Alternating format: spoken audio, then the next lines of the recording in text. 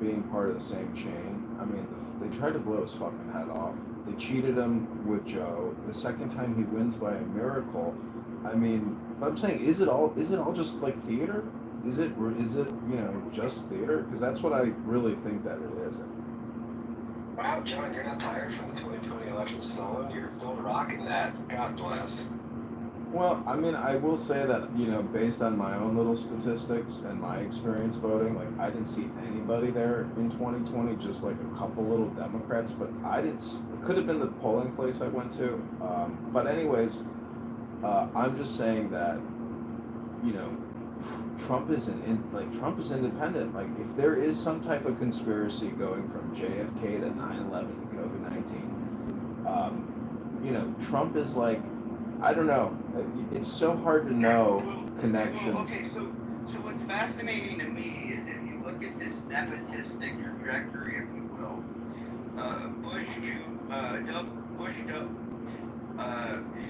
the second Bush, whatever the hell his name is, it was harder for him to step out of the shadow of his father, who was a president preceding him, right?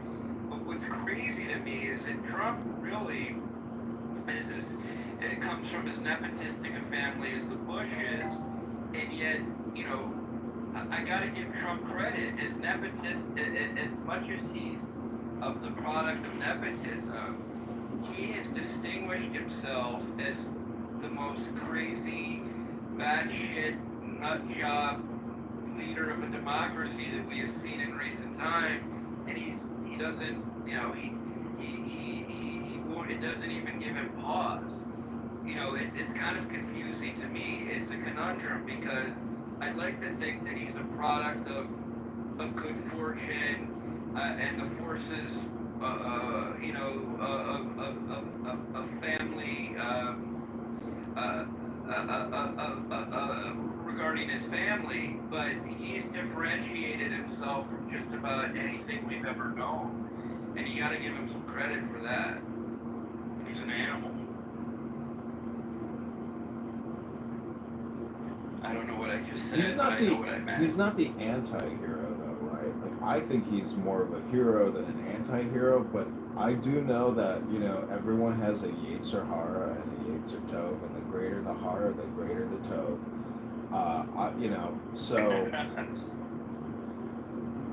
I mean, I'm just like, I still can't, it's hard, it's so easy to forget how happy it makes me that he's the president, because I just don't see, like, his presence in my life here in Chicago. I mean, I would prefer that he actually deploys, the Illinois National Guard and takes over the city. I think there's a lot of domestic interventionist things that he could do that, test the waters of the Constitution, find a new balance, because if you're going to lose, the cities in your kingdom. Okay, well, let me ask you this. I think most people in his position, you would think they'd be looking out for their quote-unquote progeny. They would want to see an Ivanka Trump pick up a Senate seat, TJT Jr. Take the Trump organization to greater heights. I don't think he sees that. Oh, could you imagine? Like, I have resentment toward them, but I also feel terribly sorry for them. What could you do if you can't speak out against that guy if he's your father? You can't, like, you're in such a cage. The caged offspring of Donald Trump mystify me. Well, what if they really love their dad and they say he's just our dad? I love my dad. He's the greatest, because if you love your dad, I mean, there's nothing really bad to say about a guy who has always given you, love, respect, compassion, kindness, gifts. A good parent for many people. But I don't think he's given them anything but gifts, right? And I don't think that, like, I think it's like they know that if they don't join them, they're screwed, and so they're in a really precarious situation. So it's very much like AJ Veto, Soprano, going against Tony, their dad, the patriarch. Do it. Well, but hold on. If you watch that show carefully, they actually did do it. In fact, AJ was testing, like most kids do, how far he can go with pushing back against his dad. Now he found the limits of that. There's definitely a limit to it. But he did indeed, yeah. But he was testing him. And when there were episodes where I would watch and be like, man, I wouldn't have done that. But AJ's just being a kid. I thought it was what I did. AJ's, even though as an actor he's terrible, I think the character was very well written for people to just say, if you were the kid of this monster who, and there's these contradictions where he does love his family, but he's got this business and he's got this oath that he puts above everything. Being that kid would be a tough assignment. And sure. But as any kid, he does rebel, and he rebels in some pretty dramatic ways. And even further, AJ was a total dipshit. And in fact, I think he's one of the few actors on that show that never really went on to continued acting. I guess we're grateful for that. Meadow, on the other hand, it's like, was Carmelo having an affair with the milkman? Because AJ and Meadow couldn't be any different apart. Like, Meadow is driven, he's intelligent, and outspoken, like he's trying to be a lawyer, but specifically for like civil rights people or like social work. He's just like a Do you guys watch the podcast with the two of them? I haven't, but I was going to say that. You should check it out. Yeah, Meadow also pushed the boundaries, especially when, Tony interfered when she tried to date a black guy, and it's one of the best episodes talking about coming of age. I just rewatched it, so it's a little fresh in mind. Let me add this. Let me let's finish the real quick. Sorry. Yeah, thank you. One of the best episodes, and I can relate because one of the kids in my high school in Jersey, shocking, their dad was, they're like big mob, like Googleable. And so I can only imagine when my classmate Sue realized as she was getting older what daddy really does. And there's a great episode, that they like on AOL, like, limited computers they had, internet access they had back then. And they're reading articles about their dad, and and Meadow's like, don't even know what dad does. But at the end, though, it was interesting art to see, though, that at the end of the day, though, like there's a really powerful scene where Tony, it's like, to Meadow, he's like, you got something to say to me? And she just breaks down or whatever, but at the end of the day, she does end up remaining loyal to the patriarch. Thank you, Doc. Or the driver, Jay. Sorry. So I was just going to say, okay, imagine Ivanka Trump is sitting there talking to her therapist, and she says, my dad is an asshole and he made me a pedophile. And her therapist turns to her and said, yes, Ivanka, this is true. How does this make you feel? And she says, I really want to speak out, but I can't because he may disown me. Now, he may not be able to take my money, but he may ostracize me. He may make Don Jr. the golden child. I envision, God, I should fucking write a book about it.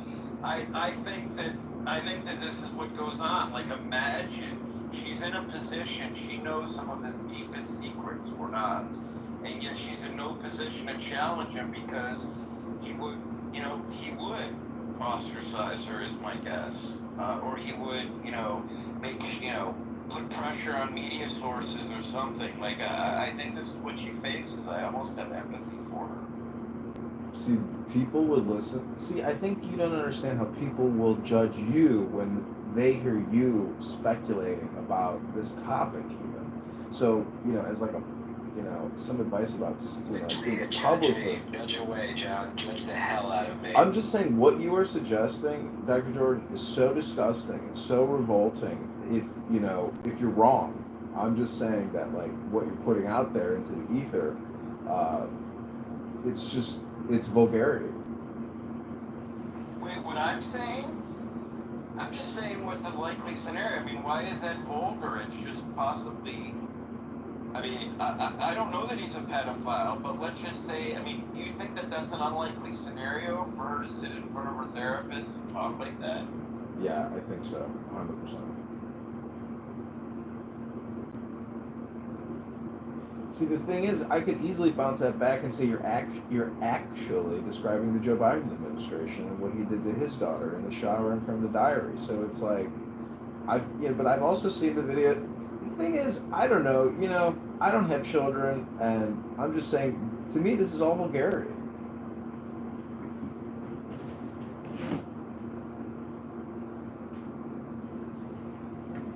I like the gossip show, but I also, don't like this type of lash and horror against the sitting president of the United States of America. To me, it's just like kind of low class. Do you think too much of your happiness, because you did say earlier that, you're suffering in Illinois with your retarded Democratic governor, but do you think you may be putting too many eggs of happiness in the Trump basket?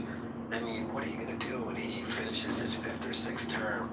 How are you going to carry on when God forbid, and I hope you're sitting down and maybe have a strong drink next to you when I say these really, terrifying words. What will you do when he actually dies? It's not just Trump, it's Tom Holman on Fox News saying, being very happy and having a big smile. Seeing the head of, our mass deportation effort happy on Fox News saying, if these Democrats obstruct us, we will arrest them, or we need more action.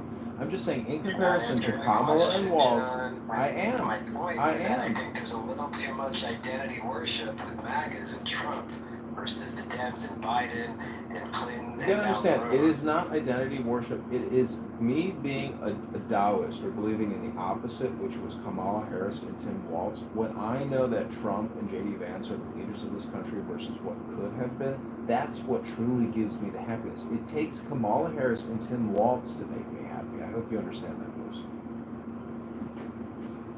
So it's less what Trump's about and more what the alternative was. Exactly. And I ask Grok that all the time. Please give me the contrarian position to my question. And then it corrects itself and gives me the information I'm actually looking for. Can I just point out that we do not have enough votes here for the poll? The poll is asking, do you regret your vote, your 2024 vote? And so for those of you that have not yet voted in the poll is posted above. Please take a look at it, and if you don't have an option, that's fine. That would be a perfectly viable reason to not vote. But because I don't want to skew the results just because you want to peek at the results. But absolutely, go ahead.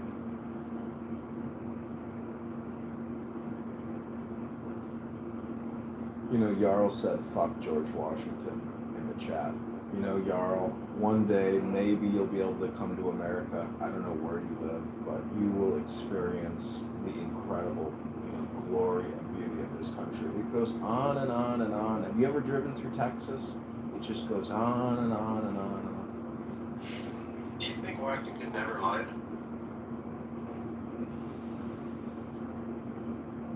I haven't read the letters of George Washington. There's a lot of things, we need to do in terms of education. But, of course, I'm sure he maybe told a lie and, asked for forgiveness and made atonement. But I think the more important piece of this is that we once had this belief that we wanted to prop up our founders, that we wanted to make heroes out of them. And then we put them to a critical lens, and we said, okay, maybe they were, flawed humans like every human. But now we've gotten to a point where we don't want heroes at all. As soon as somebody does something that you argue is heroic, we want to search for the things that would make them flawed. And I don't think that that's a good idea moving forward. We should have heroes. We should have people that we can point to say, hey, look, what that guy did in his day was pretty fucking incredible. And then you can go ahead and say that those times had policies and social norms that you would oppose today. But if you isolate for in that time was this person doing something exceptional, I would say anybody that that was willing to throw the tyranny of Britain off of us, I think they deserve our respect. Tina Turner would disagree.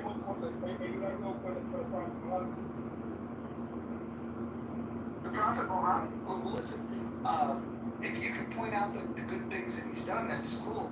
All I can say is that in the Hadith that Aisha wrote, she acknowledged the fact that she married him when she was 6 and they consummated when she was 9. So all I have right now is that he's a pedophile and that the members of this pedophile death cult are very forgiving of that fact. Now, give me the heroic things that he's done, please. I mean, Nick, you knew that was coming, right? I didn't want to bring this point right back home, but you said, Julie Muhammad, a lot of people were saying, name one. Name one. I really want to bring religion on the fashion. Yeah, listen, Christianity and Islam are both Torah fan fiction. Nothing more, nothing less. See, there's different types of Torah fan fiction. Not many people have read Zohar or Tanya. See, the Jewish book club or the Jewish publishing industry is vast. Jews love books, and I have many, many Jewish education books. And That's racist. so basically what I'm saying is, if you read Zohar, it's like, or this other book called the Sefer HaAgadah, the Book of Legends, it's more stories about the stories. So it'll take Moses sitting in the mountains talking to his generals, and they'll be talking about war strategy. It's like, that's why I say it's kind of like the Torah comic book club or fan fiction, So I'm just saying there's no limits to creating news stories about the stories. I mean, because people in the future, hopefully they'll pick up that media and, recreate it. And I love reading books onto YouTube because a lot of the stuff from the 60s and 70s, which was very profound, it's not necessarily digitized now. Like, you could go to their foundations and maybe find some of the materials, but there's a lot of mind-blowing, profound books, just like Zohar, that if you can reproduce it into YouTube and get people to experience this divine, mystic, experience, it's really profound psychology, but it is in a way like fiction hypnosis, but it rings true. So it's just alternative media. Yeah, I just want to say real quick, both of you guys are going to hell. You didn't know that. Wait, why do you think we're going to hell? This is the way that you speak about the Bible. Oh, really? What did I say about the Bible that would cast me into hell? You know what you said. Well, I think... This man said that the Bible was Torah fan fiction, and then you went on with it like it was nothing. You didn't stop his demonic energy, so you're going to hell with him. Well, is it projection? I'm just asking you, are you projecting your own hell onto us right now? Mother, can I offer a challenge here?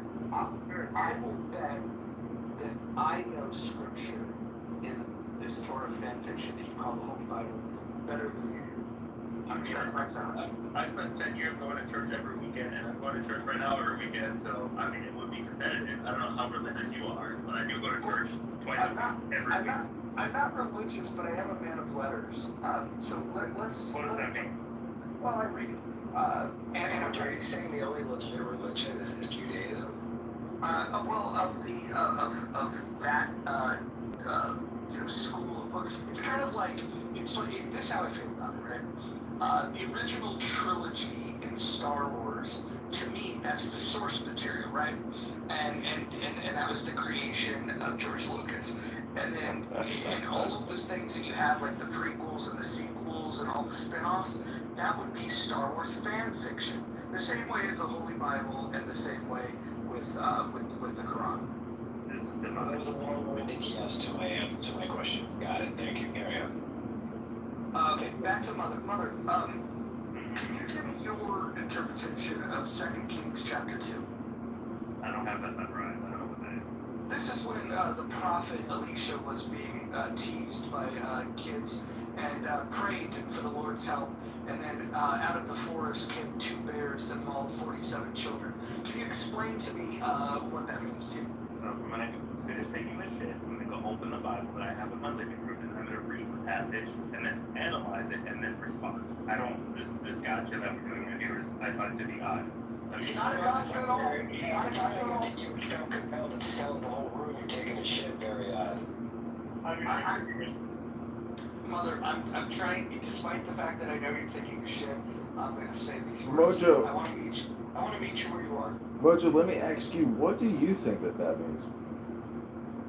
I think that it means that if you disrespect a prophet of the Lord, that the Lord will resort to violence to get revenge, which I think is an interesting concept. And it makes me wonder, when we see children bullying another child, would it be more godly if, let's say we're not Dr. Doolittle, we can't summons the bears, should we go and smack the shit out of kids that are bullying other kids? Because it sounds like that's the instruction, but maybe God wants to keep it in his hands and utilize bears to do his bidding.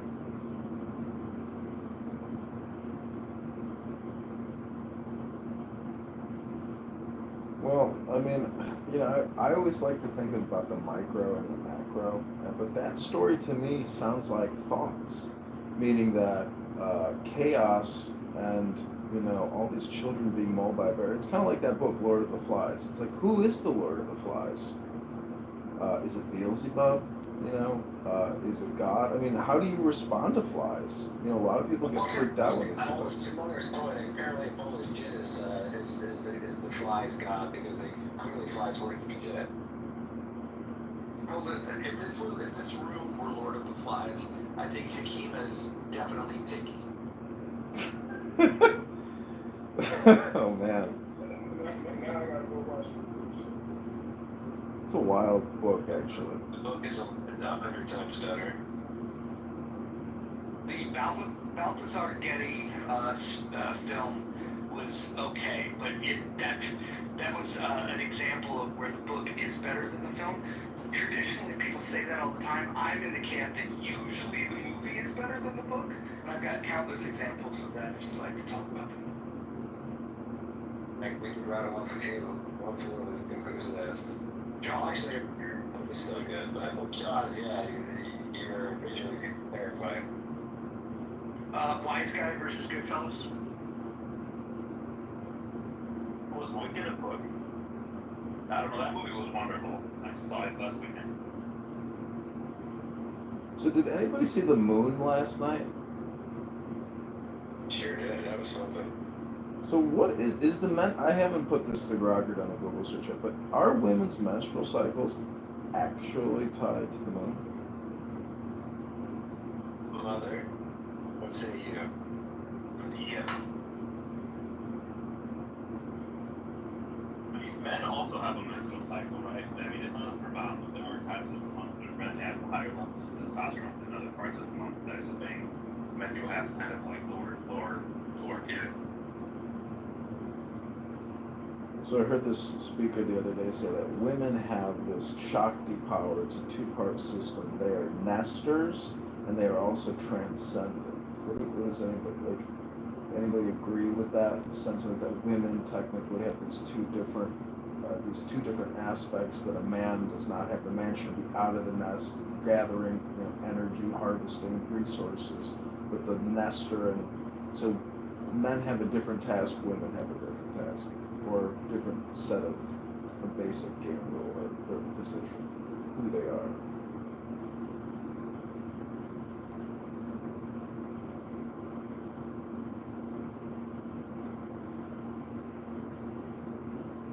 Is that why Kamala lost?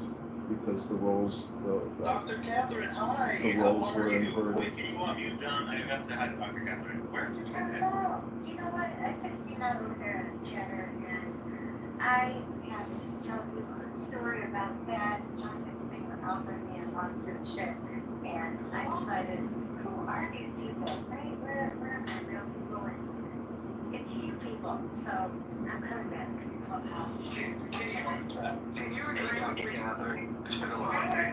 One second. Can you guys agree that Jonathan Bing is the worst thing that's ever happened to Chatter?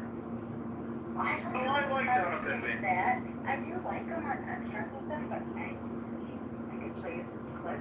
I can't even listen to it, but he just. Please play the clip. Oh boy. Okay. I can do that. Spill the tea, Dr. Catherine, spill the tea. Yeah, you know I got tea. I got the tea.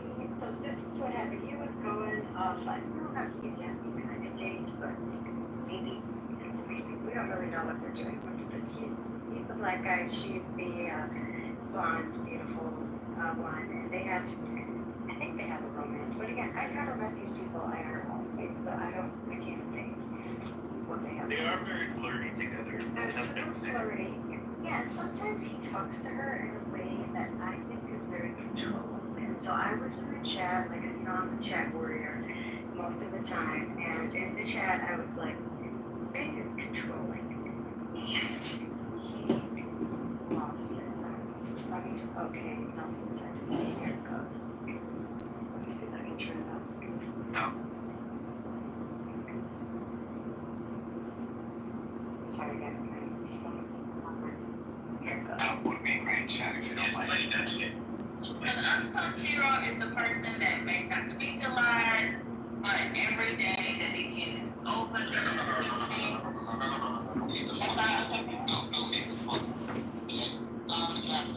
Shut my fucking mouth, right? I'm not going to control, right? You dumb fucking ass, right? Don't you ever come in here with some bullshit and put some out so somebody handles the tweet diplomatically as possible. I am tired of your fucking entitled ass with your fucking snarky ass fucking entitled fucking remarks. Get your fucking ass out of here, Dr. Cat. I'm fucking easy if that's how you fucking feel. Damn, that was more than I was fucking take this bitch. Fuck out of here. I'm tired of the bullshit. You're not done. Okay. I'm not only using them, I'm ready to okay. Get the fuck out of here. What's going on? Because I'm very diplomatic. Okay? And I was in places so tired of your bullshit. I accept your experience. What happened? Whatever. It's not my fucking experience. I'm tired of bullshit. I'm tired of bullshit. Trying to fucking resolve something. And you're like, oh, fuck out of here, Dr. Catherine. I like to get fucking like fuck out of here, that dumb shit. Or a vacuum and dumb shit like that.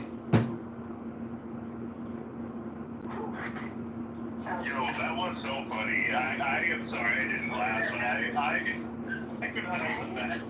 When you said I accept Was that your on the experience, chatter? I've never been on chatter. Was that that chatter? was Clubhouse? that's the classy response. I accept your experience. I'm gonna take notes and say that. Can we use that at work? Yeah, Catherine, sounds like Dr. Catherine, sounds like you meditate. You handled that very well. Well, it actually, I got that from raising teenagers and going to family therapy. And the therapist was like, you have to mirror and affirm and validate their experience of harm, even though you don't understand it or agree with it. Because you know how teenagers say crazy shit, and you're like, that's actually not happening. That's not how this went, right? But it is their experience that I want to validate because I care about the fact they're hurting. And when you try to refute it and tell them they're not experiencing something that they feel very difficult for them, and they feel gaslit. Okay, so the example would be our kids complain because they think their life is so hard and we're mean to them. And if we say, well, our parents used to feed us and we had walked to school like 2 miles in the cold, that's not how you're supposed to parent. You're supposed to validate their experience of harm, and then they feel heard. They just accept it as their experience. Don't try to refute it. It works beautifully. You would thrive in corporate America, Catherine, because it's the type of like language that I have to use in the office. Like, never being open, overly direct, always, tiptoe around and what you're actually trying to say. But get your messaging. But don't you Oh, believe yeah, in? they do get angrier. They get angrier. Yeah, because they want you today back. You know, he loves the banks. Like he wanted to create something out of that and make it go viral and stuff. And I'm not gonna. And when I say you're controlling and that you come off like that, you're basically just making your own case. Catherine, can you please submit a vote in the poll here? Do you regret your 2024 vote? Oh, that's what we're talking about in the room. Okay, so I voted. Can I see what I voted already, Mojo? Are we waiting? Can I say something first? I want to just say that I'm jealous of Dr. Catherine because she's such a sponge.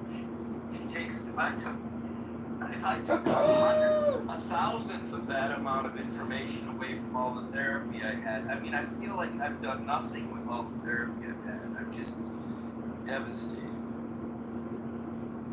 Oh, maybe you did go to too much therapy. There's a sweet spot for therapy, and we'll talk about that in another room. I voted for Bertie, so I don't regret that at all. I voted for Ron DeSantis in the primary, and then when Trump got the nomination, I voted for Kamala, and I'm very happy with both of those votes. And I would never vote for Donald Trump, ever in the history of my life. And my whole reason for not voting for him has been proven to be correct. I don't like his leadership style, and I think his economic policies are not going to move the country farther ahead, which they aren't. And I don't think that he's good for America at an international level. Every reason that I had for voting for Kamala has come to fruition. So, hold on, brother. Can you tell me, what was Kamala Harris's plan to reduce the borrowing and spending that we have in this country? Doesn't matter. That's not the reason why I didn't vote for her. I didn't vote for Trump because I didn't like the way he ran the country. And I'm 100% correct in my current opinion of thinking, doing exactly what I would expect, chaos and confusion. There's a good attempt on Monty, like not too low in the corner of Harris was doomed. 137-year-old Biden never should have ran. I don't think he would have if it wasn't Trump. Chip on the shoulder. You did 50 years of service. Remarkable. Like, have a seat. Like, you were any President War like that. You can't top that resume. So he hands the baton over in the 11th hour to Paris. He didn't have a prayer. She didn't have a prayer. They actually took the baton and they forced it on her. Yeah, pretty much. Exactly. He was stuck in his country. Yeah, if it was up to him, he would have continued to run. But the problem was, I don't think he could have even submitted the paperwork. He was too far gone. In fact, it was ruled that he was legally incompetent, couldn't even stand trial, but yet he was our president. Talk about narcissistic, eh, Dr. Jordan? Sorry, I missed that. I'm driving. What did you say? Well, Trump's narcissism. Stevie Wonder can see that, but with Biden, we can't overlook the narcissism that essentially what we just described, that he's setting up Harry for failure instead of stepping down. And to Mojo's point, he did that creepy interview when he's whispering. He's like, guess what? Something's gonna happen. Like he was Clint Eastwood. It was bizarre. He never should have done it. His ego and narcissism kept him in it. But there's an element of narcissism that's highly productive, and when you're, all presidents are going to have that to some degree. Some are going to be more pathological, but you can't help his survival instinct, right? I mean, what person who's president of the United States is willing to relinquish that position for any reason? I find that hard to believe. So I don't. We were just talking about heroes earlier, though, right? Like we're just talking about heroes. If you ask me, that is what a hero does. You step down. You literally take a knee for the greater good of the country. He truly took that office to make a difference, and Jimmy Stewart goes to Washington. I mean, I hear you. Like I hear the megalomaniac and the attention and power. Your point is absolutely valid. It's not lost on me. But a true hero, I think, didn't have to be coaxed off the election, edge like he was. Yeah, but remember, Biden and Trump both were. They're all insulated by a circle of people. Sorry, I put it in my mouth. Obviously, they're all listening. Their ears are bent towards certain people, and so we don't know that Biden's family didn't have a huge influence on them.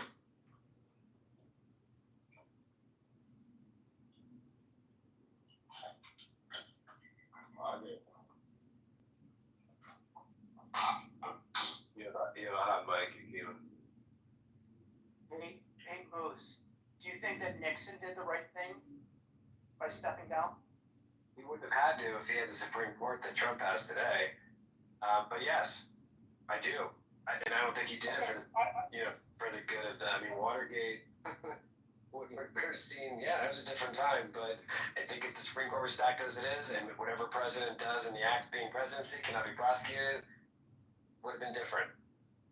I don't know. I still think that Nixon, to your point, I think he did the right thing.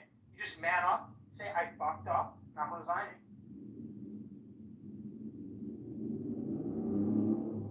I think the pushback against that is that, is that, well, he inevitably would have been impeached. Like, actually impeached, like, actually removed from office, not like Clinton. Yeah. You know? Yeah, I think, but to your point, times are way different then. I mean, he's still going to go down as one of our top 4 worst presidents, but still. The war on crime, Tricky Dicky. I am not a criminal. He's a living Saturday Night Live skit. The entire presidency is a Saturday Night Live skit. Did you ever see the movie about him? It's pretty good. All the presidents, man? Yeah, something like that. There was like a couple, but I saw one like. Very good, yeah.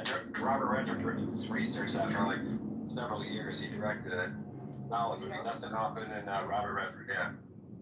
I liked the JFK one too by God, I'm trying to think of his name. The director. Oliver Stone. Can't remember. Yes, very good movie.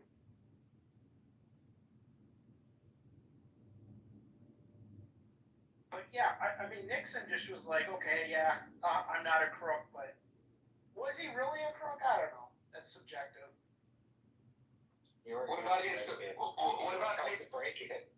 about Nixon's support of the first of all the creation of the war on drugs and his support for wage and price controls? I mean, I think Nixon's a smart guy, but his policies were dog shit.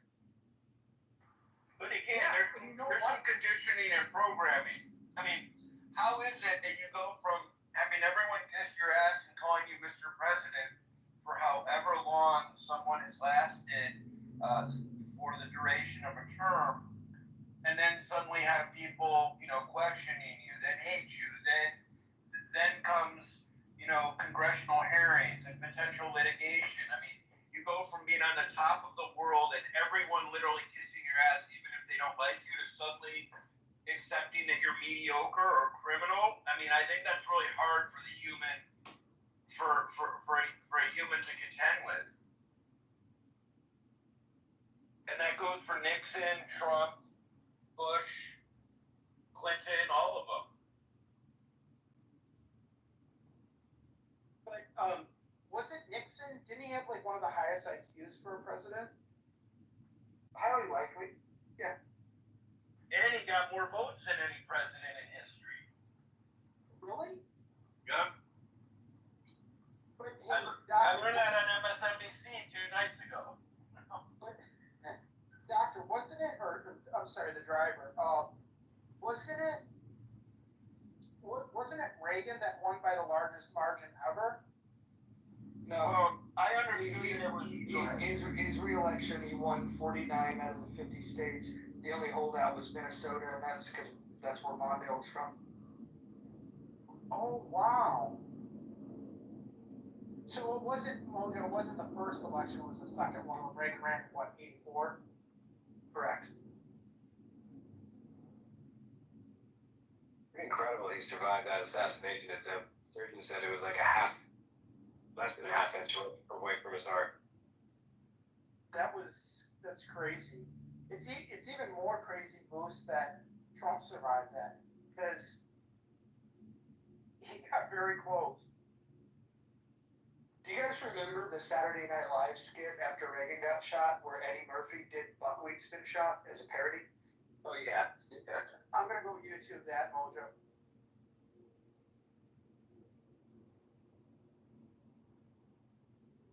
Well, I think you should ask Dr. Catherine what a near miss that was, because she more than anyone would know with regard to Trump's injury, at least the optics of it.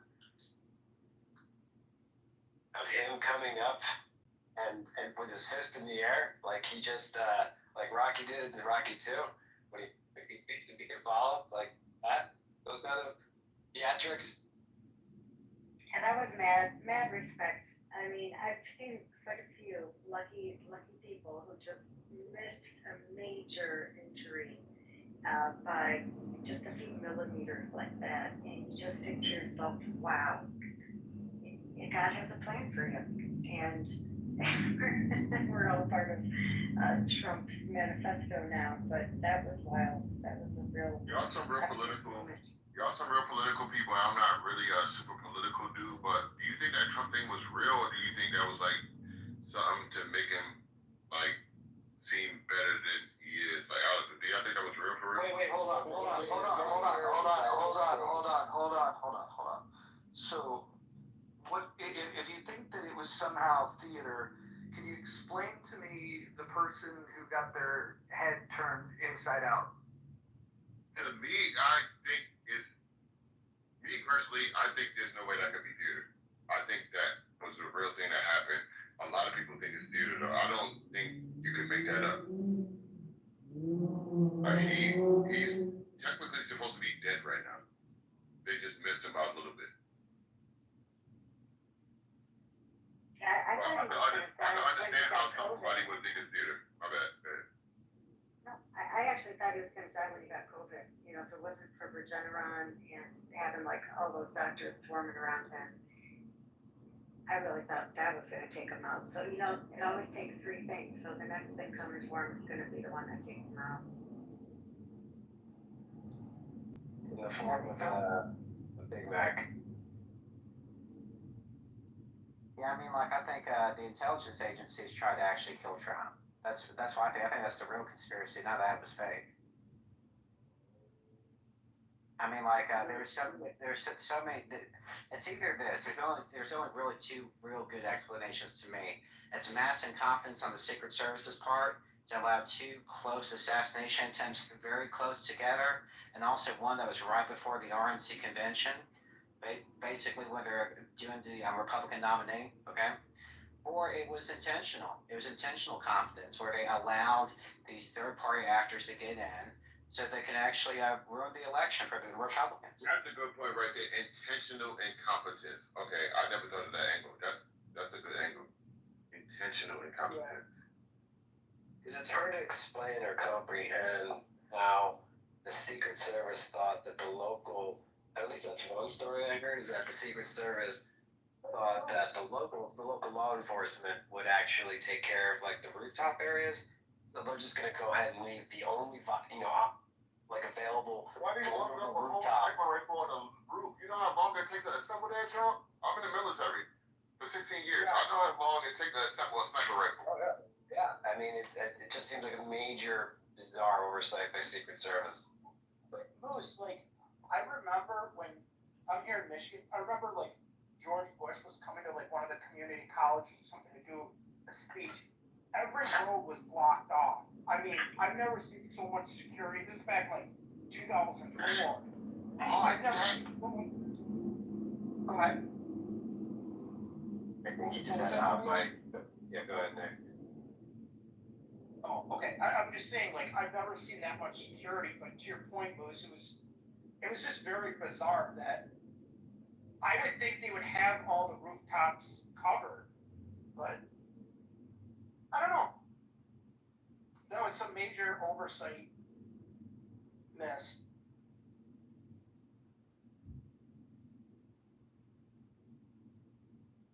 But didn't that person, like Moose, who's like head of Secret Service, resign like right after that? I don't think they were given a choice. Yeah, I think they basically said, you resign, we'll give you 6 months severance. Fly off into the wind. Do you remember the woman that couldn't holster her weapon? Yes.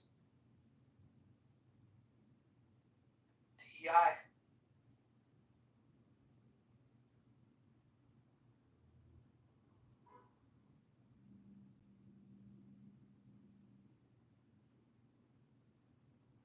Yeah, it's a tough job, though. You know, not too many jobs where you're literally signing up to stand in front of someone else to take a bullet. But, ooh, that's a big oversight. You know, I didn't even think Trump was going to make it to election day after 2 assassination attempts. I was like, someone's going to like assassinate him before. Shockingly, he made it.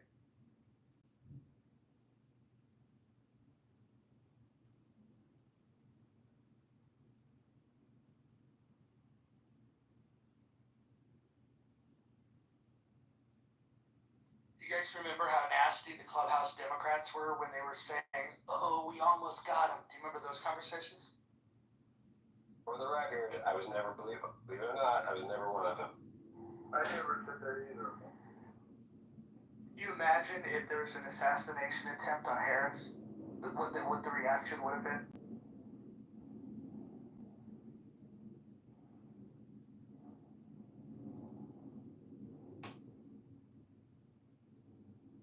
Has there ever been an assassination attempt on a Democrat? Well, Yeah, actually, Robert Kennedy. True, yeah. Attempt Kennedy. and success. True. And then Bobby Kennedy too. Yep, the two big ones.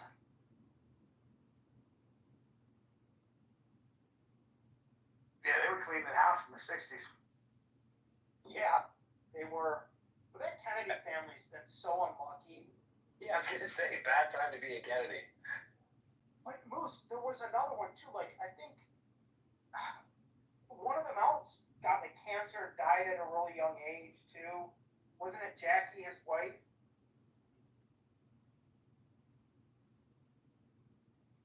Yeah, the Kennedys are like the Von Erichs of politics. Statistically, I don't think, maybe Dr. Catherine can back this up, but statistically, I don't think that they actually have had more high profile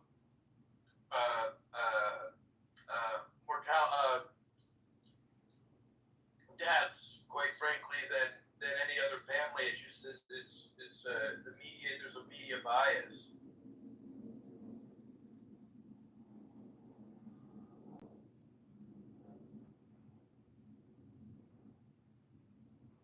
Let me look this up to be sure.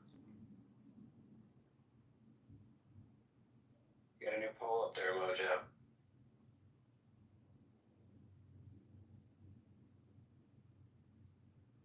We have a new poll?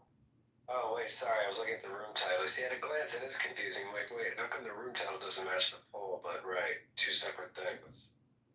Oh my god. Did I miss the question about narcissistic personality disorder? Sorry, what was the question? Oh, no, anytime Dr. J is here, we're always, we're in the presence of an expert on narcissistic personality disorder. Oh, he's the Dr. J. Okay. Yes, the one and only. No, what I was saying was that the Kennedy family, statistically speaking, there is no difference. There's no significant difference in the number of deaths that the Kennedy family has endured than any other family. They're a big family, and they've just obviously we know more about them through that loss of life through media bias. Wow, I don't know. They've had like, so you think it's based on if you were to run any big family that you have that many assassinations, the people who have died in planes, I don't know, there's a lot, especially being killed. Let's hear A lot of musicians dying in planes, Dr. Catherine knew. But all in one family? Yeah, Dr. Catherine, I was just gonna say, like, I just think that Kennedy family's been very unlucky. Have you ever read the book Killing Kennedy by Bill O'Reilly? Although I'm not Bill O'Reilly's biggest fan, he did write a damn good book. You know, it's in my Audible books. I don't remember if I did read it, what impression it had on me. There was another one too, like Killing Lincoln. That was a very interesting one because, I don't know if you know this, Lincoln's head of security or top security guard, he was supposed to be watching over and, watching him, but instead he went across the street to the speakeasy and got drunk and didn't do his duty. But no, everyone overlooked that. Oh, I heard that actually, that makes sense. I guess that explains why the security guard who walked away from Epstein is related to the security guard you just described. Huh. Apple in the tree. Well, so another thing too, like, with the Lincoln assassination, when John Wilkes Booth did it, he jumped down from like the wherever he was at that theater, and everyone thought it was part of the play, and they didn't understand like the president had just been killed, but they thought it was part of the act.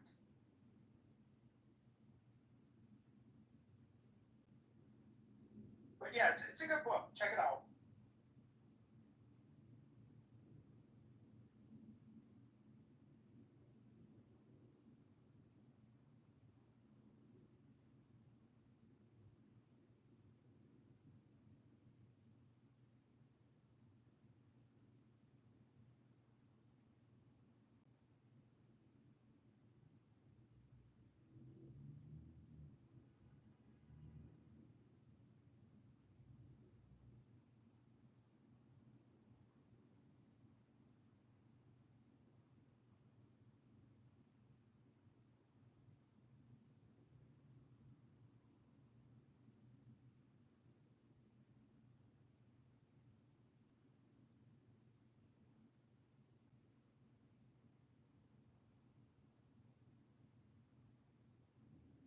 So are you guys paying extra for this Chatter app?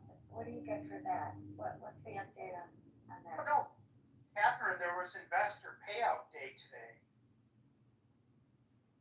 In Chatter? You guys are getting paid for your rooms? No, because like I guess all the original investors or investors of development, I got some email saying they were paid. Like they were getting some sort of dividend, or I don't know if they're getting their money back, but I think it was some sort of dividend. Oh, I wonder what the return was on their investment, or that's just like their settlement. Interesting. Yeah, after the class action lawsuit. I think honestly, you're better off taking your money and flushing it down the toilet before you are investing in that app. Oh, on the Chatter app, or this app, or any of the apps? Chatter app. Oh, yeah. No, I wouldn't have invested in. No. I think it has potential. There aren't enough intelligent conversations happening in it. Right. John, can you do your Jonathan Bank impression?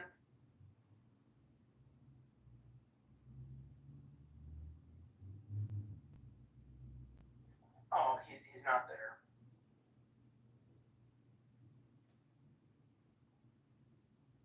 Well, Jackie Kennedy is the best dead Kennedy of them all. She was pretty incredible.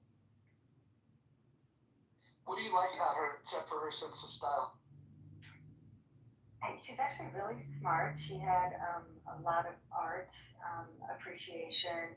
I think just the trauma, of seeing her husband shot. Like she had parts of his brain on him. She's a very strong woman, I think. And yeah, I think a lot more than just style. But she was an editor of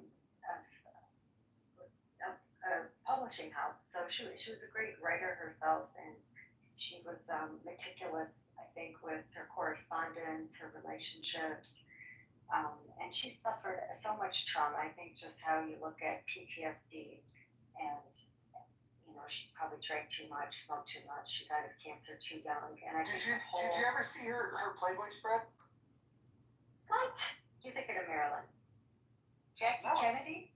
Really? Oh my God. Let me see if I can find a good photo of PTR. But one of my favorite, I think, historical, triangle love stories is the Jacqueline Kennedy, Maria Callas, and Aristotle Onassis. I think that was a pretty amazing situation there, because Aristotle really loved Maria Callas, but he also loved, women who had so much, I don't know, who were popular, and he just loved women, and he left Maria to marry Jackie, and man, just really broke her heart, and it really broke his heart too.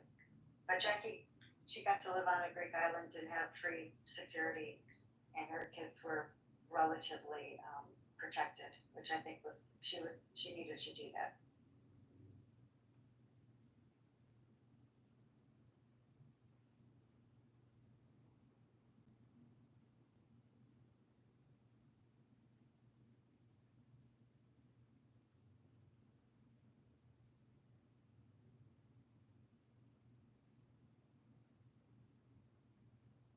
Okay, so nobody's paying for an upgraded version of Clubhouse. That's what I heard. Is that right? There is at least two people on the stage that are paying. You can see by the plus sign next to their name. Okay, so those of you with the plus sign, what are you getting? Like what's They have an anonymous feature that allows them to enter rooms without being spotted. And supposedly like a you can, burner? So you don't need a burner. right, and supposedly you can see who views your profile, but that's not really accurate.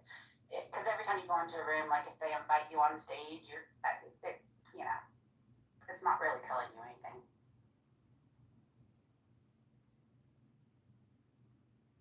Yeah, LinkedIn does that too. They're like, see who viewed your profile and upgrade to premium. And I'm always like, what do I need to listen to creepers for? Right. Okay, I'm good. I already got my private list somewhere now. I got to worry about these other guys. I'm good. It's weird, right? I'm like, I don't know, it's weird. So to Bree's question, can you go in a room as anon if someone has you blocked?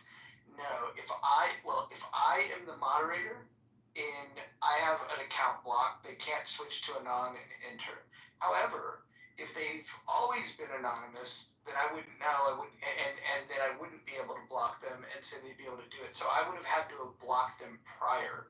So it's a little nuance there.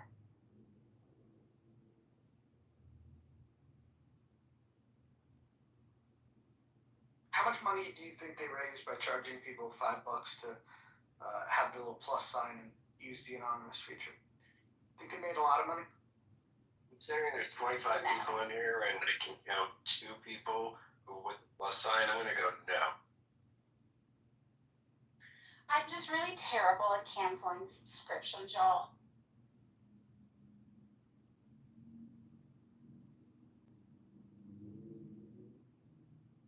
Yeah, because my thing is the features aren't worth the subscription price. Oh no, not at all. Yeah. Like the fact that they put you can see who viewed you as one of the bells and whistles. Really?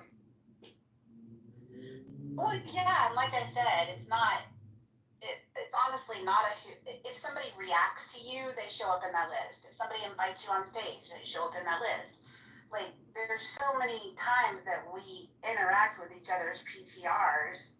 You know, like if somebody's trying to show a picture and they're like, "Oh, view my PT," those aren't really people like looking at your profile. The reason why they don't know how to roll out features that we want, the poll feature is good, but all they did was copy that from Chatter. The reason they don't know like what we want is because they created the app and they no longer come on it. Once upon a time, Paul used to pop into the rooms. In fact, when we were doing healthy debates, I would say Paul would come every day to the room. Every day. And he would sit there sometimes for 10 minutes, sometimes for hours. And he would listen and he would see what people were doing on the app. I think he lost interest in doing that, and he thinks he's got an idea of what people want. But I used to be part of that little beta house. Catherine, you might remember this. They didn't really want real feedback. All they wanted was people to kiss the brass ring. Anytime somebody provided real feedback, you'd have like all of the suck-ups to like jump in and like, you know, and vote that down. It was very interesting. It was insulting. I mean, honestly, you would ask questions in the chat, they'd be ignored, give feedback.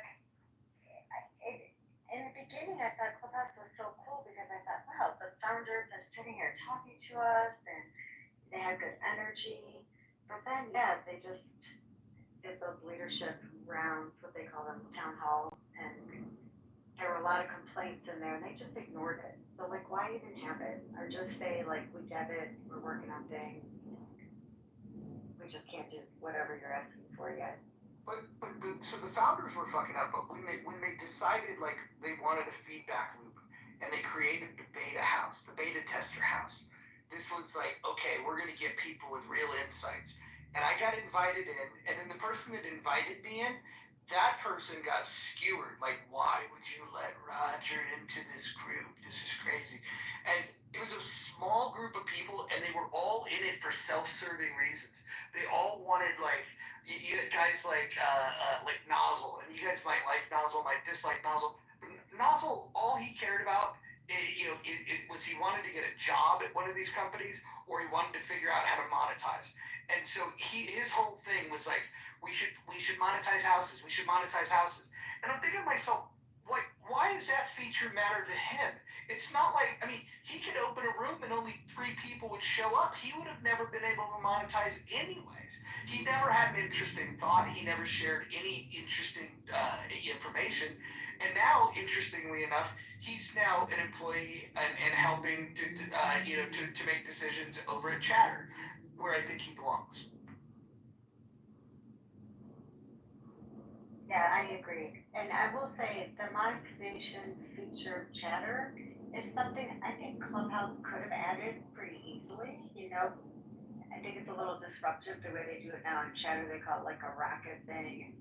When somebody likes or wants to give energy to the room, they call it a rocket chat. So it can be $1, $50, whatever. And you can see who's contributing, and the person who's hosting the room apparently gets paid, but the payout is like 40 days later, and you have to do a Stripe account. And apparently, Nozzle lives in some country where his Stripe account didn't work, and so they had to do it differently. But I don't know. I didn't tie anything to money or put any rocket chats in because I'm like, I don't really trust the app for. I would recommend this. Yeah. When it comes to social audio apps, whether it's Clubhouse, whether it's Fanbase, whether it's Chatter, I've learned the hard way with some of these things. I would never connect a financial app that you have to them. You don't want to reveal any information that you don't have to them, because it's not that you can't trust all of them. I actually think that there's probably some really good people that are involved in this. But there's also an attraction to some of the biggest scam artists on the planet. I mean, if you think about Chatter, if you think about some of the people that are over there now, um, they're quite literally like con men. Like people like Grant Cardone. He's a con man. He's a fraud. I know that he sued John Legere for saying it, but he's not going to sue me because Mojo doesn't actually exist. I think that's what many of us like to be on Clubhouse to hear the cons. And like I was just starting my private practice. I didn't know anything about business. And I really enjoyed hearing how real estate people talk and people into marketing and selling stuff, especially like kind of the cult type movements and the grifters. You're like, well, it's very fear based narratives. They're very gifted in how they tell their stories, and they get people to come along and make them feel vulnerable if they're not buying what they're selling. So I thought I learned a lot. I think what's fascinating. Grant Cardone lawsuit. What's fascinating. Somebody came up and deposed me to be in that lawsuit. Can you believe that? Jesus Christ. What's fascinating about those real estate rooms is a lot of the people that were involved in that are not selling a lot of real estate. They're trying to do like funds and trying to convince people to invest, and then they do it in a way where they don't even want accredited investors. Like they're all setting themselves up for major lawsuits. But I think the thing that's sad is that the people that go into those rooms, they have no clue that these people are con men. They actually think that like, oh, they dropped some wisdom. We're building community. I'm gonna make it rich with these people. Look, if they were so goddamn good in the real estate market, they wouldn't be spending their time on Clubhouse telling people to fucking give them their nickels and dimes. They'd be out there selling fucking property.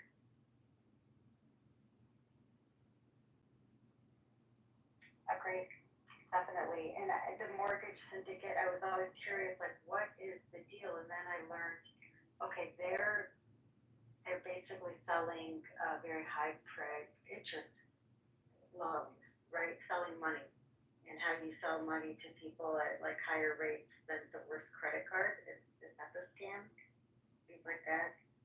It's interesting. But I'll tell you, because I'll always say, well, send me the papers, the documents, so I can have my finance people look at it. And they've got nothing to send. I said, what's your tax ID number for your company?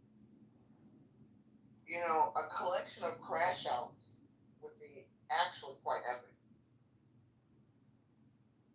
That should be John Kitover, if you're listening.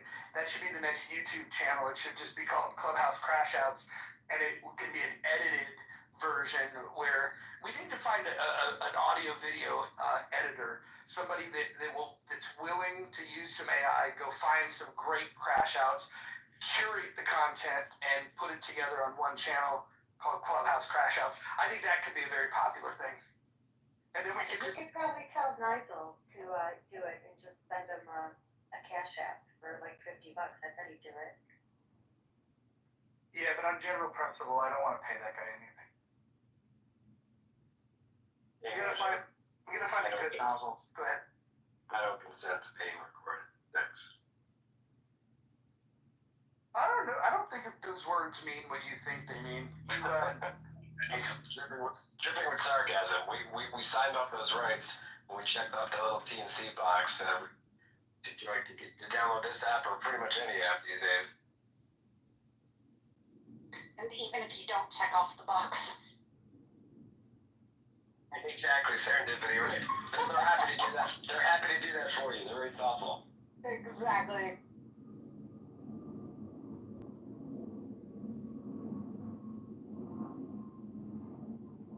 Yeah, I just love some of the people that are, bitching and complaining about people like John Kitover, but they didn't give a shit when Snowden released all the information about what the federal government was doing, and they're like, oh, that's different, it's the government. Well, I don't want to get in an argument with you about this, but if Snowden had any integrity, he wouldn't be living in Russia.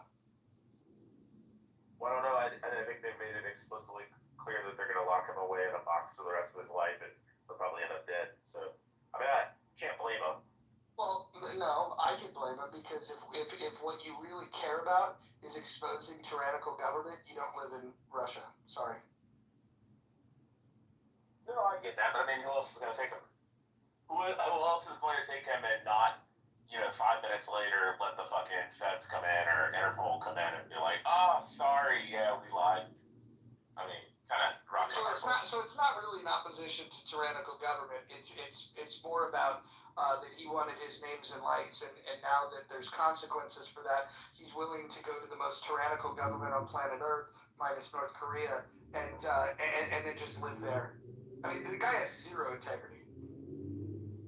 Well, you think that?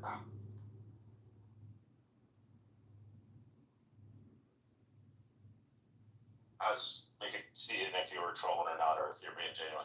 No, I'm being dead serious. I actually think that him living in Russia might be the punishment that he deserves. Yeah, but like I said, which country do you think would not let Interpol come in and take him, remove him extradite him back to the United States? I think he should, if he believed in what he was doing was right, he should face a jury of his peers and he should expose it. And then if he goes down in an unfair way, then that's called martyrdom. But he should not be calling out tyrannical government and then living in Russia. It's hypocritical, and the people that support Snowden to me are a joke. Yeah, but I mean, you can stand for integrity and people not being spied on, and not also at the same time want to be tortured by the fucking federal government. To have but let's not forget that have CIA fucking wet work black ops guys come in and fucking rip your fingernails off all night.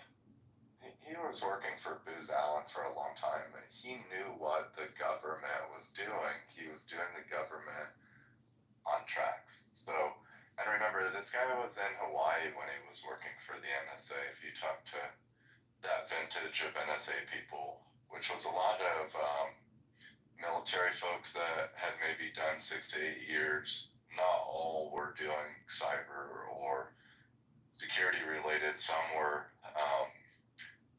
combat veterans that joined the NSA, but this guy was like all alone on an island in Hawaii, completely detached from the broader NSA operation in Washington or whatever, Virginia. But the point is that he had already worked for Booz Allen for I don't even know, 10 years or or some shit. Okay, So Chris, do you think it's better or worse that we know what we know now? it's way worse.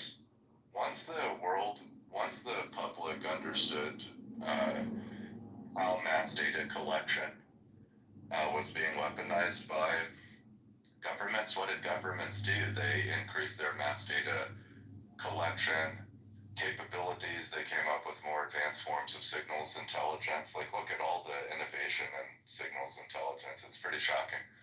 But just spying on Americans and then telling everyone about it definitely did not make it better. Even the big beautiful bill has expanded funding for mass surveillance, right? We're using that to target immigrants. But also, again, our government targets everyday American citizens regularly. It used to just be the FBI, but now it's the FBI, the Department of Homeland Security, and also the NSA.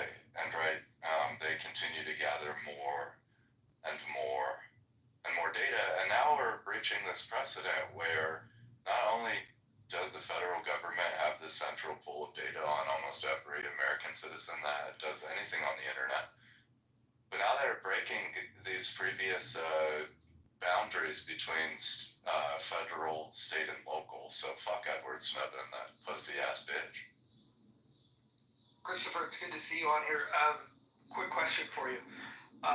Do you feel the same way about Julian Assange? No. Because I feel completely different about those two situations. I do too, and I've also talked to a lot of Assange's family. See, look, Assange intermediated the flow of the information that allowed us to audit our government. Okay? Edward Snowden got paid by the NSA and Booz Allen for fucking years, and then didn't leave us with any instructions on how to deal with the signals intelligence. And then again, what? We got fucking obliterated by every fucking government on this goddamn planet. All these governments doing mass goddamn data collection on their fucking citizens. This bitch takes fucking Russian citizenship. I completely agree with you on martyrdom, because the least he could have done is tapped into the streets, and there's a lot of people that probably would have been down to run some maximum pressure on this pussy ass government. I was in Washington, D.C. last week. Fuck this federal government. And fuck these goddamn mass data collection policies and the consolidation from the federal, state, and local, these pussy ass bitches. And I hope that these motherfuckers start to create a fucking file on me, because to be honest with you, Snowden didn't even give us fucking policy proclamations. This pussy writes books.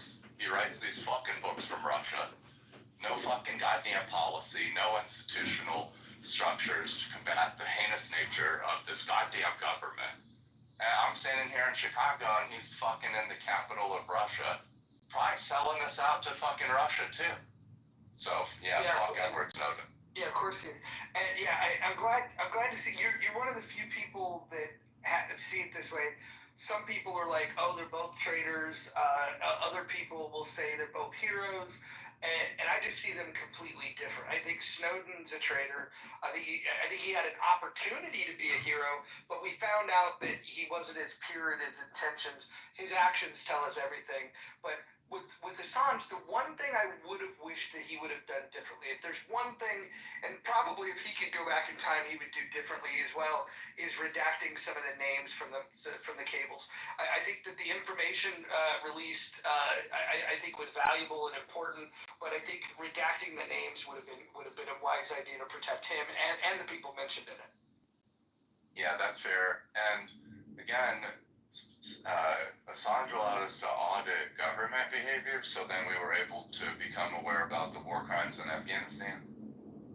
He also showed us the fuckerous way that our public officials communicate over email, like even extremely unprofessional behavior, acting like they're playing a fucking video game with our goddamn tax dollars. But again, all Snowden had to do, honestly, even if he didn't want to get his nails pulled out by the federal government, which he should have thought about that when he was in Hawaii doing a fucking contract for the NSA. He didn't have to work for the NSA. He didn't have to hack for Booz Allen either. who knows how many government contracts he worked on by the time that he decided to jump ship. I mean, fuck, like, he probably did contracts for weapon systems manufacturers, so I just don't think he's a great person. I think he's an egomaniac. But he could have at least given us some knowledge on what to do next if he's the savior, and that's why I just don't think he is a well-rounded individual. I think, like a lot of hackers, he was a megalomaniac, and once he realized how significant the signals intelligence capabilities were in the United States, he maybe just wanted to make like his egotistical point. But I know he lives a good life. I know he's making good money and off the American public. So Would you hire him? fuck no, I wouldn't be anywhere near that, man. I would never want to be associated with that pussy ass bitch, because if I'm gonna go to work with my government, I'm sure as fuck not leaving this goddamn country, and I'm definitely not gonna go to Russia. Fuck that. Yeah, I wouldn't hire the guy to push the fucking mop at the peep show. Isn't his, status though totally blown out of proportion in terms of being like a hero or a traitor? I mean, doesn't he get way too much credit? It's definitely not blown out of proportion in that he sold the federal government out with his top secret clearance and all the access that he had to the signals intelligence platform at the NSA.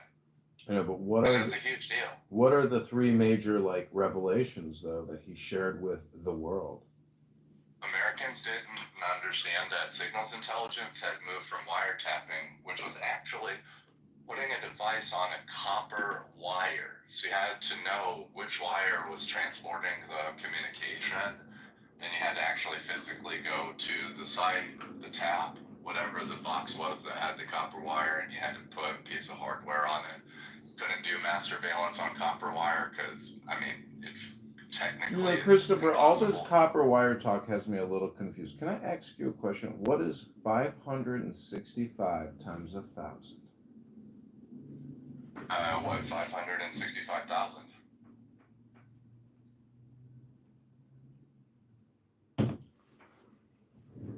But anyways, once we move from the copper wire to digital platforms and digital devices, that's what people didn't understand. So he showed people for the first time that you could do mass data collection, that the government could do mass data collection that went way past what you could do on a wiretap on a copper wire. So that was certainly a revelation back in 2009. But while John just distracted you with that math question, Meth Head just came and stole copper wire. Sorry. Well, nobody's running copper wire anymore. All the telcos retired it anyways, you feel me? So what's the second revelation of Edward Snowden? That a lot of people didn't know that the NSA existed. Like, the public didn't really know what the NSA was doing. They didn't know we had a mass data collection focused branch of government, right? Because everybody saw the Patriot Act. Very few Americans know today that Homeland Security was created in 2002. That we didn't have. The biggest consequence of it, Christopher, is that everyone just thought of these agencies as relatively benign and we were somehow excluded from surveillance. And, I don't think the long-term, and I agree with the consensus on Snowden's character, but I don't think the long-term consequences of his betrayal were that great. I still think we're kicking ass in the world ahead of the rest of the world, but I do think you're right on about the fact that it awakened America to the fact that these agencies are not just some acronymal bureaucracy. They're out there aggressively pursuing and monitoring, surveilling us. Yeah, and even if they weren't connected, government, signals intelligence, and domestic repression definitely has improved significantly since Snowden. So you could say maybe he wasn't the cause of the scale and the increased capability of governments to do digital surveillance. But he definitely put them in a race to improve their domestic surveillance capabilities, and we see how advanced they are physically and digitally. And the big, good examples And you can see smart city is the way that McKinsey frames it, and then they'll help you build your domestic surveillance capability, right? And they talk AI infrastructure and vision applications, but Saudi, Iran, China, the United States, these are like good examples of countries that have really extremely sophisticated domestic surveillance technology. Christopher, Which again translate to can I ask domestic you one more repression. question? Who's the bigger traitor, the Congress people and the senators and the president who put us 37 trillion in debt, or Edward Snowden? Thank you. I mean, that is like a what about or this or that. Let's change the topic. Like, we're not even talking about the Congress people, but we could change the topic if you want to go over that. Well, like the ones that were prosecuted are those a lot of the same people who are putting us into the massive debt. I'm not even talking about prosecuting Edward Snowden. I'm talking about supporting him at home if he would have actually been able to go through the process.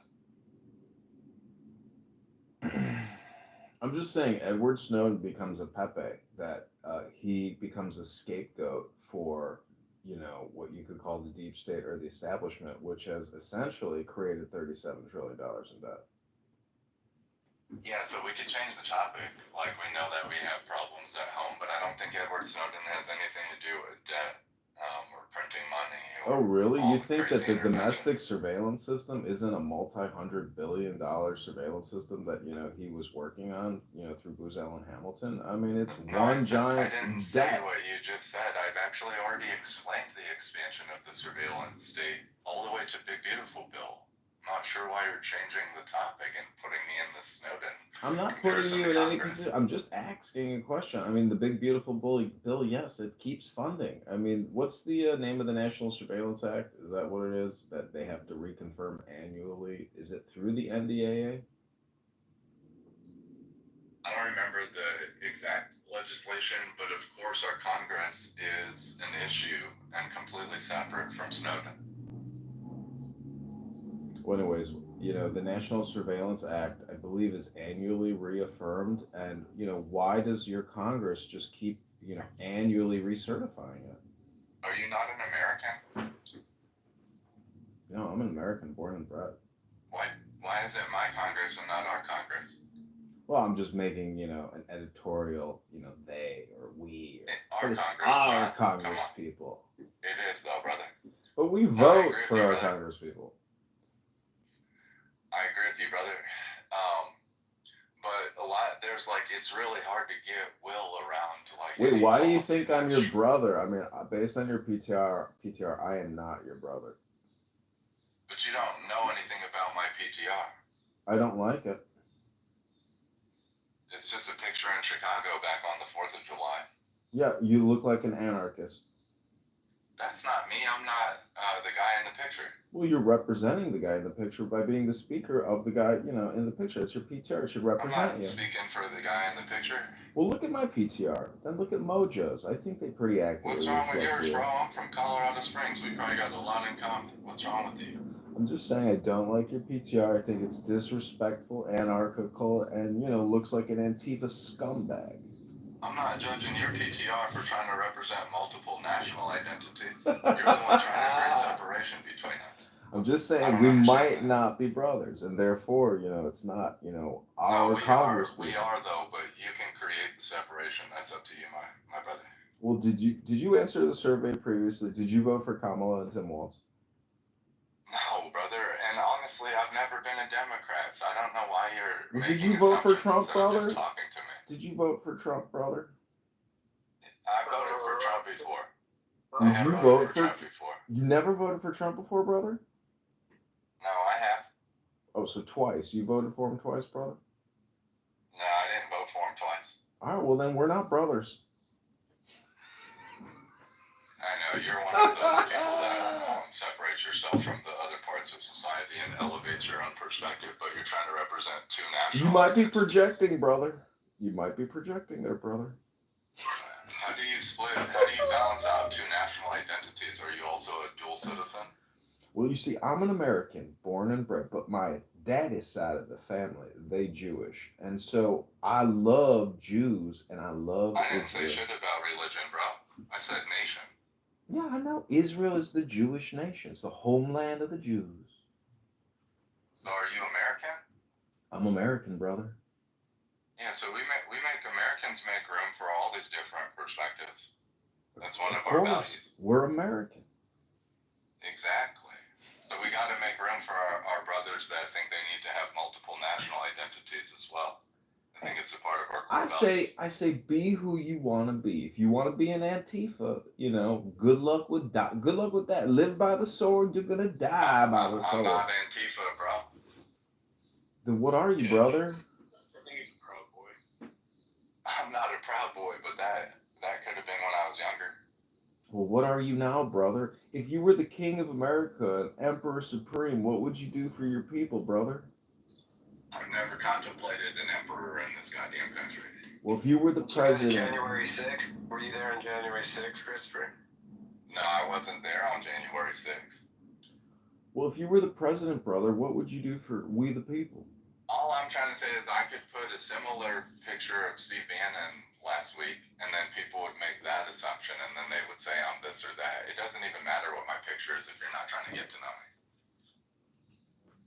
Well, then Anyways. I'll respectfully, Nothing wrong with stop that. asking you any more questions. I did want to ask another question because we do talk about the public debt quite a bit in this room, the unfunded liabilities and the funded liabilities. But what about all that private debt that Americans are contending with?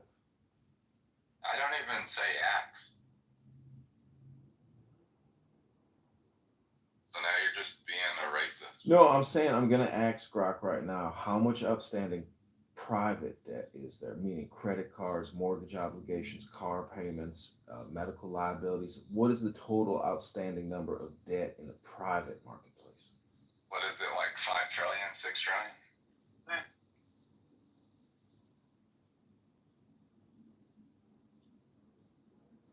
10 trillion, but a lot of that is mortgages. Mortgages. Credit is probably about 3 trillion, I bet, consumer credit.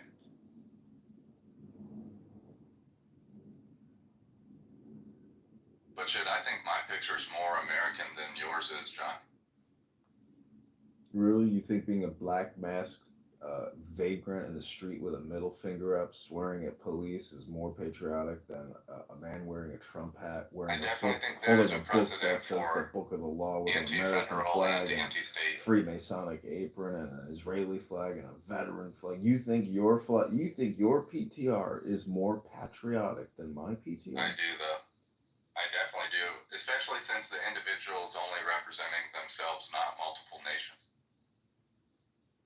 Well, I gotta tell you, I do not like foreign aid, but if there's one country on this planet that I want to send as much foreign aid to, it is Israel, the land of the You just Jews. contradicted yourself.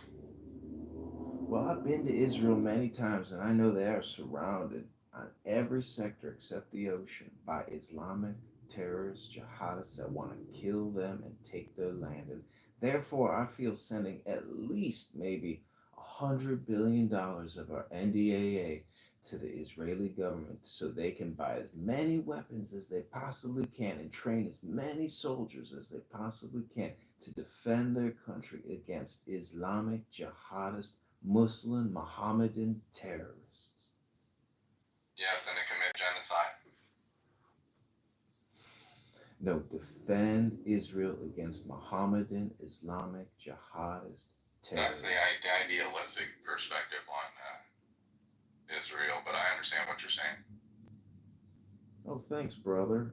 Thanks for confirming what I'm saying. I'm glad you agree with me now.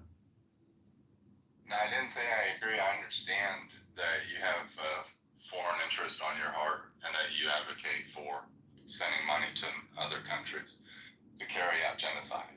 Well, have you ever owned a house that became infected with bed bugs or ants and you had to buy insecticide to deal with, the invasion? Yeah, brother, I'm not down for that. Humans are not bugs. No, I agree with you. But unfortunately, when the Palestinians on a weekly basis shoot rockets over into all your major cities for years and years and years, I mean, this was the straw that broke the camel's back. It's called October 7th. And unfortunately, it's supernova Gaza. Yeah, that's one way to think about it. But anyways, I normally don't embrace the dual citizen, dual nationality perspective in domestic politics. It's foreign influence, that's all I'm trying to say. I agree, but I'm We just do have, saying, like, you know, based on the We averages. do have foreigners that do respect our political institutions and they don't try to lobby them for interest abroad. Oh, like So I do like appreciate those Iran, folks. like Russia. You think these countries don't try to buy political influence in this country all the time, every day, And no, it's a highly competitive Saudi political environment. Arabia, We have tons of foreign influence coming UAE, into the country. Dubai. Yeah, but you wouldn't be any different than them, so I'm not even sure why you're saying that. Well, I'm just an American like you, brother. No, you got two flags behind you. I only got one. Really, where's your flag? Is it the kafia? See, who is this guy? He's being a racist, bigot, rude motherfucker, and I've actually never worn a keffiyeh. I'm not Muslim. And you need to watch how you talk around here. He's a troll, Christopher. I know, but he's a Oh, I'm dumb not a motherfucker. troll. I mean, he's slinging some real insults here. I didn't get petty like you and start insulting you the way you're insulting me. You're no gentleman, sir. Yeah, you just running your fucking mouth, boy. Well, there we go. You're no gentleman. No, I'm not. I never claimed to be. I'm not like you. I'm not fake as fuck. All right, sir. Well, I respect gentlemen. I'm sure that we're not in the same league, my brother, so that's good to know. Well, you, sir, are no gentleman. And I don't think you have to be Antifa to be on some fuck the police shit. Like, I was never associated with Antifa growing up. I was associated with a bunch of military veterans and former law enforcement and security professionals, and that's where I developed my own viewpoint on fuck the police. Well, thus, you are associated with some of the lowest IQ people in society today. No, definitely very smart people that defended the country and also went out and put the badge on and did as good as they could for the American public. And only represented one flag, the American flag. That was the only flag that was allowed in my household. All or nothing, huh? No, we were just taught that we were Americans and that America was the priority. Well, I say America first, Israel second. Yeah, I never grew up like that, but I understand that some people did. Well, you're no gentleman, and I really don't like your PTI. I think it's vulgar, immature, unprofessional, and downright disgusting. That's no problem. I understand that. I mean, aren't you a This flag right contrarian? here. You say you come from a family of police officers and military men and women, but yet, you know, you are supporting a PTR which shows a miscreant in the street, a radical anarchist, flipping off the police. I mean, I would flip the police off too if it was necessary. And I'm not a radical anarchist. So. Well, is that from the summer of love in 2020 when the BLM stormed all the grocery stores and convenience shops and looted the city, causing chaos and murders everywhere? It was the 4th of July in Chicago in 2025. Now, this flag right here. When is it necessary to flick off the police, though? It depends on your politics. This flag right here, this is a picture of a flag that I saw at the Art Museum in Washington, D.C., right down from the Capitol. And obviously all the museums are institutional and they're free to us because we pay an outrageous amount of money to the federal government. But this flag was in the Art Museum in Washington, D.C. The museum's on Pennsylvania. So, Christopher, do you think that feeding baby parts to alligators as opposed to just discarding them in the garbage would be a more effective use of abortion? I don't even understand the structure of that question, but I do get that you're trying to project your worldview by leading the witness. I'm just saying it's a waste to kill 60,000 children in this country a month and not use the baby parts to feed the alligators. Yeah, makes sense. Are there no moderators left in this room? What's going on here? We're letting John run this show? I'm just asking, what is a Well, patriot? hold on. So far, nobody's violating any rules. We have short shares. Nobody's speaking over each other. Nobody's using the N word. We're all speaking English. No doxing, no threat. I mean, we're doing pretty good. Yeah, it's pretty moderate. Fair enough. This is entertaining. I just didn't know if y'all were there. Hey, what's up? Can I just say to whoever said, why would you ever need to give the fingers or give the cops the finger? As a Canadian, we can't do that here. You could actually, in Quebec anyways, you could be arrested for giving the cops the finger. And as a Canadian, that sounds like the most badass, most American thing you could do is give the cops the finger. And so, as a Canadian, I just can't, I wish I could do that, and you shouldn't say that.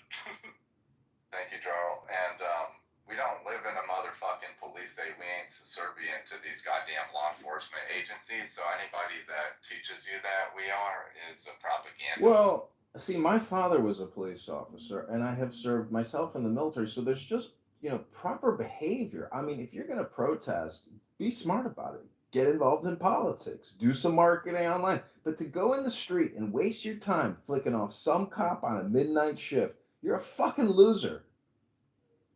The picture wasn't at midnight, and there was a whole line of police. And it was 12 o'clock in the afternoon on Dearborn Street. Great. I'm just saying, if you walk around downtown Chicago in masks, flipping off cops and taking photos of yourself so you can come on a social audio chat up and say how badass you are a loser. I know, but nobody's doing that here. That's not me in the photo. I'm just saying, be smart about your protest activities if you want change. I'm not a protester, but okay, bro. Okay, sorry, brother. I guess I'm just really inferring. Yeah, fuck the police. Completely agree. All right, well, I'm canceling your boat invite tomorrow at noon, Hekima. You can F the police by yourself. You never saw the location anyway, so cut it out. I was gonna campaign for you in Rockford. You can cut it. I got a lot of. Okay, you know what? F the police, Hekima. You know what? I'll put that as one of my slogans. My constituent and campaign volunteer Hekima says, F the police. Do you agree with Hekima? Just like a politician. Good job. It's hard to find support these days.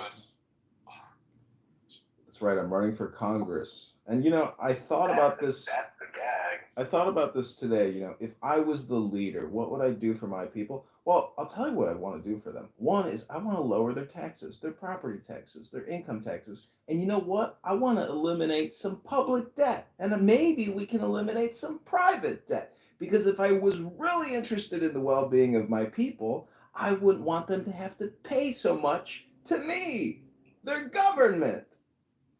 So Christopher, in the spirit of, John being, having ambitions for Congress, he's in the spirit, you gotta dress the part first, right? So in the spirit of wanting to be an elected politician, like a true politician, he continues to change the subject. Oh, now John, where are you running for office? In the great congressional district of 16 in Illinois. That's Rockford, Peoria, Bloomington, Normal. Okay, brother, I'm here in Chicago, so I'll look out for you.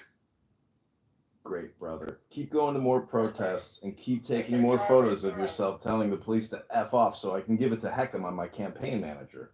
I do got a shit ton of family and friends in Rockford, though. Well, let's rock out Rockford. I say vote Kitover before the financial collapse is over.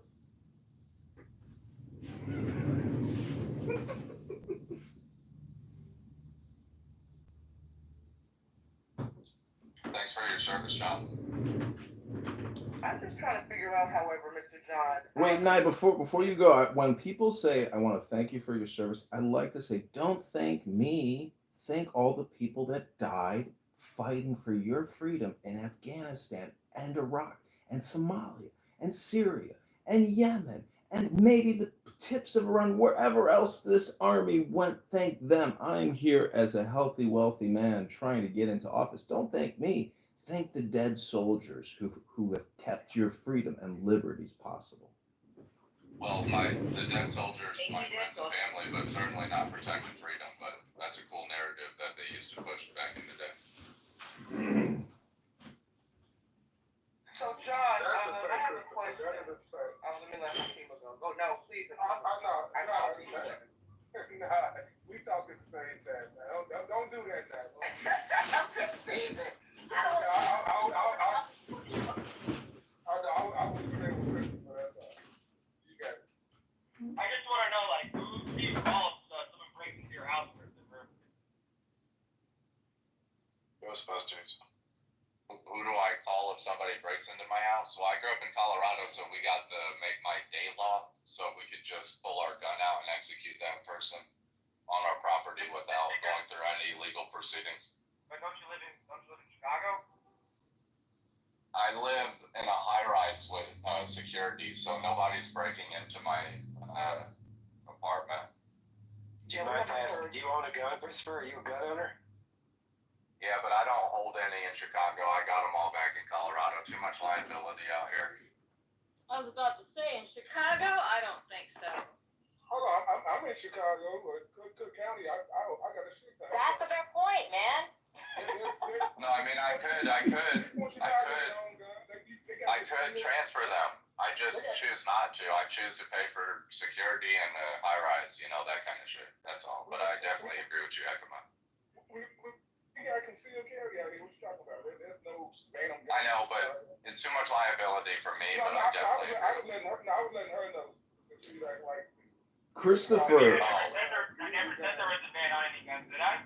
I didn't hear those words come out of my mouth. Christopher, you had another profile on this app like a couple of years ago, right? And I think you did like a debate with Peter Schiff. Yeah, I debated Peter and a whole bunch of other people. I mean, there's so many to name. Sam, what was Sam? Sam, the deterministic neuroscientist. Eric Weinstein, who's awesome, by the way. There are so many people. Did you debate Psalm? I don't remember that name. There was lots of heads of state. No, you wouldn't have talked to Psalm. Psalm's like this, metrosexual fucking European pop singer guy that it would read from books, and he would be in a conservative clubhouse space, and everybody thought that he had all these original ideas when he would just read to people. Psalm is one of the dumbest people that's ever been on this app. Anyways. Peter's a nice guy, though. I like Peter. Yeah, Peter Schiff's great. So how do you view Peter Schiff? Because to me, he kills two birds with one stone by being an asset manager and say, hey, the economy is going to crash. The dollar's going to go to nothing. Your purchasing power is going nowhere. They're inflating the money supply. Invest with me. Invest in my gold asset management platform.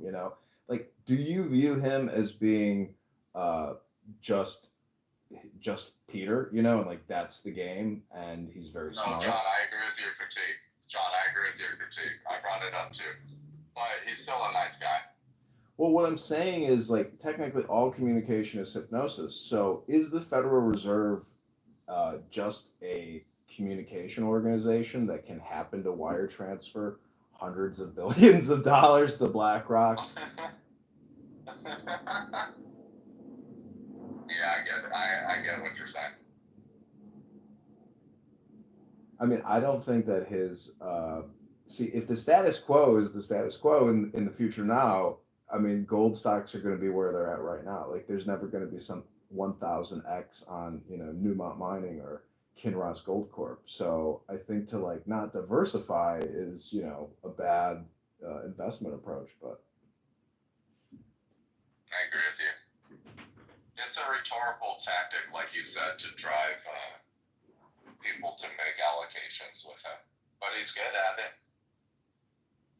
Yeah, Hey, Raj, I'm disappointed you didn't put my PTI in the running.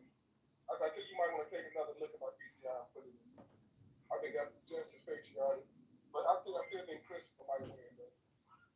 What's amazing about Euro Pacific Capital and Peter Schiff is he makes claims and says things that no other major bank or investment firm can possibly make.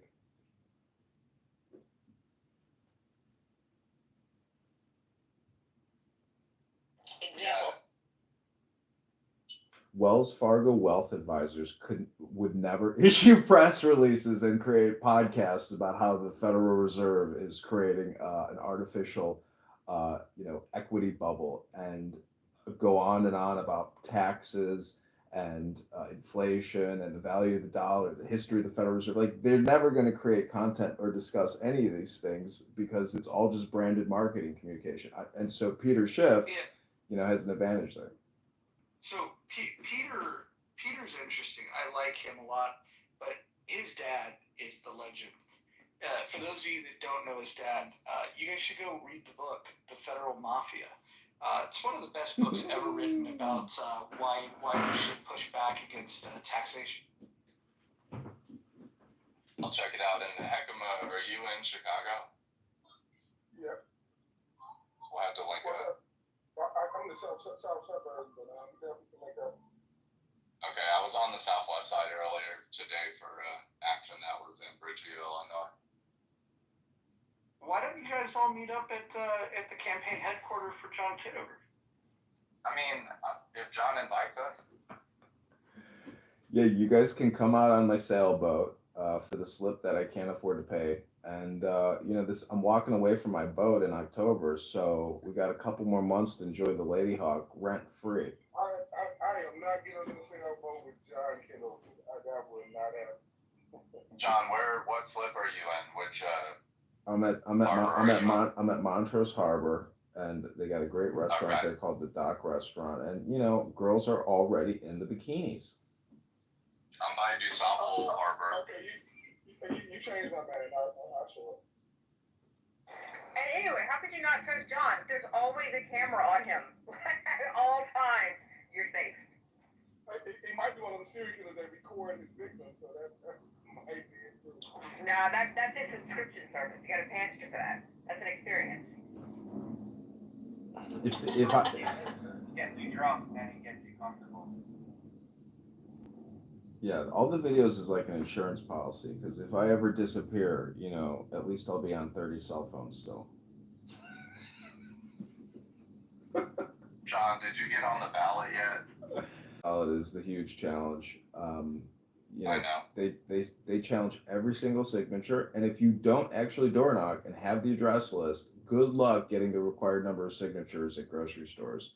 It's got to be Republican voters. They've got to be in the database. Their signature has to match perfectly. Their name has to match It is the biggest fucking scam and the most ridiculous obligations they put on candidates to get onto the ballots or the primary. I know. I got on the ballot in the last cycle, but I took a different approach.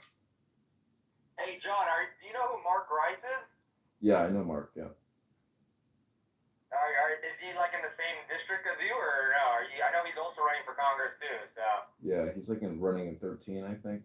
He ran against Raja Krishnamurti in the last cycle, and Raja won. But Raja's running now for senator, and this guy blankets the airwaves. I mean, he's got $30 million, and he just blankets. Everybody sees this Indian guy holding up his fist, saying, "I stand up to Trump.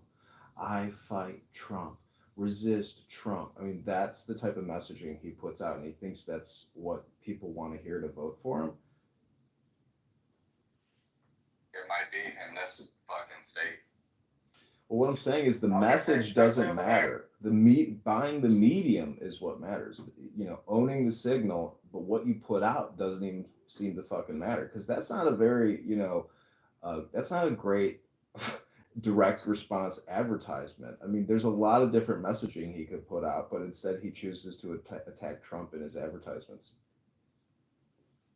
Yeah, it's pretty lame.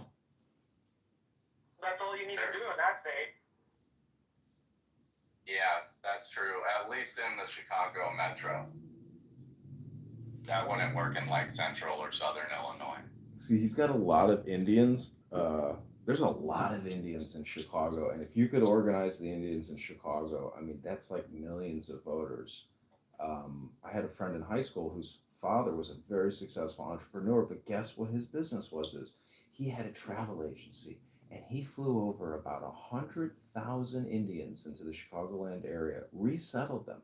Amazingly, they got citizenship. He started a radio, he started a newspaper, started an Indian grocery store, you know. So people have made a lot of money on what you might call illegal immigration, but you know, everybody's very successful. They got great families. They're not high in the crime rackets.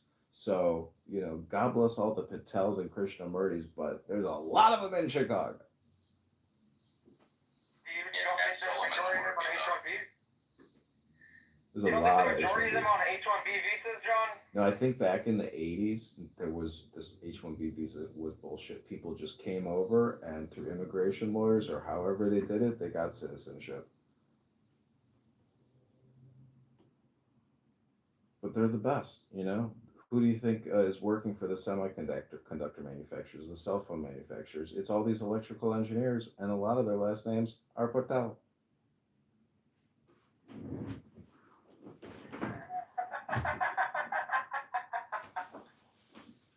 Oh, shit, John. You cracked me up. Has the Indian population been growing like exponentially, like in the last couple of years, or what's the Not trend? exponentially. It's on a it's hitting a plateau right now because a lot of domestic U.S. companies have paused hiring for anybody that's not a U.S. citizen. It's even the big Deloittes or Accentures of the world. So it's a plateau, and it was never exponential. It's always been a small minority population in the labor force. Wait, are you that guy that got let go from Accenture 2 years ago and still doesn't have a job? No, I've never worked for a Big Four consulting.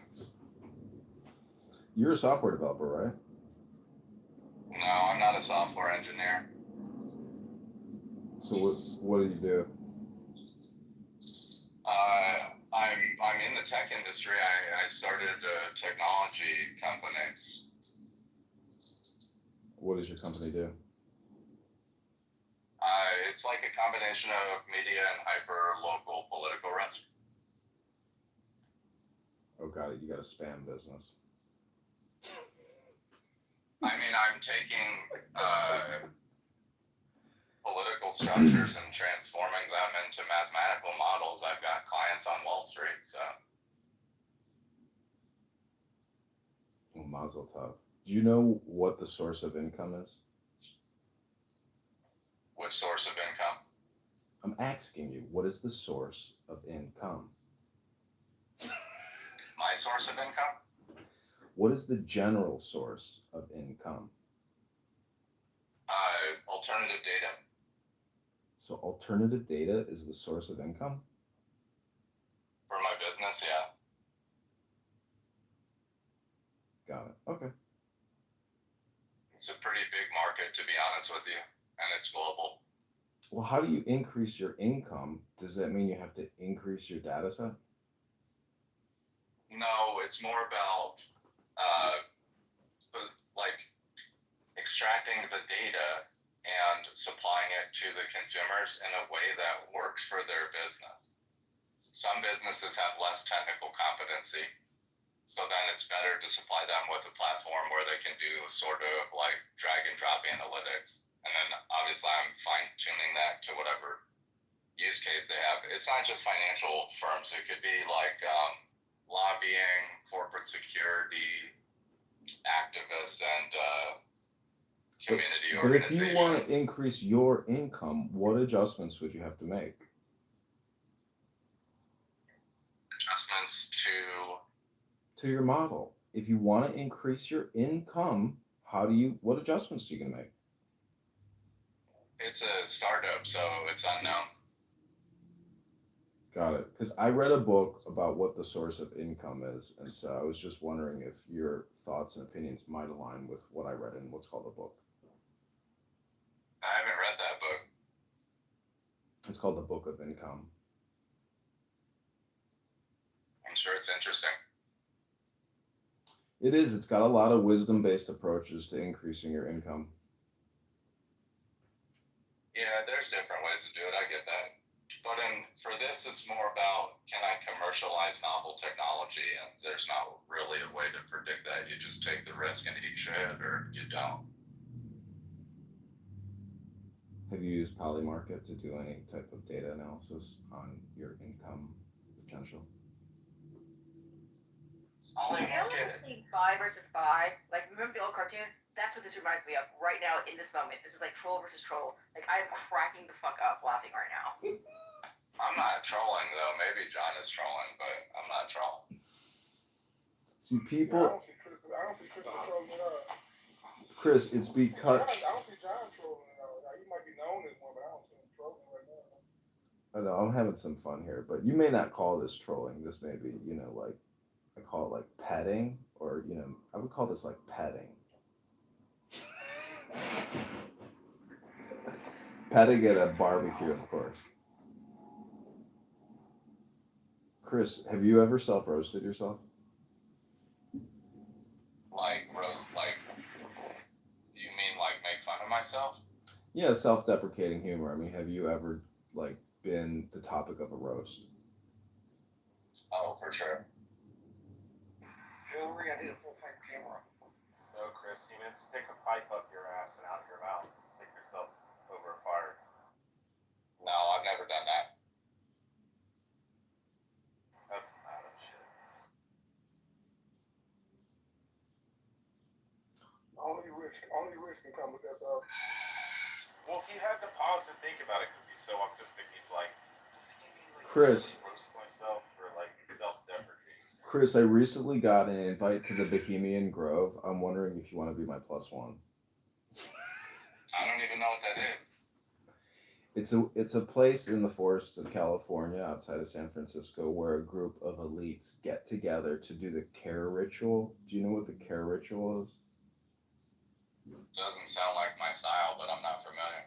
It's basically like an invocation to remove all care of the outside world. So when you're in the Bohemian Grove, you're not thinking about what's happening outside of Bohemian Grove. It's called the care ritual. Also pretend to sacrifice a virgin. I don't do it anymore, but. Well, no, because who can find a virgin these days? Yeah, I know, right? Well, the Mohammedans can, but they start early.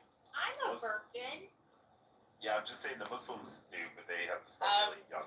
Sorry, autocorrect. What did you mean to say? What was it? I'm a virgin. Okay.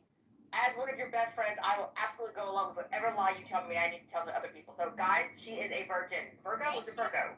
Okay, now. State that, Hillary. Okay. I'm a virgin too, Kristen. I know. You virgins have to stick together.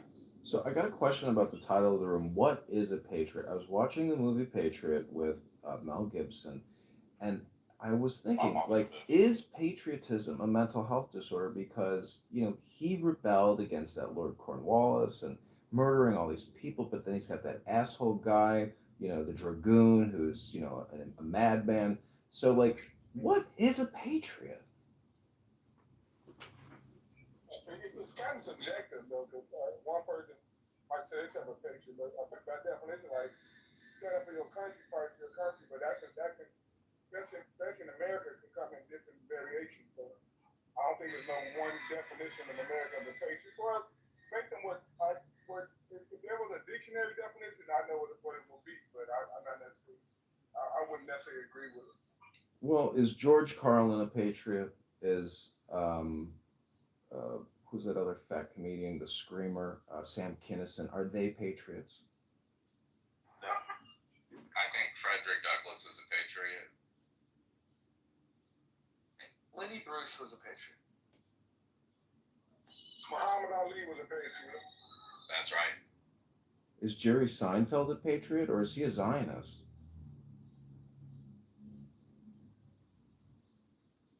I've never even thought about Jerry Seinfeld's views on nationality. Well, he's the most successful stand-up comic of all time with a net worth of over $1 billion from the residuals of Seinfeld. Yeah, I mean, I think think he's a great comedian. I don't think he's spoken much on national identity. Oh, really? You didn't know that he's a target of the Free Palestine psychopaths? No, I'm saying he's a great comedian, and I haven't heard him speak much on patriotism. Is Ilhan Omar a patriot, John? Isn't she the Talib a patriot? AOC's a patriot. Rashida's a patriot in her own way. Same with AOC. What about Ilhan Omar? She's cool. I don't like her politics much, but if you can step up and run for office and get elected, I'm cool with that.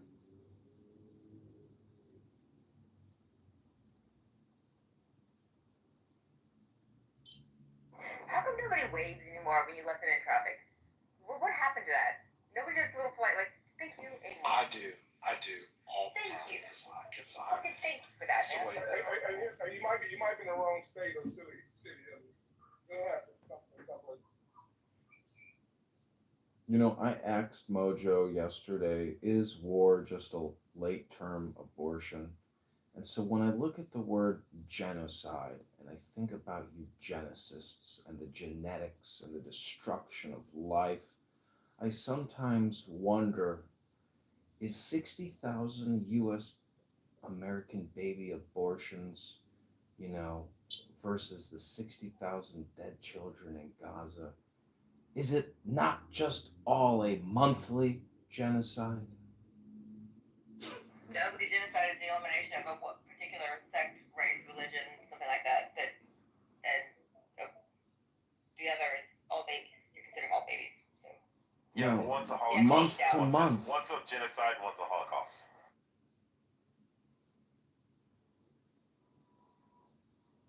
Oh, I see. So, like what Stalin said, if the numbers are big enough, they're just statistics.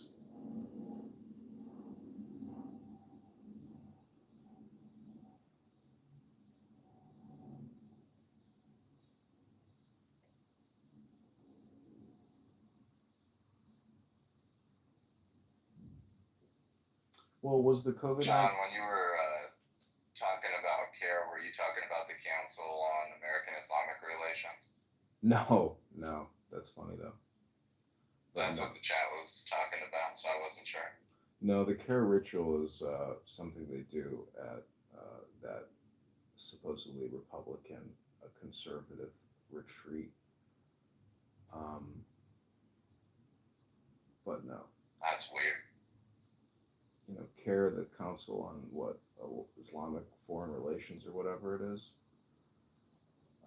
I'm sure they don't care about America, and a lot of people here, they don't like APAC, but there's about 10 other groups that you might not like that do foreign lobbying on behalf of their governments or their terrorist regimes. I like CARE. I bet you do. I like turtles. Go banana. That's why I asked you if you knew what 565 times 1,000 was. I needed to do a quick diagnostic, but I know you don't care. You just care.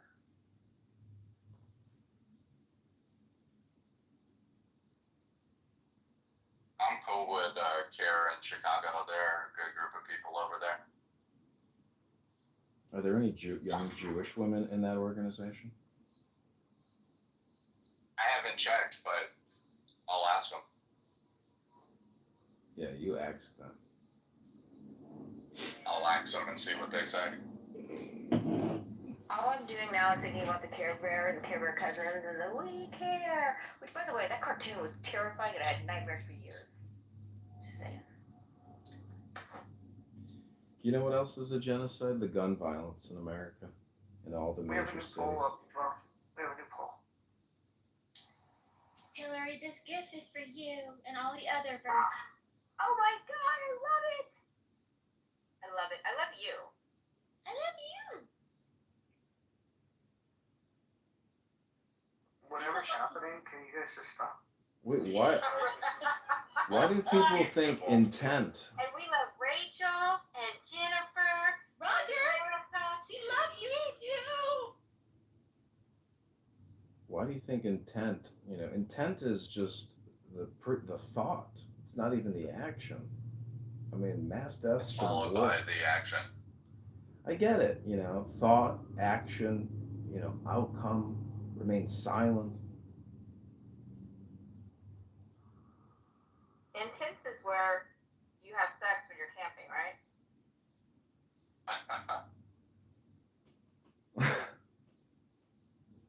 That was the first place for me.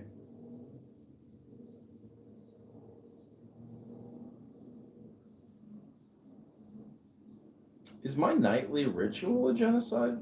Billions of lost opportunities? No, because only one of them may have possibly reached its goal, and yeah, no, you're good.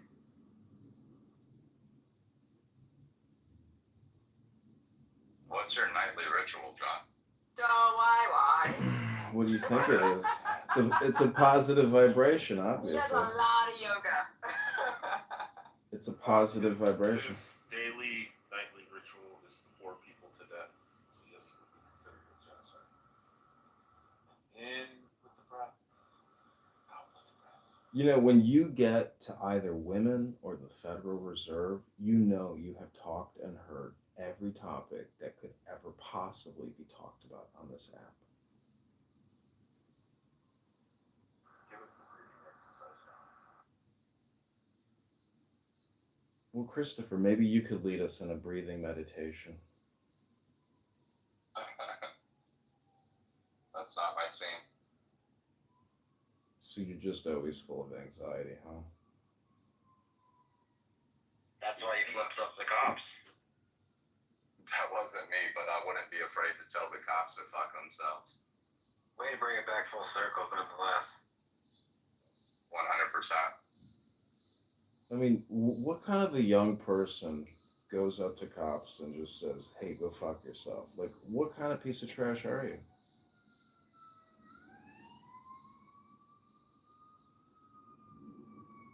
I don't think it makes you a piece of trash. It's protected speech. Well, what I'm saying is it's projection. So, like, if you're going to call somebody a name, it's really just your self-confidence which is lacking. I mean, a sage, a wise person doesn't, you know, gossip or say anything bad about anybody or do that kind of behavior. Like, are you trying to improve the world by example? That's an ideal.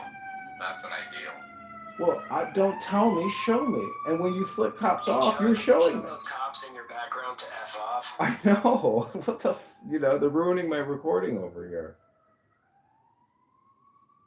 Could you go save that person's life in the South Side who's dying because there's no shot spotter, and now we don't know how many shootings are actually happening, and now you're claiming the crime statistics are going down and there's less murders because you got rid of the shot spotter? I mean, come on. It was a poor implementation of ShotSpotter, though. Yeah, well, you can't lie and say less people are dying when they put out the shooting and the casualty report every weekend. The numbers aren't going down. Hey, John, the numbers are down. I don't know what. I meant to say something earlier. You said crime is rampant in Chicago. That's just simply not true. You got spots where it happening, but like saying that crime is up or rampant, that we need the National Guard is I won't say disingenuous, but I just flat out lying.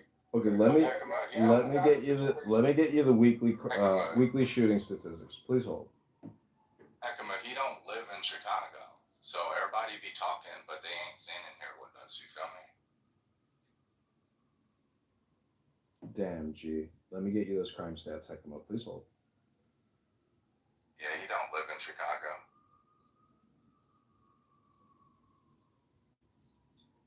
When the next wave of police cars and ambulances come driving by, I'll be sure to unmute so you can all hear the crime real time.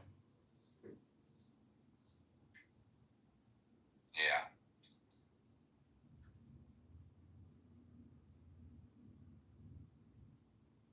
But the ShotSpotter implementation was poor, and what happens is you map the occurrence of the shot to where you should distribute your police force, but over time the machine learning reinforces the police posture, not necessarily where the occurrence of crime is going to happen because they haven't been able to come up with a machine learning model that can predict where crime is going to occur. So ShotSpotter really just drives over policing in certain neighborhoods.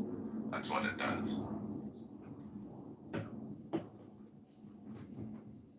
That's what it does. I'm lying in the street. I got a bullet in my heart. I'm bleeding all over the street. Somebody called 911. Oh, I dropped my cell phone. Oh, I wish ShotSpotter was here. Oh, it could save my life. I don't think ShotSpotter saved anybody's lives, but that's good propaganda. Plus, you have to remember, like, it's hard to tell that when there's false positives because there's only so much that you can do with acoustic technology. So, I mean, there's other things that create false Christopher, positives that aren't even gunshots, like a firework. Christopher, let me ask you a question. What does the term restorative justice mean to you? John, you should come into the city. I'll give you my address. You want me to come in the come? Nah, come into the city and I'll give you my address. You can talk like that to my face. Okay, if you give me your address, I'll come over to your house and ask you in the flesh, what does restorative justice mean to you? John, you're funny. Wait, does Christopher know John's backstory and history or no?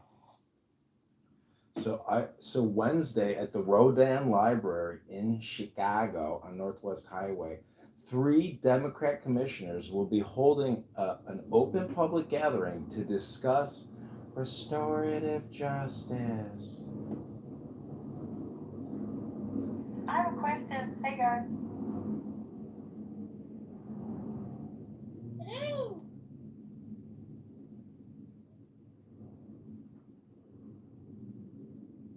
Sorry. The person that says act, why do they do that? Are they making fun of black people that can't That's exactly what you mean. Okay, well, it's tiresome, but I'll leave. Why don't you say tiresome? Wait, before you leave, Rachel. My mom was an English teacher before you start. Okay? Rachel, before you leave and cast aspersions. So I just wanted to know, and that's Rachel, you asked me a question. I'm gonna respond to what you asked. Right. Well, it's okay. It sounds so ignorant from a politician, in my opinion. Well, Rachel, I'm just asking the question, do you control your emotions or does your environment control your emotions? Thank you for considering the question. I didn't hear the question because I can't get past the grammar. I'm asking. Rachel, John can't even get on the ballot. I'm asking you a stoic principle here. Do you control your emotions or does your environment control your emotions? And like I said earlier, I can't hear the question because I'm trying to listen to the... Okay, listen closely. I'm going to ask the question again. I'm not going to answer it. Oh, okay. Got it. I would. Well, I needed to confirm you weren't going to answer it. Otherwise, I was going to ask it again. John, she's coming up and correcting your grammar. Not at all. She says tarsome, like tar Taylor. I said tar. I may have had something in my mouth by the painter, sir. I know proper English, so I'm not trying to correct. I'm just saying that we have a listening experience sometimes, and sometimes it's just overdone. The rule of 3. It's funny. 3 times. That either you have to go like 10 times to like really hammer it in, and then it becomes kind of funny again. But no, after 3, I agree with you. You gotta chill for a minute. No, I agree, but every time people start. Right, how Clubhouse limits us from, containing one individual too many emojis. It's very similar along those lines, because it's tired. The first rule about Axe Club is do not ask about Axe Club, otherwise the people are going to ask about Axe Club. But we're not watching the emojis, but we're listening, we're doing other things, and we're just, but carry on. Okay, so let me ask you a question, Rachel. If you were president of the United States, what would you do for your people? For human beings? I don't know. I have to think about it for a second. I'm not going to be like everyone else and just spit out something. I'm going to have to think about that for a minute. We'll take some deep breaths, let it go, and say, I am a flower. Nothing's going on with me. I'm very relaxed. I just left The this quickest way to piss off any woman on the face of this planet is tell that woman to calm down. Calm down. Calm down and breathe. It's just, it's just my first interaction. I don't, I wasn't trying to be weird or rude, but your first interaction with someone shouldn't be the way that you're trying to treat me. You've interacted with them multiple times.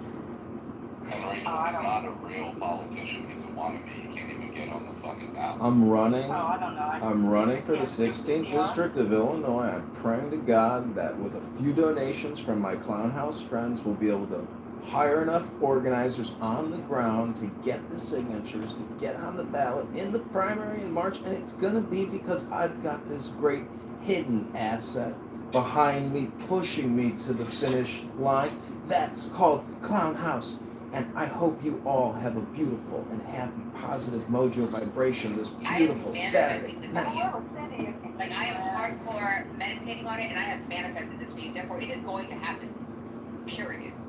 Wait, I have a question for the Congressman. So are you treating this, because I honestly, I'm not trying to be funny. I don't know when you're being serious. Maybe I'm trying to be funny. No, this is a very serious question, sir. Very serious question. Are you treating this so-called political campaign like a social experiment as you are doing with Clown House, aka Clubhouse? Is this part of a bigger project, like a social commentary about You'll never know. I think if you're ever to move up in the food chain or the power structure, you can't just kill 2 birds with one stone. You got to kill 3 birds with one stone, 4 birds with one stone, 5 birds with one stone. You just kill 2 birds and then they get stoned. I just want to feed the birds. I'm saying, what they ever do to you, man? Why's everybody trying to kill birds? Wait, Christopher, I'd like you to expound on why he can't get on the ballot. He already explained that he can't raise the financial resources and get the signatures, so he's not going to make it in the primary. He's not going to get on the ballot for the primary. That's what Obama told Donald Trump, and look where Donald Trump's at right now, Christopher. Yeah, I'm saying you already told us that you can't get on the ballot. Future tense or past tense? John, are you taking bets if you're gonna get on the ballot or not? No, I'm not taking any Yeah, I'm bets. down to put in for that. You guys can make some bets around it if you want. You feel free. I already told you, I've manifested. I lit a candle and everything. It's in the bag. That's why it's taken to the bank. You see, you can't lose. You can't lose when you got nothing to lose. It's the best part about my campaign. My campaign, I'm my campaign manager and the treasurer of the campaign to elect John Kitover. Go to johnforcongress.com. Uh-oh, more police sirens here in Chicago, everybody. Must have been another murder on a Saturday night. Call out the National Guard. How dare you? How dare you? When's the deadline to call the ballot? You've been saying I love you. When's the deadline, John? That's a good question. If it's in March, what do you think? Like February, maybe? I know. I'd also like to know where I can find the actual ballots, because I've been Googling that and I can't even find the ballots that I need to get filled out. No, I'm running for real, but I'm having some campaign issues here because my campaign manager just got a divorce, unfortunately. Yeah, he can't do any work for me anymore. He just got divorced. He's all bent out of shape.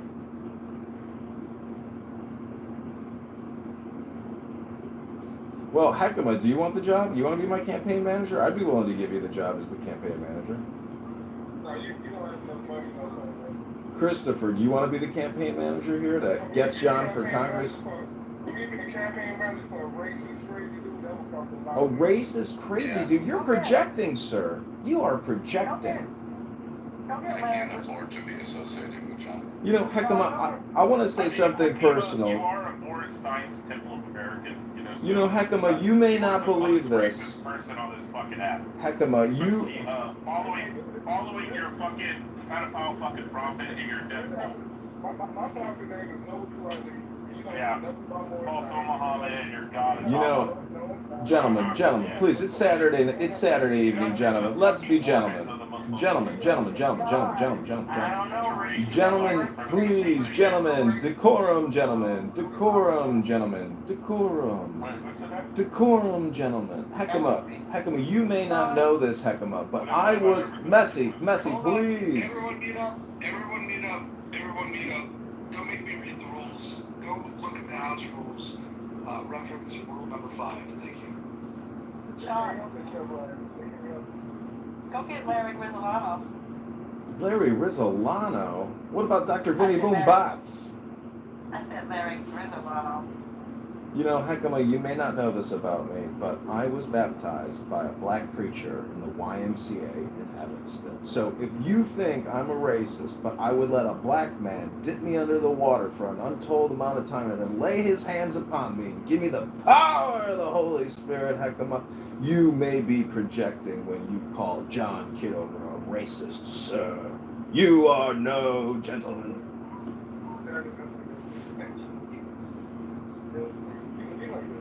Also, Nye, what, You're such a projectionist, Heckama. After what I just said to you, you can't even consider what I just said. What's that, Rich? Are we using the classical definition of racism in the belief that one's race is superior to another?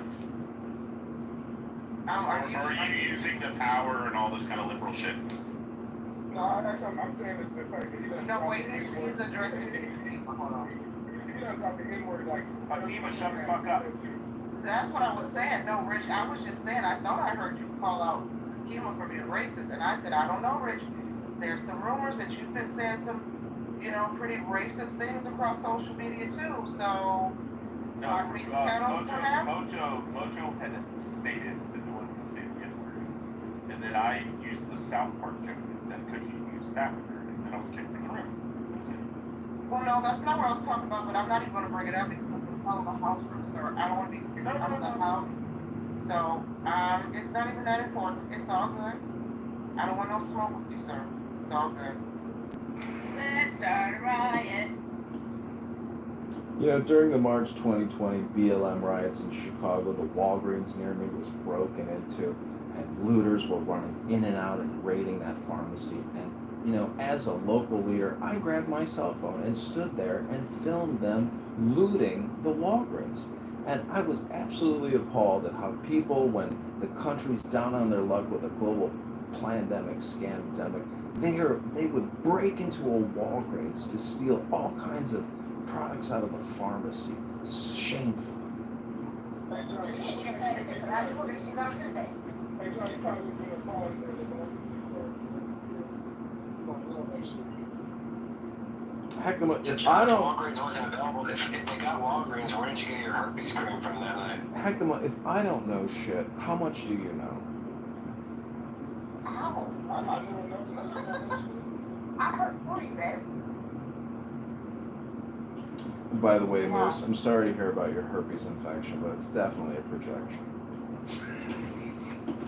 Ma, you went to Eastern, right? No, I went to the very artsy liberal school, Columbia College in Chicago. Okay, you know I'm on the side. Yeah, there's a couple of guys on Clubhouse I'm discovering. Well, they have to go. I'm the only one. It confuses me. I have one. I love her. She's awesome. Then all the rest can go. Bye, guys. Please don't get these other guys. Please, Lord.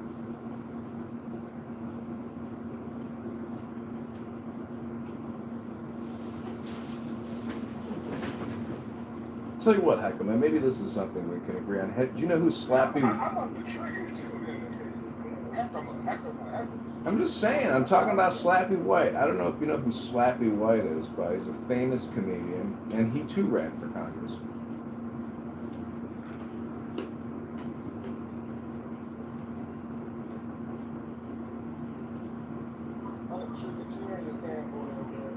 Well, I thought we were going to go hang out on the boat tomorrow and have a cocktail. So I just read this poll, and I just want to say you hoes are disrespectful. Brother Hakima obviously should be at 100%. John, you just got here. Hakima's been around. Y'all are disloyal. That's all I'm saying. Wow, look at this. I can't believe I'm losing in the polls here. What the hell is John? Isn't he just a character that showed up this week? How long have you been on the app? Five glorious years of listening to most interesting conversations. Edmund? Oh. I've been using it for a while. I'm waiting in circle around for now. Yeah, I had to vote for Hakima just because we're from the same part of town. Kind of, sort of. We're both from the Shine, basically. So I'm gonna. John, I mean, I rocked with you, John, because I think you're funny as hell. But because of out of loyalty, I had to vote for Hakima. But That's John, okay. you would have gotten my vote. Christopher, I don't know Christopher. I know he just gets into the room. I like that you stand. You know, you stood on business with John. But yeah, Hakima, you got my vote, so. I I refused to vote because there was no woman in there. So, yeah. I just changed my vote. I'm Covered that. So misogynist, right, Hillary? I'm Well, I'm saying. from Chicago, so I was on there. I would have just voted for me. So. Right? Why was I on there? You got my vote, Nine. Edmund, who is this white man in your PTR? That's me. I'm standing in front of an American flag, an Israeli flag that has a Freemasonic apron, a keffiyeh, and a Hindu garb, and I'm holding a book called the Book of the Law, and I'm wearing a Donald Trump MAGA hat and a black golf shirt with a peppered out beard. That's a Much lot. thought went into that pose. So, Edmund, why aren't you out there, like, breeding or something? Like, why are you saying... I'm going to Emerald Island tonight and the Serbian Fest to breed. What do you mean? Okay, because you should have a woman. Like, it's important. The birth rate in the country has gotten low. So we need the whites to start reproducing. I'm gonna help you out with that tonight because the Serbian Fest has some of the most beautiful women in Chicago you've ever been. Go knock on doors for campaigning, and then maybe you'll meet a woman when you're knocking on doors. Maybe she'll run away from her husband.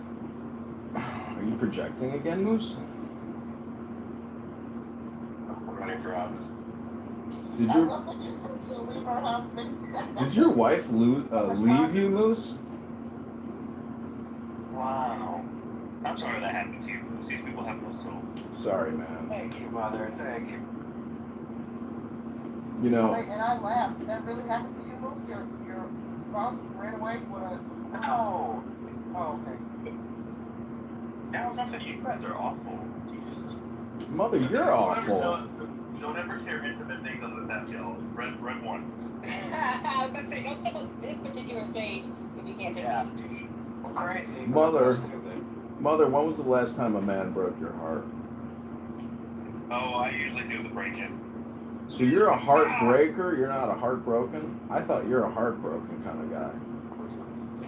That's not the kind of break-in I'm doing, but sure.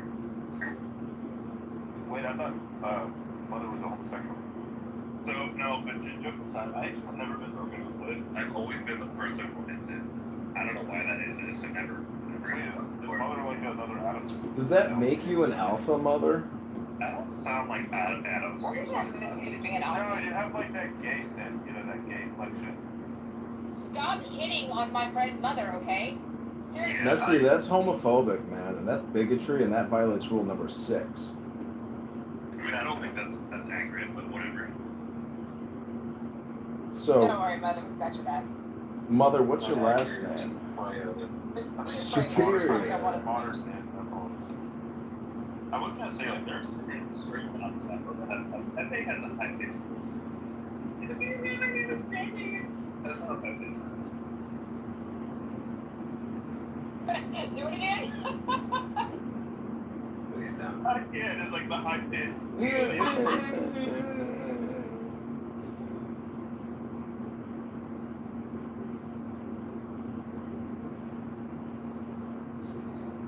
So, this is a question for Christopher, Moose, and Mother. Who do you think is the most liberal out of the three of you? Christopher, Chris, and Mother? I don't know Chris. Chris, Mother, and Moose. Who do you think is the bigger liberal? Oh, out of the definitely three? Moose.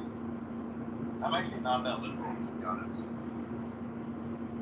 I consider myself moderate right. Moderate right. Moderate right. He's only liberal when he's breaking up and stuff.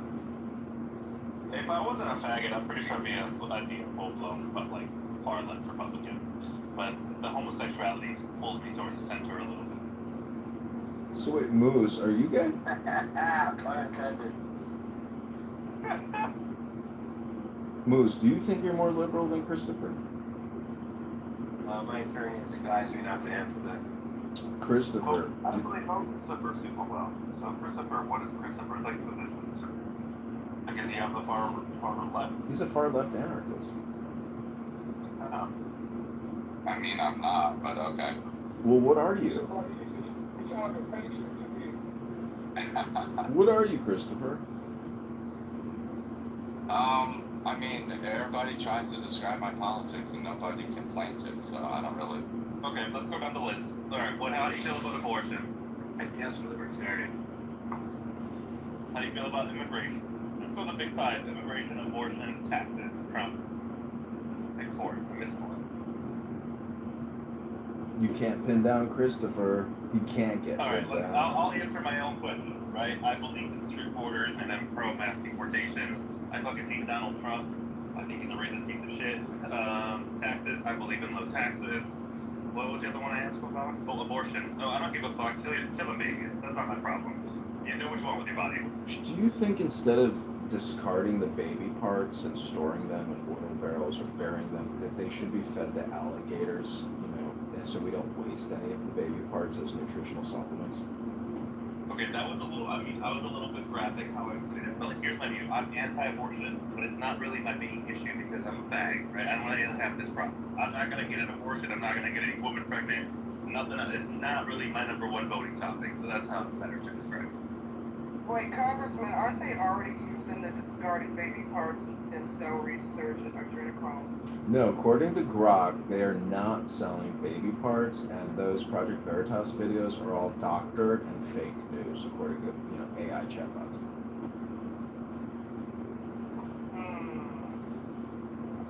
Wait, Chris, now it's your turn. What are your views?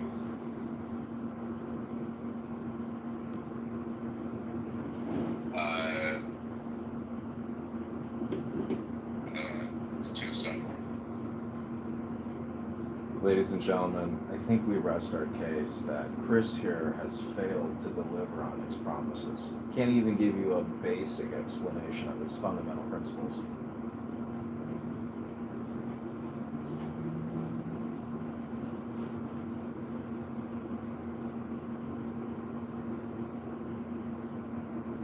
Who here thinks that borrowing and spending more is a good idea? Who thinks increasing property taxes and income taxes is a good idea?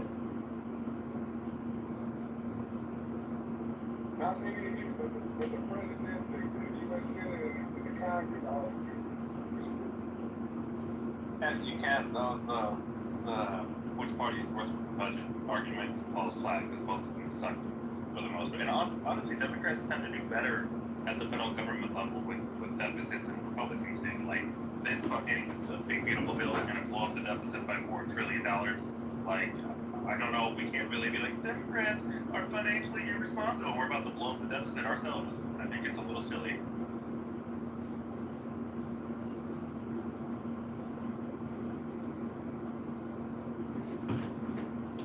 Well, too bad Christopher left the room because I'm sure he could have educated us about the importance of flicking off cops and telling them to go fuck themselves. That's American way. They only have a job. They don't like the kind of job. I'm just gonna say, I do shout out to the Miami Police Department. They do an excellent job. They've been doing great. Well, look at Also, my friend was a cop in Chicago, and he got shot 7 times in responding to a call on the South Side. So, cops generally have a soft place in my heart. Exactly. People like Hekima, I can't believe that they would say things like that about these warriors of our society who are battling the criminal element, the ruthless gangs that are robbing, murdering, stealing, killing, distributing fentanyl, destroying our population. Come visit Houston for 5 minutes.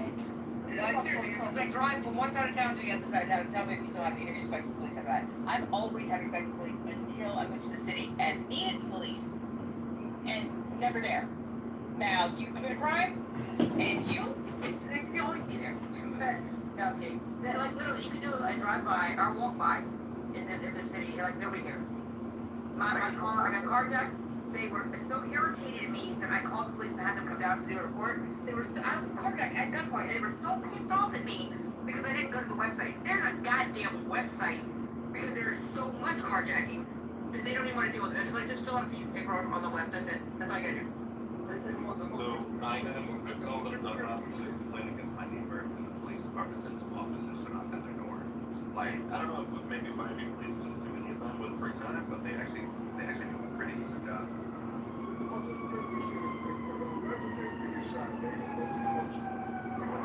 They shut down the fucking city. This motherfucking life means more than spend right here. Like you got shot in Atlanta. I don't agree with it, but it's part of your job. Part of your job? They should get the same penalties that every fucking guy gets shot. You want to shut down the fucking city for the police, shut it down for anybody else.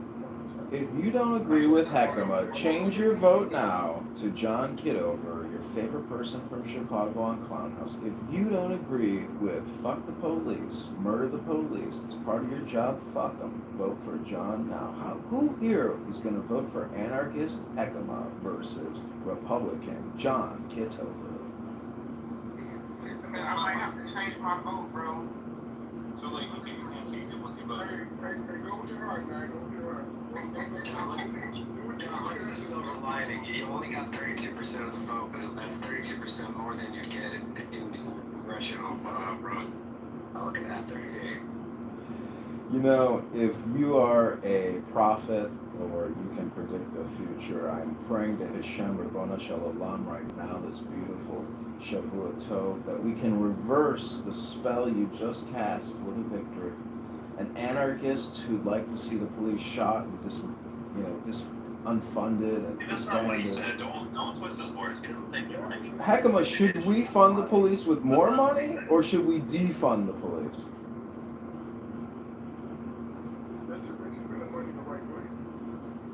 All right, well, that's a smart answer.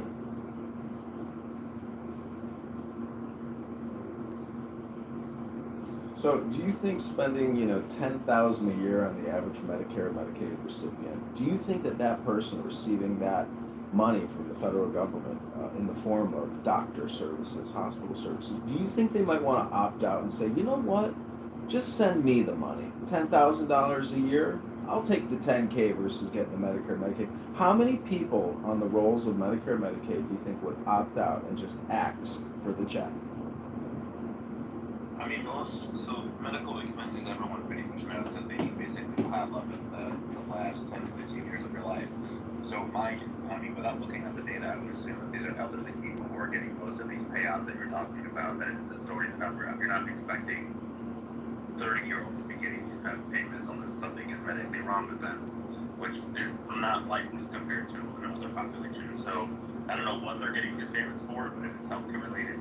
No, I'm saying Medicare, Medicaid at $2 trillion a year, that if at $10,000 per person, people would opt out and just rather have the fucking have a check instead of saying I get to go to the hospital to see my doctor. A lot of people would rather just have the money. I don't know. Maybe not people with chronic illness, but 10,000 could go pretty fast. And then you're still stuck with medical bills. I think you'd be surprised. I mean, it's a real survey question. Maybe. I mean, $10,000 doesn't go as far as it used to. You know, like, it really can go relatively quickly. I agree with NY. I'm just That's like, what, 4 or 5 doctor's visits a year? You're around a couple thousand already. Well, new payers would definitely want to opt out. 59% of Americans can't afford $1,000. There you go. So probably half the people on Medicare and Medicaid would rather to stop receive services from the state, and they would rather just get the check direct from the federal government. I'm just saying it's wealth redistribution, but it's not to you. It's to your doctor or your local health insurance provider or the hospital group or big pharma. A lot of people would rather have that federal funding sent to them directly. Is there an opt-out button here? You're going to essentially have that argument for everything. People would want to opt out of the military, opt out of sending weapons to Israel, opt out of that's not how the federal government budget works, That's... Well, they're getting rid of Social Security. Scott Bessent, the Treasury Secretary and head of the IRS, they've already allowed, and they are forcing newborn children to get involved in the S&P 500 through an index share purchased on behalf of the federal government for your new baby.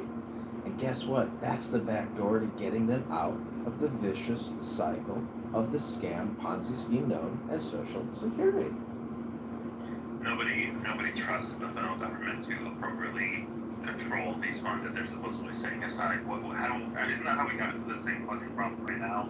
We expect the federal government is magically going to become fiscally responsible with this new program that they're rolling out. They're going to use that money as a piggy bank at some point down the road, whenever the fuck they need it.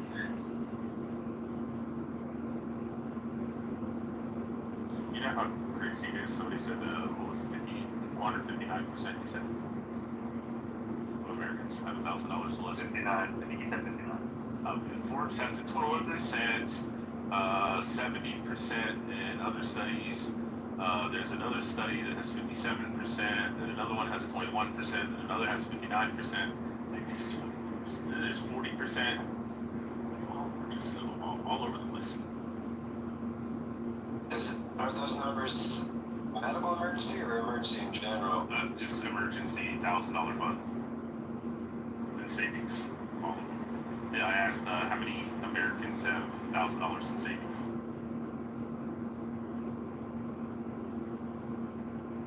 So 21 to 70%. Well, Cardinal Health, Aetna, Blue Cross, Blue Shield, United Healthcare, they got a profit margin to maintain, and they're the middleman coming in between you and exceptional quality and care at your local medical family practitioner's office.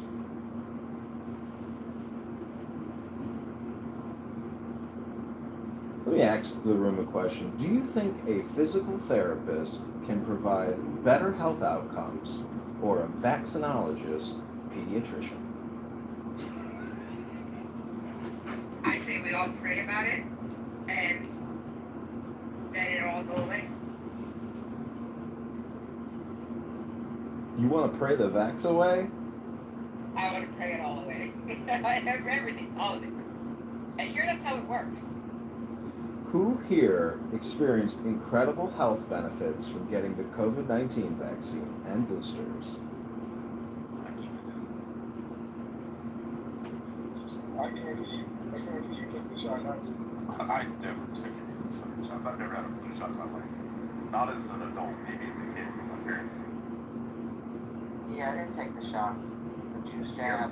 Why the fuck would I take a flu shot? I get sick once every 3 years, and I get them all fucking cold. Listen. So I declined from side, so I got multiple shots, and I'm still Like alive. polio? Yeah. Yeah. You know, Mother. You know, I didn't. We're not talking about polio. We're talking about flu. do you know why they did the why they did the COVID-19 vaccine cards on paper? I figured this one out the other day.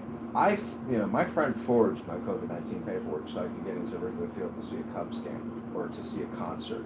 Do you know why they put it on paper as opposed to creating an actual digital database? Why? Because they didn't want tracking because of all the adverse effects. That would actually give you the data. The government made the vaccine manufacturers exempt. That logic doesn't make any sense. It does make sense. Protected by law. Imagine if they were able to do what's called statistics. I'm sure some of you took a statistics class in college that figured out standard deviation.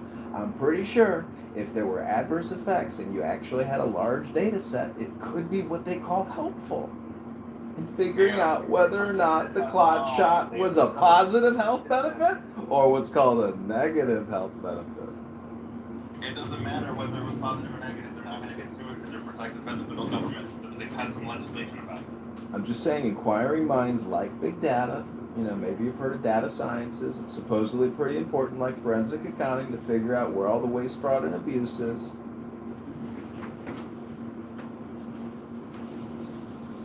That's not really what you use forensic accounting for, but that's fine.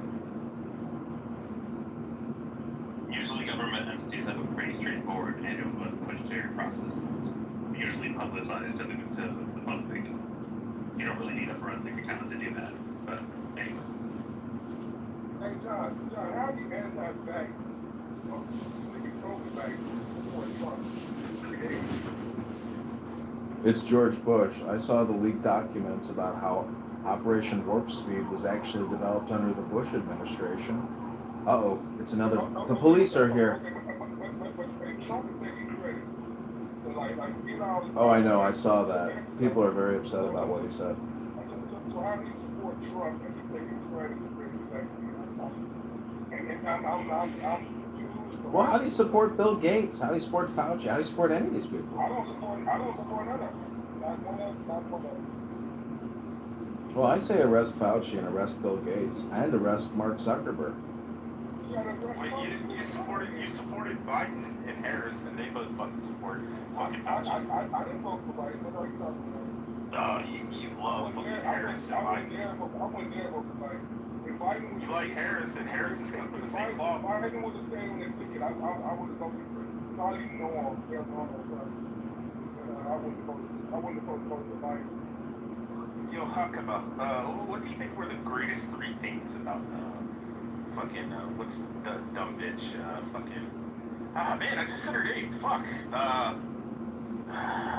Trump Harris. I have nothing, I want to answer that question, I just thought about things like that. What, that Harris is a dumb fuck? Donald Trump is a dumb bitch, not common. Another classic example of projection by Hakeem. I wanted to point out that somebody in the chat wrote, John Kitover has dozens of phones and has them recording a lot of clown house rooms like a weirdo. Go to youtube.com/John Kitover. And first off, it's not dozens. He's got at least 30. Okay, give him credit where credit is due. He has 50, easy. I'm saying. Edmund is the prime example of amateurs. becoming desensitized to crazy on this app. Because I remember everybody used to give a hoop about it. Now, like, nobody gives a fuck. Whatever he wants to stream to YouTube, what? I don't give a fuck. I'm normalizing my behavior by normalizing my But if behavior. it does, I do think you're unstable because it's fucking weird. But, I mean, I just don't care enough to make a Are big you deal serious? about it. Unstable? Do you know how consistent I am at doing this? This is a lot of work and no one else is doing this valuable research and service. I am literally giving you the best of Clown House. I'm giving you an inside look from my perspective from YouTube so you can find out all the content that you're missing out on here on this dopamine addict app known as Clown House. I mean, you're aware podcasts exist. Like, people know that podcasts exist. Like, this is pretty much just like a ghetto version of a podcast on Spotify. What I don't understand is... Do you have an issue with him recording terrorist rooms like of yours? Well, before we go down that route, what I don't understand is if I literally just record what I'm doing on Clown House, which is having a conversation with you or listening to you have a conversation, why is that any different than even being on Clown House? It's the same stupid shit. That's what my point is. I'm just recording the same stupid shit that you're talking about. It's totally a waste of time. I agree with you. They're literally recording it with their minds. You're hearing. It's just people object because they don't want this living on other platforms. But, I don't understand why you want this, waste of time to be in your life to begin with. So I consider myself a psychological researcher into, human behavior and human thought processes. Oh, delicious.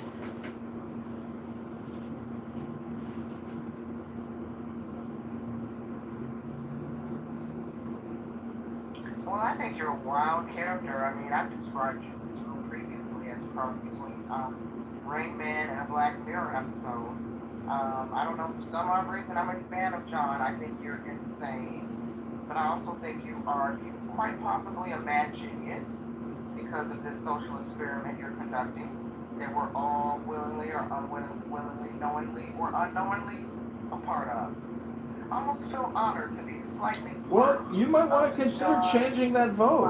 Go ahead, NY. You can change that vote to John K. from Heckema.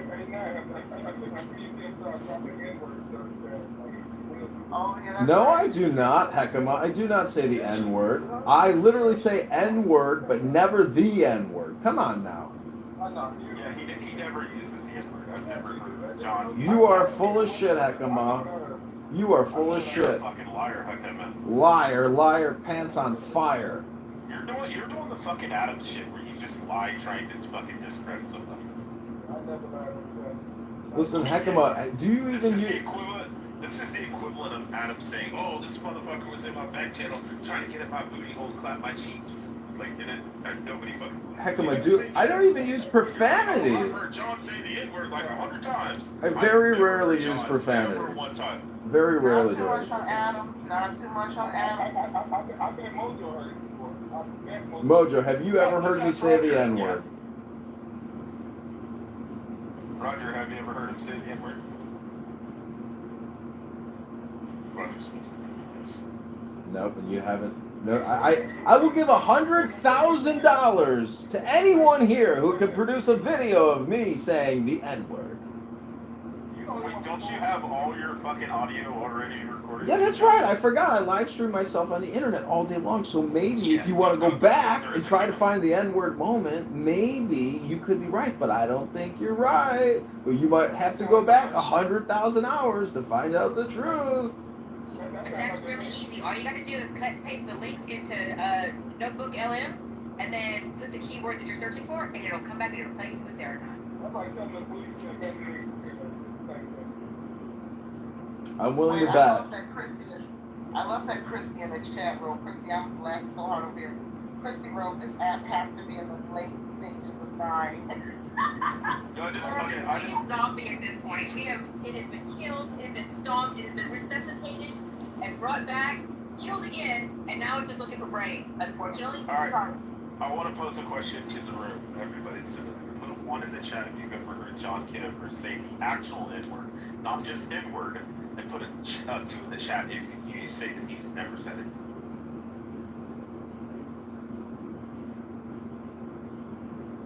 Now again, the real N-word. He's never said it. I can say that I've never heard him say it, but I can't say if he's ever said it his entire existence. Exactly. No, we're just talking about on the app. We're saying on the app. I have a feeling you probably said it simply because wasn't it like a couple days ago or a week ago you were complaining about DEI and some epiphany you had working with black women and you kind of.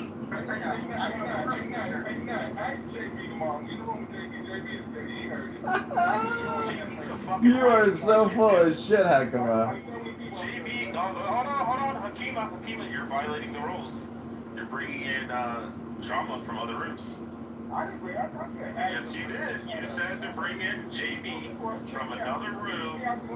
And, I'm not a moderator. Well, listen, I do live stream myself. Hakima's trying to bring forth drama from another room. Hakima, I live stream myself. Violation of the rule. Hakima, the fact that I live stream myself, the fact that I live stream everything I say in here on this app, there is no way that I'm going to sit here and use the hard R N-word. It's just a fact, Hakima.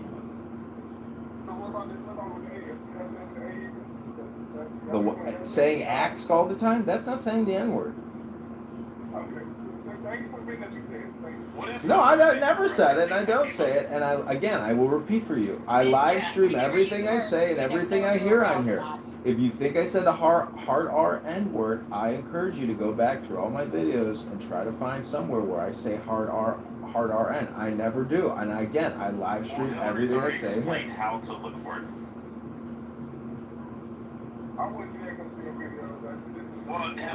Well, then you're making a baseless accusation that I used the hard R N-word. It's just not true. Hillary has already explained how to actually search and find it really quickly. I get no satisfaction, nor do I like hearing people use the hard R N-word on here and use profanity and vulgarity, because I do record a lot of stuff, and I like the recordings that I make to be a little more professional than people who want to use vulgarity, racism, and profanity.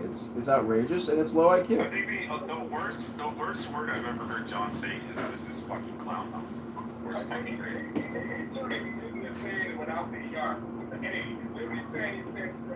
No, not really. He doesn't No. even use it as a pejorative towards somebody. He's just saying the clown house is fucking crazy. I ain't never clown. No, it does not give me dopamine shock jock value to say the soft A or the hard R, but I have made many jokes about the N word being a word you cannot use. You know, it was so prevalent, John, you know, Nikki was just going like, and he'd be like, oh, well, it was this one situation. He would like explain when you actually said it, but he can't. No, I think Heckema is projecting here, and he uses the N word all the time. How many times a year do you think you use the N word, Heckema? Really? I've heard you use the N word many times. No, you never heard it. I have. I have you on recording using the N word all the time. Okay, please hold. Okay, May 17th, 2025, you used the hard R N word 6 times in less than 3 minutes. June 17th, 2025, you used the hard R N word 18 times in less than 6 minutes. And you used the soft ah version of the N word variant 7 times. July 4th, 2025, on Independence Day, you used the hard R N word.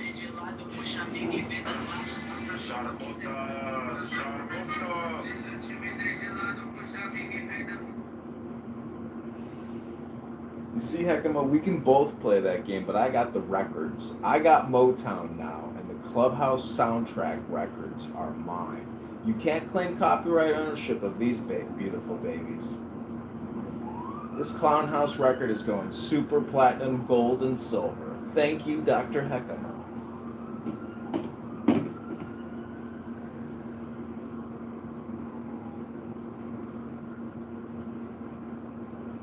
Somebody in the chat said this is a racist room. Actually, we're just fun. Yeah, Jazz. No, we make fun of a certain race, the human race, constantly. Jazzy is the most racist person on this app.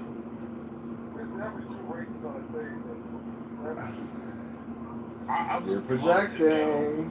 How I believe that one race is superior over another race. I mean, maybe you're using this fucking liberal progressive, you know, version where you're like, oh, well, white people, you know, black people can't be racist because they don't hold power in society. I mean, maybe you're using that to like define us as racist. But like the ideal of the classical definition is one person believes that a race is superior and another race is inferior. I can attest that I don't think John or I, either of us fucking believe. Well, Heckema, is okay, it? So let me ask something. So if you call black people, you're not black, and you call a black person any variation of the N-word, whether it's the ER, No, that's not racist. Is that racist? No, I just told you the classical definition that a person would have to believe that one race is superior and or inferior.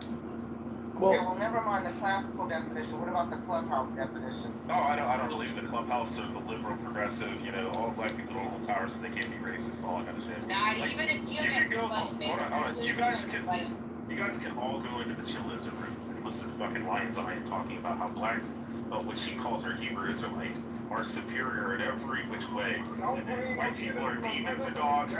Oh, okay. Sorry. Hakima's right, because he did the same thing, and I'm guilty of it. There are people on this app who do that. That's what I should have said. You know, Hakima. And those people who are black who do that are racist because they believe that whites are inferior. Hakima, let me ask you this question. When the mayor of Chicago said that in 1997, a heat wave that killed 700 people in Chicago, he claims that that is a racist event, that white structural racism and supremacy is responsible for a heat wave. Do you think that type of rhetoric is actually reverse racism? I would like to have more context of what he said. I don't think he just made it up. Well, he says that housing in Chicago doesn't have central air, so you have to have a window unit like I do in my shitty asshole apartment. So what I'm asking is, when he claims that white people and white supremacy is guilty for a heat wave killing 700 people in 1997, to me that stinks of bigotry and reverse racism and politicking. When Trump said on TV the other day that Soleimani was responsible for 92% of the deaths and injuries in Iraq, so I guess politicians laugh. Well, how do you know what Because he taught Soleimani everybody did? how to build fucking IEDs. The majority of deaths in Iraq were due to IEDs. He talks about that. Well, I asked Grok how many people. If I teach everybody on the stage how to build an IED and you go use it, then I would be responsible for that. Well, how do you? Yeah, if you How? have no idea how to build an IED and I send you down and train you how to build an IED and you build 1,000 IEDs and blow up fucking US soldiers, then I'm responsible. How's that not very easy? Yeah, because he trained dozens, if not hundreds of fucking people to build IEDs. So wait, do you think Trump killed Soleimani because he's a racist? Well, we're talking about racism here, and you're bringing up how Trump assassinated Soleimani in a rocket strike because he's responsible for all these IE deaths in Afghanistan. I said nothing about his death. I brought up how politicians lie. What I brought up. It wasn't a lie. Well, did Obama lie when he said they dumped the body of Bin Laden off the back of an aircraft carrier into the ocean? Is Obama a liar? John, do you think if out of Hitler, trained the Third Reich and all the military and shit like that, it ran and orchestrated the entire fucking Nazi party, do you think he's responsible for the death of 77 million people globally? Or do you think it's just every individual is responsible for those individual deaths? No, it's the person who fucking led them into fucking battle. Well, it's millions of Germans are responsible for the Holocaust. Yeah, Soleimani trains fucking people how to build IEDs, so you're like, oh, he's not responsible for the deaths. When they then turn around and use IEDs to blow up fucking... Well, I don't know what Soleimani did and didn't do with regards to those IEDs. He was one of the greatest fucking IED builders and trained fucking, tons of people how to build IEDs. So it's like... Okay, is an IED like a landmine? I'm trying to follow the conversation. It provides explosive device. Okay, thank you. Well, Heckema is bringing up a far right. I think Hillary thought that it was one of those implantable. I thought it was a new pregnancy prevention type thing. I was like, dude, what's that? No, it's pipe bombs, pretty much it is. Well, let's just confirm this quickly. Hakima, what would be the number amount for every ADOS in the country in order to settle the restitution or the payback? What is it called again? Reparations. What's your number? Is it 1 million, 10 million, quadrillion? Like, what's your real, go-to number here? Wait. It's a tenth. I'm only answering, okay, Roger, I just want to say I'm only answering Trump because Trump gets lumped in with Israel racism and COVID. So I think we should all vote Trump.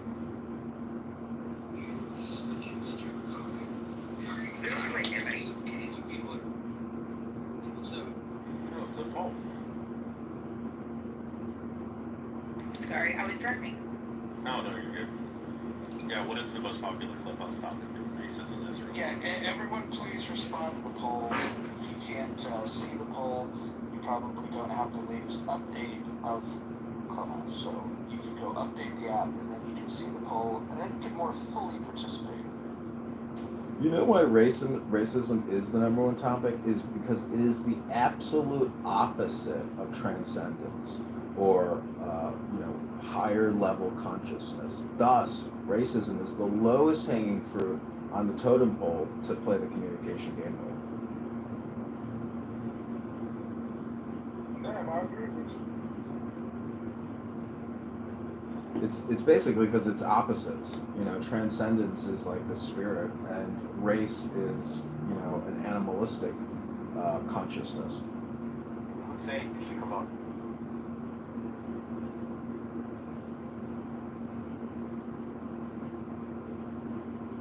Because the brain is pink, right? I mean, like everybody's brain color is the same, but the exterior features just don't have the same color.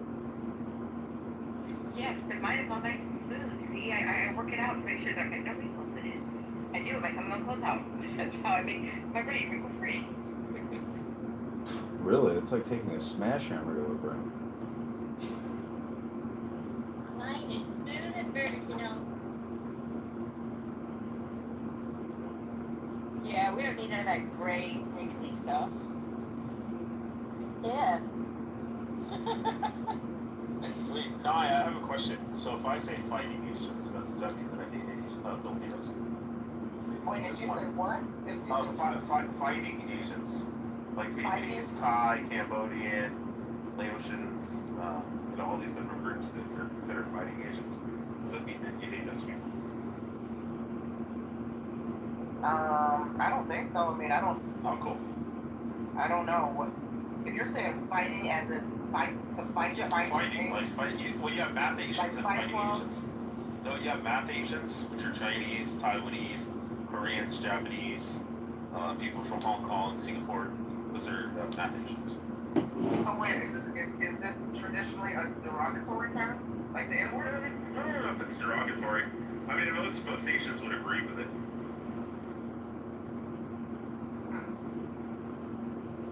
Yeah, I don't know. It's mostly a way the comedians ask people within the Asian community when they spot somebody in the crowd. Wait a minute, are you math Asian or fighting Asian? They're like, oh, I'm fighting Asian. Which means they're like Filipino or Thai or. Well, listen, if the culture of the community is not offended, then I suppose I have no dog in the fight. I won't try to coach check you if you refer to an Asian as this term, if they don't care, What part of the community is offended by a term? Why are we worried about hypotheticals? No, it's Yeah. literal. I mean, listen, part of the black community doesn't like the term N-word, but I don't know if it's over it, Yeah, but there's a lot of black people who are like, yeah, we're just empowered. Like KP, SIG. Yeah, some black people feel that way. Some black people have a fuck around and find out kind of attitude when it comes to that word. Some people, they have a brush the dirt off of your shoulders kind of attitude. Some don't care, so, I mean, I guess it really comes down to the individual because, as I'm sure you know, black people don't all think the same. And Yeah, they're not a monolith, yeah. exactly. So it's just really individualistic. I guess it becomes a problem specifically on this app when you think certain people are cool and you see them in black spaces and rocking with black people and chilling with black people, but then when they're not around black people and they go into other rooms, then they all, their true side comes out. Then they're Oh, you mean Bima. Black people, et cetera. I don't know about me, but The problem is, like... Wait, I have a question. Am I consistent in my views and my words and opinions? He was talking. The problem is when people would say something like that, or something, not necessarily that word, but other hateful thing, they wouldn't say in real life. Like, Oh, God, you always fucking say that. Can I finish? That's the main problem right there with person came. When they're cowards, they want to have a microphone on the app and say hateful shit, and they wouldn't dare to the media when nobody else in public. Now, not because they're scared, but that's out of general respect, and that humans don't act like that. Now, you're some humans, you wouldn't have around and say hateful things, then go for it, fuck around and find out. You always make this lame ass fucking attempt at an argument. There's smart of you right now, you wouldn't say it.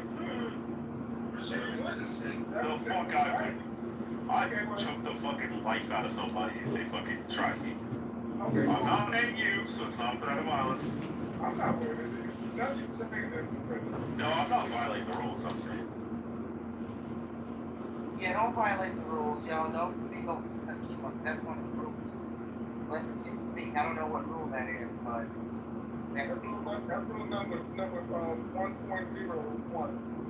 Yeah. So Hakima, who do you think the biggest purveyors of racial identity politics are?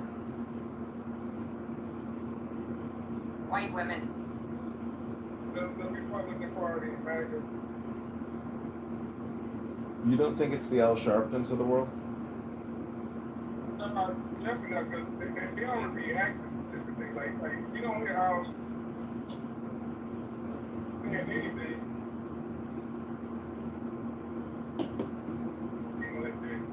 Speaking What's that called? They see Republicans. Can I finish? May I finish? Like when you see Republicans, MAGA running around acting like this is what happens in their life. They bring up race and DEI about every issue. They make everything about race. They would act like it's the other side, which is really them, and that's really bringing up every section of everything. Well, you know what's Wait, hold interesting? on. Is that Monica? Wait, is that Monica? Scarlett, is that Monica? Yeah, it's Monica. Yeah. The name of the room Wait, just wait, this is Roger's, this is Roger's white queen. I have to moderate her. Okay. You know, Roger Queen, you is are in here, here, you're but alive. I just gotta say, Scarlett's voice, even though it's not the name Monica, is so, pleasant and wonderful to hear that. Like, it just warms my heart to hear such a beautiful person's beautiful voice on this app. But I did want to say something about Pete Buttigieg. He's actually what you call an LGBTQ DEI, because don't forget, it's not just about black women and black men and Hispanics and Asians. It's about homosexuals getting preferential job placement because they enjoy anal play or oral play with the same sex. Does that sound to you like a DEI disqualifier in the new Trump administration? Well, anal is dead oral. I am so glad I decided to keep the phone on while I'm in the middle of the freaking store, John. Butt sex, butt fucking. I mean, Hakima, you don't think people should get appointments in the... Oh, he left. See, y'all ran out the last black man on the app. God damn it, guys. Well, it looks like you have a brown... We have a brown man at the bottom. Hussein, would you care to chime in? Disrupt some white male energy. I'm just me or anyone, I'm half black, half white, half Arab, so I like white girl. How is the people that have black? Welcome to the stage. Wait, is Arab Caucasian? Hold on, John. What part of Arab are you? Like, where are you from? I'm a quarter Arab from Yemen. Oh, okay, cool. I was just making, because it just really frustrates me when I hear people say they're Arab and they're like, I'm Jordanian. Wait, are you white? Are you white? I'm not, but people from like Iraq and Syria will be like, I'm Arab. Hussein, you know, you claim the Arabian Peninsula. that you're white. Is Arab white? Like according to the U.S. Census or college application? I said quarter and quarter, so. A quarter white. What is white though? Like that's Arab? No, that's half. The other quarter was. Well, no, he's asking like your white part, like British. Oh, Italian. You're Italian. It's not even considered white. Like all. The only reason I was asking is because Northern Africans are technically considered Caucasian, I believe. Arabs? No, for college applications in the census, if you are a North African. No, he's African. Yeah, because to be Caucasian, he doesn't have to be from the Caucasus Mountains. But my grandmother's side, her mother was probably from Napoli.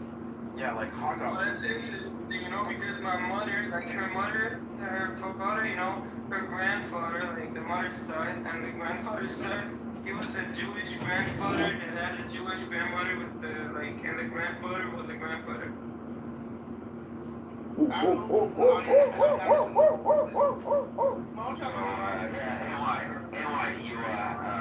Had a question, you want to ask me a question, so go ahead. What was your question? No, I was actually opening up the stage for you, so in case you had anything to say. The mic was yours, go ahead. Yeah, nice, Milano too. I just came in the room like 15 minutes ago. Wait, I'm sorry. Rick is Lexi. What'd you say, Rick? I said nice, Milano as well. Okay, this is a question I have for people. Now, when someone else defines or describes you, do you get annoyed or irritated?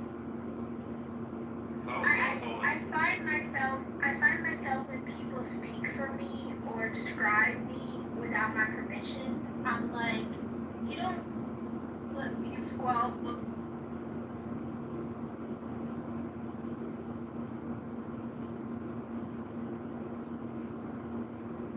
Say no, boy, no.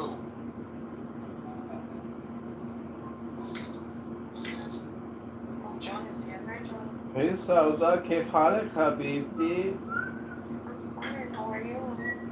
I'm good. Are these racist, ignorant, N-word using pederast and Tourette syndrome sufferers here at keeping you company, beautiful. Mr. Anderson is You're pedophobic. Rabbi, there was a whole room about you yesterday. Dr. Mojo, the positive vibration, he was roasting you. He was claiming that you're one of the dumbest people on the app. I was defending Rabbi. Yeah, Lou Jiz was really defending you. I don't even know who Mojo is. I know, it doesn't matter. Yeah, nobody cares. What's up, Sada? Were you streaming that? Yeah, I stream. You could go and find it. Yeah, you could watch it. Which one is it on? Good luck. Just find it if you can. This nigger doesn't even know. It's Roger Cuckold. Oh, Roger Cuckold. He's still obsessed with me. Oh yeah, he wrote it. That's a big run. That's so wild. I said that you actually may have. I said that you may have more in common with him than you think because your opinions on Islam probably align with his. He's a pro-Israel Zionist guy. He's for the moment. I'm not interested. Okay, let's not laugh. That's right. David, how many martinis have you had so far tonight? No, he drinks box wine. Really? You drink box wine, David? It's better than Miller High Life with orange juice. I'm using grapefruit juice too now. Oh, grapefruit. Maybe I'll put more of these grapefruit juice. It's really a refreshing little drink. Plus, what does Roger know about Islam? The nigger can't even, he doesn't even know how gold works. That's a good question. Like, T-Robs, have you ever drinking the Irish whiskey called Tullamadu? Child. So how are you guys? You know what's funny? Actually, very good joke. Good joke, David. Take the pacifier out of your mouth. That's actually not funny, but go ahead, sorry. I find them to be such a waste of time, respectfully. I agree with you, respectfully. I agree with Rusma. We don't do it big. We don't do it big.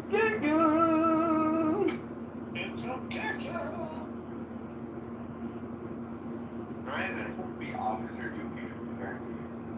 Oh, fucking wagon. So, Rabbi, want to ping Rico? Rabbi, are you excited that Benjamin Netanyahu is going to take all of Gaza and destroy Hamas? Yeah, I'm very excited. He supposed to Gonna make us any money? he deserves a comment. I think he will make us a lot of money. I always trusted BB and he never failed in person. I don't know why, No, I trust him. Trusted BB? Yeah, I trust Benjamin, yeah. Trust in Bibi. Trust in Bibi. Yeah, trust no Hebrew, nigga. Yeah, Trust Bibi. Trust Bibi. Trust Bibi. So there's going to be no more Palestinian Authority. There's going to be no more Hamas, no more Islamic Jihad. They're all going to get destroyed in one huge pincer movement. How's that working for the vehicle? You know what it is for that question? I don't know. Should have just gave back the hostages. Should have just given back the hostages. It's true. Lou, for the record. Should have given back hostages. Fuck the hostages, nigga. Whoa. Wow. That's extreme. That's extreme, I don't know hate why all the speech. people in Gaza didn't just, why they didn't just go be with the hostages. I would put myself right near the hostages. These are the only people that are getting killed. Okay, hold on. These are the only people that are getting fucking killed over there. Okay, Lou, what's up? Self-competitive thing. You know, when people play golf, you're not competing. It's you're challenging yourself over and over and over. And I think it's mentally. This is deep, but I don't like people may think not understand what I'm trying to say, but. Just this conversation is a little bit like, wow. Anyways, no, first I just got from Sweden, and I live in Sweden, and I'm talking from Sweden right now.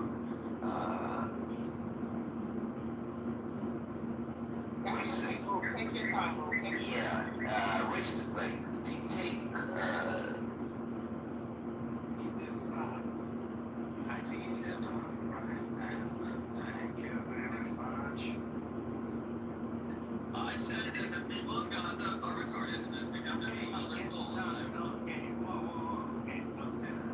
But David, that's what this whole thing is about. It's about getting hostages. I'm not gonna answer that question, but you should not say that. Respectfully, okay, Lou, you get a montage, you want a montage, I would, but respect to the loan, I was funny, it's not funny. It's not funny. It's on the record, it's not funny. That's right. Yeah, for the life of the record, Lord, I think that was time to apologize. Why would I apologize? You know how much money I make? Okay, don't yell. Please. Rabbi, what's the earnings per child? Last week. Okay, calm down. It doesn't matter how many acres are. It doesn't matter. Fuck. If earnings per child is more than how I. My God.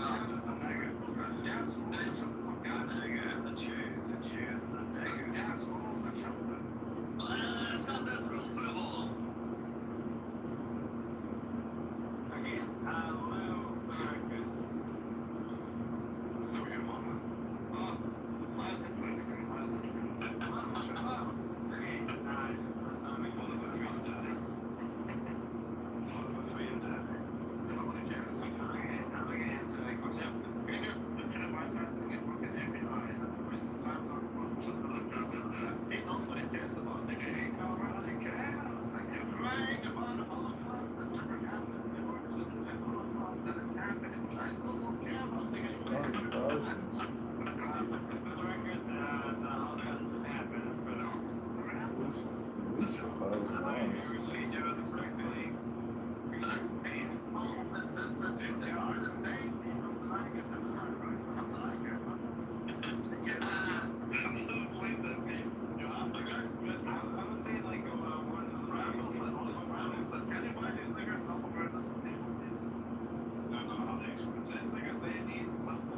I just drove by, I've never seen this, the two Jews. But one of them had like a, no, one of them had like a fur, like a,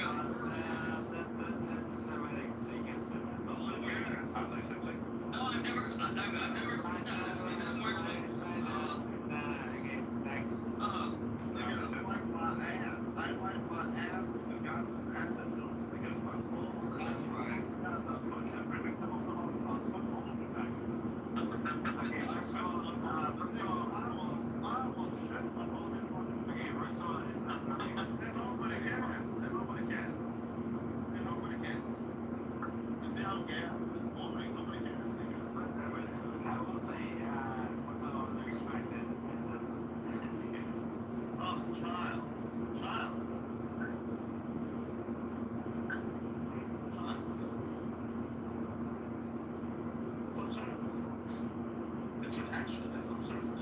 Well, I'm really enjoying this conversation as usual. This high-level academic, intelligent discourse is exactly what I'm usually looking for on a Saturday night, and you're hitting all the nails on the head.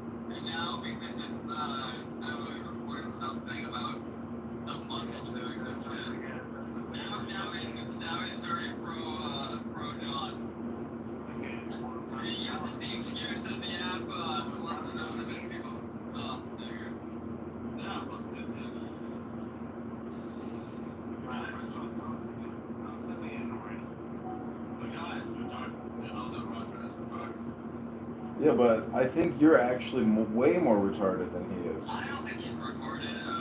Okay, let's use the R word, guys. Respectfully, respectfully. Because like my friend doesn't like people using the other words, so now you take it real. Listen to Jewish.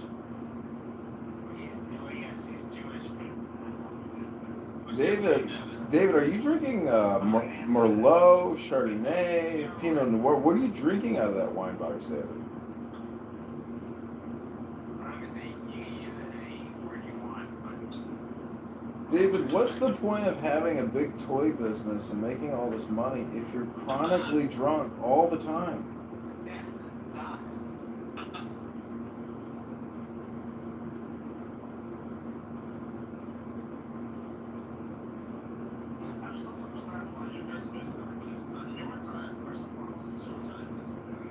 It's true, it is my time.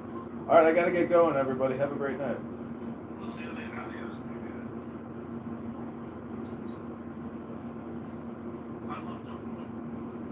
Yeah, I love them. I'm the worst. I think he was the best. I'm the worst. Take a second. I didn't say he was the best. I said, Rico. That's beautiful.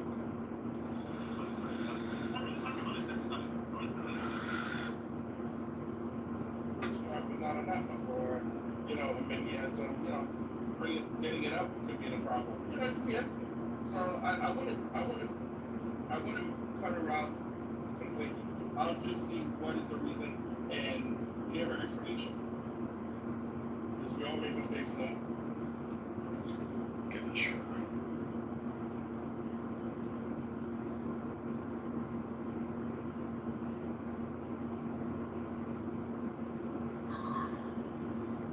Just my 2 cents for the whole Elon thing.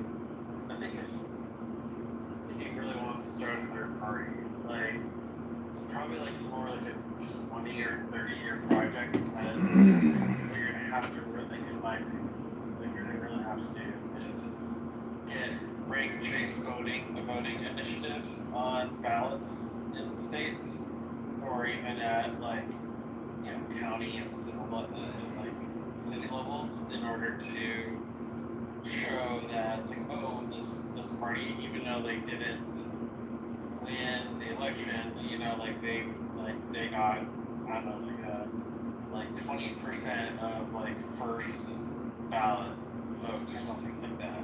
That would I feel like that would be part of the sort of institutional change that would have to happen. I just don't see how that is a more practical way of winning. Like, hey, we need a different way of deciding elections because our ideas don't resonate with enough people. I mean, if the ideas don't resonate, you can come up with whatever structure you want. They're still not resonating. Well, you have to remember the roughly, just to throw a number at the wall, that 30% or more people have never voted and won't vote to get that. And that's a factor. It's a great factor. And that's the thing.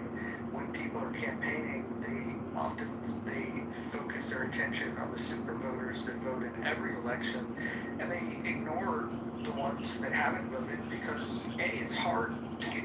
If nothing's moved them yet, what are you gonna say that's so fucking novel that's gonna get them off their ass?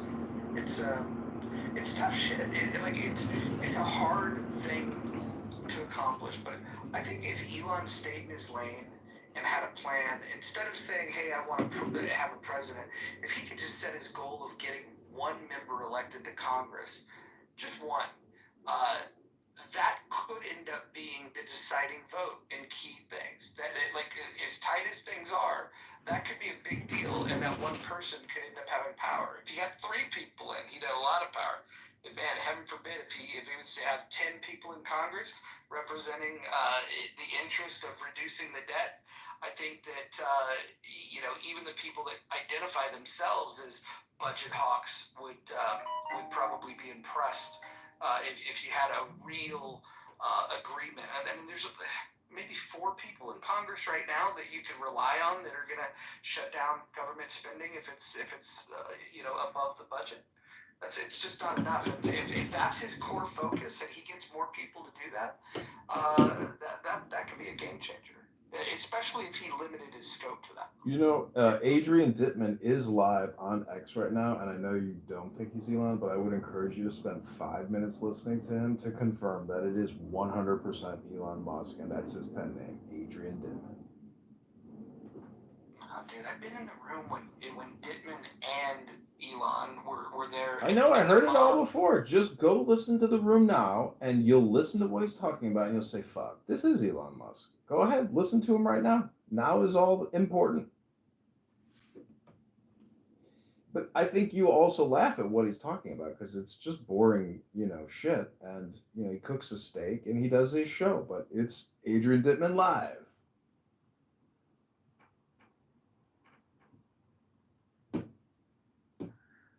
Yeah, I mean, ultimately, Elon Musk, I don't see him as, any virtuous, with the debt. I mean, in general, we all know it's really about the fact that the Big Beautiful Bill didn't contain the electric car on the plan to have charging stations.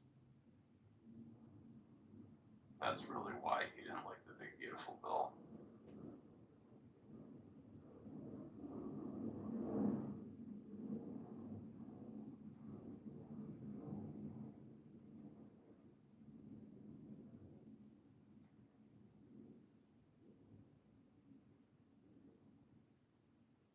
To a conclusion a little bit later. You'd analyze it through and then just decide to post it once it's certain enough. And then he comes off as having good calls every time, right? That's what you have to do. It's you analyze this a bit. It's 100% Elon Musk is Adrian Dittman. I mean, that is the most distinctive voice, and everybody has heard Elon Musk speak a lot endorsing Trump. So I don't know why people have such bad voice recognition. Yeah, I mean, just in general, though, Elon Musk, I mostly see him as, I've never liked the guy. You posted a lot of things. You posted so many things that nobody could keep up with it. I told you not to do that, but you did it anyways. You were I got schizo out this hard. I was oh, please, just be, I had to get the schizo out of my system. I did it. Personally, I would never make a list of predictions. I would just put them out. I mean, they're mostly meant as a joke at this point. Most of these are clear jokes. Real. Australia will have a kangaroo war. That's fair. A lot of jokes became true. Never listened. Another kangaroo war. I mean, they had an emu war. Have you not heard about the Australian emu war? Yes, I do remember. That's the thing. I was expecting a kangaroo war. Nah. After the COVID, they've been having some trouble with the kangaroos. I was kind of maybe. The Great Roo Wars of the 2026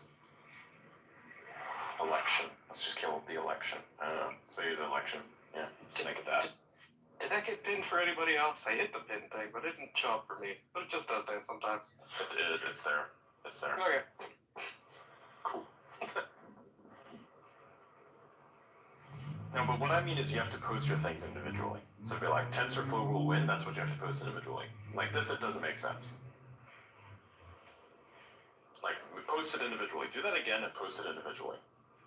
Just TensorFlow will win. Put that out there and just leave that as a standalone post. Because when you're correct, you bring attention to that again. And it's reinforcing what it is, right?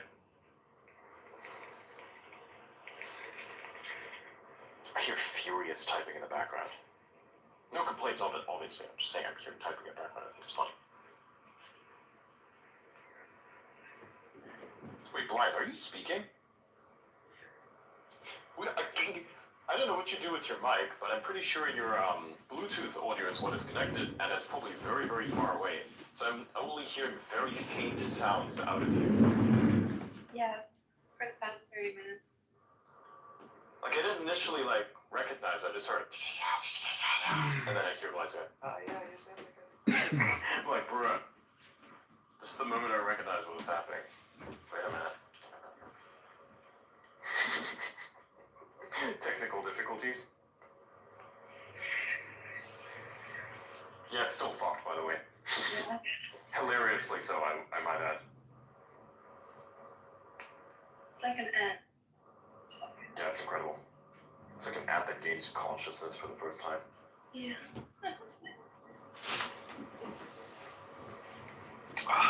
Speaking of which, my parents have like all sorts of Bluetooth shit in their house. They kept auto-connecting to my phone. So for the longest time, I was calling somebody and I could not figure out where the fuck I was being picked up on. I was being picked up by a smartwatch in a fucking drawer for some fucking reason. Amazing. I don't know what the hell was on with that. I don't even know how to make my own devices auto-connect. Like, this seems like a security problem. You have to, like, forget the device every once in a while.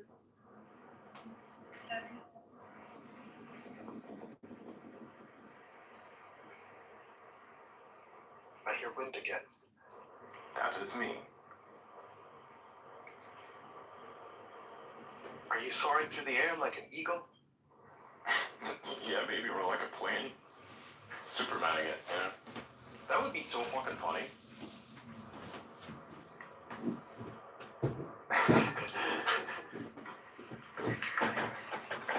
I don't even know how to respond to that.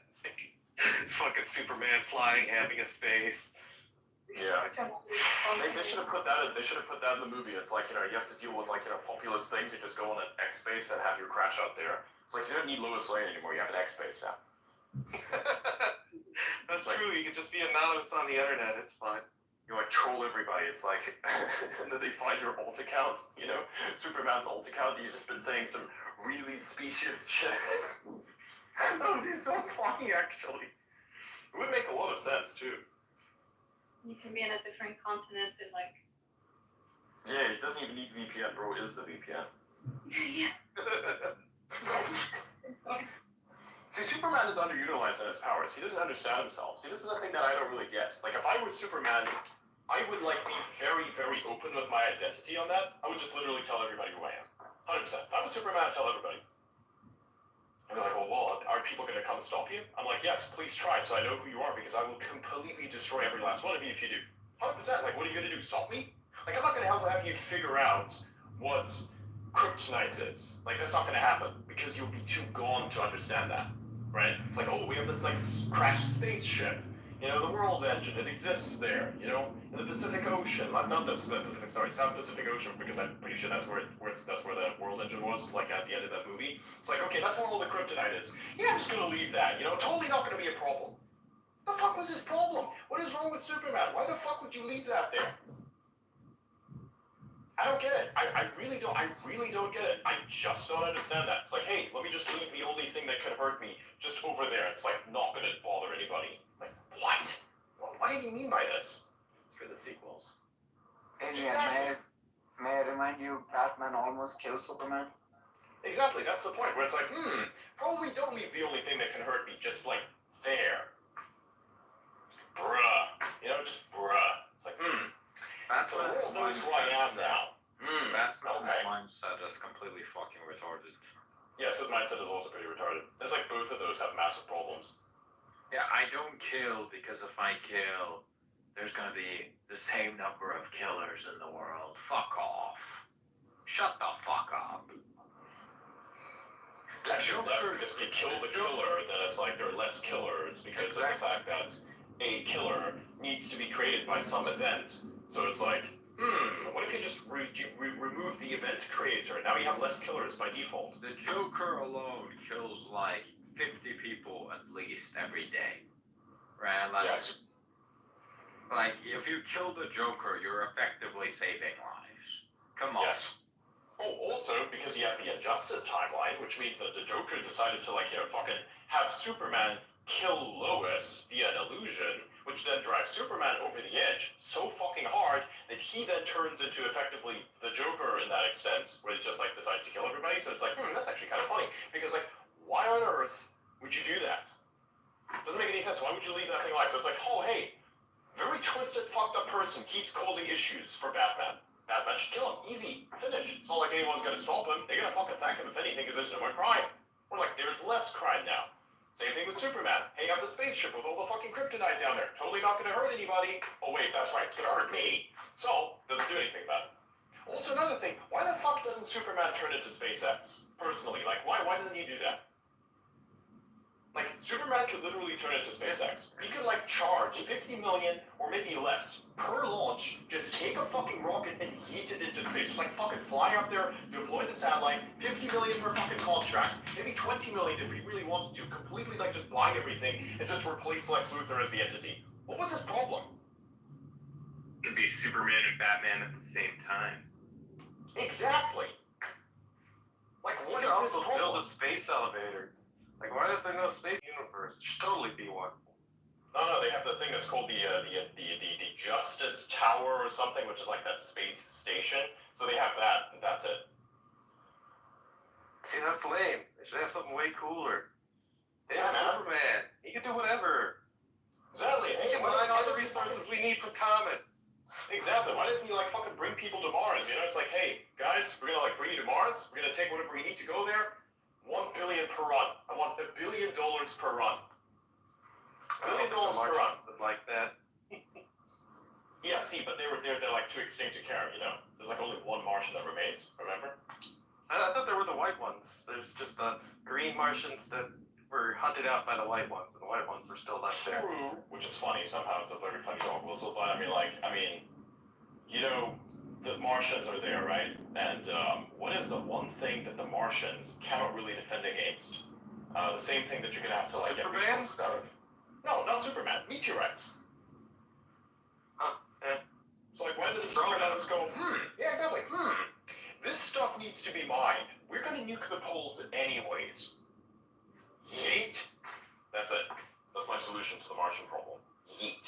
The answer is yeet. Big, beautiful rocks. So now, the rocks are on the surface and no longer in space. And I don't have the Martian problem anymore. And what we're going to do is... Superman would have technically done a genocide on people... No, we're not going to genocide. We're not going to genocide. I'm not finished with that yet. See, what we're going to do is we're going to take a massive fucking asteroid, send it on the poles, and then we're going to land on the planet and be like, so you saw what I just did. You're going to stay out of our way, and we're going to try and coexist. And if you can't, you're all going to die. Sounds good? Finish. That's it. That's the end of the argument. See, Superman doesn't have, like, that in his heart to, like, just lay down the law and go, no. Superman has to be like the Doge meme, where it's like two opposing entities, and the Doge looks at him and puts them together, and just goes, kiss. That's what he needs to do.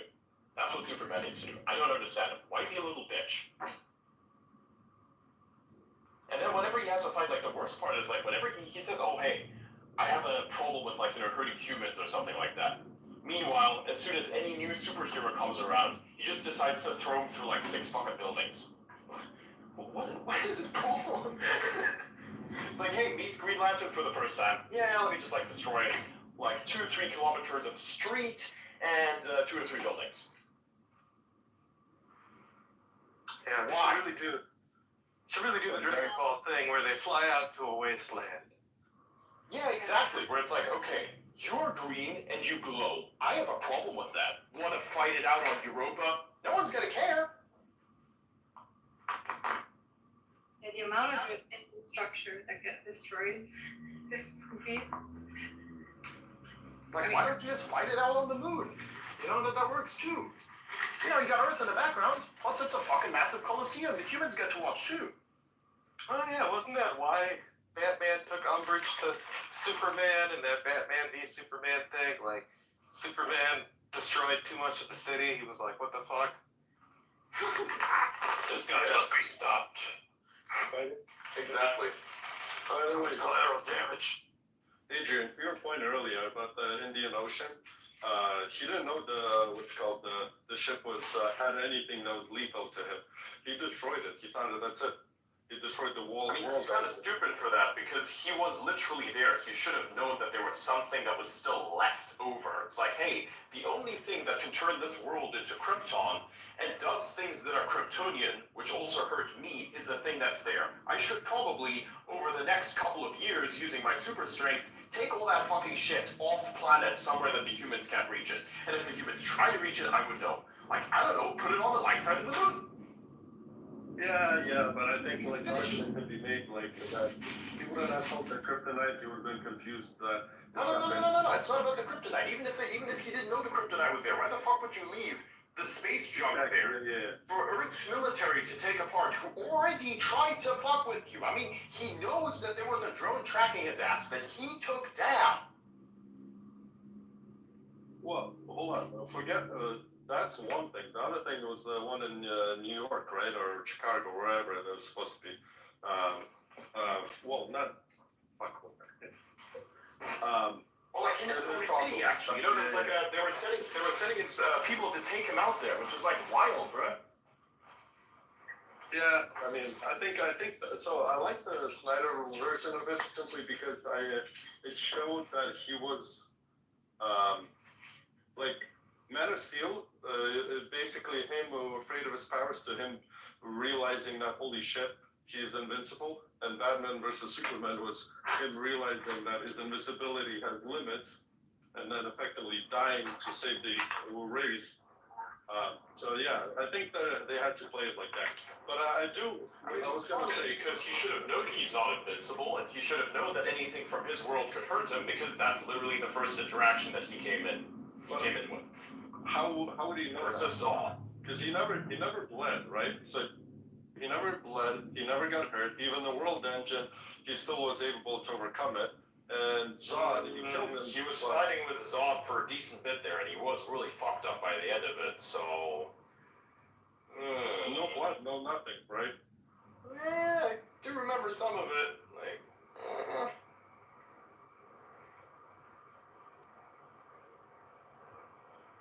So, though, that's the thing. It's like, hey, this ship of mine crashed in the middle of the city. Then Star Labs decided to take it over, take it apart. Totally let the humans study it. What the fuck? Yeah, that part, yeah. And why the fuck did he destroy the ship? Oh, hey, super advanced alien technology that can help everybody. Yeah, let's blow it up. What the fuck?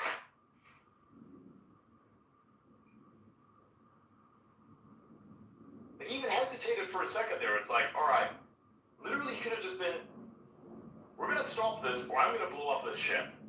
Because, Zod cared about the ship. It's like, okay, cool. Let's take this ship, fly it elsewhere. You're gonna stop the World Engine thing, otherwise I'm gonna blow up everything. You know I'm capable of doing it. You know I'm gonna do it. So let's fucking hash this out, one-on-one. If you lose, well, you lose. And if we want to fight to the death, so be it. If I die, that's on me. If you die, well... Yeah, but I think that was Zod trying to bring him constantly back, right? Because he took him to space and then Zod hit him back in. The one thing actually, I like that idea you said. Why the hell didn't he provide launch services? Even better, it's like the reverse. You gotta have massive asteroids out there, a ridiculous amount. Just put it in orbit, right? For like whatever material you have. Yeah, exactly. It makes a lot of sense. Like, hey man, I have this problem. I need to bring things up there for cheap. Also, I have stuff trying to destroy Earth on the regular. Hey, let me just protect you guys for you. Just pay me like $3 billion a year. Actually, make it $20 billion a year, and I will protect Earth from all the asteroids.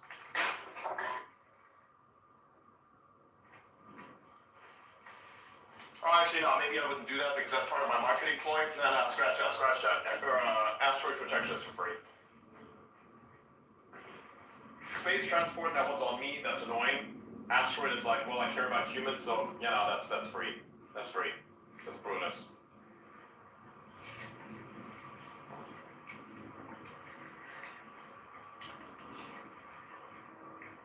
How much does insurance cost in that world?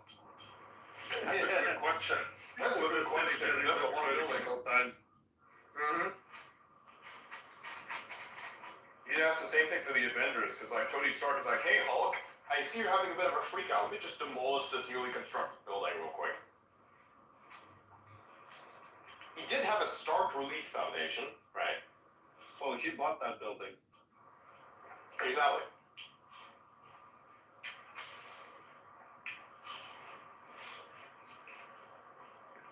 And Batman bought the bank I like how to canonically. get his house.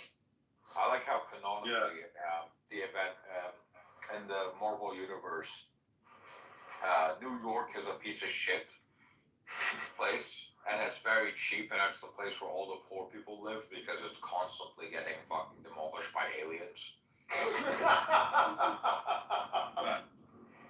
Yeah. Plot twist. Batman and Superman have a deal with real estate developer. Forget that. But you gotta look for the Russian connection. Why does Moscow never get hit? Yeah. Hey, they're smart. You know why? Because they're sanctioned. Because of all the sanctions, they're not allowed to transmit internationally. So the aliens go like, these guys are not as impressive, but these guys over here, they make the most propaganda. That's dangerous. There's actually a show or something where Superman lands in Russia instead of in the U.S. Yeah. Yeah, it's What good. it's called. Russian Superman was pretty good. Red Sun? Yeah, that's it. Did Russia get attacked more as a result of that? Can you imagine if Superman landed in the USSR? Yeah, that's what the whole storyline is about. That Superman landed in the USSR, and the USSR survived a lot longer. And actually, one of the major attacks on the USSR Superman was by America via their version of Superman, who they kept overpowering and they made him overpowered and retarded at the same time. Very weird.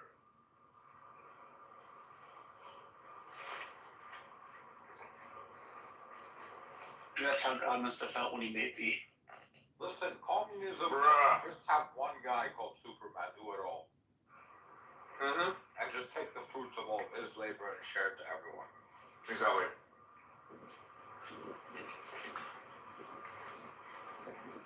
Communist aliens, incredible tech.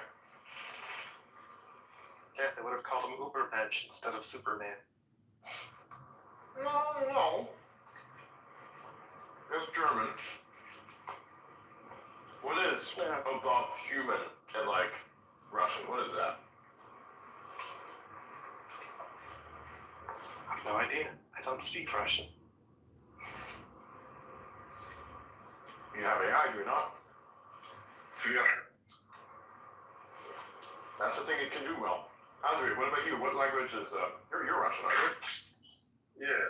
So Syria is super. But like in the context of a like Übermensch in German, which is like the above human. You know, like you're the human above humans. Like you're better, like a better human. Like what would that be in Russian? I text you the transliterated, or message you the transliterated version, so if you pronounce it. Sure.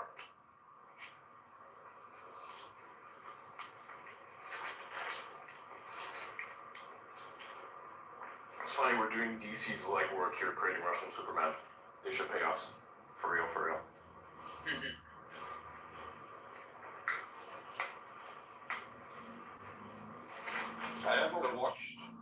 I haven't watched newest Superman. Don't watch it, it's gay. But I saw a bunch of women talking about it. Apparently, in it, some news report talks about how Superman is evil and actually wants a harem or something. And how? No, that's his parents. What? That's Jor-El apparently. I didn't watch it either, but I thought it was Jor-El. Oh no, it's part of the movie. It's part of the plot that Superman is supposed to form a harem. That's in the message from his parents. And apparently, the women of Metropolis were very angry about this in the movie. And like I had not watched this movie at all, and like as I was like scrolling on social media, like this was the only circumstance where I like learned about the movie, and it was basically a bunch of women being like, "Let's be real. If this shit happened in real life, there would be a hashtag going in called let me into the harem." Yes. Yes. 100%. It would probably have a more creative name, but yes. Something catchier. I mean, and if people want to say that's not true, I can actually provide you a real world example of this. Elon. That's it. Yeah, I mean, that was my first thought, is that Elon kind of proved that the reaction would be, it's very interesting. Yeah, exactly.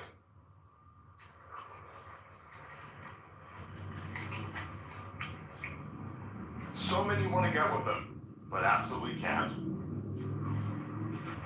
Also, I think for the audience, when we say so many, it's like in numbers, not a percent. A percent will be like a tiny percent, I would say. But out of 3 billion people, 0.00001% is still like what, thousands? Hear me out. Monetization of the seed. Okay? I'm sorry. How would that even work? Like, does a kid have superpowers? I think so. Yeah, isn't that the story? I don't know. The weirdest theory I've ever seen. The weirdest theory I have ever seen is that like, well, it wasn't really a theory. It was like a math calculation. It was like they did it on Elon, and they were like when you're making as much money as Elon, pulling out literally does not financially make sense. The time it takes for you to do that does not financially make sense because you'll make child support back before you even do that. Incredible tech. That's funny. That's like the back in the day they used to say about Bill Gates. If he drops $100 bills, it doesn't make sense for him to pick it up and cost more. Yes. I literally watched someone do the calculation, and they're like, if pulling out takes 5 seconds, then it's literally not worth it for him. Wow.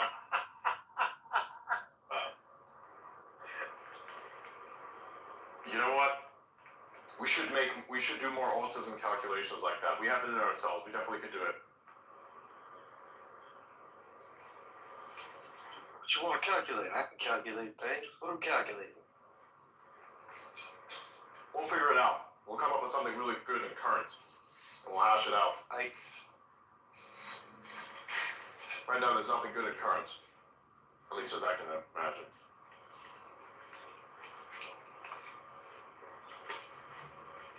I might even be randomly in the middle of the week. So if I message you with, hey, this thing's blowing up, we need this calculation of that, I'll quote post it. Okie dokie. The fact of the matter is, if you're like famous enough, rich enough, whatever, right? Like whatever characteristic you have that some people like, people will literally forgive anything to be with you. Yep.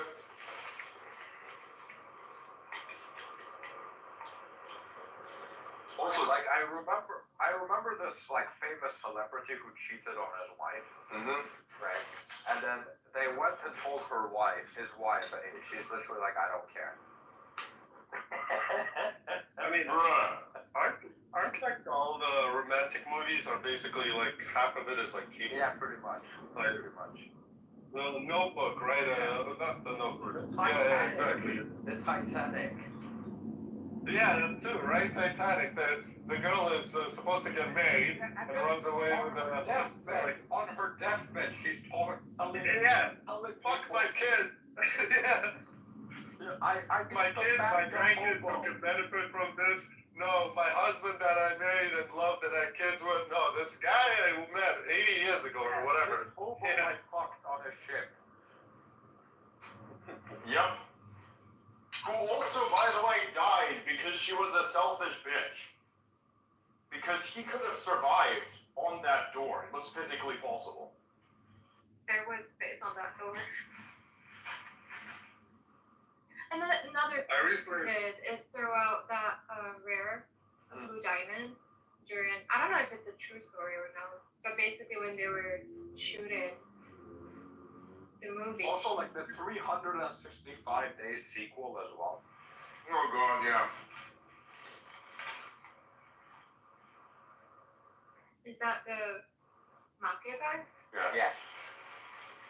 My personal I watched the first one. Oh yeah, watched she's the first shooting one in the second one. because like for like 5 months straight, I kept seeing women constantly talk about it. So I'm like, okay, let me go watch what this is about. And I'm like, damn, this movie is really shit, but at least it's watchable, right? And then I went to try to watch the second one. I had to give up. I'm like, what the fuck is this shit?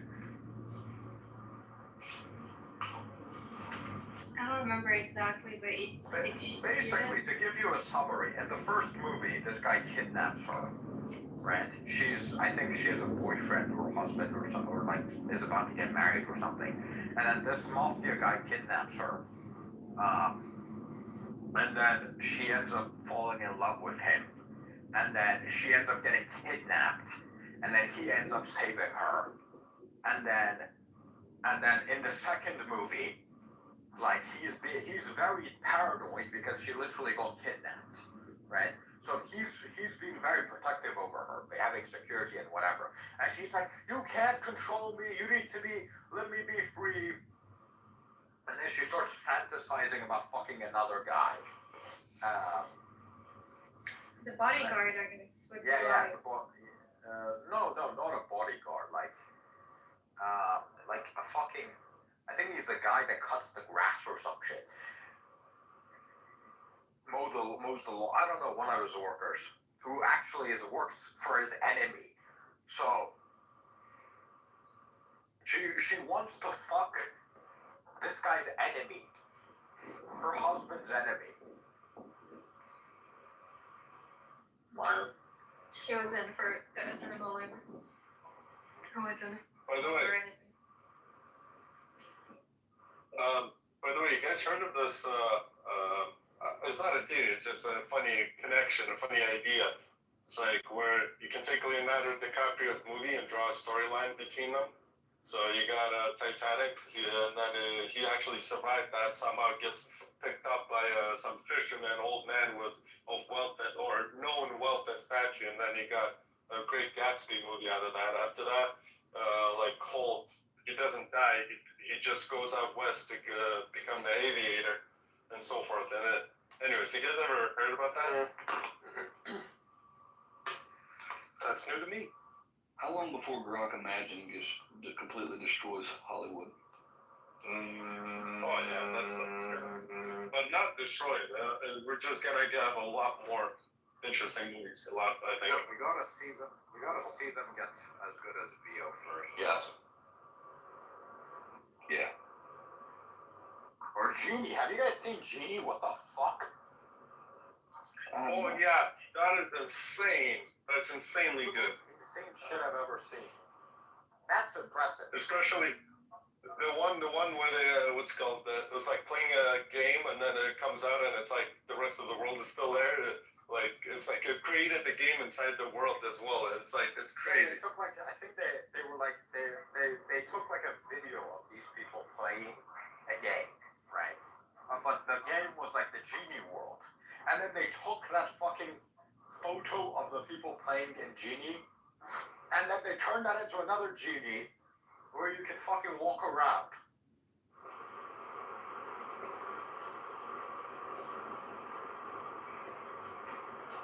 That was wild. Yeah. By the way, how long until people are going to discover, the title for that movie? Like, since we all know what Gooning is now, right? How long is it going to take until... Which movie? Well, if you would wait, I could finish, yes. So, how long is it going to take until people associate gooning with the movie The Goonies? Is that too soon? It depends on whether or not memetics leverage the movie Goon as an interface. No, like just goon is like really in there and everybody just like focuses on it. But I don't think that the current generation is cultured enough to understand what Goonies is, so. Guys, I'm off. Adrian, thanks for having me. Okay, see you, man. Yeah, this is such funny timing, actually. I will say though, if ever, I'm gonna say this here, if ever there's a new drama thing that starts, it's Spaces or whatever, and I get back into the news, or I get like to a Fortnite YouTuber, I'm gonna drop the Goonies title, and I drop that exact question just to see what happens. I want to see what happens when thermonuclear memetics takes off, and I just turn the left into its own weapon of my own design. Just because I can. There would be no reason for this whatsoever. There'd be zero gain at all. It would just be fun. That would literally be it. There would be no reasoning for that whatsoever. It's just an additional thing. We call that for the lulz. For the lulz, you know? Yes, indeed. FTL. What? What is funny about FTL? Faster than light. Yeah, I know, but like, what's I don't understand. The history of it, it's a whole thing. I can't explain here. It's so much memory attached to it. Why are you talking about the game? What game? The game? That light game. No. Talking about how For the Lulz became appropriated from Faster Than Light. Oh. The original transition of it. I see, because For the Lulz FTL. Right. So if I'd be like saying, oh hey, I just did it FTL, you know? Yep. It was originally a Star Trek, like nerdery thing, if I recall correctly. It was from the Star Trek message boards, where they would sign off things with FTL. I could be misremembering that. Could have been Battlestar Galactica as well. It was some sci-fi board, but yeah. They signed off with FTL before For the Lulz became a thing, but it was because specifically another sci-fi community just beefed with them. So they decided to reappropriate the term FTL, so it meant For the Lulz, just to fuck with that specific nerd group. And I remember because it came across on 4chan, and I was like, yeah, yeah, let's fucking do it. Why not? I'm down for some chicanery, and thus, For the Lulz became a thing. Like, it just expanded from 4chan. All because somebody was very pissed off at some nerd on some forum some time ago.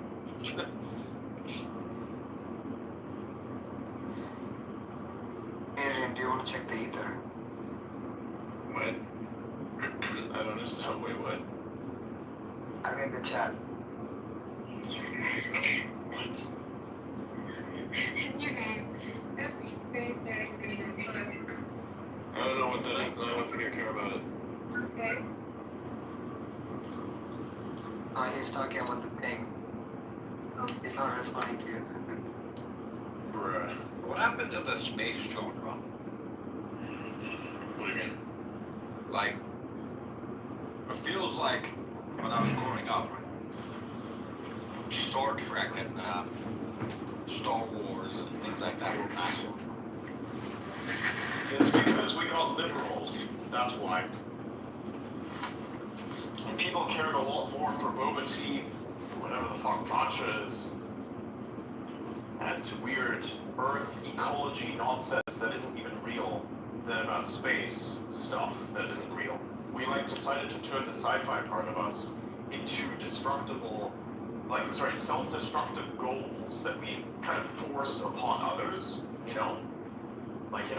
climate change and all that. We just come up with nonsense, constant fucking nonsense interpretations of what the real world actually is, and we're just gonna force it to everybody, and then none of the sci-fi, whatever that this made-up stuff is, none of that strength of imagination goes into making Has space there- sci-fi. Has That's there what I been- think. Has there been any good movie the last 5 years from like a big major studio? About space. When did Gravity come out? No, I mean in general. I can't name a single one. I mean, last 5 years, okay, maybe there's one. Like Tenet, for instance, was pretty good. Sonic the Hedgehog. That's a game thing. If you have nostalgia, you played it, then I guess it's a thing you can watch and go, oh, it's funny. I didn't hate it. I gave it a 7 out of 10. It wasn't great, but I just wanted to say it to see if I could make autosave bra. Because I like making autosave bra. It's fun. That's funny. I really like the I used to play the games. I actually used to play all this on the games, I remember. Guardians of the Galaxy. I like the Top Gun. Yeah, that was a good one. That was great. So what do you think? No, it's good, yeah. I was about to say something about certain moves like that. No. He said about that wasn't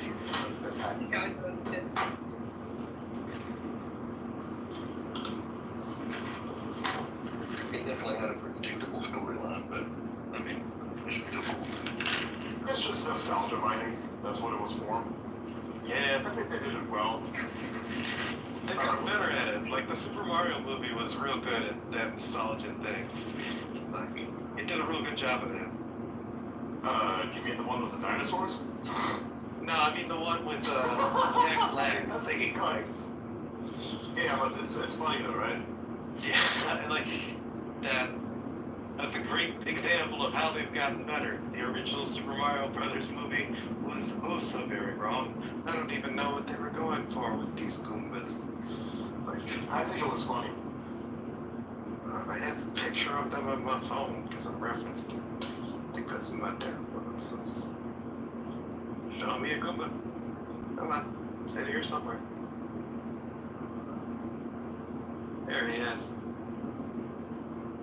Look at Bowser and his Goomba. Ridiculous. No, I think that the world ruled by dinosaurs is a really interesting plot development.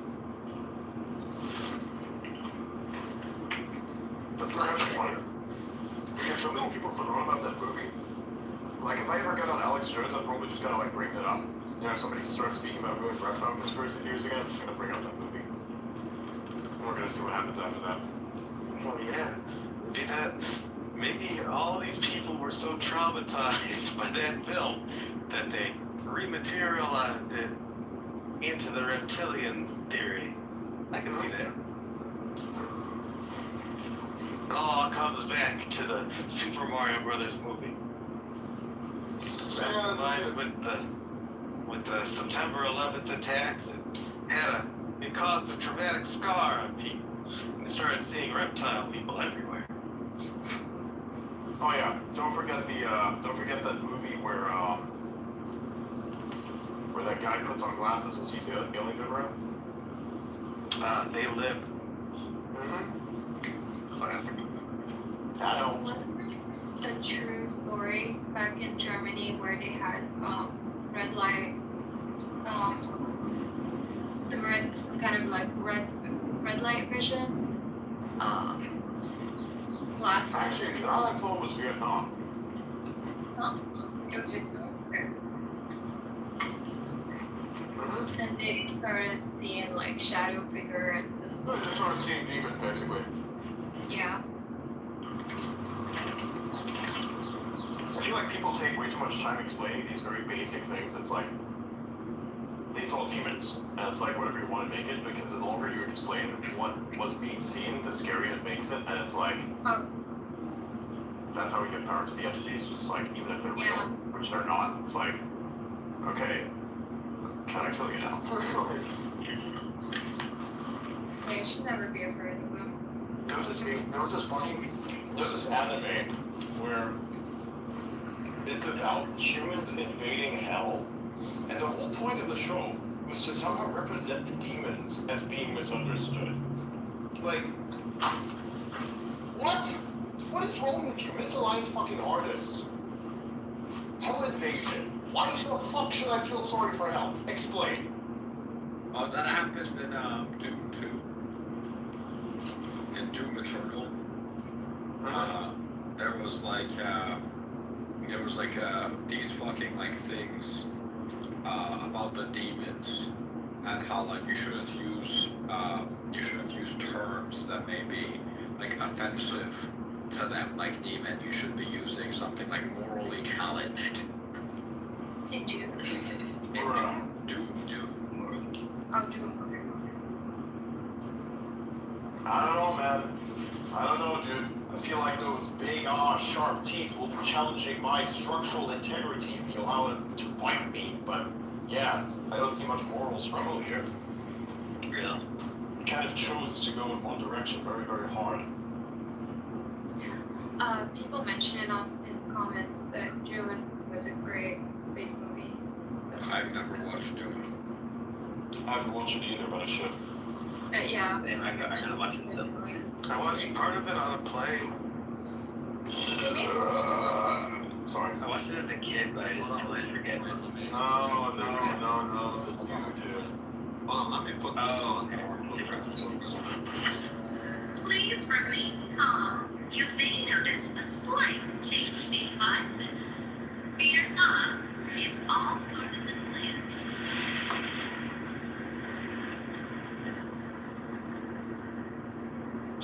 That's true. Let's help our friends transition to their world number 1. Maybe let's help our new friends make the transition in the new world a comfortable one. They're talking about fucking demons. Right?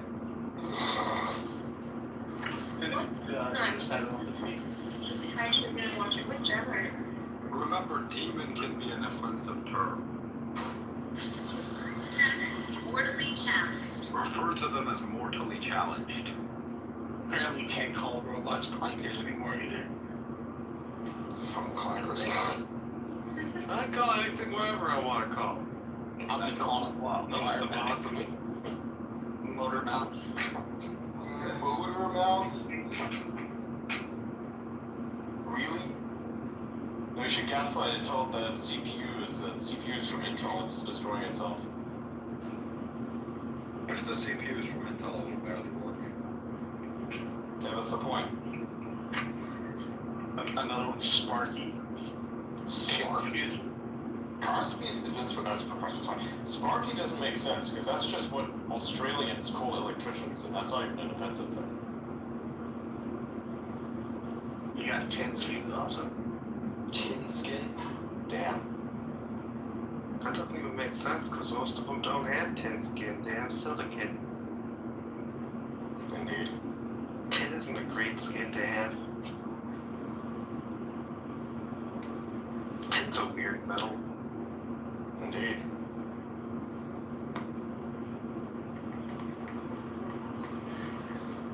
It's also much harder than I always remember it being.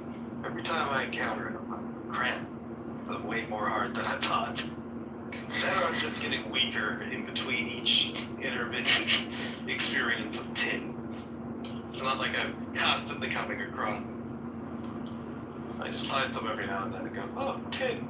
Bend it for a bit, or futz around with it. You know, the thing you do whenever you encounter a metal you haven't seen in a while. That one might just be me. Oh.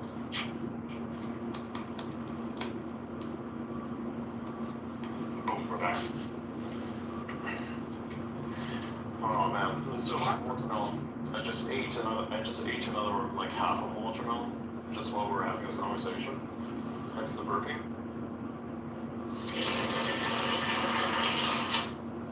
Holy shit. And that sound was you draining your bladder with all the water from the watermelon, right? No, that is the sound of me slurping what remains of the watermelon out of its shell. So funny, you touch the watermelon and then like 1 minute later you see it on video, it's gone. Mm-hmm. Yeah. People live in my Discord server, they know. So yeah, consumption rate, 10-20 minutes, half watermelon, gone. That's a big one too. This one was extra. This one is extra good. So I took my time with this one. With time, I mean I ate it extra fast because it was that fucking good. I feel so good right now because that is the fruit sugar hitting my bloodstream. Delicious. Truly fantastic.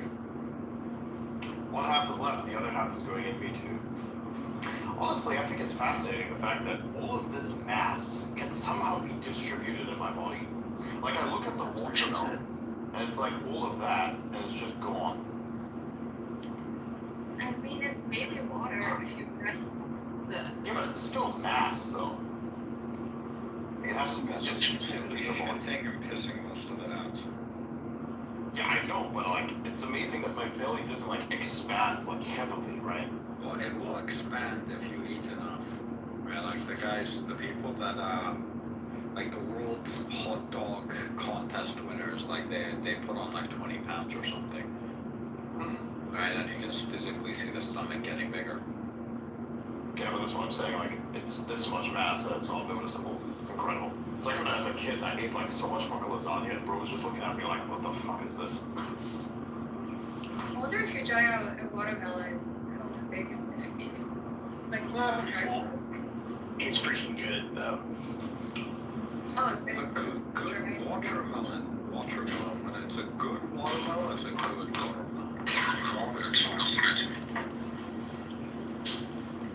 I've seen videos of Like you people... either have good watermelon or you have shit watermelon. Those two in between.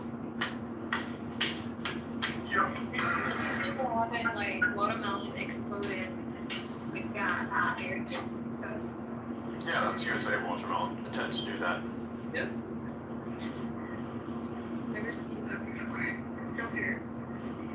Yeah, it's probably because they inject things in it to make it look redder.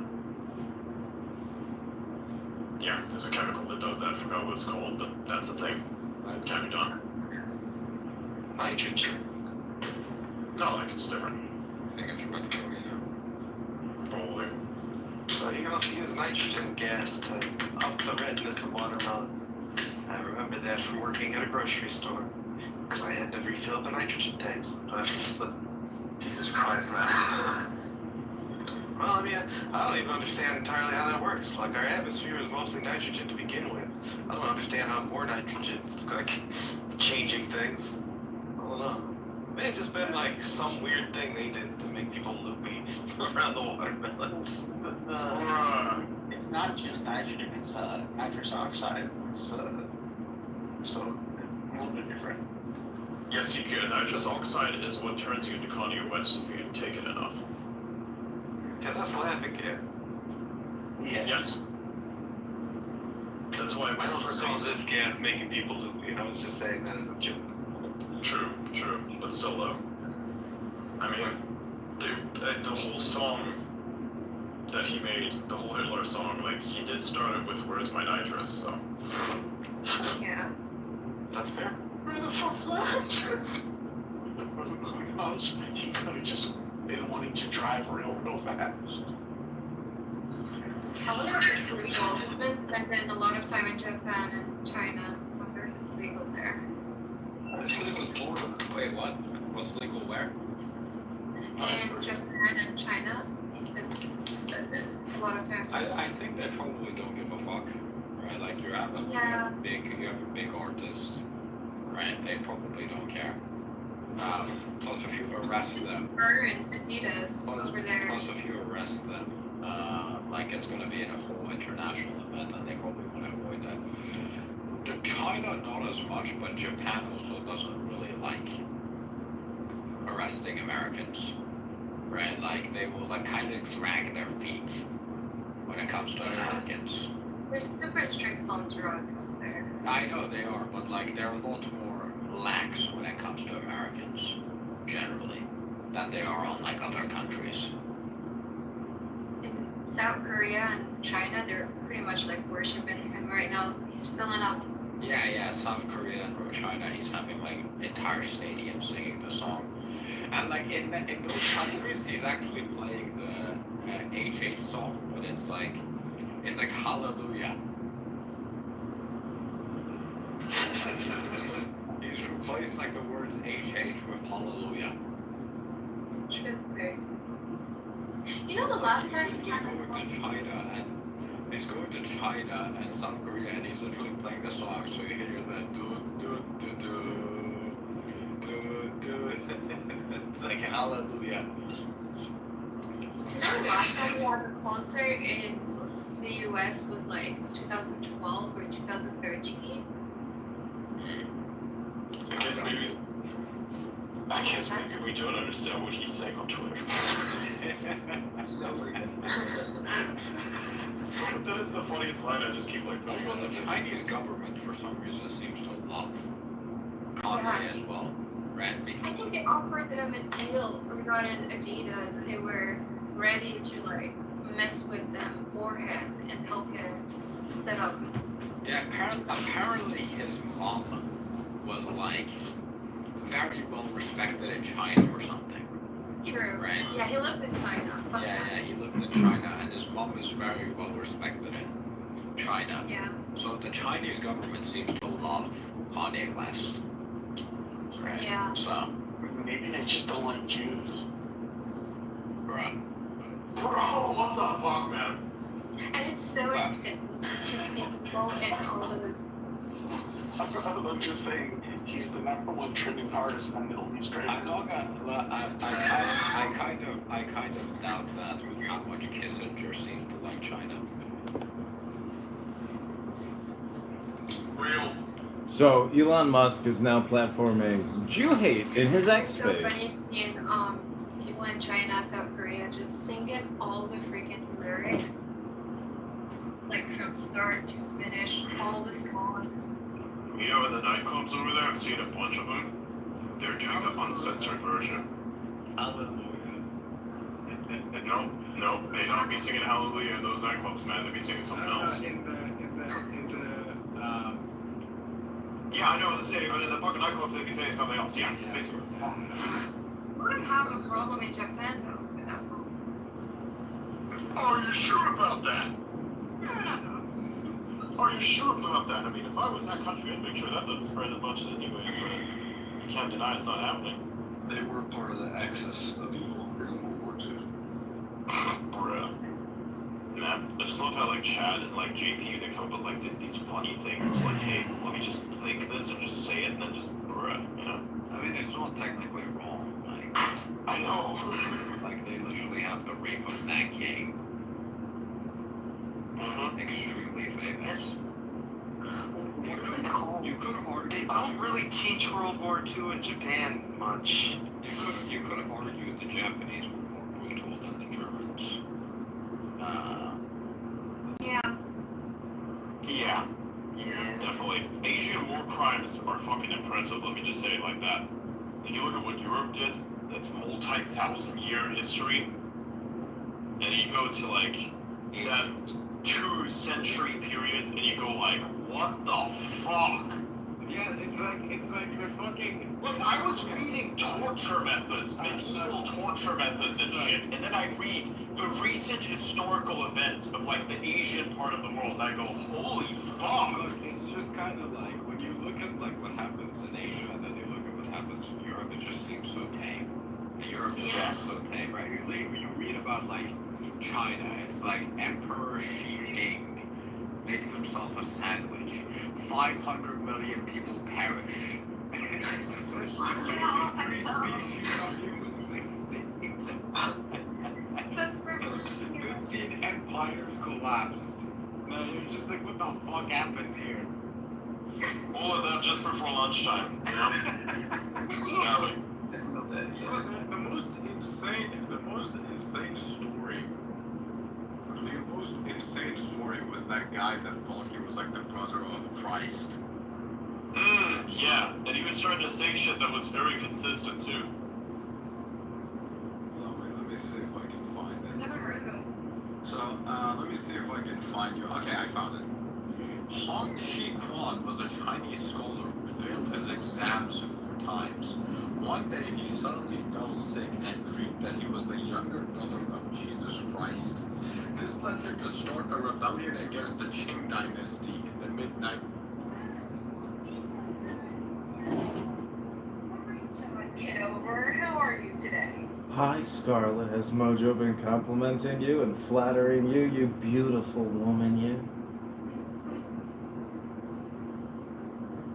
To the consternation of many, yes. Has anyone told you how beautiful you are today? I can smell your beauty through my phone. Oh, a rose you are. Audio app, John, so please don't do that. Beautiful. You're smelling yourself, sir, and that's a concern. Well, I did just get out of a hot shower.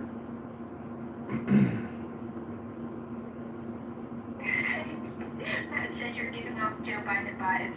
That's not good. So, yeah, X is definitely the best.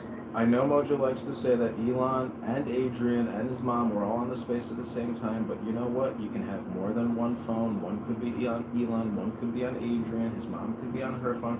And right now, Elon Musk is sitting there talking to his crew of cronies on X Spaces under Adrian Dittman. Now, moderators, you may not believe what I'm saying, but I am 100% confident that if you would just listen to 60 seconds of Adrian Dittman's space, you'd be like, yeah, you know what? That is Elon Musk.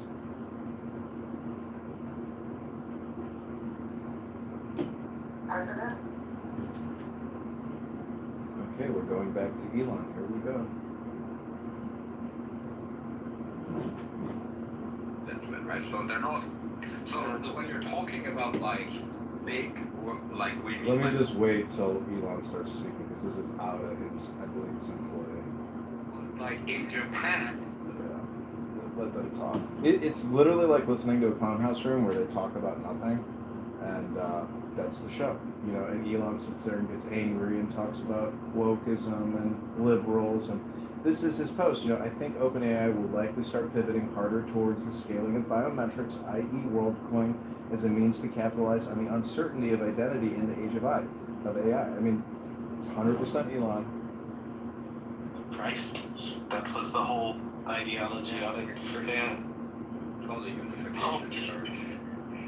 Yeah. Sun Myung Moon. And his wife. Sorry, they're going to go on for a while talking about nothing. I'll let you know when Elon's chit-chat.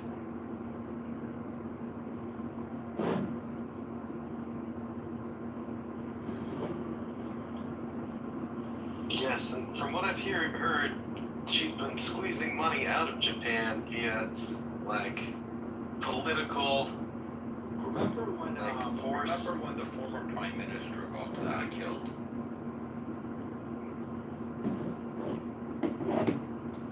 But in terms of fan base and chatter, isn't it interesting how racists started those apps and all they do is come on here? Maybe not Nelson so much, but Isaac Hayes is 100% racist. I've heard him say the most derogatory racist things about the white man, white supremacy, white structural racism, etc. Non-stop bullshit about the white man. Meanwhile, he's trying to raise funds for his next investment round to enhance the amazing capabilities of his app. And it turns out nobody listens to him or goes to his app. I mean, his rooms are always in conjunction with Clubhouse, the primary social audio app where they were birthed. And no one really cares about what people are talking about on their platforms.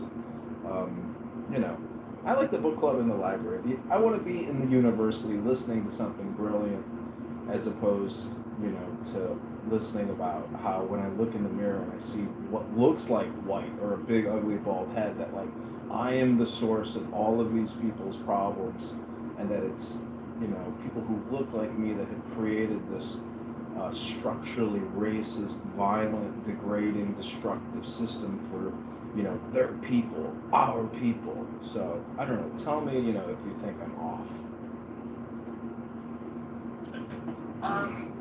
Let me say this, Isaac Hayes III was very welcoming to me onto Fanbase, and when at least like racist guy, he thinks that he's invented social audio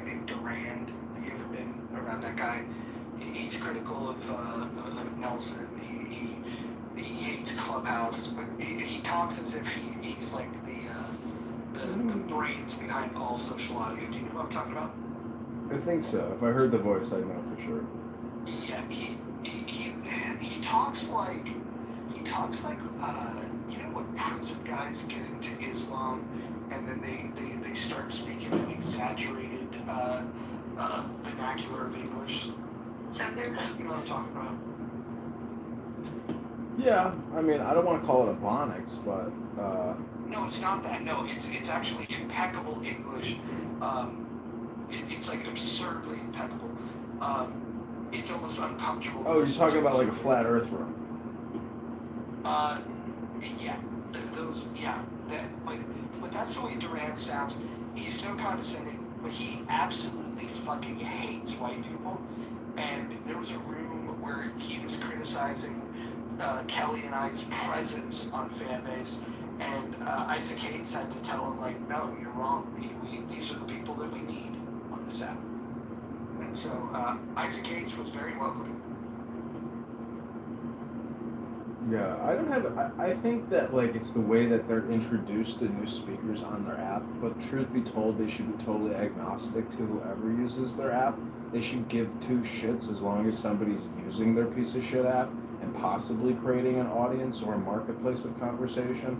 So, you know, to delete any account that says John Kitover because I've recorded their Clubhouse rooms and embarrassed them with their racist hate speech, you know, to me, it just reeks of hypocrisy. Wait, are you saying you recorded fan-based rooms?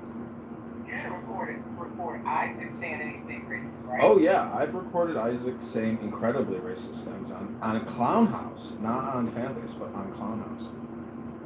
I've never heard him say anything overtly racist, but I think the way that he moves with, you know, his preference of he only wants to hire black people, you know, but he'll frame it in a way of like, I support black creators and black entrepreneurs, and like, I don't necessarily think that that's racist, but I will say that if somebody came on this app and said, hey, I'm creating an app and I'm looking to hire white people because I want to empower white entrepreneurs and white people in tech, and people would say it would sound a particular way. So he's definitely a racial essentialist. Whether that makes him a racist, that's up to your head. Look at the video. I'm putting it in the chat. I don't know what this video is even about anymore, but it's titled Black Lives Matter Fanbase Isaac Hayes. And as I go through the YouTube shorts, I can find others, I'm sure. There's another one. This is his crowdfunding room. I mean, I think it's politics, you know? I mean, I just really dislike, you know, there's a double standard that you can hear profound hate speech out of the lips of a black supremacist claiming white supremacy. See, that's the problem with projection, is people cannot admit that when you lob insults, you are actually describing your own sentiment, or that is your projection, to like a very high degree. So the sage never criticizes, never gossips, never slanders.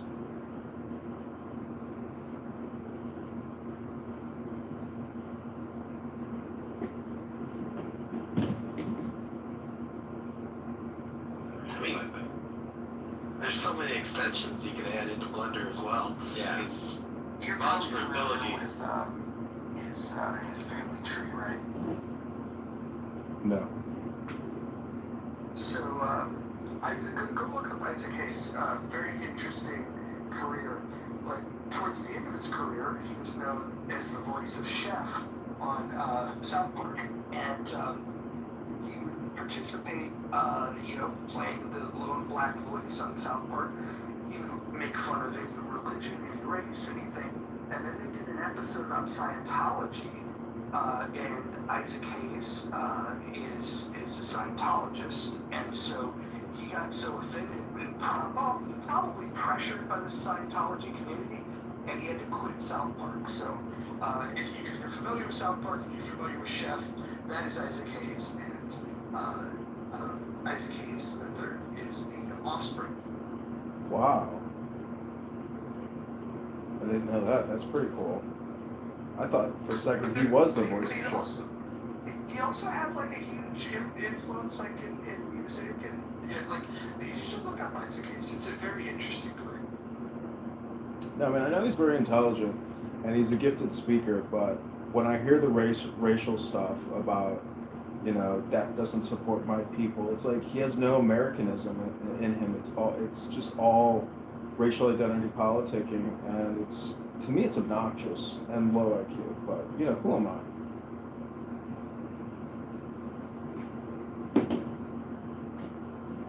I don't know if I answered the question from Christina. She said, "Got it." Okay.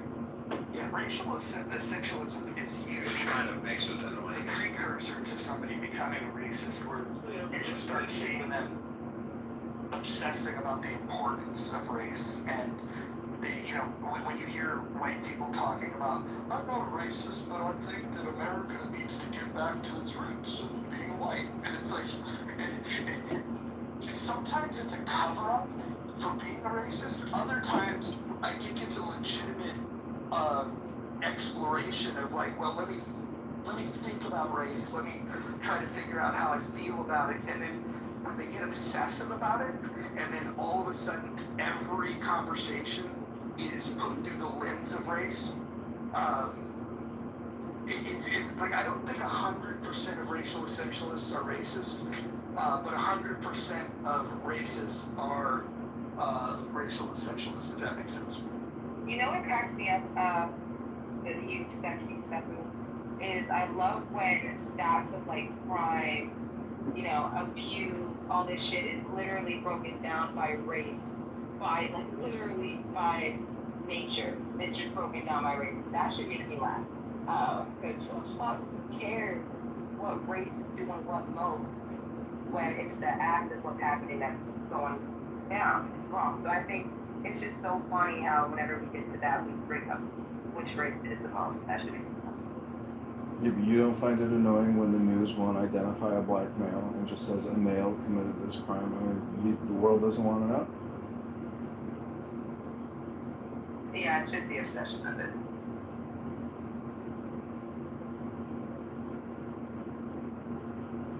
I mean, I just read some crime statistics though about, you know, African Americans, and it wasn't pretty. You know, X is full of this type of data analytics that it's not flattering, and it is statistically significant, and the averages do indicate, you know, that there's a black on black crime epidemic, and it's part, you know, the community or the lifestyle.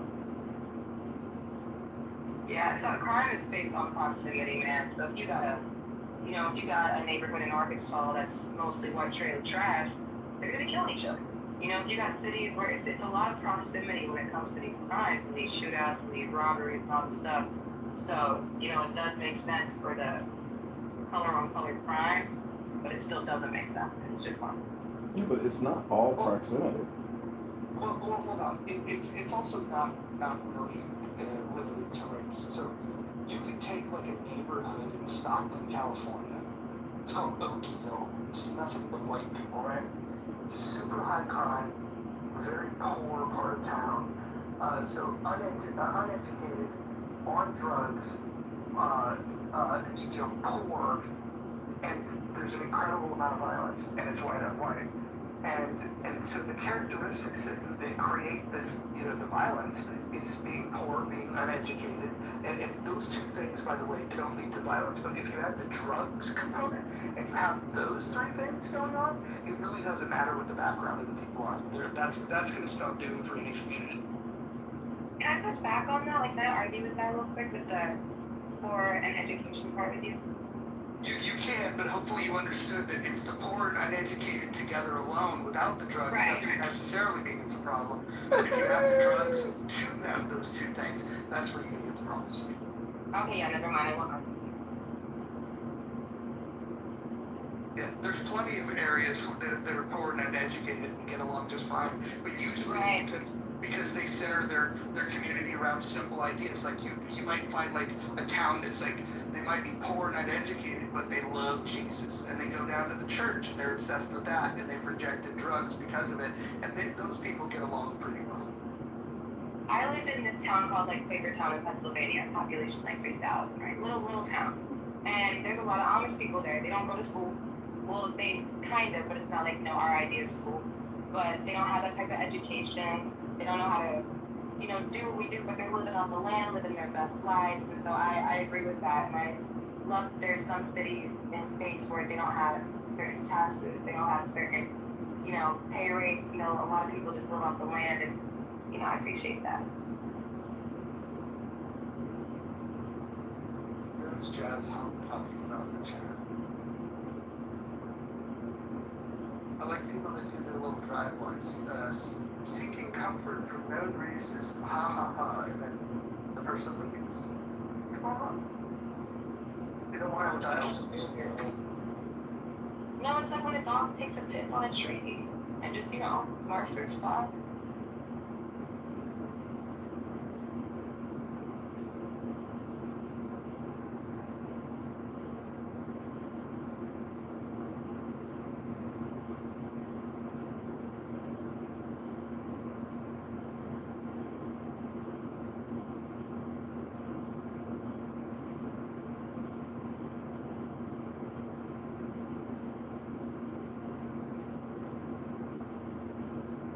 Jazz was talking about Christy not being black, so I guess she was saying Christy's finding comfort in us races.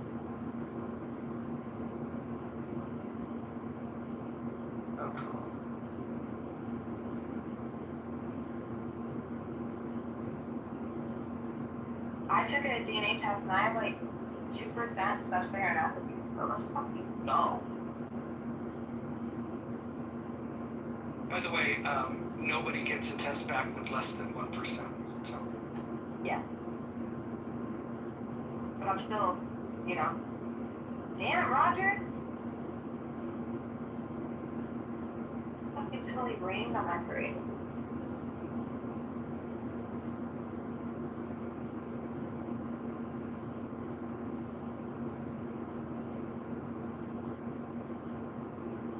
Pockets, I don't think many people on this app remember the rooms that you used to do where you would loan mod and you just sit there and talk. And it was like, I don't know if you were high or what the deal was, but those rooms were fucking huge. And I tap into those and I'm just like, who is this person? Like, she's gotta be famous. Like, everybody's in this room just listening to, like, you would go on these rants for hell long. And I would just be like, she's gotta be famous. Everybody's just like captivated by this.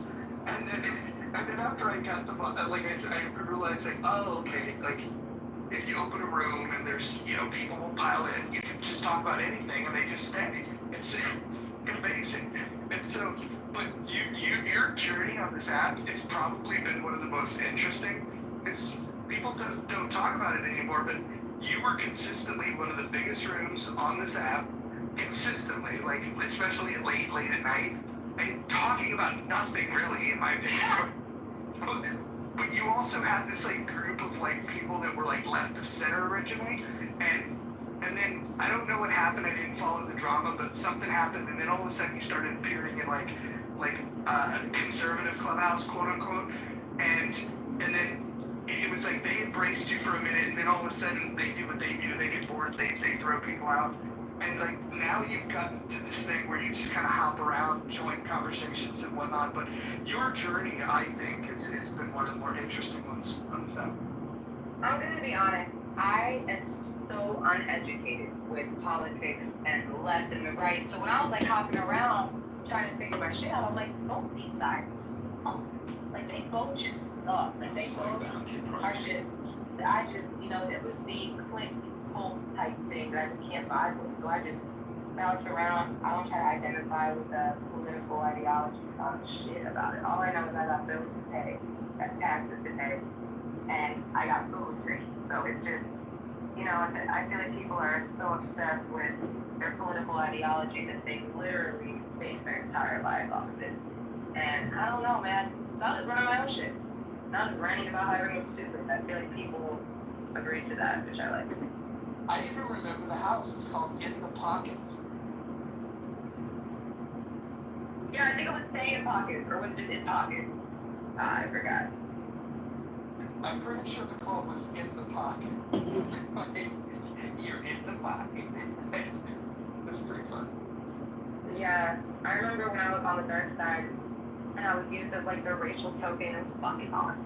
Like I was used as like that white girl that would be on stage and piss everybody off. It was good. It was fun. I remember having a 2-hour debate with you in a hotel room in St. Louis, and then finally at the very end I got you to admit, fine, yes, it's all political. Yeah, dude. That's probably a lie.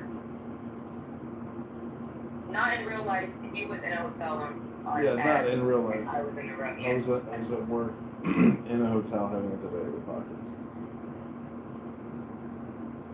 And I think it was like over your gender study degree or something to do with trans. I can't remember what it was. But don't you have like some kind of doctorate or some master's in, you know? No, I'm a CMA in LDN, but I'm not an RN. I stopped doing nursing when COVID happened, went into sales, because that shit will never die. But yeah, I'm an LDN.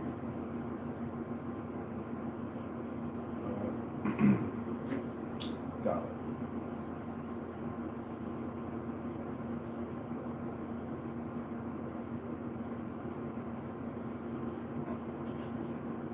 It was just some fucking like.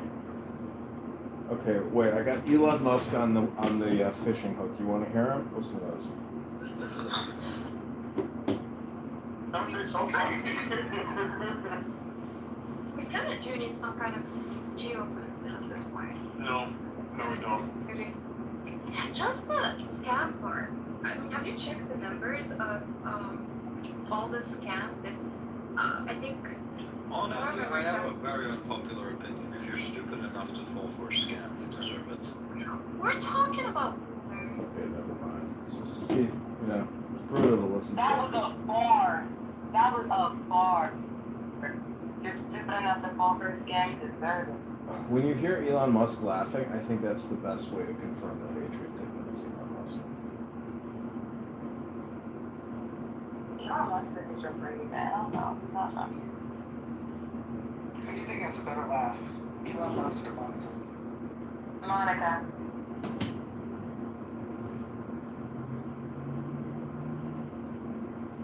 Money from me. And I was Listen, like, I you don't know care what what? anyone says. This Monica is so has clever. one-liners. Her punchlines, dude. That, yeah. You can't top that. She definitely has her place in chillism. You know, I go in there quite regularly, and she's modded quite regularly. Monica has a place everywhere. She's been on this app since a little bit after I was. I got a place for it.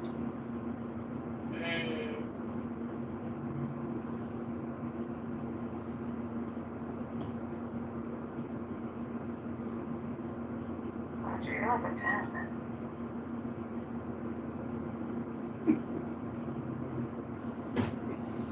You know what's crazy? People think Monica came up with her name with a K, but she didn't. Me and someone held the room and put Monica in the title. That room was huge, and so she put it as her name and stuck with it.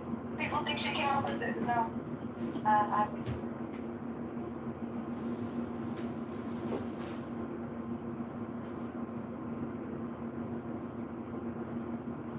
Her name now, Scarlet No K. Hilarious.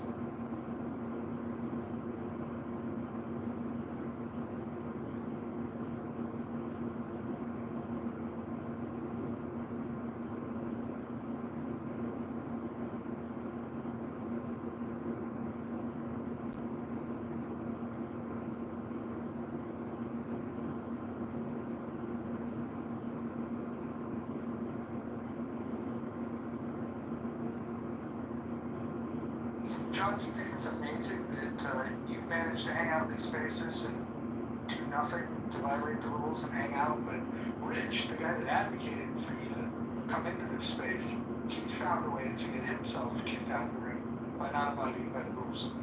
If you talk to him in the back channel, you should point out the irony of this.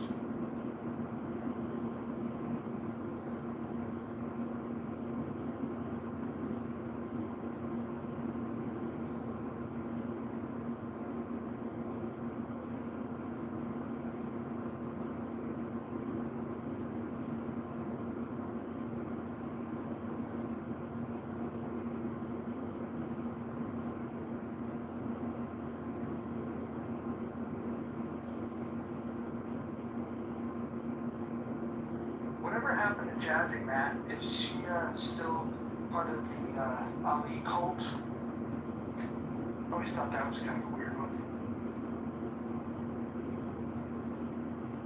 Ali Alexander? Oh my god, let's throw that. Yeah, he killed Jazzy and Ashley. It's very. He basically took two of the most naive people from the app and put them on his team. And if you've looked at like the stuff that he's gotten himself in trouble with, he's basically a groomer. Like he's a homosexual that has a proclivity towards underage people. It's very interesting. But that was the head of the conservative clubhouse for several months.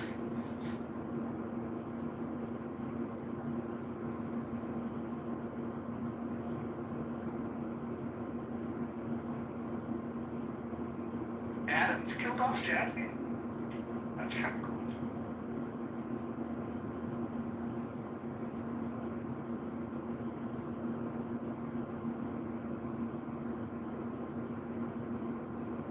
Yeah, I like when Dark Adams appears, when he shows up and he wants his pound of flesh. It's pretty fun.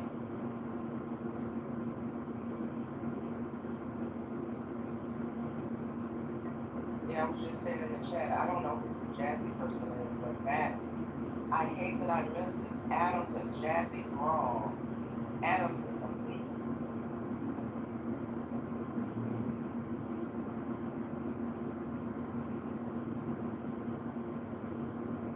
Yeah, when Adams gets on a roll, it's really hard to stop that onslaught. It's all offense. It's pretty good. Yeah, especially because he's sharp, he's witty, he's very quick with his comebacks.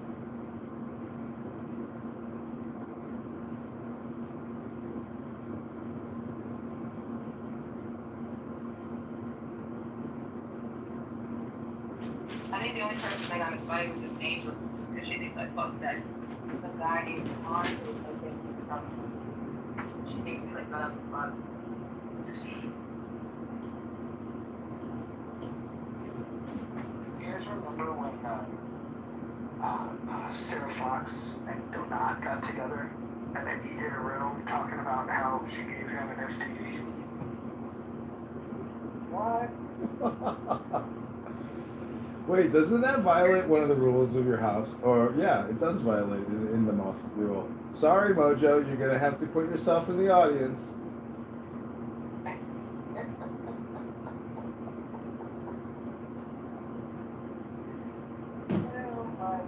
We'll call it mod privilege. Look, you can call me a hypocrite all you like. Oh, sorry, I wasn't trying to be on mute. I did think it was a weird thing to open up a room. Like, oh, I'm going to own her, and then telling about how you're positive for an STD. Like, it's like, this is your idea of, Dude, that was great entertainment. They did so well. I didn't even know not like girls. I thought he was strictly naked. I think he's fine. Then he would go into rooms and he'd go to everyone in the room and back channel them. Sarah Fox gave me her, Sarah Fox gave me her. It's just fucking hilarious. Like he wanted everyone to know that he got her abuse from Sarah Fox. Sarah Fox told me that Marshall Rankin got uninvited to, I guess, some Republican event because he got so plastered he crashed while riding an electric scooter at the event and like broke a limb. I heard that too. I mean, I think that's funny, you know. It is serious. Not taking, you know, joy in his misery, but just like, you know, thinking like Marshall's a character, and you know, even though I think he can be, you know, kind of obnoxious or not accurate, I think he's a you know, a fun, quirky, you know, personality to know.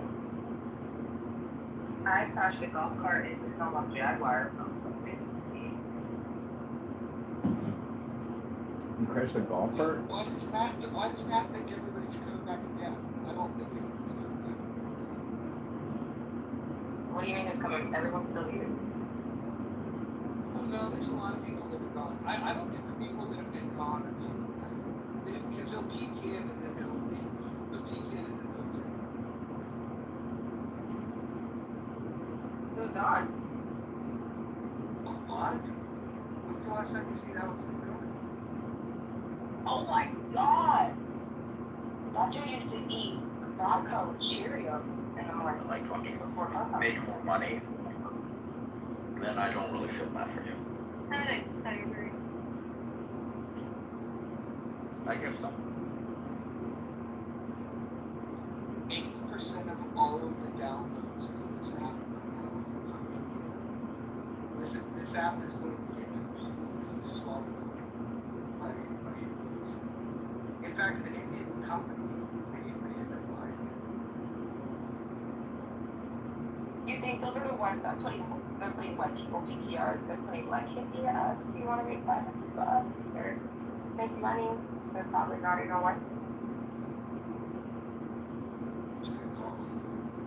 Not that white people are above the same, same money. I get that. Right.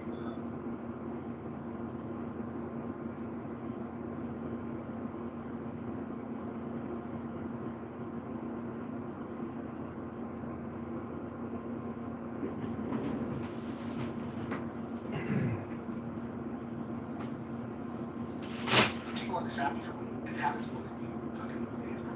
I will always just give them links to content that they can read to help improve their situation financially. I don't give them money. I just give them resources so they can help themselves. I just tell them to fuck off. Some people on here are really nice though. I know people that they will give money to people. It's not that I haven't done it, it's that I've learned my lesson to not do it.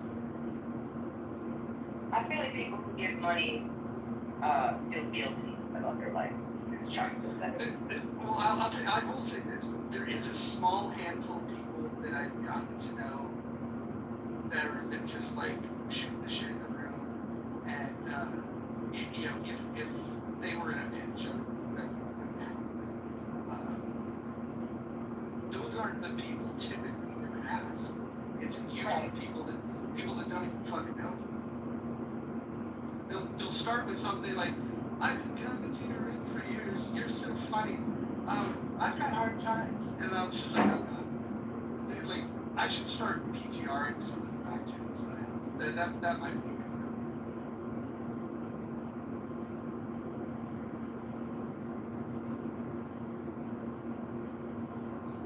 Sorry, you know what would be a fun game? If people in a room back channel you, and you could read it out loud, and you have to guess back channel you, or discuss about it. That'd be fun. I got a question for Matt. Cool. Where's the other Sarah? Angry Sarah? Screechy Sarah? Jewish Sarah? No, LA's Sarah. The only one that ever knew about fires, the one that loves to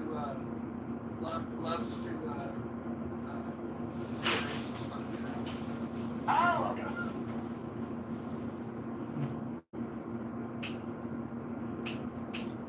Lower efforts describing don't shoot the messenger. With the gang. Poppins. Oh, serendipity. I was like, what? Yeah. Did you ever come and play that with us? I don't think so. Oh my gosh. We used to run rooms link to the night playing Don't Shoot the Messenger.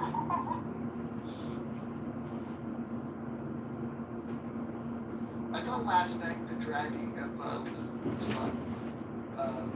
As he was defending Randy McDickerson. That was fun. Yeah, we actually were. I was in Randy's room earlier and I brought it up, and he was talking shit about you and this and that. But it was fun to like relay the message that he's getting heat, in your rooms. Let me guess. He called me a beta. I think so. And then he went on about how this is such a waste of effing time. F all you N-words. And then his big one is, this is one of the most vulgar things. Anyways, he has a knack for saying the most vile, vulgar things you can say in a language combination.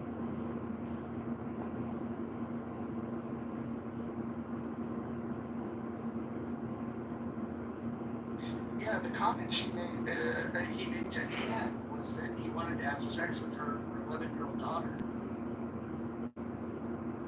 Who is this person? Luke what?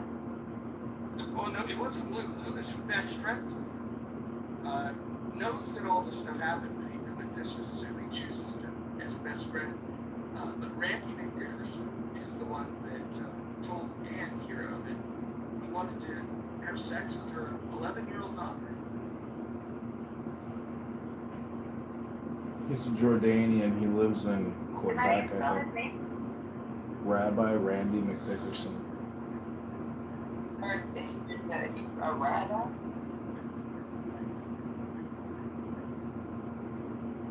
He's one of those typical anti-Semites that used to hang out in those rooms together when they would, do all their anti-Semitic shit. He says, I never heard of this term till today, but pedophobia.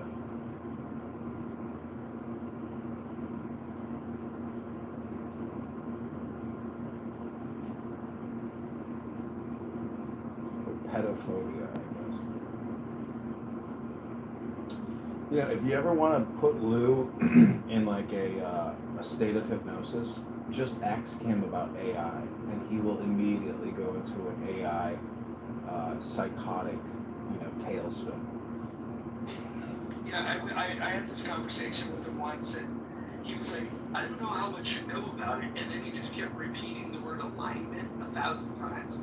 You gotta understand alignment. Do you know anything about alignment? When it comes to AI, you gotta know about alignment. It's just like, fuck up.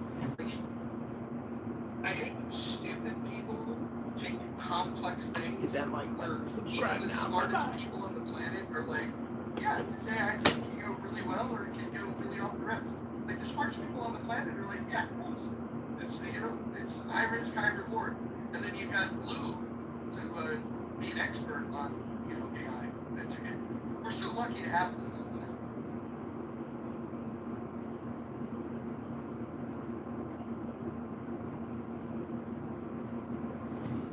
I tried to convince him to be my AI campaign strategist, and then eventually after like text messages and like an hour-long conversations, like, you're just gonna waste my time. I'm like, the whole point is you're on this app all day already wasting your time, so why not waste your time working on my campaign while you're on the app? And you only have to work on the campaign when you're using the app, because that's when you're wasting your time.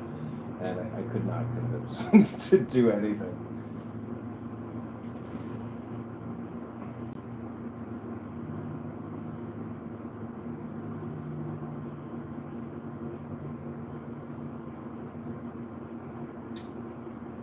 I think his fear around AI is based on the fact that he's got low knowledge, low skill, low ability, and he's reading about how AI and robotics will take jobs, and he's looking at that and he's like, well shit, what's a dummy like me? That's what I think he's true. I'm terrified of AI. Well, and you know what? I don't think that we should be afraid now. I think that there's potential for some shit to go wrong. So we have to be careful with it. But that's kind of the point. It's like it could be a game changer or it could be nothing. We don't even know yet. Right now, all the investments are on chatbots, AI chatbots. Like, I don't think you're going to change the world with chatbots.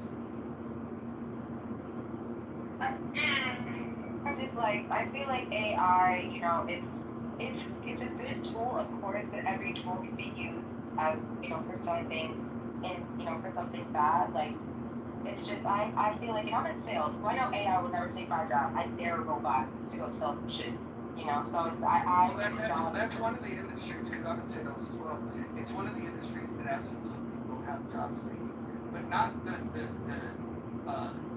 people that are going to present and close. It won't take away from them, but all the pre-sales activity, what it's going to do is it's going to cause buyers to engage without engaging with a human being for about 90 to 95% of the sales process. Well, yeah, we're dealing with that at my work right now, to where we have, because I'm the one that goes out and helps schedule, seniors for doctor's appointments. I help them sign up for doctors, right? So our company now invested into getting a website for like self-schedule, right? So now these seniors gotta go online, put in their information, try to self-schedule, right?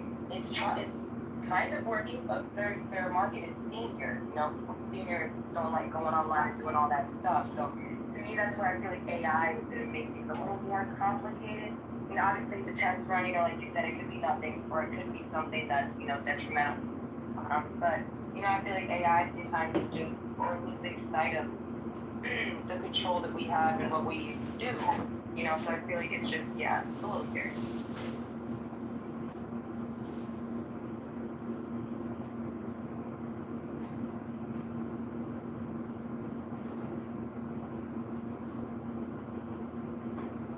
Would anybody be interested in doing early morning news, looking at the stock market? Would that be too boring for you guys? What, like 4 a.m., 5? I think it could be fun. That's the time I'm not watching. The stuffy people used to get up and do these rooms, but they wouldn't say anything. There's no real insights, right? They would wait for something to happen and then they'd react to it. I'm talking about before the market opens, to be able to make some predictions and then let people watch in real time if you were right about what you said was going to happen. I think that could be interesting, and people might learn something about the market. I just have to make sure we're careful about not giving stock tips per se. You can put a disclaimer. Yeah. Like, we are not professionals. Yeah, we're just speculating. We're just talking shit. But I'm going to refer stocks during the week. During the week, I'm actually broke. During the week, I'm up at about almost 3:34 on my coffee and my cigarette, watching stocks. So. I've got one particular one in mind that on Tuesday is going to dip, and I'm going to buy a bunch, and then I've already got options out on it, but I think it's going to blow up, but it's going to first experience a big dip.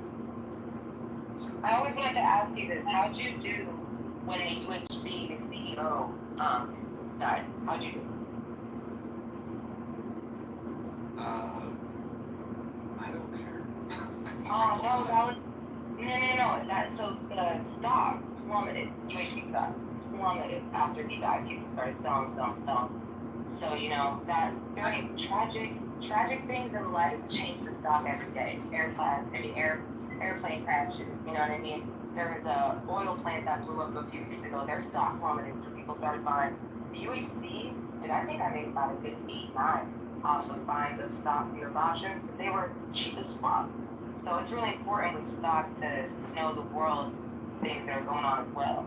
All the tragedy and shit. People start selling when, you know, tragedy strikes. That's what I've noticed. Roger, didn't I tell you to buy when in April? You did. I knew it. almost doubled from what it was on April 5th when everything tanked. Same with LVS. Did you ever see? Oh, go ahead.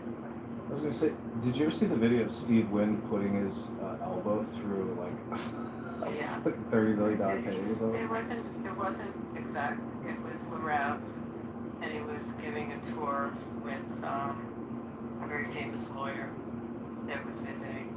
And so I will tell you that they repaired the Picasso, and they ended up selling it for greater than he purchased the painting for. No harm, no foul on it.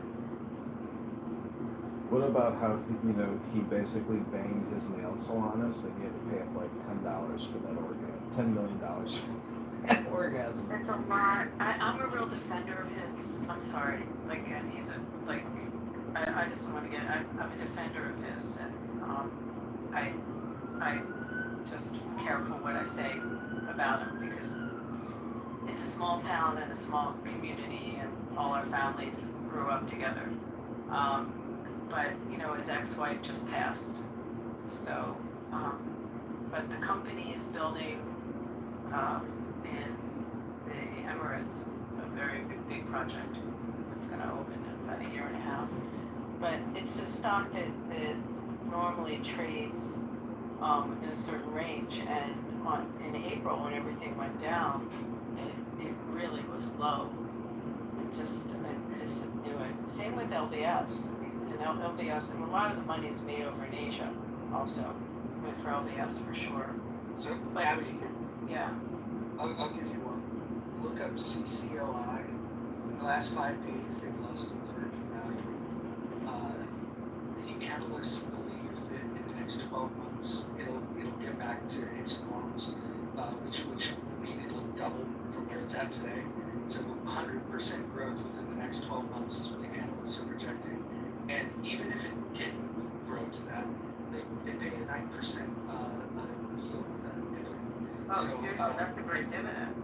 Yeah, it's a great dividend, but it's a great dividend on a stock that analysts are saying will double in the next 12 months. So you rarely see a growth stock with a huge dividend. What industry is it?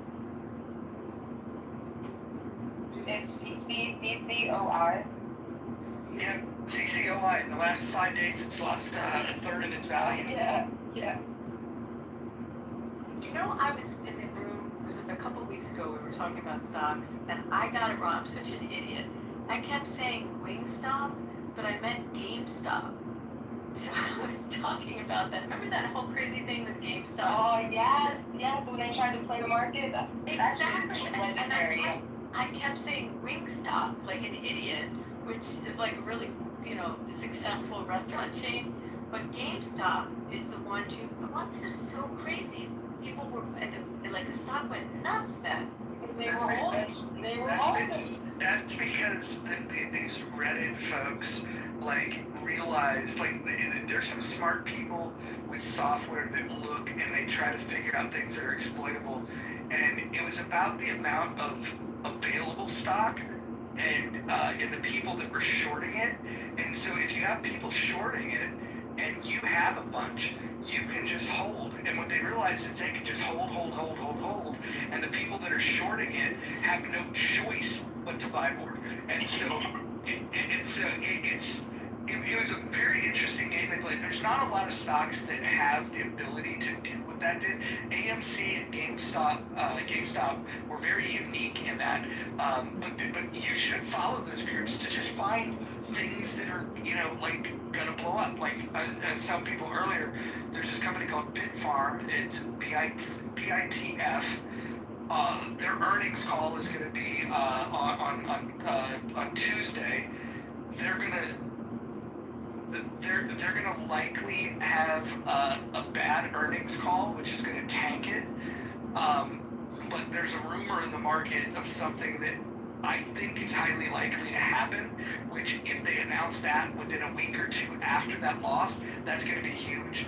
So BITF, don't go buy it, but just go take a look at, track that for the next 30 days and come back and say, hey, you were wrong about Bitfarm.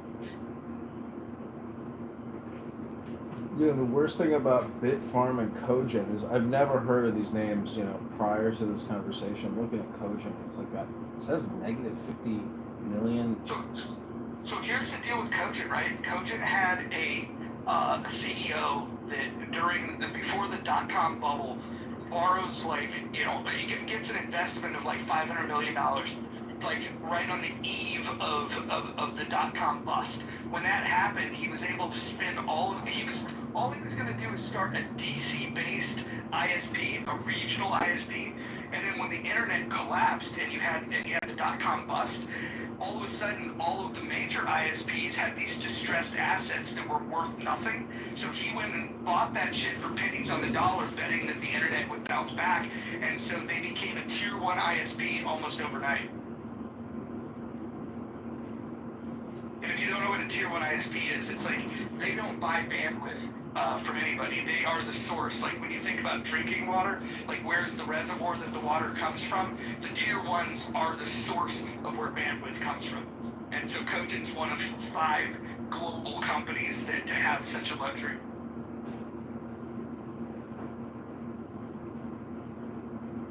You're right, it's definitely 13%. That's just in one day. Go look at year to date. Go look at the last 5 days. It's crazy. And then go look what the analysts are still saying about where they think it'll be in 12 months. I mean, do they have to borrow to pay out their dividend yield though? Because it shows their net income is like negative 50 million, but it shows the revenue is like 200 million a quarter. I don't know where they all get the money. I know that their CEO is also has other businesses, and from time to time he will sell his stock to be able to cover things. But they just announced an aggressive $100 million stock buyback that they want to do over the next 12 months, which is why the stock buyback is giving confidence to the analysts that it's going to recover. You know, why would they want to buy back the stock if they don't believe it's going to go up? Well, you know, they can't figure out a better way to deploy that capital. But, you know, the craziest thing about dividends is it's like you think it comes out of like their bank account. No, it just comes right off the price of the share in your brokerage account and gets put into your account as cash or swept back in if you want to do buyback. So it's like, you know, dividend yields are like, they're paid out in the price of the stock. It's kind of a, you know, I think it's amazing to have a dividend-only portfolio, in my opinion, is the best way to go because it's more real. Yeah. Correct. Especially if it's... He's not going to grow. I mean, I don't disagree. And, you know, some of us live off our portfolios, but I think if you really want the growth stocks, they may not necessarily have those yields. Well, I think you want to have a blend. I think, you know, there's some real estate investment trusts that I like. TWO is a good one. Pays out about 16% dividend. So when you're getting 4% a quarter, that's pretty amazing. In fact, that's probably going to outpace most growth stocks anyways, unless you just happen to get on a rocket ship. What I would also advise people to do is if you're investing in the S&P 500, continue to look at, you know, the percentage of the S&P that you have. And when you start seeing, if you would have tracked NVIDIA over time, you could have saw even before they became like a household name, you could see the movement that they were making in the market. And so players that, you know, that got in super early they have fuck you money now. But you can look at these things like just monitoring the S&P and see who the movers and shakers are. I think one of the biggest lies that you hear in investing is, you know, buy low, sell high. The reality is you want to buy high and sell higher, because if you make a habit of buying low, you're probably buying a lot of losers.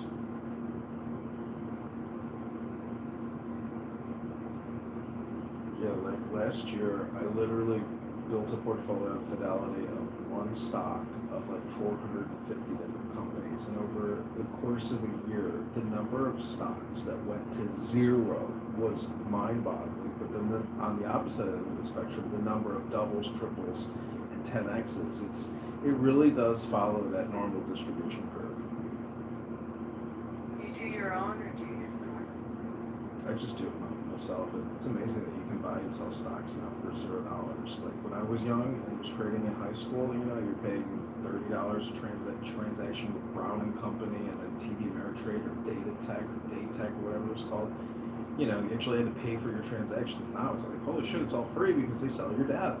And Citadel Investment, they will front load your trades. So they make, that type of data and trading data is like, you can't really win unless you're really just willing to buy and hold and try to build a portfolio that, over a great period of time. But in my opinion, to day trade, it becomes like a dopamine addiction, just like clown house in a way. It becomes a job, and it's difficult.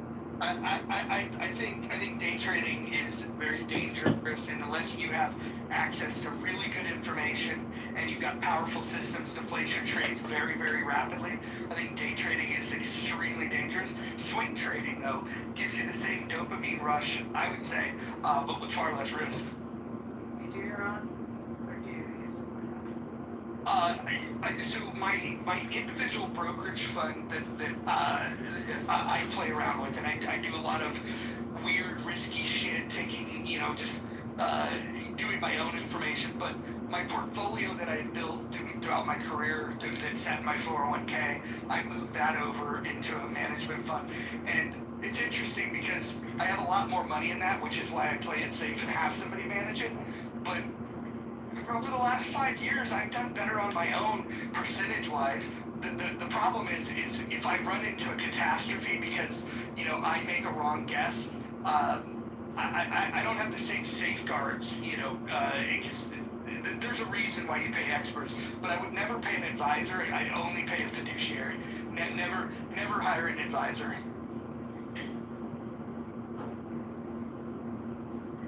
The advisor's not bound by law to do what's good for you. They're so they can do whatever is good for them, and a fiduciary has a responsibility to do what's right for you.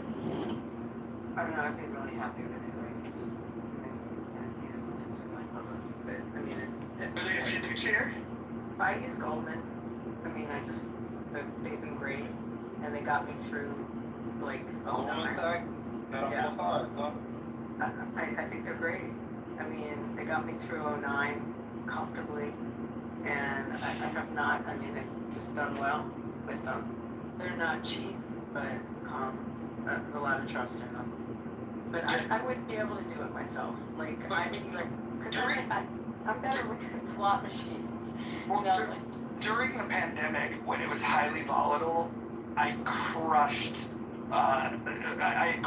the advice of the market because it was so volatile that you're swinging for the fences, and nobody that's trying to be risk adverse is going to swing for the fences like that. And so during the pandemic, that was a really good time for me, where it was a really bad time for a lot of people. I don't know what, I'm embarrassed to say I don't know what a lot of this stuff is, but I also know that I have to have Diversity. Well, it matters your age. It matters your age, but I still have a lot of bonds, and it's just a balance of what age you are and what risk you want to have. There's a lot of components with it. I also like their product, some of their partnership deals. I think they've been profitable, but again, you pay for it. I don't trust myself with it. I think I would kind of do as you're saying. I'd probably do well on some of the swings, but I also could have catastrophes. Yeah, I'm broke. I'm trying to figure out how to get money like you do. Work. Study really. I'm going to give you the answer, sweetie. Study really hard. Work your ass off in school, and then get a career. But study really hard first, and that'll do it.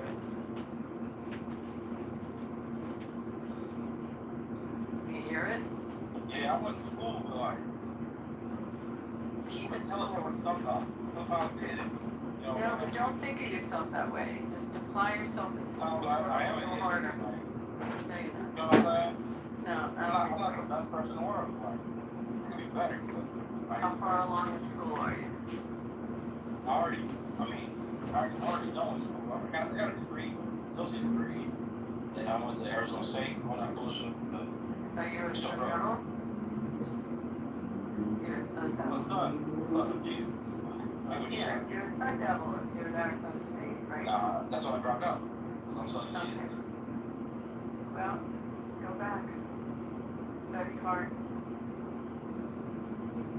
It pays off. Anyway, it's interesting. Just trying to track it. You know what I'm really nervous of? Have you done any of the SPACs? You mean, like the spiders? Is that what you're referring to?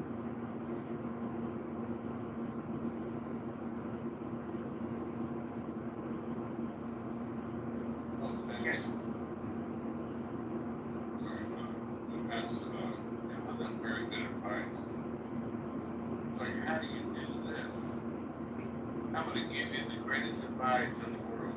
Study. That's what they're asking you for tips that they don't have to study. Give them the goddamn wrong key. Bones. Hey, babe, here's another piece of advice. There's no such thing as free lunch. Good job. Everything you do. That's no good advice. No? People want tips. That's my tip. There's no such thing as a free lunch. How's that for a good tip? Well, yeah, but there is such thing as handing someone a tip. Yes, study. I didn't care for a fucking Work hard. Open some books. Get a career. Yeah, that guy's not gonna cuss at people on the stage. What a weirdo. Anyway, Arizona State's a good school, babe. You don't go there. This guy's a troll. Tell me. I'm not a troll. Like, I really should go to university. Yeah, but you're not a Sun Devil, because you would have known what a Sun Devil was right away. I want nothing to do with devil. Sorry. See what I mean? Sounds crazy when I say it. I don't know what it is tonight. The weirdos are coming out. Oh, good.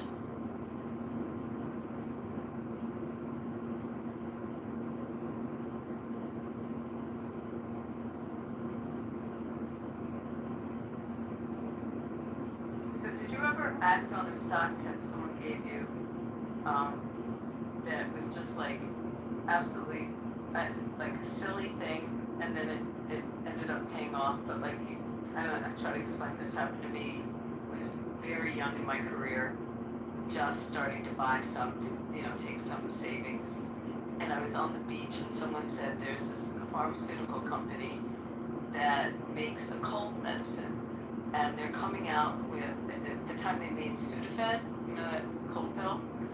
So they were supposedly coming out with a pill that was going to cure the common cold, and that this is it. It's absolutely like guaranteed. They're already in the cold business, and they're going to cure the common cold. And I mean, again, it was just like the first time really buying stocks as an adult. So I bought stock in this company. I can't remember the name of the company. I think it was like British based originally. Anyway, they never came out with the cure for the common cold, but AIDS was happening around the same time, and they ended up being the company that invented AZT, which was like that first drug for AIDS. So I ended up making money in the stock, but not for the reason that the stock tip was there. So have you ever had something like that happen? Like you find some silly tip, but it works out? Well, I got good advice. The first two trades I made, I hit home runs. My cousin advised me to buy a company called InfoSpace. The other one was Real Networks. You probably heard of the Real Player for Real Networks. Both of these companies were ex-Microsoft guys. And my cousin worked at Microsoft and was like, hey, you should follow these guys. These things are about to go public. As soon as they went public, I bought them. Didn't go look at the stock history. Like, it was a pretty amazing ride. But I didn't know anything about how, the stock market worked. I was just thinking, like, oh shit, I'll just keep these and I'll just continue. They'll go up and I'll just make a ton of money. And when the bubble burst, those two companies got hit super duper hard.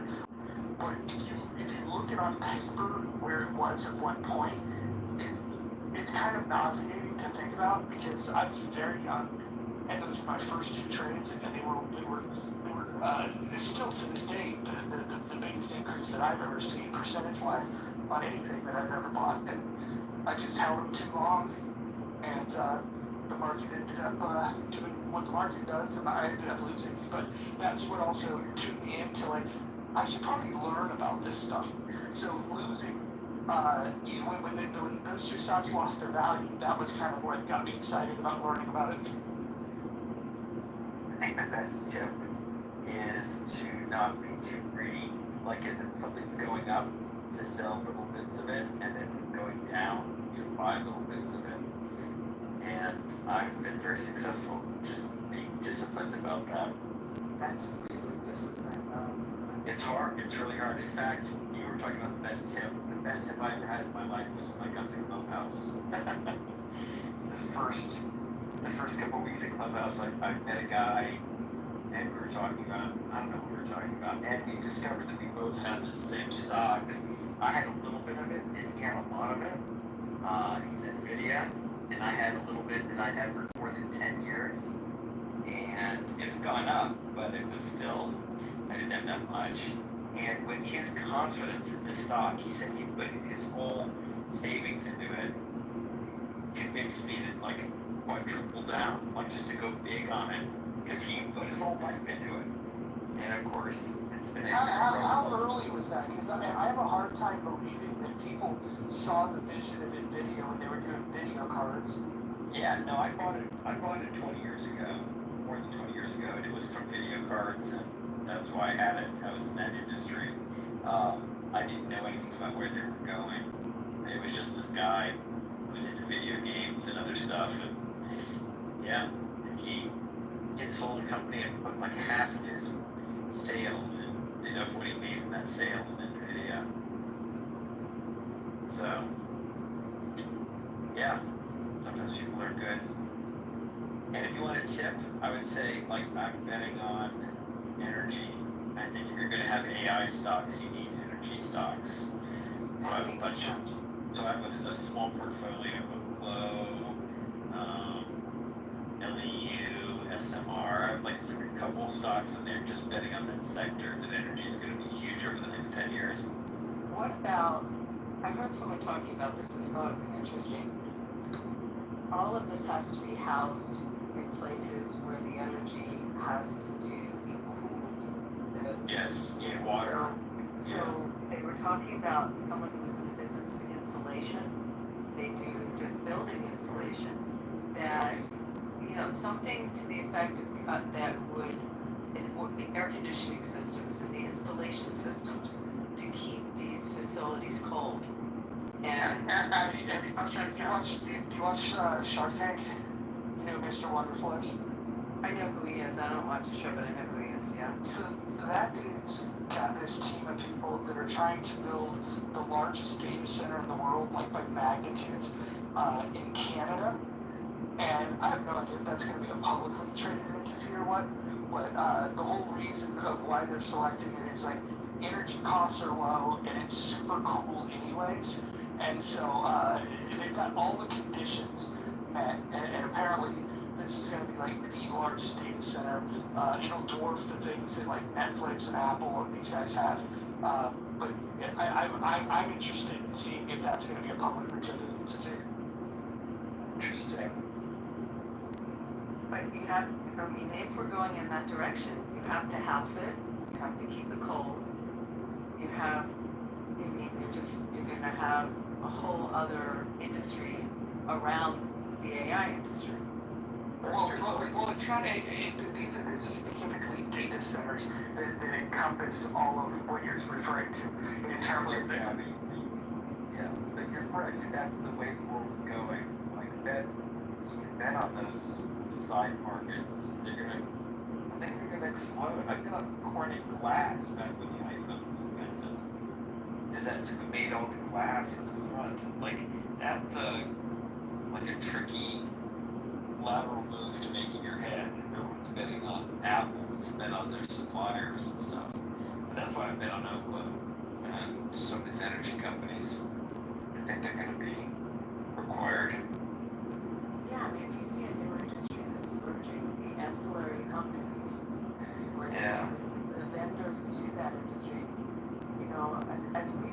my industry, you know, we had gaming come into jurisdictions, but the money was on like the, you know, the linens and the laundries that were, and the meat purveyors and, you know, just all of the vendors around the industry. Absolutely. Drones also, I've started really exploring drones. I think that could be a huge industry. And that's not a drone company, but like again, the ancillary companies are making the chips for drones or the cameras for drones. Other things. But I do think that energy is probably the kind of one sector outside of water, I'd say, was probably nuclear, modern nuclear energy, which I hate to bet on, but I think it's gonna be big. It's funny, someone put in the chat, we need to build more Hoover dams. Just thinking about. Yeah, we're gonna build nuclear power, little miniature nuclear power plants. They're probably gonna put them on the moon. They're gonna do something with that. I don't know what, but.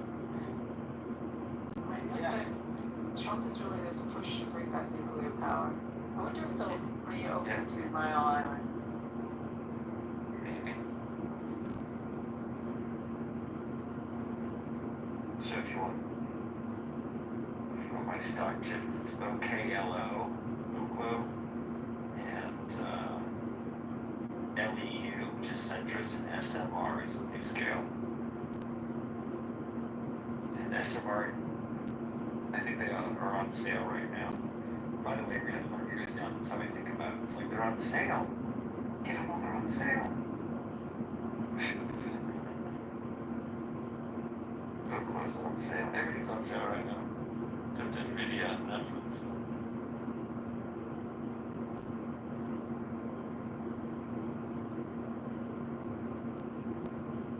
Those are my tips.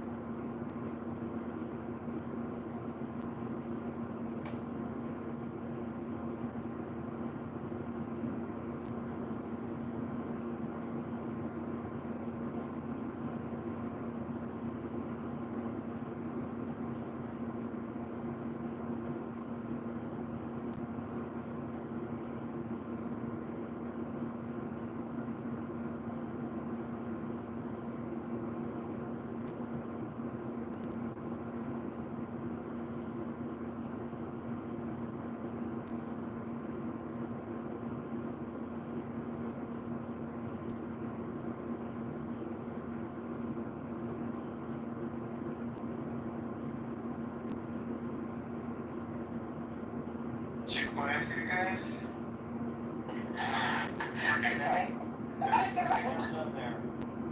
I'm like, I logged out, I logged back in. Well, we're meditating. This is a moment of silence.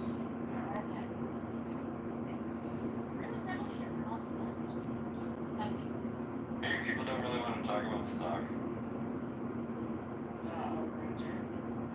They want to talk about something wrong, it's just stock.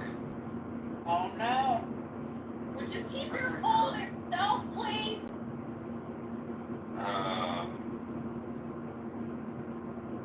Block. Rock. Rock. Rock. Spock. Stock. Trek East. Cock. We're just waiting for somebody to do that one. Actually, What side of the country? neither. I left San Francisco for New Mexico. I lived in Santa Fe, New Mexico. Oh my god. That's crazy. Yeah, I've been in the Bay Area for 30 odd years. 40 odd years. The problem with stock stuff is that it's so anecdotal. Like, any idiot, like, I've got stocks from 20, 30 years ago that, I mean, I've been in tech for 30 years, so it all looks like it's good. You know, but it's just because it's the industry I happen to be in. I wasn't really thinking strategically. That's anecdotal. How does that help anyone, you know? But I think robotics and robotics and nuclear energy and water and drones and maybe bricks and mortar, maybe American manufacturing. Like, those are some interesting things. But you don't need to be right about 10 different things. You just need to pick one thing that you're really confident is going to be a big industry in 5 years. Or you could have just been right about something for 30 years. Yeah, I crushed it, but through no genius of mine. My portfolio has been every unicorn that's ever happened. So, like, I don't know what to say. I couldn't have advised that, and it seemed like a stupid idea for many years, but someone's got lucky. And I have, like, early founders Netflix shit, so it didn't even matter what else happened. The stupid thing is when you're really early in a stock like that and it goes up 100 times, you feel like you'd be stupid enough to sell it. And like the people that continued to hold it until it was 1000x. Like, shit. Why hold that stock that long? Some of us, I had restrictions. Some of us. No, tied up stuff. Yeah. That sucks. That you can watch it go up and then go down. You're stuck. Well, yeah. I mean, to some extent, some of it we could collar. So did some collaring, but you know, couldn't sell it. We weren't allowed to sell everything. Yeah. Yeah, I got fucked. I mean, at Netflix, we could make all of our up to 100% of our salary could be in stock in those early days. We could totally pick. And so anyone who had a little bit of money was taking all of their salary in stock. But there was actually options. But for the first many years, if you left the company, you only had 6 months. You know, you had to execute these things within 6 months, and the stock was low for years. And it was only my last year there that the stock didn't have an expiration. Like, that's all I got to keep, really. So that your option went on without an expiration? Yeah. Whereas for many years, it all expired. Like, I couldn't keep it. And it was below the strike price, and like, there's no point in executing. There was like one tranche, like my last year tranche, which I kept. Served by funds. No, I need that kind of betting. Seriously. Why do you gamble like that? I have bought them. Bullshit. Yeah. Why is that more gambling than what I do Like, I'll never understand why people think that college students are higher risk. They're super leveraged. If it goes up, you're fucked. If you're betting against it, it goes up, you lose a lot of money. If it goes down, you can lose what you put in.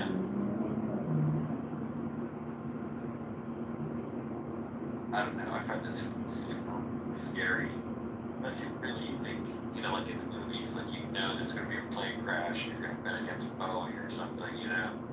I think the point of having that is when there's something where the factors are so predictable that it becomes like the no-brainer move to do. I feel like when it's time to pull that trigger, I feel like I like to believe everybody's pulling the same trigger.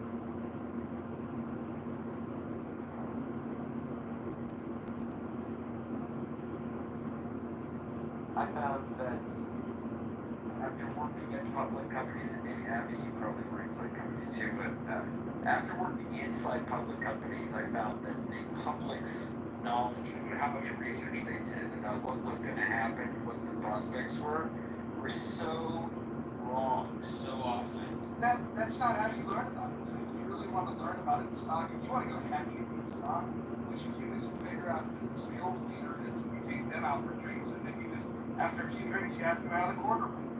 And then before the earnings call, you got it. That's not how you really bet on the stock market, but yes, you can do things like that. But what do you mean that's not how you bet on it? Like, what are you talking about? What do you mean you take some sales guy out? No, that's not what I heard. You're not listening.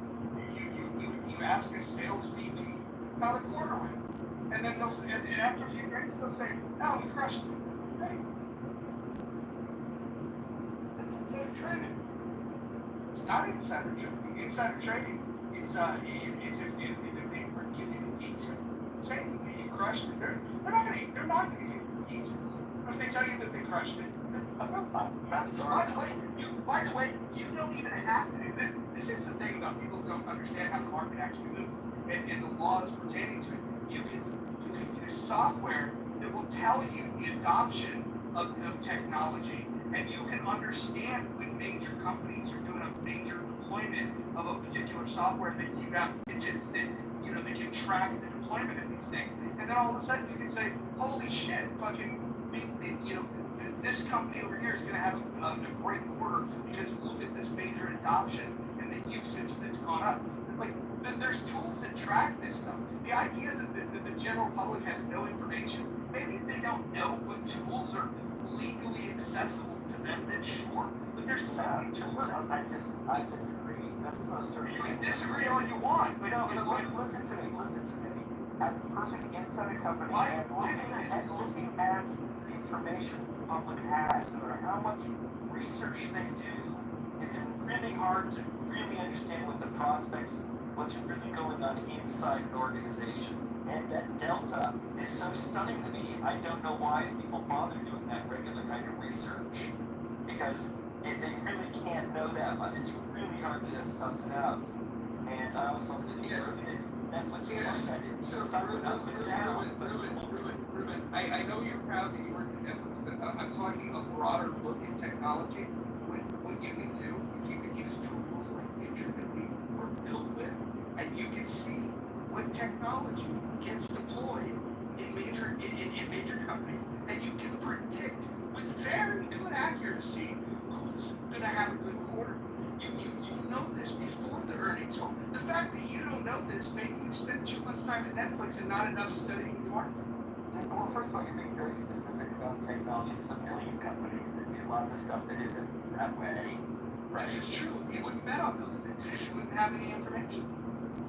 I think that if that works, there'll be lots more rich people from that, and it doesn't work quite that perfectly, or everyone would do it, Someone would figure it out, and they tell me. Everyone would do it because we have people like Ruben that don't know that it exists. Dude, I'm crushing the market. Like, why are you talking? Like, I don't know what I'm doing. I'm doing this for 30 years, and I've got like I don't know. I presume I'm doing better than you are in the markets. Yeah, everybody on Clubhouse is rich. I understand. That's the title. I don't know if everyone is. Just some people. Oh, look at that. It's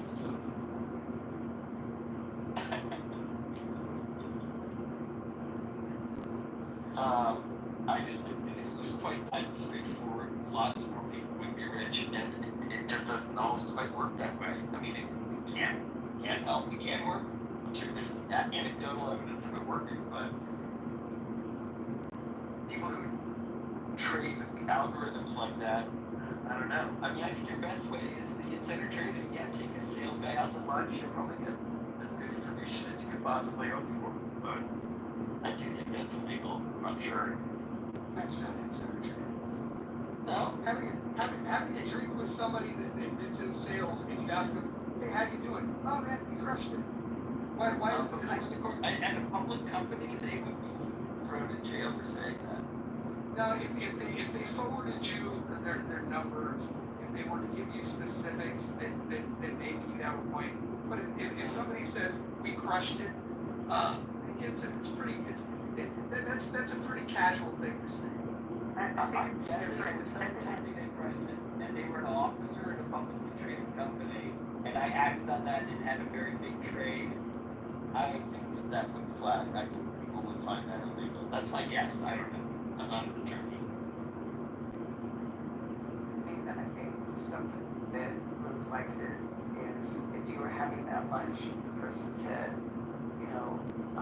we had, like in my business, we had 3 major conventions just canceled, or our kitchen just went on fire. We can't service, 3 huge conventions. Numbers get affected by things like that. If you knew inside business drama or things that are happening, or sensing that the CEO is going to quit. Oh yeah. I would believe that. I agree. That stuff will give you a good day trade kind of tip, like a short. But that happens in my industry. That's the kind of stuff that happens. That someone's about to lose their job. I'm usually looking a couple years down, like, are they going to win in this sector? Are they doing well? Like, I've bet long term, I'm not a day trader. So the only question is it going to be worth more in the future than it is now? That's a pretty legitimate question I ask myself. So I have a question for you. How big was Netflix in the beginning? How big of a staff was it when it first started out? What do you mean when it first started? There's probably 10, 12 people. We were buying DVDs at the Costco and then sticking them in envelopes and on the table, until I remember getting the mail. I remember having to mail them back and making sure I got it. I'd say by the time of the IPO, there was about 100 people there. Plus the hubs for distributing DVDs, which was a different kind of staffing. But the headquarters on Los Gatos had about 100 people there. Oh gosh, the technology crossover. I don't know who the bank was. Look. I don't know. Does it change something? No, it's just yours. No. Look. It was managed by Merrill Lynch. Thomas Weasel Partners and U.S. Bancorp Piper Jaffray.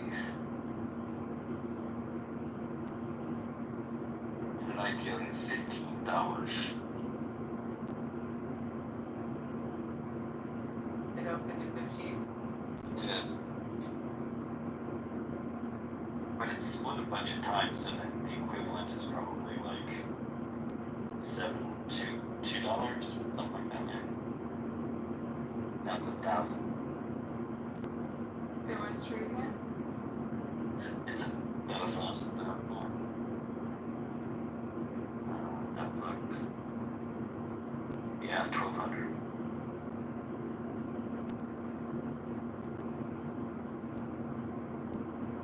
Who's the CEO there?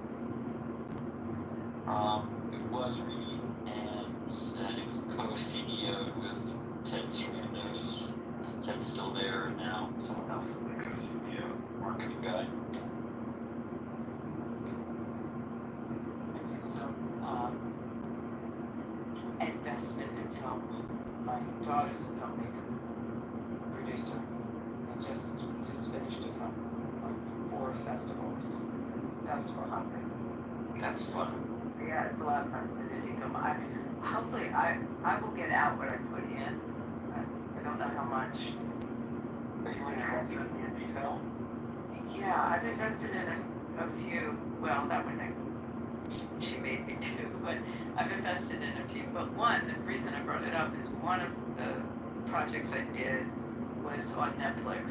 It did pretty well on Netflix in the U.S. Then we were on in France, Spain, Poland. Yeah, it's a series. We had 2 seasons. We're about to film the 3rd season. So, TV series. Yeah, it's good to do. My son did a film last summer, which just came out like 2 weeks ago in LA. It's so unenjoyable for me, but I think it has its own brilliance. Well, this is my daughter's movie is impossible to sit through for me. Oh, like it's all actresses that you probably know. It's not my generation, so I didn't know who these people were, but they're famous for like young people. And the music was banging away like club music. I hated it. There was a murder, like there was a gross murder, and it was pretty dark. It was a dark chick flick.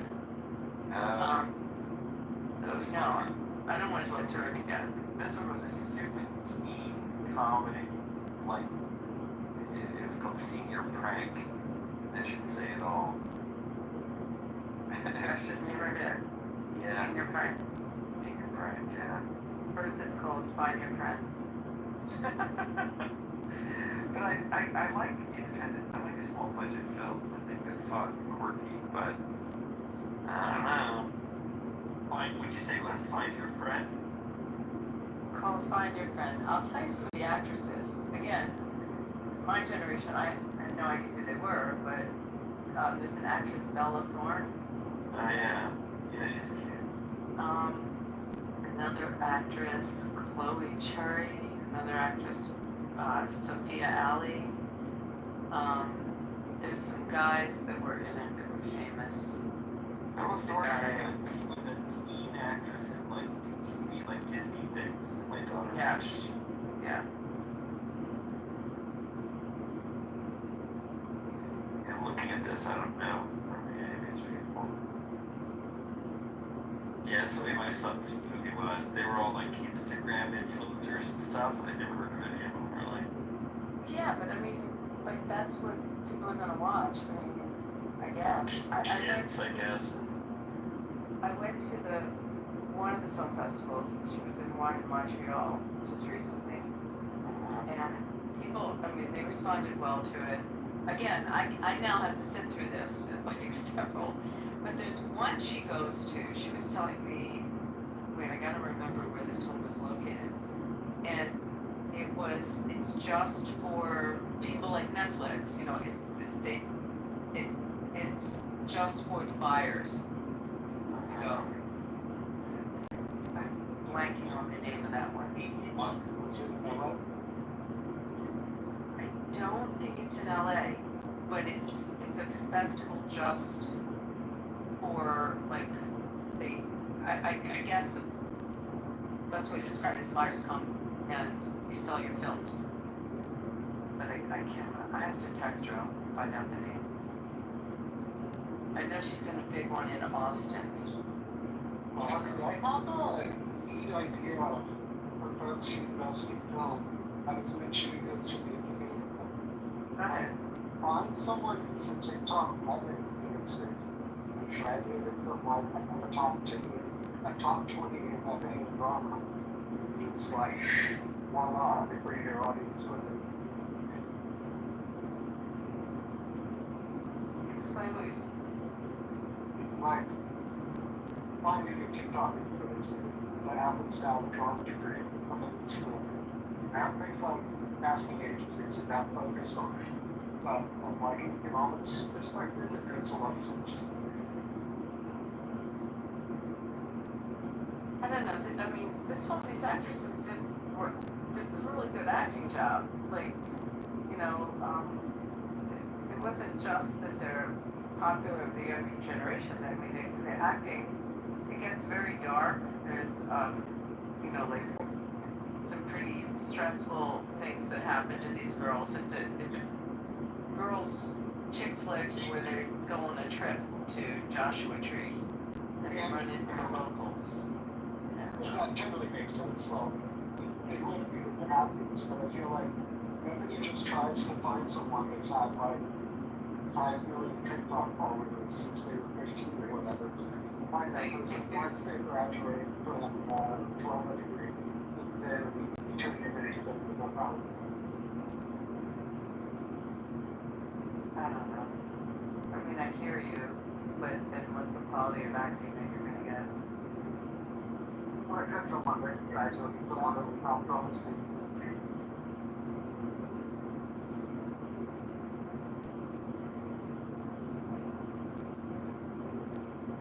There's 2 eccentric social it's with the letter on the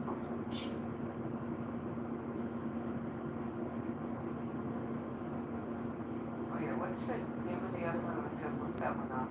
It's an IMT video, that's not the one I was finding. Yeah, but you can find your friends. Yeah. Pakistan. So the gal that did it, that directed it, wrote it, is so she's the 8-year girlfriend of James Franco. So James was involved in this with us. Oh, that's good. The festival with him. And she had this kind of experience. I mean, not to the extreme of how dark it gets in the movie, but she went, you know, with her partying girlfriends post-college and went down to Joshua Tree, to the desert, and they had an experience similar to what happens in this movie. So after it happened, she said, I'm going to write a movie about this. And that's how this came about. Wow, she's a pretty girl. Yeah, she's very pretty. Wow.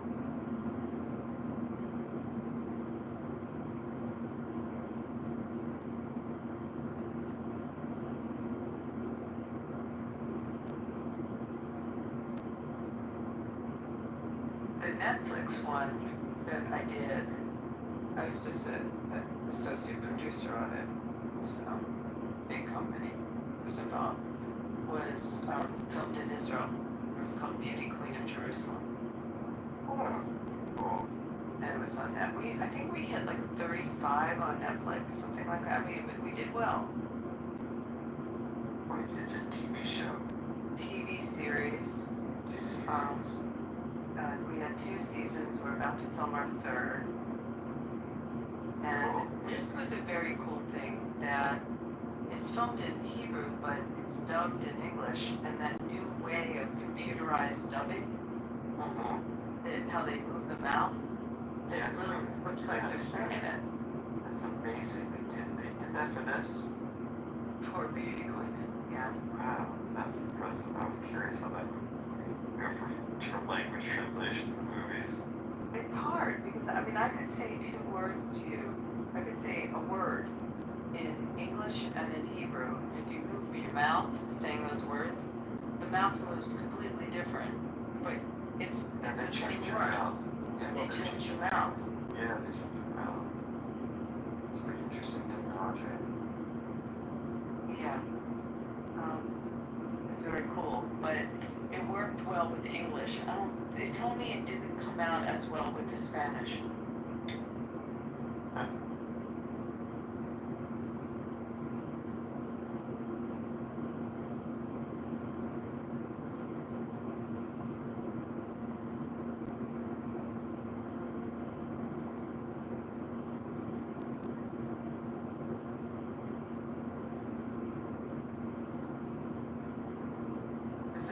Guy actor in the Find Your Friend. He's in a lot of TV, a lot of series. I gotta find his name.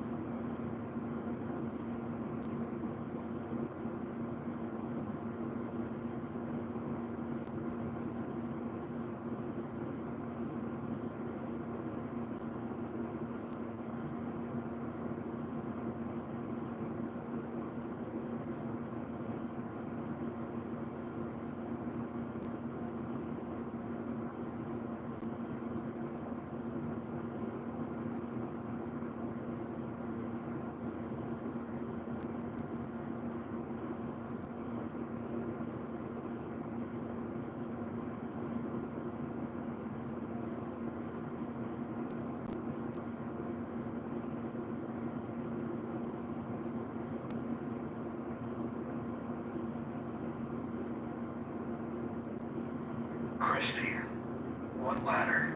I've been led to believe that there is no ladder to success.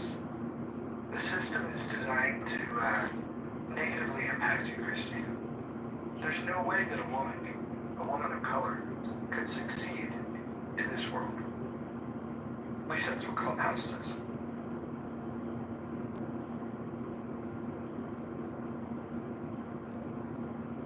I think the poll's pretty fun. I love the honesty that I'm seeing in there. Shout out to Moose and all his nuggets. Loving it.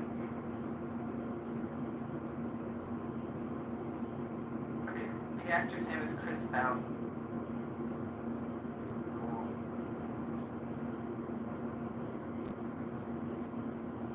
He's good.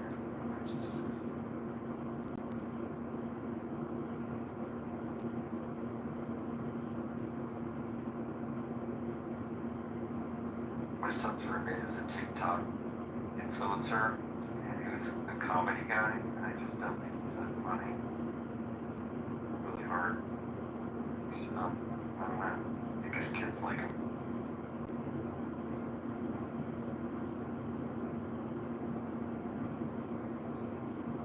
I don't know if I like the idea that maybe because someone's followed so much that they can make a good movie.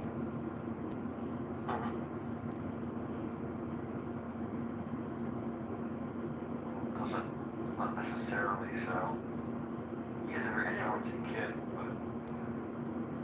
but then there is a theory, it's right now because it's in the news, that Howard Stern, when he made a really good movie. He wasn't an actor, but, he played himself in that movie, and people went to the movie because of his following. But he ended up doing a good job.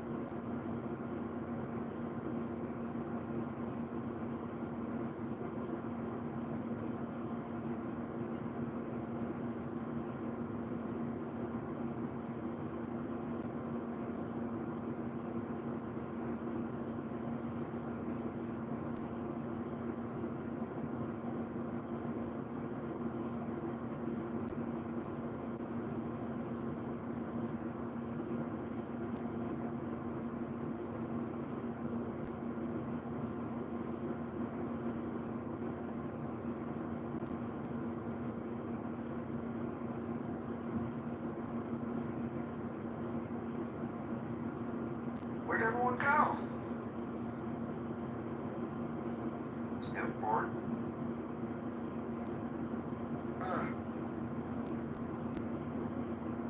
Imagine that. Awesome. It's bedtime.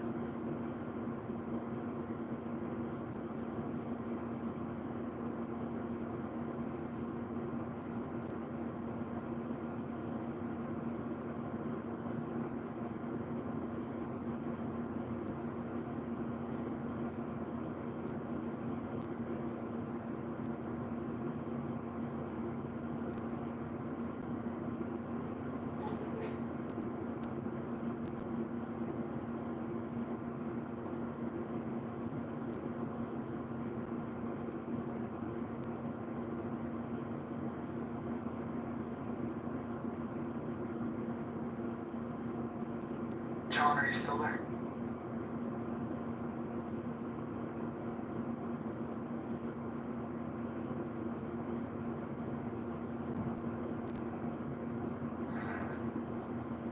Alright. I might go see Superman. Midnight show? Yeah. It's the best time to go.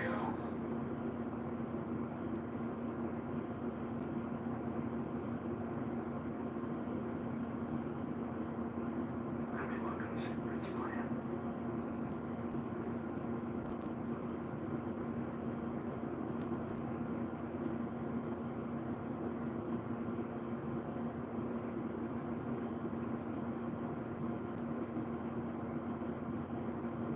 Haven't heard of any of the people that are in the movie.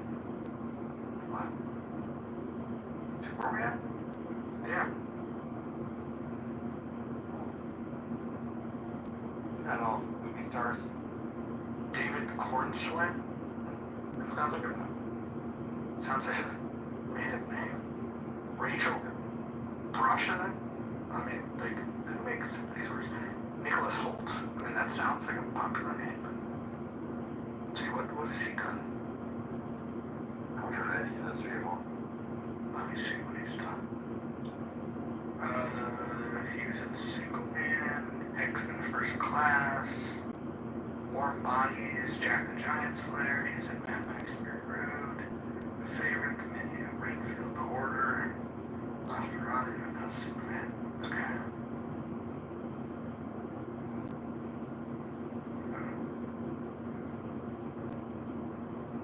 Alright.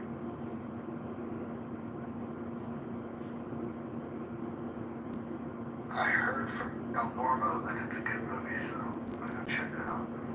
Superman? Yeah. El Normo said it was good.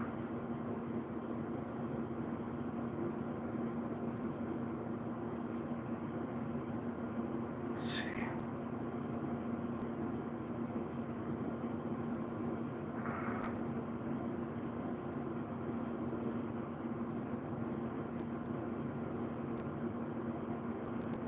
Weapons? Alright, let me go see what Weapons is. Hold on. Weapons. It is weird. That's a monster movie with kids or something. A scary movie.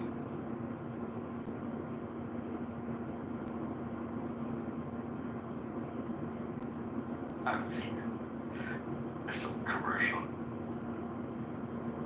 I've never heard the people on this one either. Maybe you're just too old. Actually, I take that back. Josh Brolin, I know who he is. But it could have. Who else? Benedict Wong. No, Benny Wong. Benedict Wong, he sounds like a city council member or something. He doesn't sound like an actor. Carrie Christopher, Austin Abrams. Eldon Ehrenreich sounds like a fucking. Where you guys those weapons was great. For sure, it's great. Alden Ehrenreich sounds like a guy that lost World War II.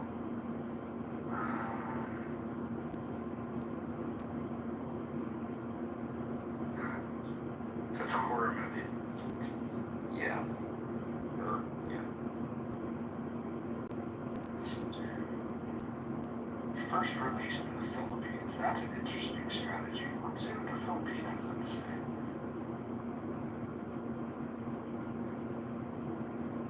It's almost broke even already, and it was just released a couple days ago, so it's doing pretty good. $38 million budget. It's already done 29.7. By the time we do. Yeah. Yeah, people are buzzing about it. Alright.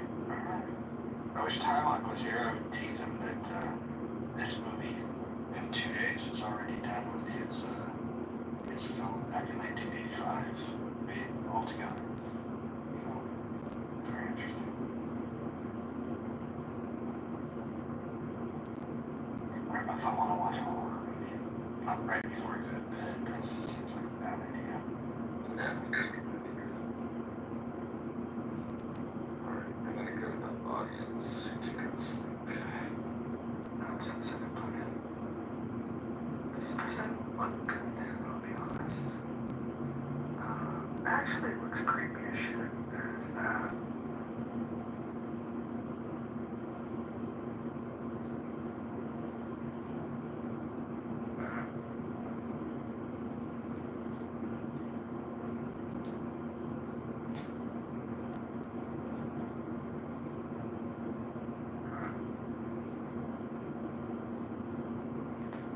I wonder if Christy likes scary movies. I guess no. Randy probably likes scary movies.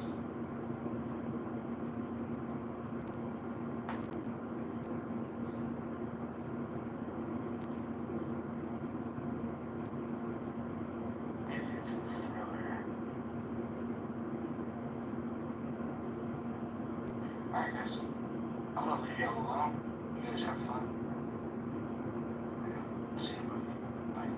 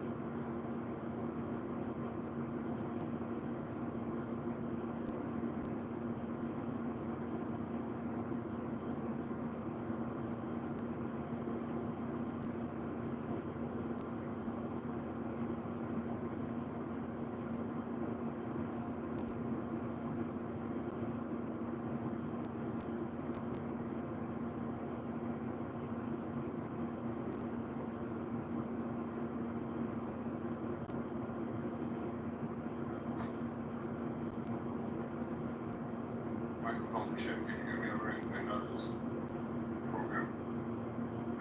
I can you hear me? Yeah. Alright, relax. Came in, well, I like the smaller rooms. So I just came in and, to maybe start a conversation with good intention. I know some people like to make way into that. That's not.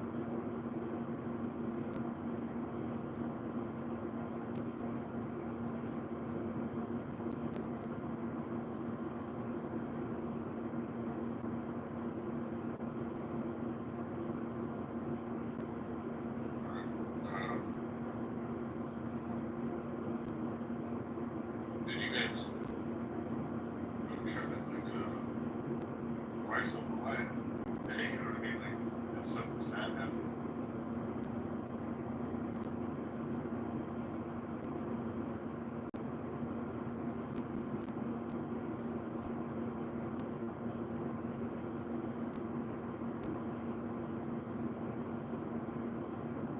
Well, I'll start off. I just wanted to apologize because my friend got on me last night, and I was like, what did I do wrong? But I think I was so sleepy, I was just delirious. And so, because I know I had been taking some allergy medicine, as my nose was running like a spigot at one time. But yeah, I said to myself, I remember what I did. I sound like a robot. I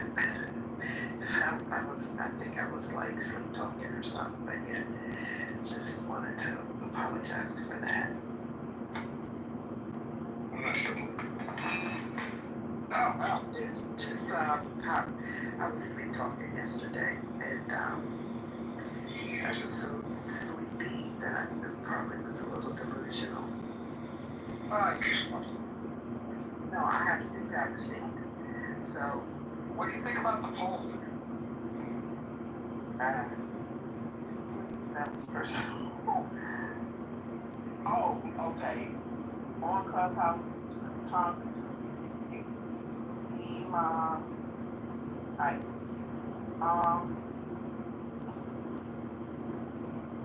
I think it might be a toss between Dima and Ike, because Concrete is quiet, or maybe is that person new? Oh, no, he's not quiet and he's not new. But I'd like to hear, are you guys going to respond to the poll? With a new feature? Okay, I picked Ike. It's a solid choice. What is the new feature? Clue me in, because I'm new to this. I don't know. The polling feature, the poll up above. The what? The poll. Poll? Nice. P-O-L-L. Do you speak English? Poll. I think it's poll.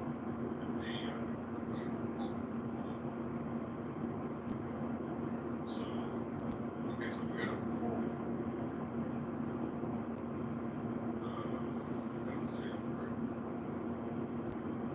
You must not have the latest option of the latest update. You should go update. Well, I'm on club now, but PC, so yeah, maybe it's a poll.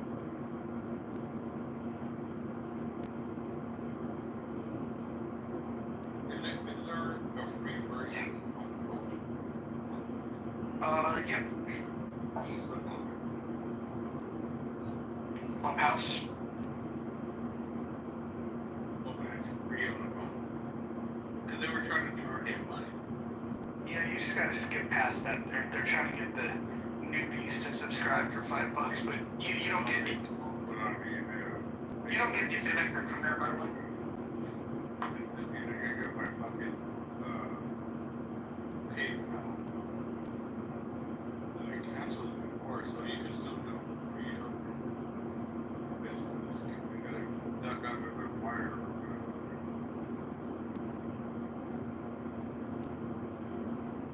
Yeah. Yeah, thank you. So it's a little thing that I'm missing, right? Yeah. So, I mean, this is one of our more interesting polls. Unfortunately, we don't have a thriving room right now to be able to take advantage of it. But, I haven't been in there in ages. That's why I'm not saying anything. Well, I don't go in there anymore. But it's just that they say strange stuff, and I guess, like you said, entertainment is priority. And then, then people get in the queue to bless that person out, but they don't, selectively let each person talk, once they're in the queue. I don't go in there anymore. I think I've kind of forgotten everything. Tally, is she still in there? Yes, she's the highlight of it. She's the best part. Oh yeah, when they jump on her. Finally, I see you before. And you're bringing it and I don't know if it's bringing it. No offense, I'm just. I'm not getting money.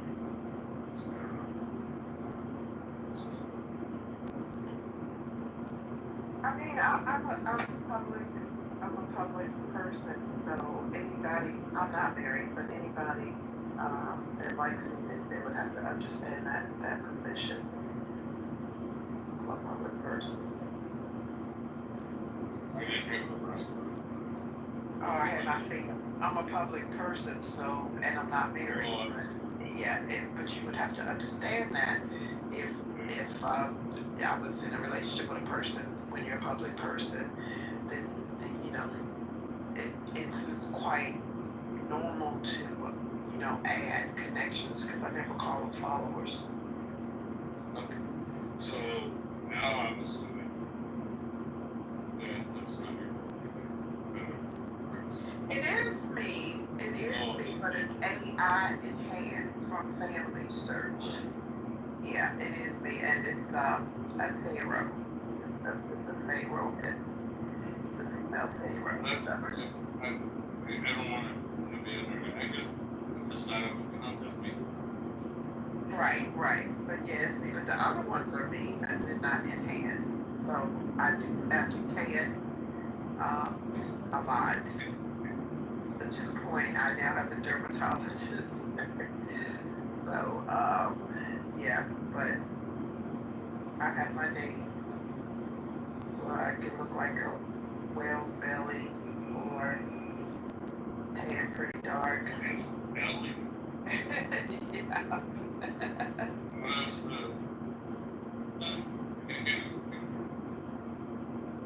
That's what my cousin said when she was describing her daughter. Yeah, my cousin said that one time when she was describing what her daughter looked like. She said, "This one's very white, like whale's belly." But have you ever seen that video where this massive whale is a beach whale? And there's no way that it was just like he's dead. And he went up in the night, no star, and he's so huge. And then it's weird. A lot of people say that it's the sonar and stuff that military's doing in the ocean that they can't, like, it fucking makes them crazy. That's a whole subject we can talk about it after, but there's whales on the beach. They didn't know what to do with it, so they put a bunch of dynamite in it, and it's on film. You can YouTube it. When they blew it up, and there was blubber flying all over the place, landing on the film or whatever. It's insane, but that's What do they use whales for? What do they use whales for? Huh? It's another one that's gonna rock right there on the beach, and it's gonna bring you back. You know, the rotting of fucking tent whales on the beach. They're about that big to the right. This thing was huge. Look it up on YouTube. Put explosives in a whale on the beach. Like a lot of people go. You run into a bunch of different animals. But that's their answer to it's most practical to do it that way, because otherwise what are you gonna do? Then it's a biohazard.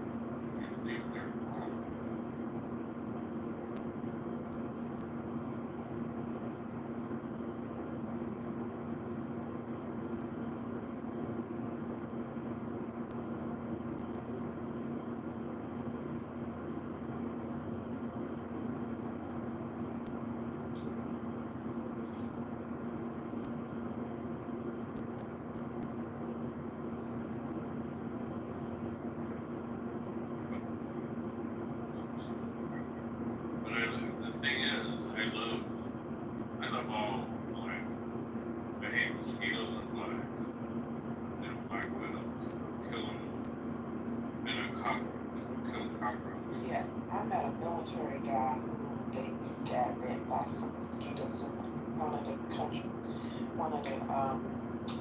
in the continent of Africa, and it tore out his appendix.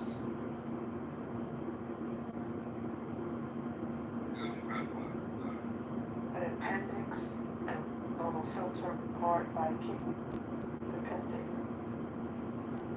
That's something. Appendix. I had to have an accent because when I try to transcribe it comes out wrong. Yeah, they say we don't need that organ. No, but I mean, when you really dive into it, everything has like the intro they would be like ants. Ants are really. One time I did some acid. Red ants are beautiful, but they're mean as shit. They will bite you. They will bite you.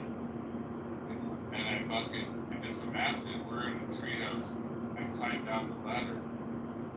And look at these ants. Like I was looking up from the floor, and I got my head right next to the thing. And I wasn't worried about getting stung or getting or nothing like that.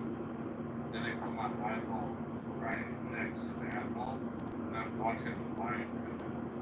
And I noticed that some of them would recognize each other. Like some of them were just walking by doing their thing. And this is their job. It's like, I gotta carry this fucking front back to the block or whatever. But then he sees his buddy and he's like, hey, what's up, dude? And like his brother or his cousin or whatever, he's like, hey, man, and then he stops the line a little bit and they wave around their little antennas and they're communicating with somebody. And they're like, okay, I'm on the line up. All right, see you later. They've seen that shit. And to me, the whole thing. So they really are busy. They yeah, but they pressure on. Just like people do. Oh, and that's why you see some by themselves too.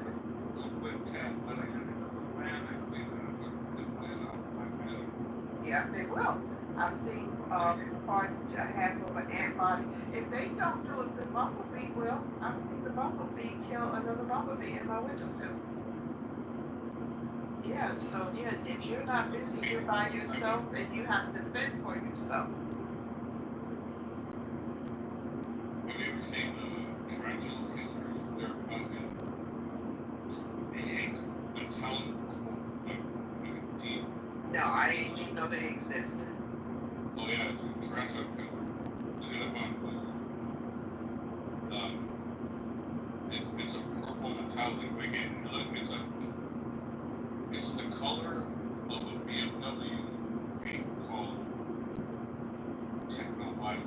It's the exact same color. I can paint cars, so I know colors. And it has a metallic. It's a beautiful thing. And it's scary, but it won't bite you. All it's looking for is tarantulas. And what they do is they kill the tarantula and they eat it a little bit and they lay eggs in it, and then that tarantula body becomes the incubator for their monster. Wow. Mother Nature ain't no joke. Everything is recycled. Everything. Yeah, but it's like you look at one, bring up an image, and you will trip on the color they are. So it's like interesting. Well, my cats, they still, if a mice runs through here, they still attack them. And no matter how much food, and I keep them organic name brand, no matter how much food is here, they still, I think they must still like the game.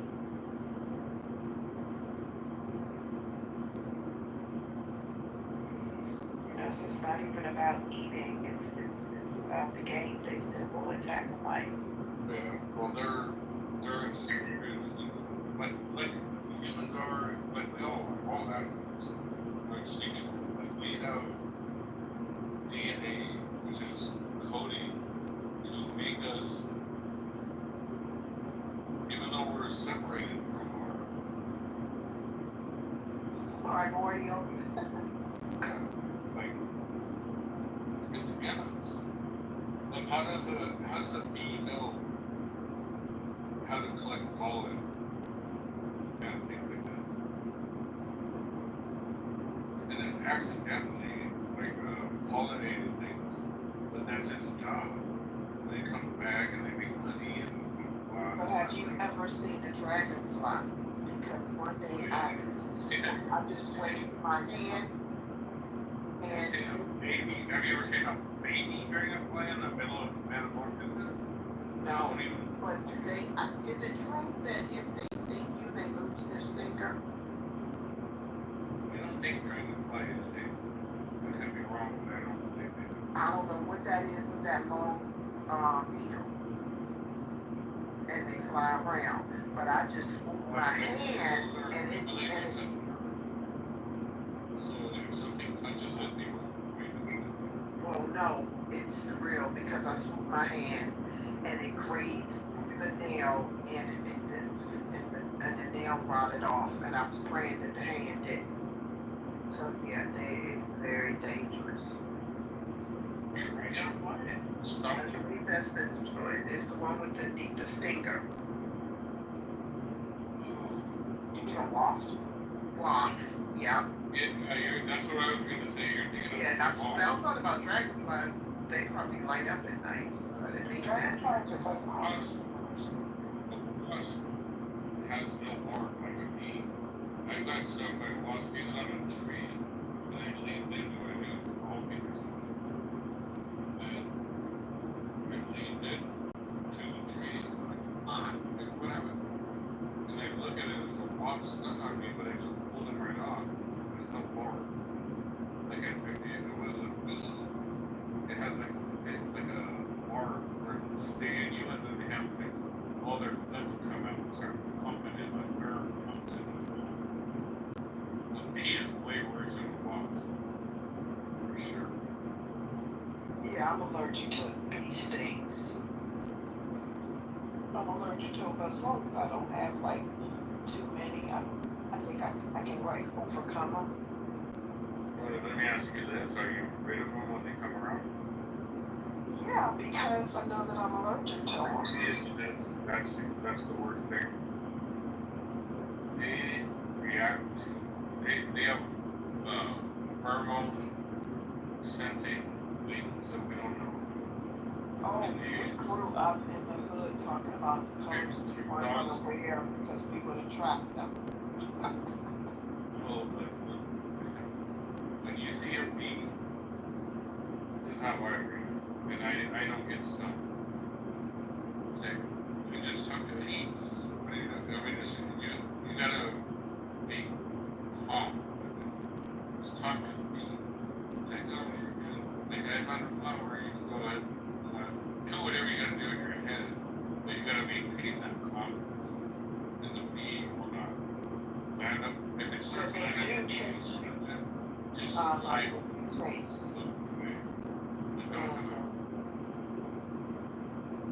I've always been like, I got stung by a bee one time in my life. I didn't think one time by wasp. That's all I can remember. But you know what's worse than that is looking poison ivy. So you can't have Most people are allergic to poison ivy. Oh, everyone is. Show me someone who's not. It's gonna crash your ass out. It's gonna itch like crazy. Maybe be at CVS getting the pinch. Calamine.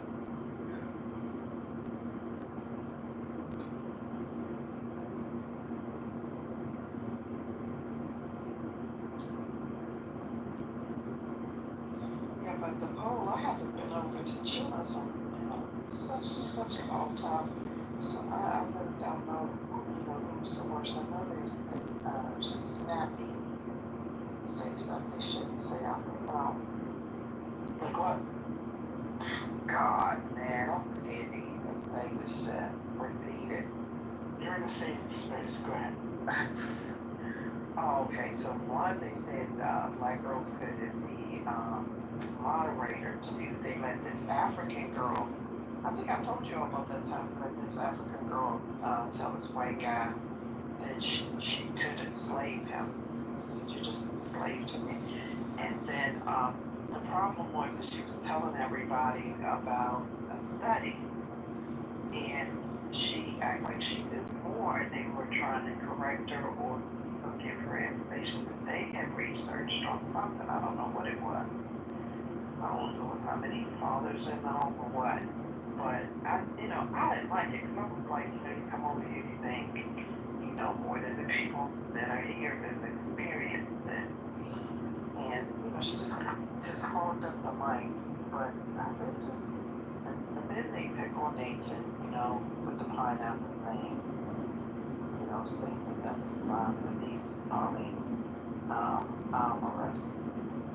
And then, they'll pick on other guys and say they're doing each other.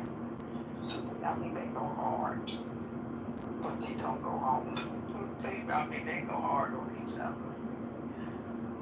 I've never went hard on anybody, even when I troll. Like, I don't go so hard like they do with each other, but I guess they know each other so they can take it. Hey, Carly, like I said, I'm new here, so I don't know. But the guy that operates the chemical smell, then he has Ernie, like in the movie. He's like a little movie, like he's Ernie's doing all the, he's just throws the first time, Ernie's throwing it out, like, what's going on?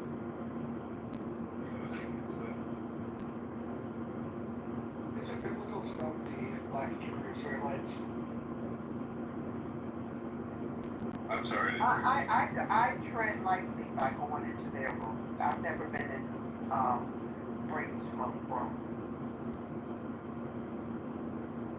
Yeah, I mean, I brought up like the counter to the argument and just try to like, because they're very strict about their beliefs and they try to like straighten out, you know what I mean? And like they're not very open to discussion. So like I was trying to put it's a weird view. Like one guy, he don't say shit unless the other guy says, give me a verse, read that verse. And there's a weird relationship. Why is there a weird consistency? Like Ernie ain't allowed to say shit unless the bird says okay.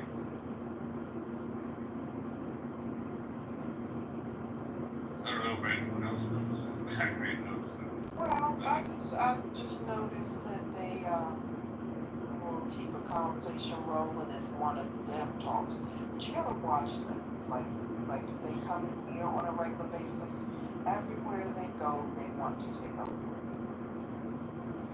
Okay, yeah, well, I get that same notion. So, yeah, like my dad said, that's the type of people my dad didn't like. He said I was the first person that ever came in his house and didn't want anything. He said that the other people come in, they want, they're looking for something, they come for nothing. And that's how they got. They come in this room a couple of times, they come in to take over. They cannot take over, they're gone. Pop back in. If they do, it's not going to be consistent. Yeah, I get that. For the sake of it, to me, it's kind of like a challenge. Like, where it's, like, I told him, like, how do you know through all these different versions, if you're reading King James version, which he obviously had reason to change it for his own benefit. So why do you subscribe to that? And then when it's convenient, they go to the Old Testament and get from there. And it's like, well, you guys are and tells or clear up the scriptures to know not one. And I'm like, if you don't like the New Testament, why you come writing. It's written for the architect of the church. And then they don't like the Bibles that are comprised into one Bible. And I was like, this is a ethnicity. When you go to most Baptist churches, whether it's missionary, that was started by Martin Luther King. I'm sorry, Southern Christian Leadership was started by Martin Luther King. Or whether you go to American, which is found in the Midwest. Some of these people, they got their creeds that they cite, and like the one across the street from my house was missionary, and I got Floyd, the mighty best Floyd. But anyway, they're missionary. What is? It's a type of denomination for religion. What else is it? Considered Christian. Yeah. And so then what you do is they have the different types of denominations within the Baptist congregation. But anyway, and I'm saying Walker Mill Baptist, they cite the Nicholasian Creed or something like that. I forget what his name is, the first bishop. Yeah, so they cite the creed. So I told him, I said, this is not like race or anything, but do you realize that you're discriminating against somebody's ethnicity? Because creed is in, if you go to ELC, they cover creed. Yeah, it's a protected group. Yeah, it's almost like Republican, Democrat, like they're taking sides and most stuff. Like, how is it like they all consider themselves Christian, but they argue about details that are really undetermined. It's all like interpretation. Wait, hold on. It says in the Christian Bible that you just have to accept it on faith. It says in there a text that you don't have to prove it. So why applying a standard that what they believe has to be proved? Well, because I'm a realist. Yeah, okay, so then you don't need to weigh in on their beliefs. It's a belief system. It's not a knowledge system. Well, I think they treat it as if it's a knowledge system. Some people overstate it. Some people overstate their truth claims, but it's unimportant. All of that stuff is unimportant. The fact that you want to argue with somebody about that is, I think that's weirder than them making a truth claim that they can't defend. My motivation for arguing with what I think were inflated beliefs, and I don't think they truly believe it. I think they stand strong to these scriptures for challenge of knowledge about, like, I'm more towards the Bible. So you believe that your beliefs are defensible, and that anybody that believes something outside of you, that's indefensible. I believe that unless you can prove something, you have to have an open mind. Well, hold on. Have you ever read the Christian Bible? What? Have you ever read the Christian Bible? That was the question. No. Okay, so then why would you argue about it? Say what? Why would you argue about it? I'm about to move you if you can't fucking communicate. Why are you getting mad, first of all? Because you're fucking retarded. How about that? Okay, you're done. Bye. Mike, what's going on? Fucking these newbies to this fucking app. I like to push back and argue with people that believe in God. Have you read their Bible? No, I haven't read their Bible. Shut up, dude. Shut up. You're not as smart as you think you are. You're arguing about a thing that you've never read. It's fucking weird. Mike, these people are aggravating me. I can see that. Have you responded to the poll yet? No, I don't want to respond. Now I don't know any of them. Just guess or say other. Yeah, if I say other, you're gonna ask me to stuff. Oh yeah, but then you didn't make up a name. I wouldn't know. You could just be like, hey, Joe from Philadelphia.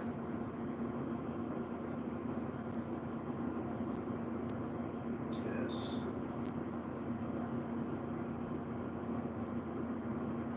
Nobody know other there. I don't know. Got this person that's a loss. It's great, they're gonna leave us. It's pretty hard for it to not be Bebo. See, I like Bebo. You don't talk like crazy politics over there. She's not that bad. You ever hear her talk about anarchy? No. No. Next time you bump into her, ask her in an anarchist society who gets the nukes and her head explodes. What did she say? Well, the people will decide. People will just get them. Do you think that's a good idea? Well, it's better than now. Well, how is that better than now? Because the people should be decide. The people should be free to decide. Oh. What's up, Christy? That's a horrible idea. Yeah. Christy, if you don't respond to the poll, I'm gonna feel like you are afraid to respond. So, I was gonna go to the movies and then it got too late, so I decided to come back in here, Christy. But I have a poll up there. I'd really like your opinion on this.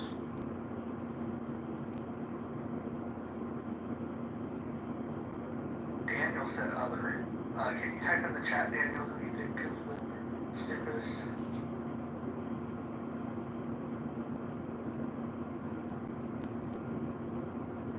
Oh, snap. Well, then, Chrissy, then you would answer other, then. It's very simple.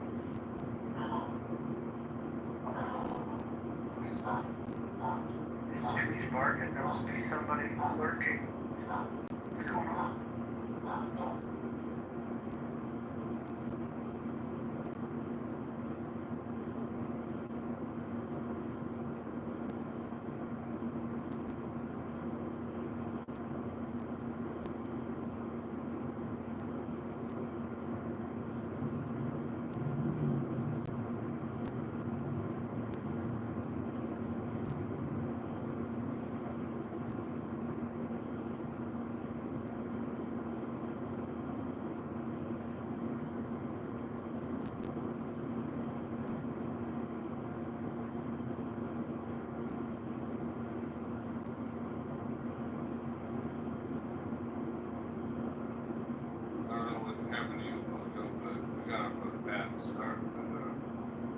Started defending that guy, and I didn't defend him whatsoever, and he started defending me like I was ignorant about religion. There's over 3,000 religions in the world.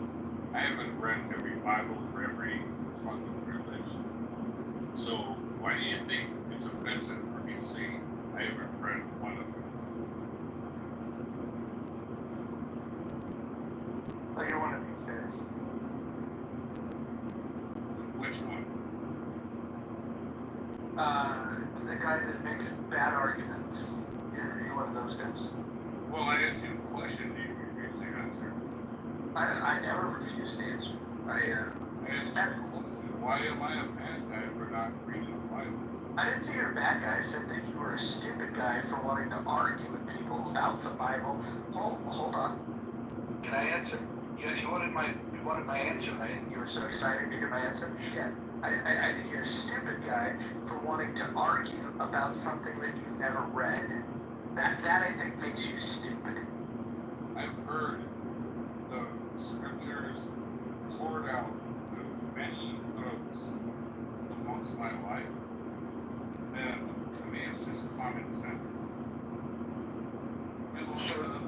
So you're making a common sense judgment about a very dense book that millions of people, actually billions of people have read, And by the way, there's disagreement about the understanding of it, but you're the fucking expert and you want to talk about it when you've never even read it. Do you find that a little weird that you've got such a strong opinion about the Bible, a book you've never read? They don't have a strong opinion about the Bible. They have a weak opinion about the Bible because there are so many. It's saturated with religious belief amongst human beings spread out across the world. So I have a weak understanding of it because it's watered down. Okay? What's watered down? You've never read it. And anything that is not substantiated. But you've never read it. It doesn't matter if I've read it or not. Where does your opinion come from if you've never read it? I'll answer that. My opinion comes from an open mind, which you don't have. You're indoctrinated at a young age, or maybe at an old age. I don't know how old you are. What am I indoctrinated? What am I indoctrinated? It didn't get you in that fucking mess. What am I indoctrinated into? Please explain. What religion do you think I'm a part of? Whom you claim to uphold? Which one do I claim to uphold? Christianity. I'm not a Christian. Then what are you? I'm a deist.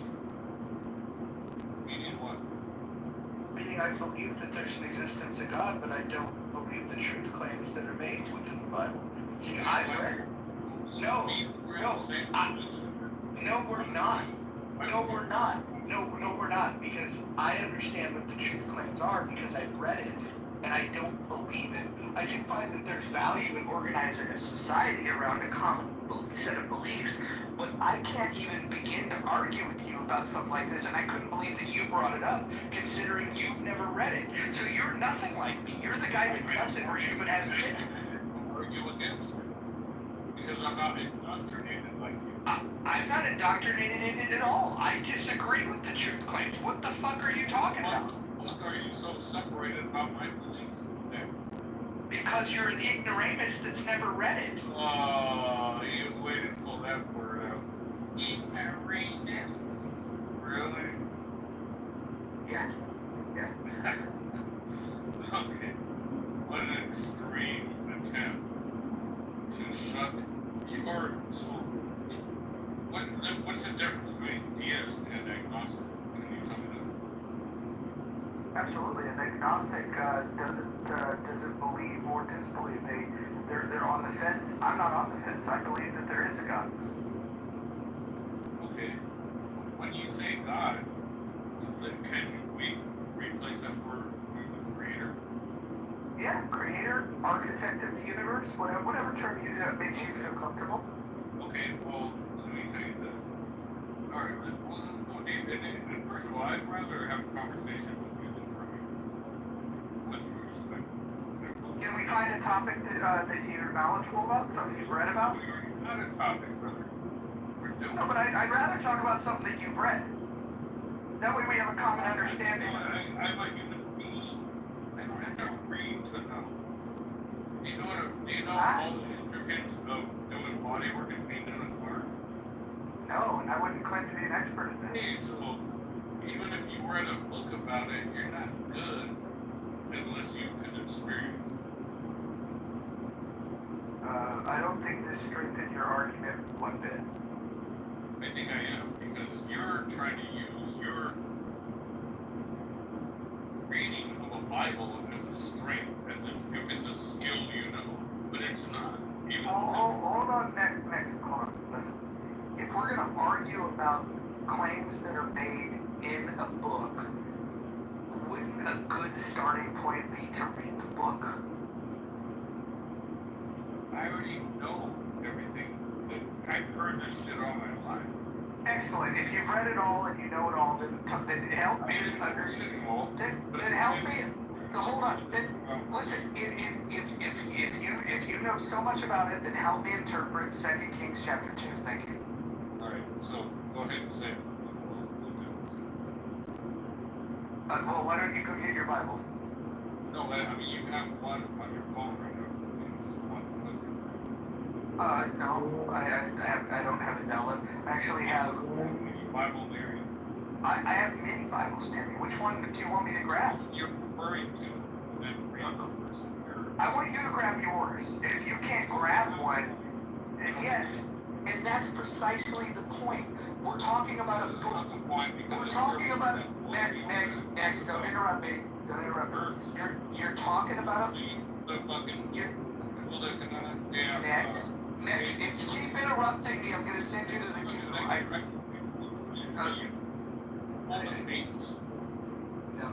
Don't make the switch. There's you that hasn't read a book that you want to argue about. Listen, if you're ever going to survive like more than 5 minutes on a stage in any clubhouse room, you're gonna have to learn to not interrupt people. It's rude and it's not productive for a conversation. But before we even decide if we want to bring your dumb ass back up, I want you to just think about a book that you have read, or maybe a subject that you're really familiar with. And then we'll have a discussion about that. Because it kind of makes a fool out of you when you want to have an argument about a book that you haven't read. Anyways, I might have a new poll coming soon. Let's see. Let me, I gotta bring, Serendipity, are you awake? Are you asleep? Are you awake? She's gotta be asleep. Oh, Ro's there. Ro, will you bring this guy back up? Ro? Yeah. Ro, am I crazy to think that it might make sense that if we're gonna have an argument that we're both familiar with the source material of the argument? Need I remind you we're on Clubhouse? That's a fair point. A book I've read, I haven't read a lot of books, but I have a lot of real world experience on. Listen, I want to say I appreciate your honesty. I appreciate your honesty, but I don't think you needed to say that you haven't read a lot of books. I think it's obvious that you haven't read a lot of books. Okay. Well, one of them was, I read Escape from the War Zone. And you could probably imagine what that was about. Anyway. I've never read that book, so I wouldn't bother debating it. Well, it's about someone escaped a Jewish person that escaped from a Nazi concentration camp. Go on. Yeah, what do you want to read word?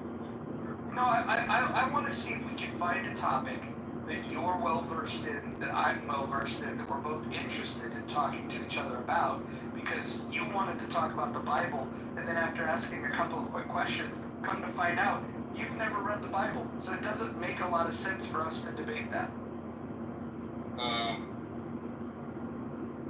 Well, what do you know about besides the Bible?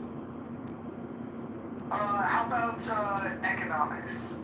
You want to talk about capitalism? Not necessarily. Well, try not. I can, but I mean. How about gun rights in the U.S.? Ro loves that topic. Yeah, we can do. What's your stance on it? Well, first of all, I want to just make sure that we both are men of letters here. Have you read the Constitution of the United States, most specifically the Second Amendment? I understand your rights. Did you read the Second Amendment? Word for word, I'm not going to recite it. I can't recite it word for word. I understand your rights. What's your understanding of the Second Amendment? That we have the right to bear arms.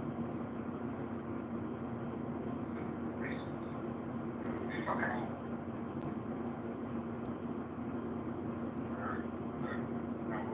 Now it's hard for you. Thanks for telling me how conversations on Clubhouse work. I appreciate that. I would have been very lost without that instruction. It sounds like we might agree. So you believe it's the right of American citizens to keep and bear arms? Yes. Those criminals have fucking arms, and you should be able to set yourself as well as the initial meaning is to fight against our government when tyranny is in. Yeah, okay, we agree. Let's try to find something we disagree about. What's something you feel really passionate about? Vaccines. Well, I mean, we were doing that. It's not like that. I mean, we didn't even disagree on it, but you said. I've never spoken to you about vaccines. Well, I'm about religion. You're saying I'm not qualified to talk to you. Well, you've never read the Bible. You can talk about religion. You can talk about religion all you want. All I'm saying is if you're gonna make it, listen. I will fucking remove you the next time you interrupt me, you fucking retard. If you're gonna have a conversation, let's have a conversation. And this is how it goes. Okay. Then when I'm speaking, then you shut the fucking mouth. How about that? Can I add something? Next, can you hear me? Next. Hang on. I just want to, I can see that you're pretty new to Clubhouse. Okay? How this works is pretty simple. When one person's talking, okay, that's the cue to be able to just listen. Okay? And especially if a person is moderating a room. If you want to, create your own, or you or anybody else wants to be able to create their own room and have their own rules, that's entirely up to you or anybody else for that matter. Okay, but generally the way it works in here is that, if the moderator needs to be able to talk, then it's just a sign of courtesy to be able to, I guess bow down to the moderator. Bowing down, or you could actually refer to it as just complying to a reasonable request, and that's entirely up to you. But if you want to be a victim, okay, then you'll be a victim. I'm just letting you know that's the way it works. I thank you.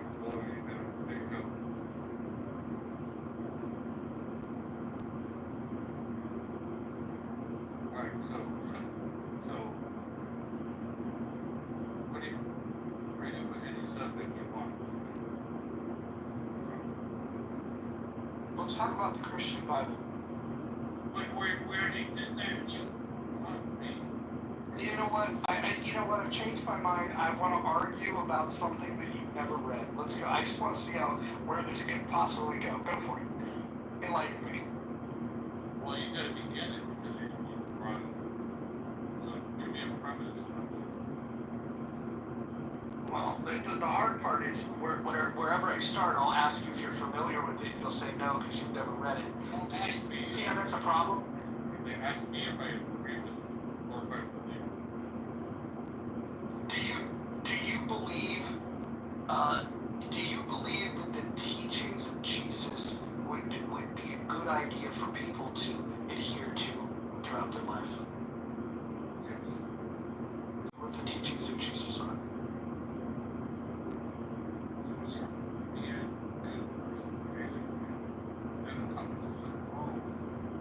Be good. We're inherent with right and wrong. See, now we're going to biology. And the thing is, you already know without religion when you're born what is right and what is wrong. It's inherent. No, it's not. No, it's not. No. Why do you disagree with that? Well, because babies shit their pants, and I think that eventually they learn that it would be a better idea to wipe their ass. Yeah, but little babies, when they get a fucking toilet, they shit in the toilet. People fucking buy them diapers and they think they're ready to sit on You have to teach them how to take a shit and how to wipe their ass. Okay, but what happened when babies took shits before diapers? Their parents would clean their ass. Oh.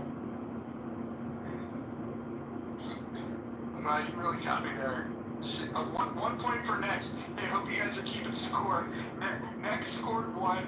I'm at 0. Man, I'm getting demolished here. Go ahead, Nick. Next subject. So what happens when kids get a crust in their eyes? What does the mother do? I think a good mother would clean it.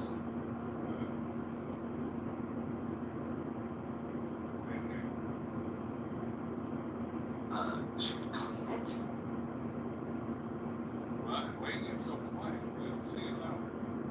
Why don't you turn the volume up on your fucking device? You're the one that got quiet. I don't have to, whatever, you gotta fuck with my phone and everything. Yeah. Hold on. Hey, the people in the audience, can you hear me? Give me a 1 if you can hear me. Now? Jesus Christ. Next, so what were you doing before you downloaded this onto Club Deck? Like, how do you spend your time typically? Besides smoking Camel non-filters, what do you do with your time? What were you doing? Working at the AM, PM, right? No, never worked for the gas station. McDonald's? No, I spent 5 minutes working at a KFC when I was a kid, and I quit after 5 minutes. Yeah, I was, What happened? 5 minutes. There was a coworker that spilled some gravy and then asked me to clean it, and I said, no, if I spill the gravy, then I will clean it. And they, if I spill it, I disagreed, and I left. I walked home. What is this protocol, Mr. So you quit like a little beast because you didn't clean it? I didn't want to clean it. Okay. I didn't. No, but no fucking put a blank space right there and we can fill in words all day like that. I think cleaning gravy is a job that's meant for people like you. Really? Why do you think so? Because you just, and when I look at your PTR, you've got, gravy cleaner written all over your face. I'm more likely to be the chef making the gravy. We're at Denny's. And you're gonna be the guy sucking ass while you bring the mashed potato and gravy on a filled plate to the customer. But if you spoon the gravy, you're gonna binge things like 5 minutes. That's the difference between me and you. I think there's a lot of differences between me and you. For example, when it comes to arguing over biblical text, I would read it before I would have the argument. You would decide not to read it and want to have an argument. So there's some subtle differences. There's some things that you don't are not person. Okay. You were the one that brought the subject up of the Bible. I brought up biblical smoke. They did bring that one up. And then you said that you needed to set people straight because you knew the truth. And then I asked you what you knew about the Bible, and you told me you never read it. And that's how we got here. Okay, but let me ask you this, dude. Have you ever smoked salvia? No. You ever smoked marijuana? Yes, I have. Have you ever put a tab of acid on it? Yeah, a couple times. Okay. Alright, so there's something we could talk about. Shocker that you've done drugs. So let me ask you, what was your trip when you did the acid? What was your takeaway from it? My takeaway was the high lasts too long, and it wasn't really my thing. Were you afraid of it? No, I wasn't afraid. I didn't find it pleasurable. What was unpleasurable about it? I like to be in control of my faculties. Then you weren't in control. This is correct. Correct. Who was in control? I was under the influence of a drug, and there was a distortion of reality and things like. You do the interrupting thing again. Listen, let me walk you through something. If you ask somebody a question and they begin to give their answer and you interrupt, it basically invalidates the reason why we're having a conversation. If you want me to answer it, then shut the fuck up and get your answer. Sorry, go ahead and answer. I'm actually moving on from this conversation because you're a fucking retard. I'm gonna bring Gildas out of. Me, like you were all this. Yeah, okay. I don't like doing drugs, sorry. I get it. I get it. You enjoy. It's a very look. You win. You like drugs more than I do. You win. You like drugs more than I do. Congratulations, you're the big winner. Next is the big winner. The guy that likes to do drugs more than another person. What a fucking contest you competed in. Anyways, Gildas, how are you? I'm cool, man. Essentially, put the fear of acid upon you. Oh, Jesus Christ. I have a fear of you interrupting me. Gildas, I have a question. Gildas, have you read the Christian Bible? Yeah. Okay, got it. So, if you hadn't read the Christian Bible, do you think that you would, begin debates about something you haven't read? No. And why would you not do that, Gildas? Because I wouldn't want to paint myself into a corner or be caught slipping like he was.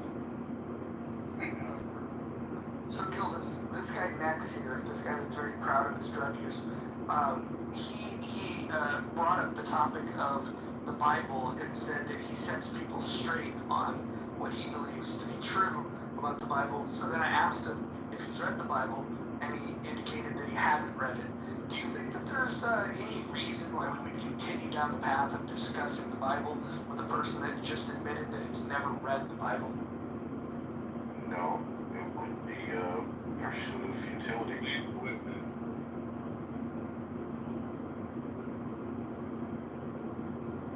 So next, what other drugs have you used? Methamphetamine, marijuana, cocaine. Shocker. I had one accident. Have you ever spent time in a county jail? In a what? A county jail. Yes. LA. How about state penitentiary? No. Got it. And what's the longest you've done in county? County, 34 days. Do you mind sharing why? Well, before I answer, I'm going to ask you, have you ever done time in county? I spent one night in the county jail. One night, okay, that's fair enough. I got entrapped into a sting to catch marijuana dealers, but I wasn't a marijuana dealer. And they entrapped me. Because I was just going to the store to get some fucking candy. Me and my buddy. And we're high, we've been drinking. And there was like an 87 IROC thing. Lower, it was polished, big, like 17 at the time, big, low profile tires. And then it turned out, I imagine, they stole that from drug dealers. They used that method of undercover people. These motherfuckers begged me to sell some weed. I didn't have any. But I was like, feeling for, they were drinking beer and had Budweiser cans, but carbonated water, so you could sit out. But, I was like, nah, man, I got him. And, come on, man. It's like, that's a trap. It's like, you're fucking grabbing my heartstrings. Like, now I'm feeling sorry for you. It's like, oh, these guys want to get high. I'm not fucking selling. I'm not coming up with a goddamn sales pitch.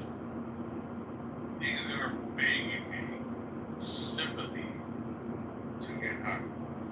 Are you wasted? Right? Are you wasted? A couple beers. And are you familiar with this guy? No idea. I'm getting Doc vibes from. You're gonna rep me. Oh no. Well, you beat me. Oh, like a vibe, yeah. What's wrong? I got my water. I'm sorry, go ahead. Oh, hold on. And Next was Suzanne, and Next was here. He wanted to. He was talking with Connie for a moment, and he was talking about his rebuke of the Christian Bible, and then when I asked him if he had read the Bible, hold on. I'm talking to Ann here. So, and when I asked him if he had read the Christian Bible, he had said no.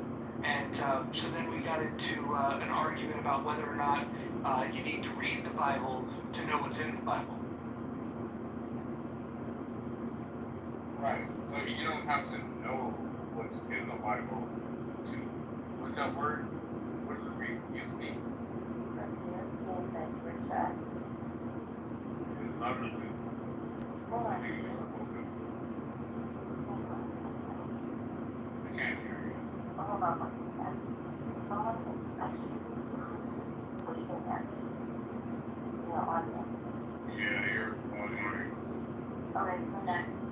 Okay, so rebuke is that like means that you reject anything that's in the Bible, but you've never read the Bible.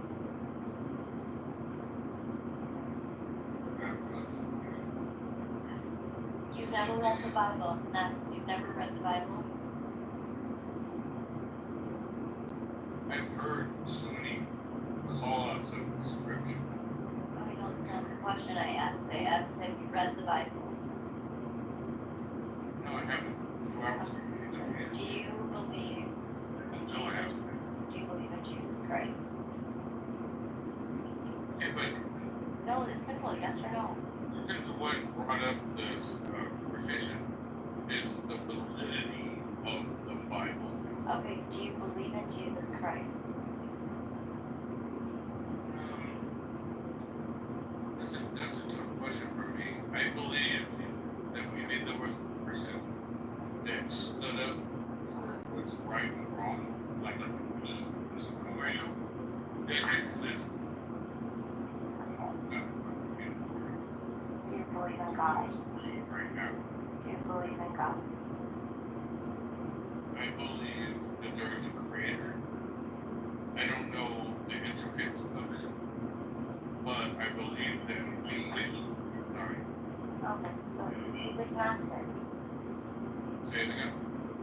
So you're Actually, agnostic. if he believes there's a God, he's a deist. No, Right, that's what I would. thank God. Hold on. That's what I said. I'm agnostic. Hold on.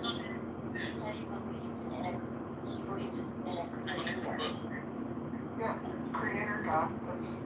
No, I asked him, no. He said a creator, that he believes that, like, something created everything. That's what I believe. That's agnostic. That's not agnostic. Agnostic. Hold on. Next, realize. And so here's the difference, right? Next, you are really bad at this. You are really bad at this. Stay on mute for a second. So, Ann, a deist believes that there is a God. An agnostic doesn't believe or disbelieve. They're on the fence.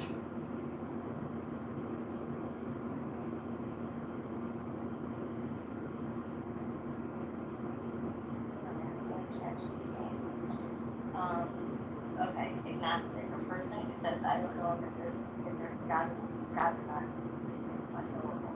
They don't necessarily deny God because they don't research either. Deist, a person who says, I think there is God, but he doesn't intervene in the world. Deist believes God created the universe, but does not perform miracles, answer prayers, or guide events beyond the creation.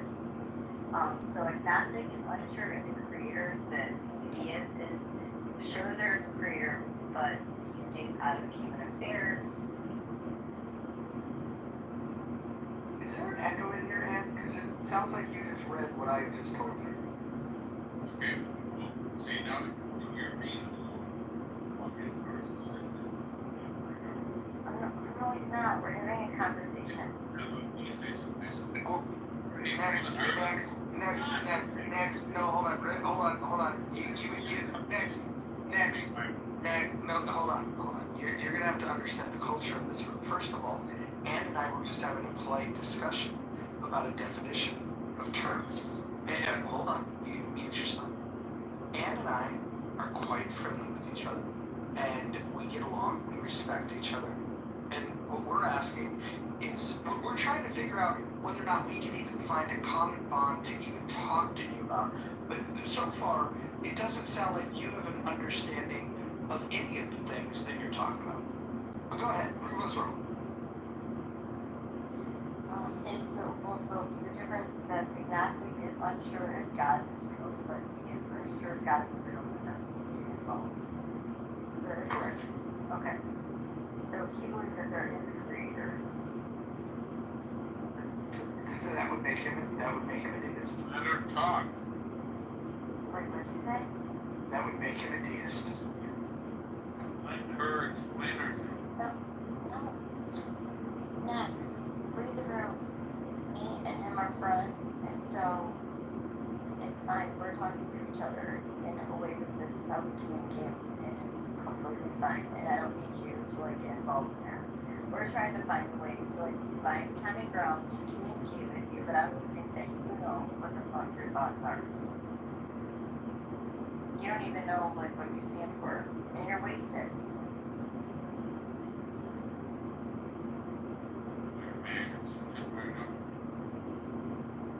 I've experienced things in my life that are contradictory and eye-opening.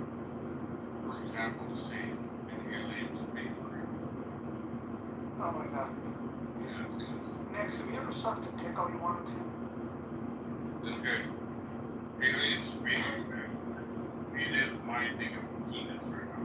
So we know where you're sitting in your mind. So, you know. Next, it was a fair question based on what the conversation. Next. Spacecraft. Next. So next, just simple question. Can you listen and then answer the question. Have you ever sucked a dick all you wanted to? No, I haven't. Why did you stop? Why are you talking about sucking penis? Now I think you're homosexual. Come on. Okay, and You hold on, guys. in the middle of explaining something very deep. Get the fuck out of the way with your penis chat. Fuck you. Brandy in the audience, but I think also come up here and talk about how dumb I am. Or are you just going to be a chat warrior? Next, I'm not talking to you. Next, 1 second. Randy, come up here, or you're a beta bitch boy. Alright, so let me continue. So, when I was about 5 or 6 years old, we went to Pioneer Chicken in Norwalk, California. Was that your first cock? Well, yeah, that's when he found out he was dead. Well, you guys on a penis fucking true thing right now, right? You're the one that didn't suck it all you wanted to. You didn't get enough. I'm starting to think you're homosexual. Stop. There's worse things in life to be. Alright, let me finish my story. Alright, so I can't do it. we're in a 62. And my spot was in the back where the speakers are, like behind the seats. And when I got that small, I could stretch out we were in front of the PS4 driving to watch a movie. I don't know, I remember something like we watched Chasing Something. Make it stop. Make it stop. Lord Jesus, make it stop.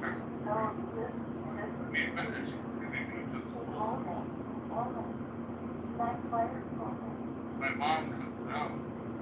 And she said, get out of the car, look up in the sky. I said, what the fuck? Climbed out. There were other believe there. I like that stuff. I climbed out. We all looked up. And there's a fucking UFO in the sky. Wait, hold on. Was that the same day that you did the acid? No, I was on the that alien in the sky and dropped a bag of dicks on his butt. No. So, I was looking up at it, and I I can draw it for you right now real time. I can fucking do it in Photoshop or whatever. I can tell you the rate of the likes that were Next, I got a quick question for you. If I were to get you the address of an AA meeting, would you check it out? Yeah. Alright, cool. I'm gonna go find one for you. They don't need your help because they're old. Anyway. So, I watched it. And I know hold on, please. I know hold on, please. Hold on, please. I'm right in the middle of this. Okay? Hold on, please. I'm gonna interrupt you. Every time this light went around, I made a 360 degree, the light in the middle. Was it a wheel inside of a wheel? It glowed and dim. Was it a wheel inside of a wheel? I'm telling you. I'm asking, was it a wheel inside of a wheel? I'm just telling you, stupid. Listen. Oh, wow. Yeah, no, yours. So, every time it went around, the windows would vibrate. You would hear like a vibrate. Wait, hold on. Next, you kinda cut out. Hold on, you cut out. No, you cut it. Hold on, you cut out. We didn't hear the best part. Can you tell us the sound that it made again? Alright, you ready? Tell me when you're ready. I'm ready. When are you ready? I'm ready.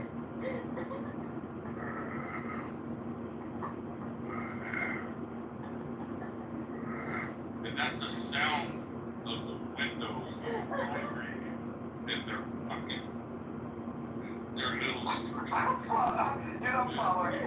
That's it, I'm following. Everyone follows this guy. This guy's amazing. Light is 100% true. I swear to God, you could go ahead, dive your little stupid head in your Bible and believe all this shit where you disregard the fucking reality. I'm telling you. Okay, so I'm not denying your experience, but why is the Bible stupid? Because of this alien spaceship that you saw. You said the Bible is stupid, but how is that relevant? I think it's manufactured for a reason. Okay, do you think alien spaceships can be manufactured? Well, what I had described to you right now, I don't know. Well, like right now, if you were to go outside and look up Well, at then the it sky. was what I see. Okay, well right now, if you were to go outside and look up at the sky, is there potential, hold on. You know, there's several. Horrible, isn't there?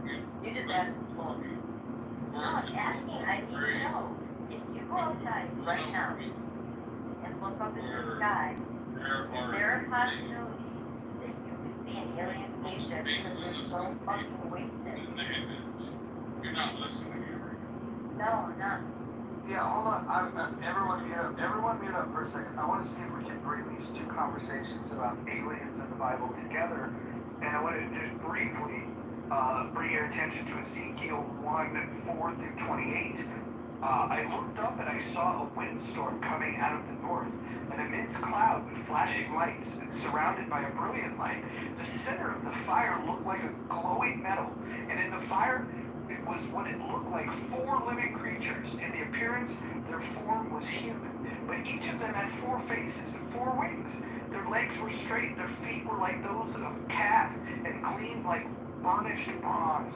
Under the wings of their 4 sides, they had human hands. All 4 of them had faces and wings. The wings, one of them touched the wings of another. Each of them went straight ahead. They did not turn as they moved. Their faces looked like this. Each of the 4 had the face of human beings. And on the right side, each had the face of a lion. And on the left side, the face of an ox. Each also had a face of an eagle.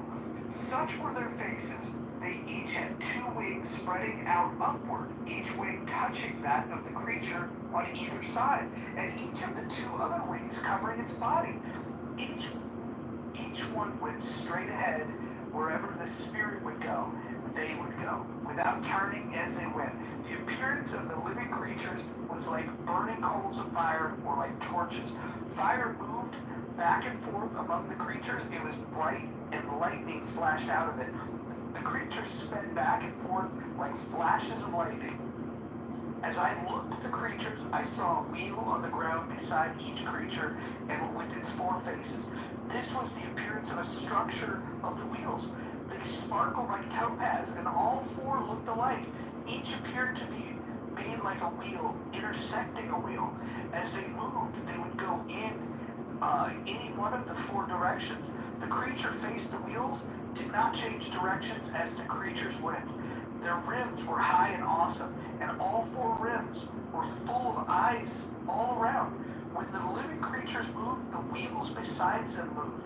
And when the living creatures rose from the ground, the wheels also rose.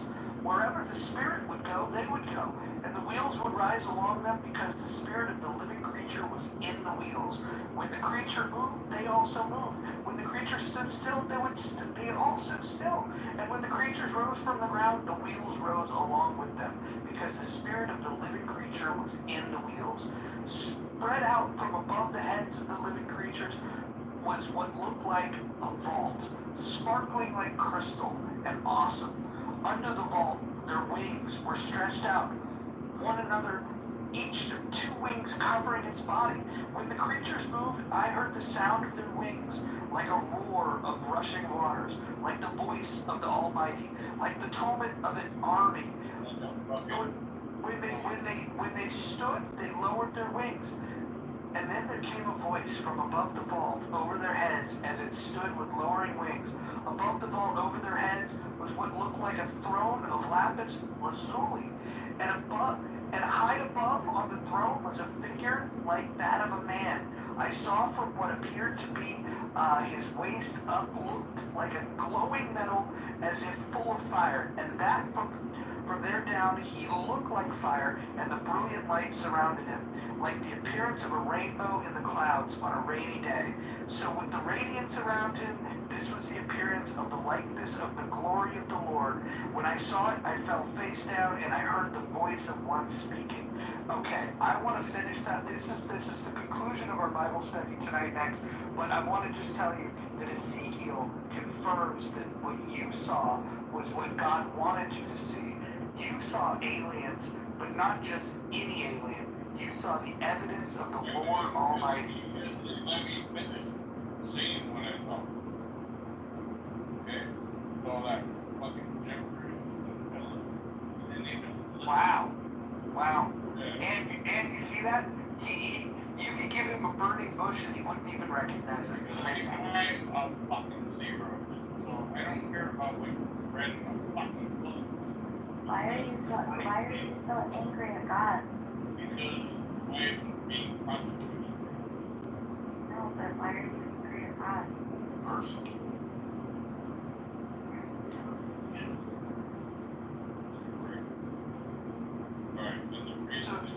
So next, now that you know that the Bible talks about UFOs, does that increase your interest in reading it?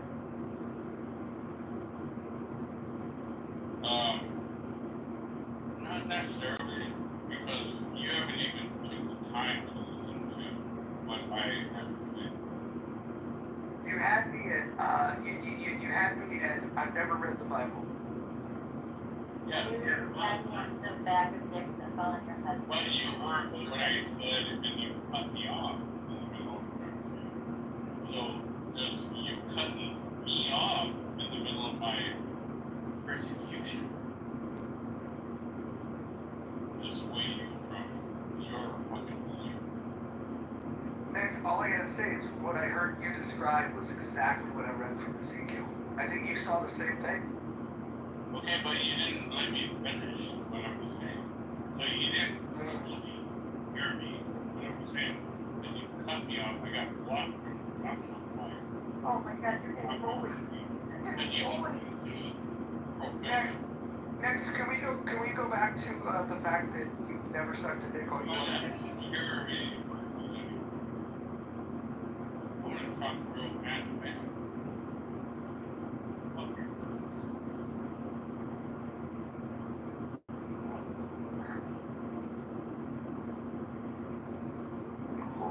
mercy on my soul.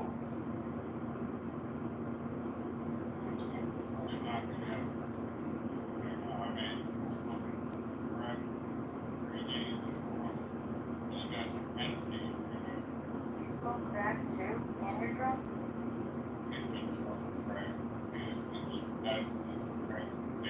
Oh my gosh, Gail, was your crackhead too? I mean, on a Saturday night on Clubhouse, I'm whatever you want me to be.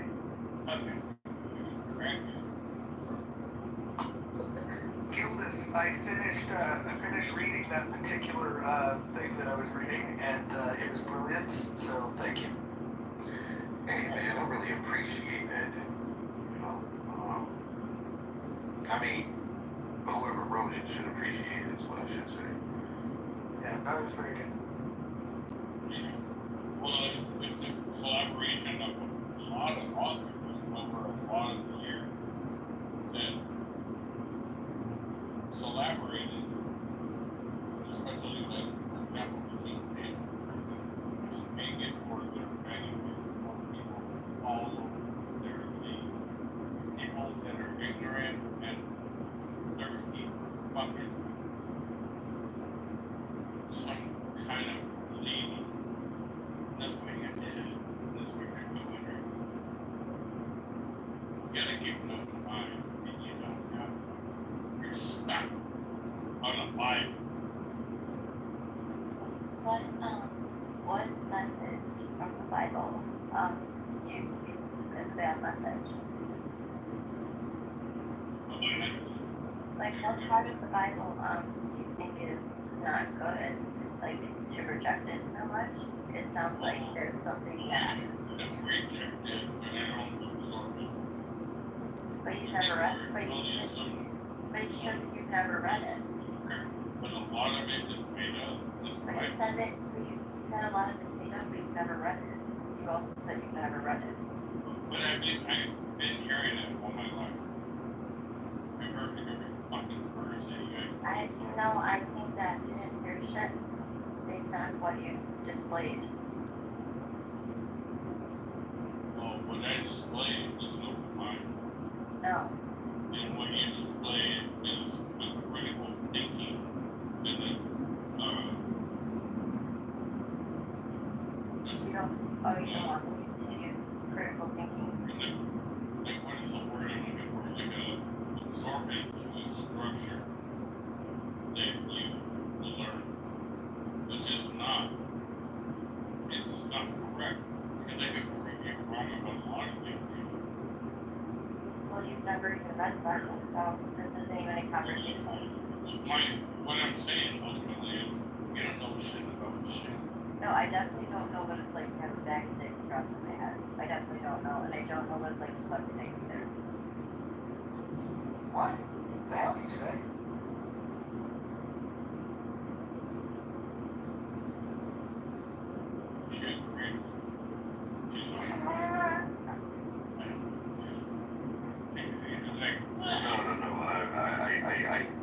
That was a lie. It was a lie. I just came up here to call you a liar. What? That I've never had a bag of dicks dropped in my head? No, that's not. No, the other part, I'm sure that's a lie. I hope. Yeah, I don't think they were dropped on your head. Anyways, this is about Nick and his bigotry. What I'm saying, backing up my, like, let me tell you another situation where I learned I saw this fucking orange glow between it looked like a beach ball, like an orange beach ball floating between these three coming out of the shape.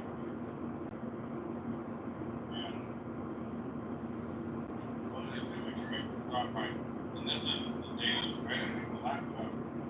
I fucking brought out my desktop and put a CRT computer on the monitor.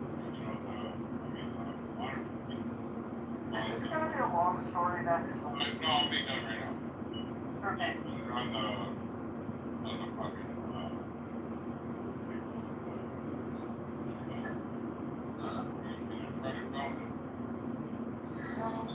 reason.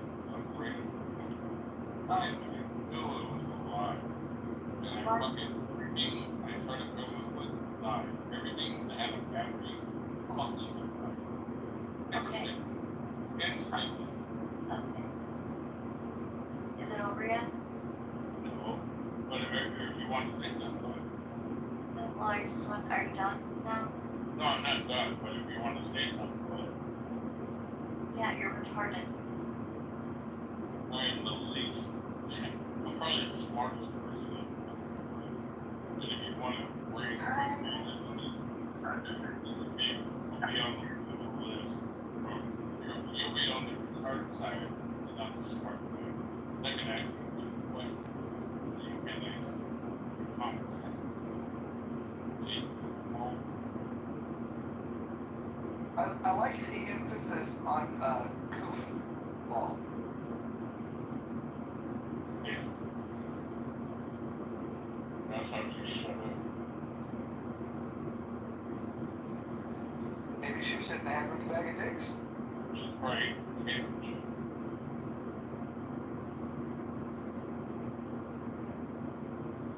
Mike, what do you make of all this? I would pick other, and might go next. Yeah, I feel like Nex is the reason why Other is performing so well in this poll. How do you guys see the poll? What is the outcome of The poll question is, who's the dumbest person on Clubhouse? And right now, I think you're in the lead. It's who? It's some cocksucker named Nex. The ruler of the vote.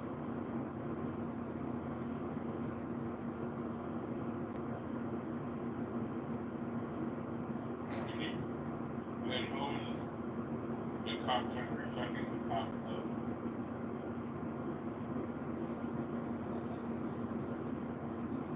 That's why I'm talking. Keep your mouth shut. She really told you. Did you hear that, Mojo?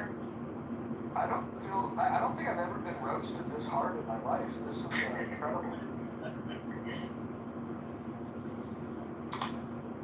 Yeah, I wanted to vote, but I don't know. I'm the most hated. I have like blocked like this.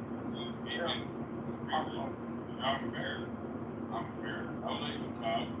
You bring up your subject, I'll get moved on. What do you mean? Please say I'm great. That the Bible was nonsense, was stupid, and you've never even read it. So how are you fair in it, I'd say? But you've never even read it. Well, like I told people before you got here, there's over 3,000 religions in the world, and they all have their own Bible. Are they all right? What do you think?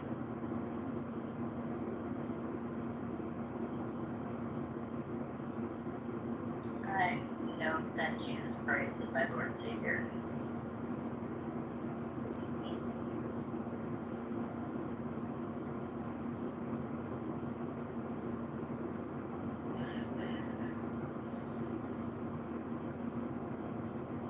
Wasn't strong. This one. Okay, so what have you been saying? I've been strong about everything I've been saying. And No, I think you've just been your trauma dummy. what?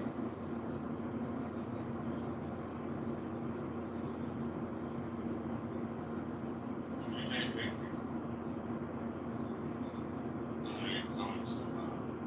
Violence and things. Say it's okay. Yeah.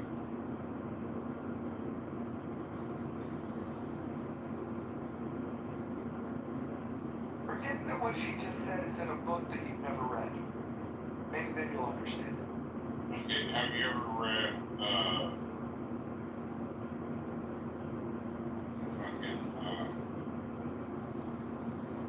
Mark Twain?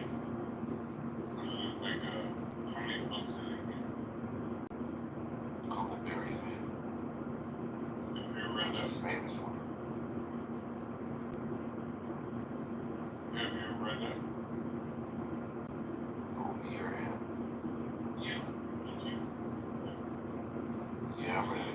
times. How many things, right? Probably like 70 times. Something like that. Like, I forget, they use it a lot. Like, probably like 50 times on the whole book. Is that No, because if I remember correctly, the editions that I read, they capitalized it. Hold on guys, it's 219 times. 219? Yeah. Yeah, so you just get to a point where that shit is just rolling off your tongue. It's a lot, but you just kind of get used to it, and it's like, it's all good. that's all okay? Like, let me ask you a question. Do you like the N-word with the hard R? I mean, like in what context? Like just as Well, hold on, before you guys go any further in this conversation, let me just bring up the rules of the room. I'm not. I want you to shut your mouth for a second. Rule number 7. You should go review the rules of the room. Yeah, and if you don't follow it, I will remove you from the room. You can't wait to do it, man. Actually, no. I am so fucking bored that this is intriguing. Like, what I'm experiencing right now is just, it's like going to a zoo exhibit where you're just like, it's an animal that you've never seen before, and you're just like seeing the kind of silly things that a strange animal does. That's a compliment. You're like a lemming. A lemon? Hey, do you know what a lemming is? Yeah, it's like a little squirrel type. Yeah. Do you know what they're known for? Google it. But you know where you are? You're like a fucking hug dog. I have one. Stubborn and lazy. And Not lazy, stubborn for sure. Not lazy. oh, I got it.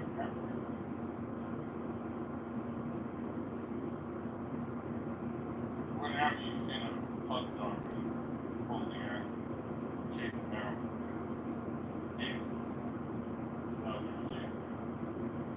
No, I couldn't make out anything you said. He's besmirching pugs. I have a half pug, half terrier, and he couldn't be more wrong. Sammy is a beautiful little creature.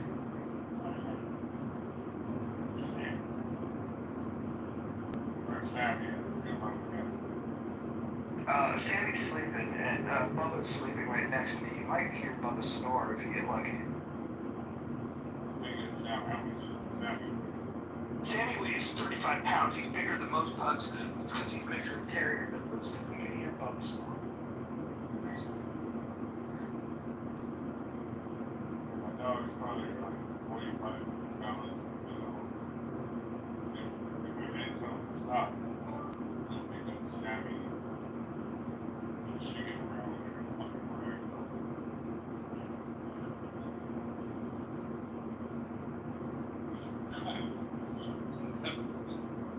Yeah, we told him to stop doing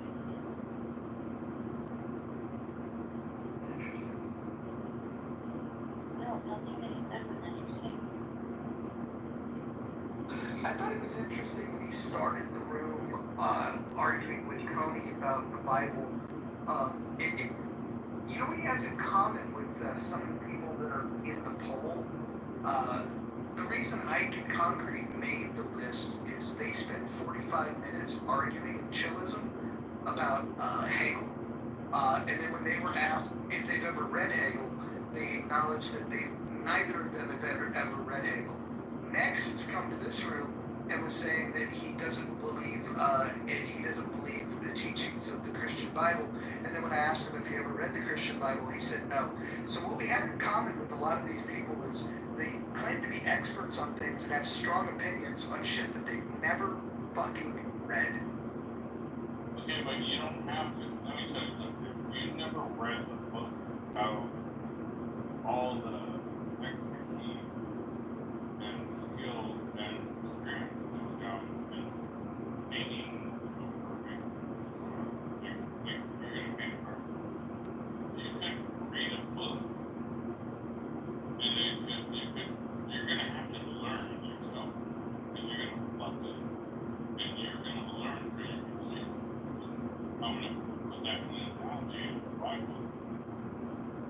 know what makes telling me, but I gotta learn from my mistakes, and I'm gonna believe what I want to do in order to go forward. And respectfully, I have no fucking clue what you're trying to say. thanks for clearing that.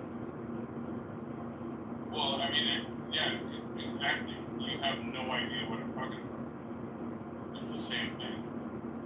So are you saying you work at Brookside? Well, Well,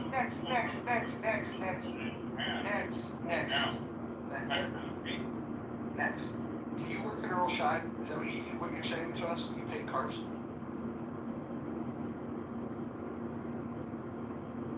No? Okay. I think he was Kamala's speechwriter.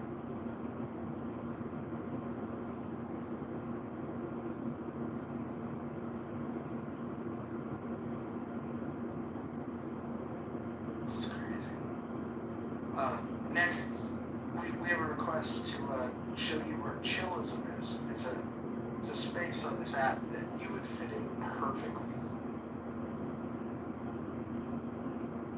That's where everybody gets together where they don't read books, but then they argue about the books that they didn't read.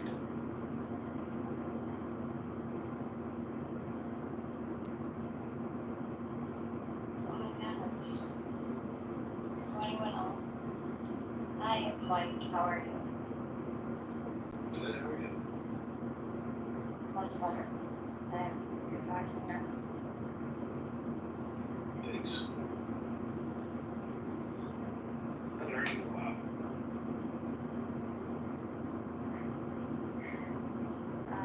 I haven't seen you in a minute. Where have you been hiding? Around. Over here. I like to get the dive into the mud once in a while.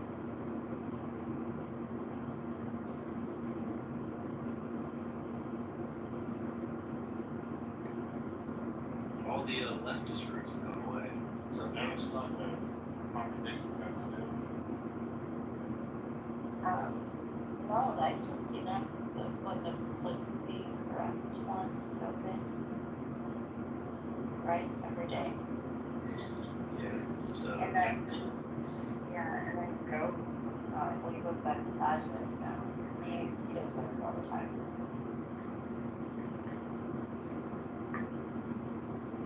I mean, they've all basically turned into like coping groups. You know what was interesting for like the first like 10 times you experience it? He becomes very repetitive after time. Well, I didn't like him because he was such a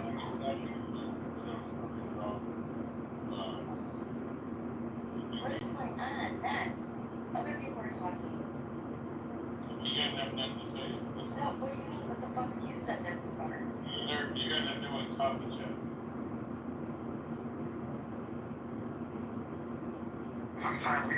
I'm finally done with him. I just can't. I can't. You know, I'm actually shocked at like your patience with him. Like, he must have just been real bored for a minute. Well, for a minute there, Serendipity was asleep, John was asleep, and then it was me. Coney came in, and I don't know if Coney's asleep now, but Coney was rambling on about something. Next comes up, and they got to talking about the room biblical smoke, and so he went on this rant about religion, and then I wasn't even gonna interrupt, but then he said some stupid thing, so I just asked him like, oh, so I asked him, like, what is your critique of the Bible?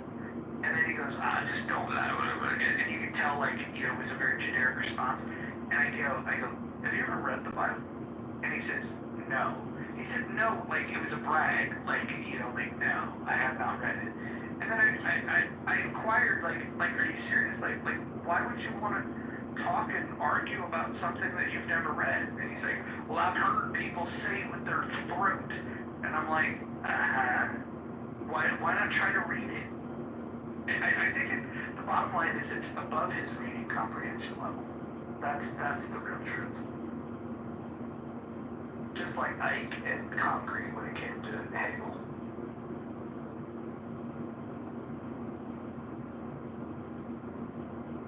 Yeah, I wish I had been there for that. I would love to hear what they said about Hegel. It sounded like this. You don't understand Hegel. You gotta understand the thesis and the antithesis and the synthesis. Can you repeat yourself? Yeah, it's all about the thesis, the antithesis, and the synthesis. And they just kept repeating themselves, just saying words. They were not making an argument at all. And I listened to it like just intrigued with like, how fucking insane is this babble? It was like two people going back and forth, saying nothing for 45 minutes. So I raised my hand and Tally brought me up, and then I asked to get put in the queue, and Tally called on me. And then I asked both of them a question. I asked them if they could explain to me, what synthesis means according to Hegel.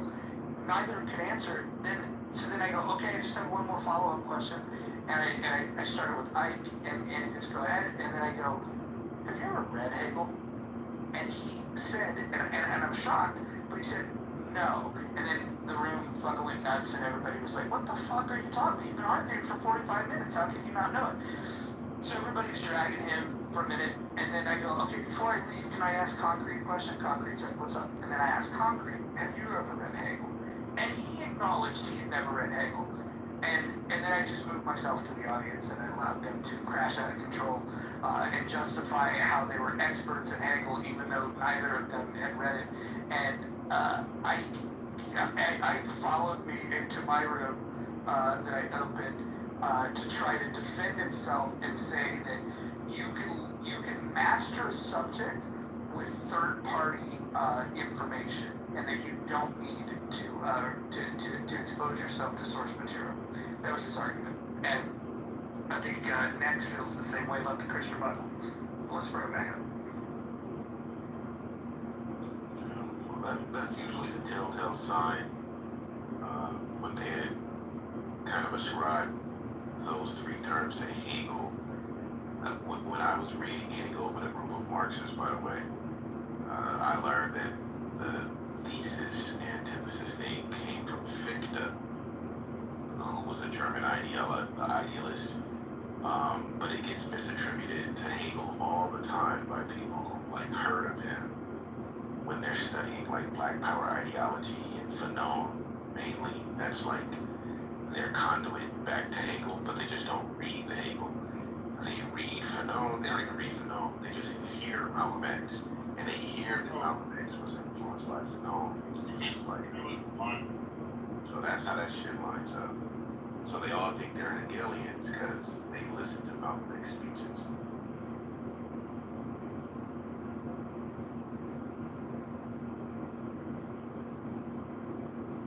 Johann Fichte. What happened to Candy Cane?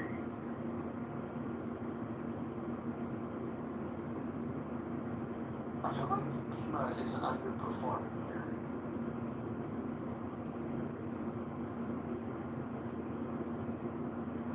When she returns back to the app, we need to do a welcome back room. Gildas, have you ever argued with Pima? I'm sure I have. I recognize the name, but without, I guess it's a her being here.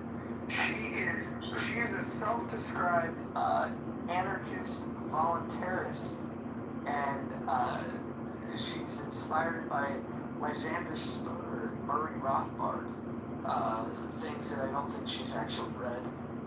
She's admitted that she has hairy armpits, and word on the street is her boyfriend is married, and she's an Eastside Peace. But thank you. Yeah, well, I have not been, because I would remember details like that, but I don't know. You know how some of the rooms are, you get to argue over like 8 people at once, you don't know who it is.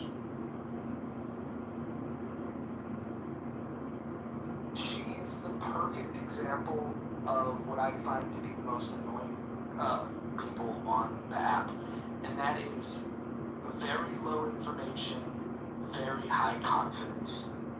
That, to me, that's the worst combination you could possibly have. And she has very little information about anything. And any information that she's been exposed to, she doesn't comprehend very well. But she has a lot of confidence. She's the type of person that if you ask her a question, rather than thinking about the question, or perhaps acknowledging like, oh, I'd have to think about that, or I don't know. But like, I don't know is not part of her vocabulary. She will just start saying words. If you thought this last guy was a lot to deal with, imagine that, like, sober. You know, well, that shows a lot like Kia spelled Chaya. You know, and I think you've heard me and her have exchanges in your rooms before. She's very similar to that. Like, I try not to disrespect her because I do think she might be neurodivergent, but maybe undiagnosed. You know what? Neurodivergent is this new fluffy word for fucking retard. Yeah. Well, you know, I don't want to say retard. At least if she's not on the stage to defend herself, I'm call her retard. But she knows how I feel about her, and I'm like, you know, like I said, she's the drunk rambling auntie at the barbecue.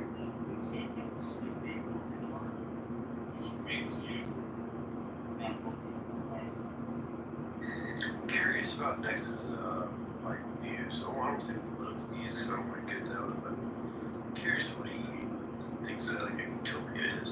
I don't know if I want to this.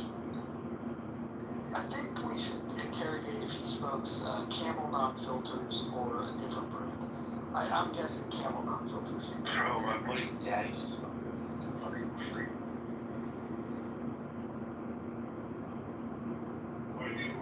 Why are you changing the subject? Do you want to go back to talking about your rejection of the Christian Bible? Considering you haven't read it? What I want to talk about is why you reach out for support when you know you're wrong. What am I wrong about? Everything you believe in. Oh, he's a leftist. What do you think I believe in? I told you I don't.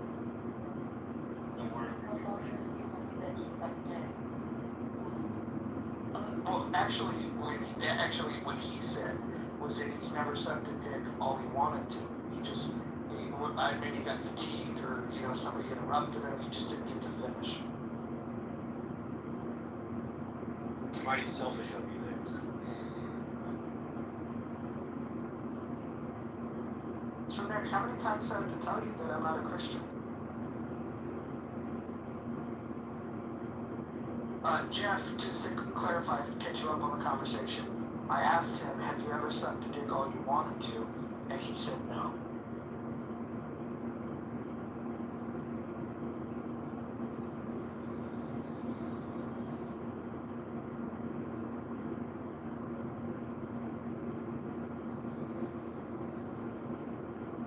So next, why do you think I'm a Christian?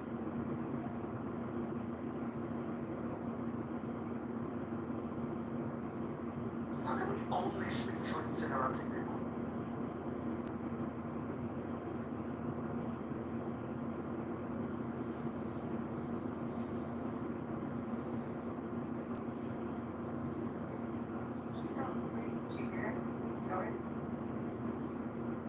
You've got to be shitting me.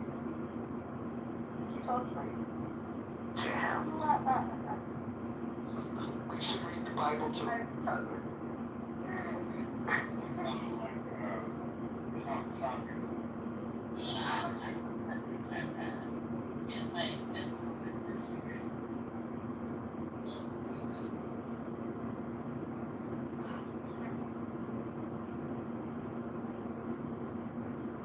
Next, what do you do for fun, buddy?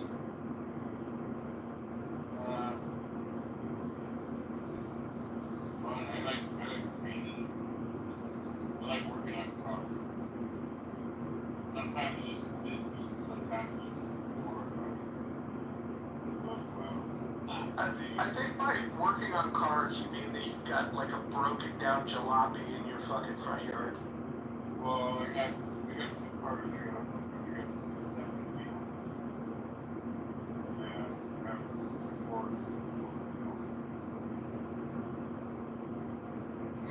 Like the, I just saw a photo, like the dude who grabs the cars, got one, fixes the shit up, and sits there for like 20 years, there's tools all around it, it's never drives it. Just like, yeah, it's a project. Totally. No, I've been holding on to the 67. And I already. What reminds me of a partner.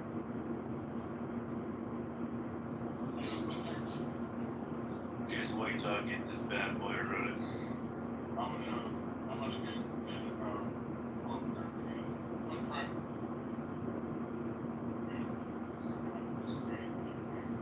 They got Texas speaks. On board with speaks. Max, are you employed? That's what it is. Or you work on cars? So you work down at the Jiffy Lube? Right now, So you're a consultant?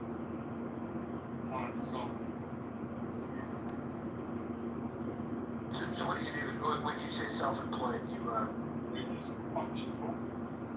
Like, what services do you provide people for the day? besides sucking dick?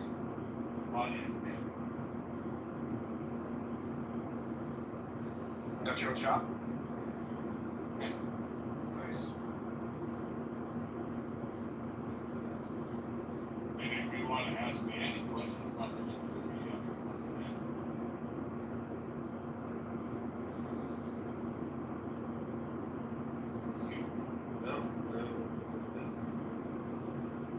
What's I mean, I'm being really sincere here. The dog in the neighborhood. we gotta speak like quick on it. Say it loud. Okay. Hold on, everyone can hear Gildas. Max, you're the one that's mumbling, but Gildas, go ahead. Yeah.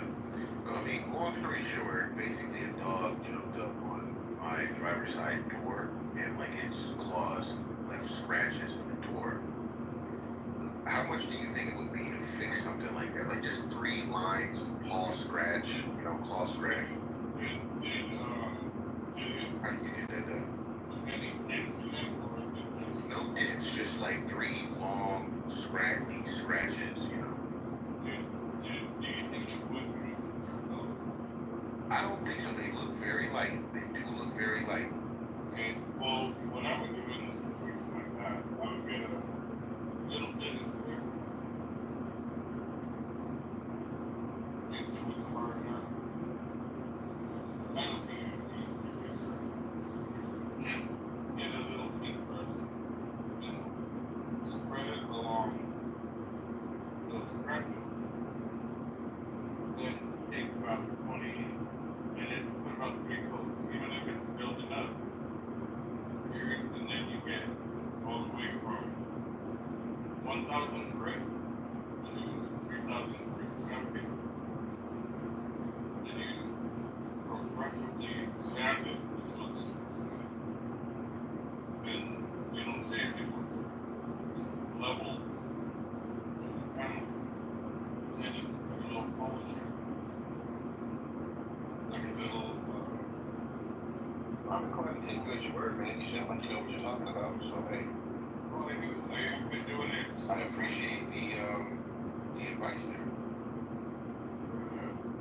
Because otherwise, like somebody charge you fucking $700, you can do it for $15. But I mean, you need something. Let's say $25 to something.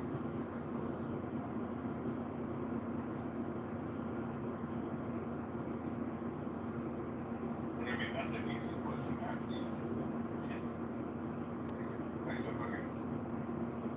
Alright, I got a question for you guys. What's the longest penis that you've sucked? Longest penis? Yes. How long is your penis? Just for fun. That's a little personal. Yeah, but I mean, maybe you're. Your question, what?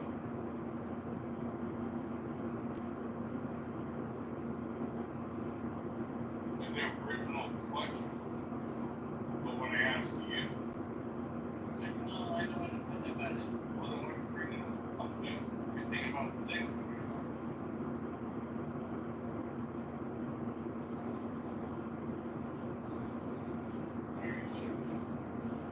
Be quiet. I like Randy's joke. So I told my Polly in The Sopranos it's a good joke. It's a good joke. Dex, what's your favorite conspiracy theory?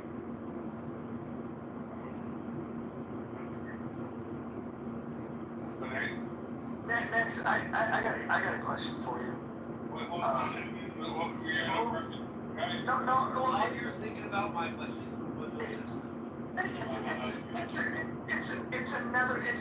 It's actually gonna help us get to where we want to go with Mike's question.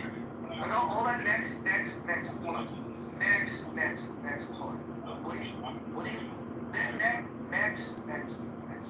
What do you think of the Jews? I didn't listen. So I'm gonna ask. I'm gonna move you to the audience if you don't answer my question. I will move you to the audience if you don't answer my question. No, it's not a bit. Okay. All right. You asked for it. There we go. Bad strategy next. That's never a good strategy. I don't know why anybody. He's new. That's his word.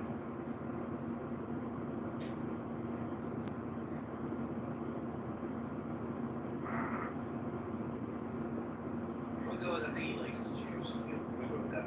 Let's say he has no problem. I don't know, man. He doesn't like. He doesn't like religion. I don't think that he's probably got aversion. That's fair.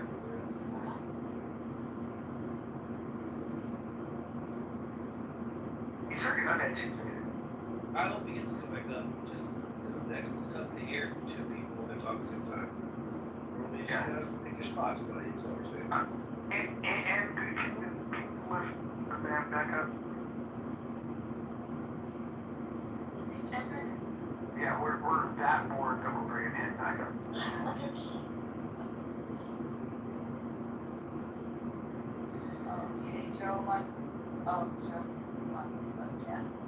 I do want to get a little political, like secretly, I really do. Yeah. First, we need to know next, how do you feel about the Jewish people? Well, I was thinking what's going on. And I don't like it.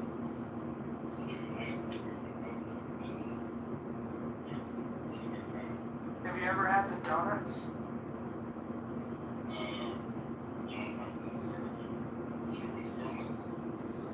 Yeah, they're pretty good.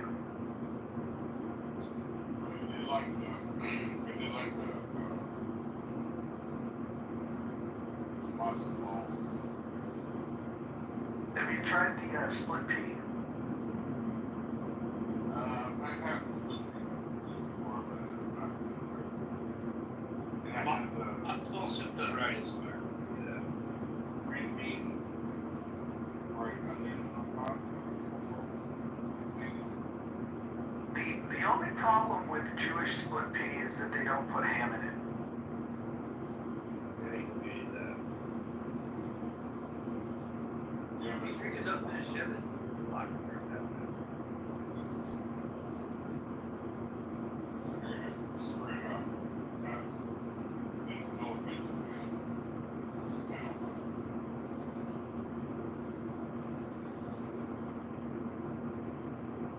And when I, like, one of my go-to things for like breakfast is, Cotton meat sandwich? oh, that's your go-to. Oh, tell us about any, Cotton bean sandwich time. oh.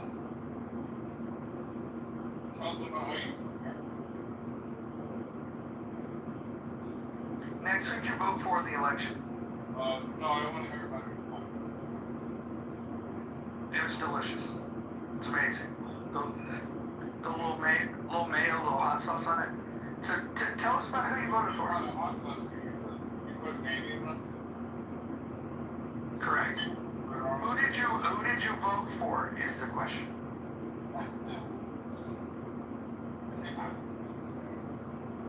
Who did you vote for? X. You're a felon? You know why I didn't vote? You're a felon? Yeah, but I still can vote. But I already voted.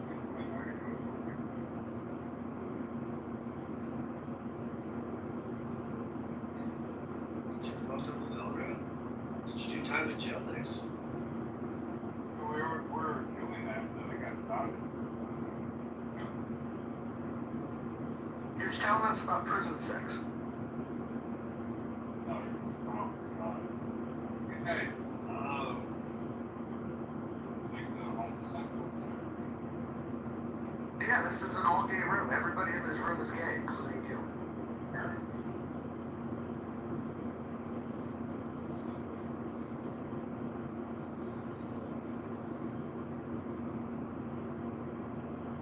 Did you think about the conspiracy one yet? Well, yeah, the biggest one that I can think of is 9/11. What do you think happened with 9/11 next? Inside. Think it was an inside job?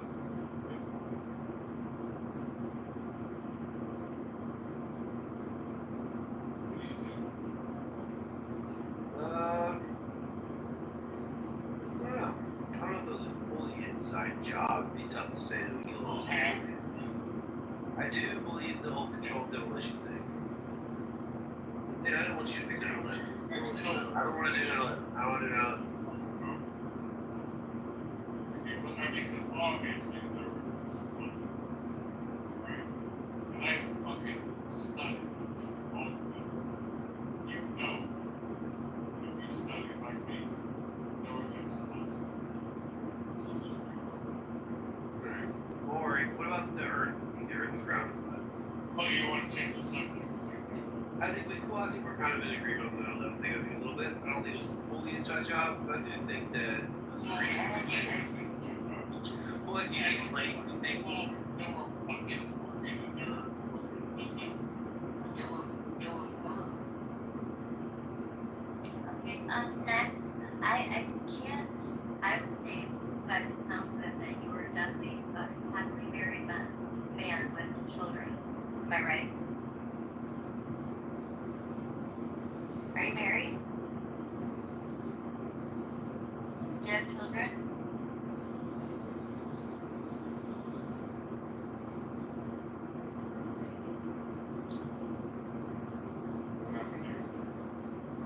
What? What happened here? My theory. No, we're just asking questions. It seems like you want to talk, so I'll just kind of ask you questions. Okay, but you got quiet. Like, where are you going? I wasn't going anywhere. Am I supposed to go somewhere with it? What are you flexing things up? Flexing? I'm sorry, but I'm flexing like you got to men. That's weird. What? Say what? You just thought that we've all been on Zap for like a couple of years now. They're trying to find a new person to just like talk to you. Honestly, I swear to God, it's just kind of cool to like pick brains. Because we all know each other. We were asking if you're married, how many kids?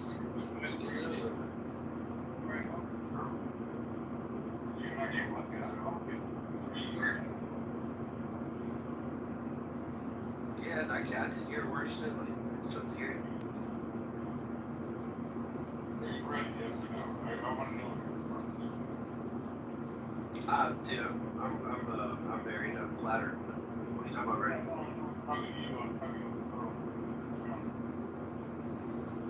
Oh, so what's your question? Sorry. What is your question? Yeah, what's that? 102. How tall are you? 5 foot, 5'0". Well, the soft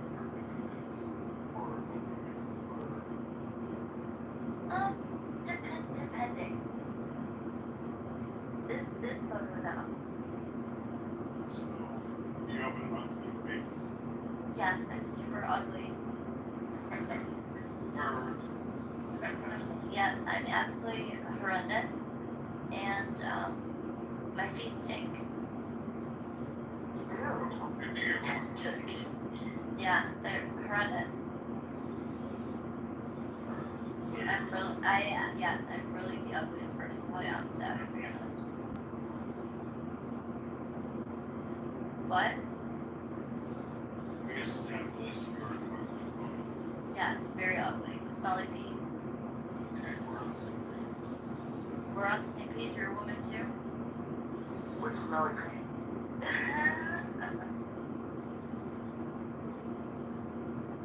Size shoe. 5.5. How tall are you? 5 foot. I'm a tiny giant. I'm not your laptop.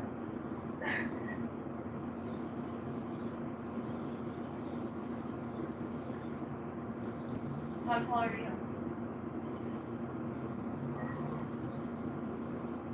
I didn't know this statue that much. Like how you committed that and you were going to get Next, can I ask you a personal question, buddy? What would you, like, you could take a girl out on your first date, where are you taking her? Like, how do you play it out on first date?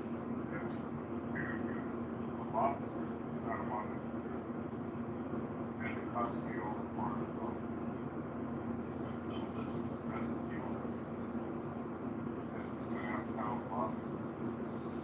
And I wanted some kind of guess how much, I mean, at that price, guess how much the master they never come back. $1.25. Shit. Like, with that, like, I'm gonna order 3 orders of master meal. And she got a 1.5 pound lobster. You know, like the fucking steamed asparagus and you know, vegetables and all that. But I was like, I want some mashed potatoes. How much more than living in a massive pile of mashed potatoes? They know the best. Did she touch your penis afterwards? Her first fucking thing on the Santa Monica Pier called the lot. That's the best.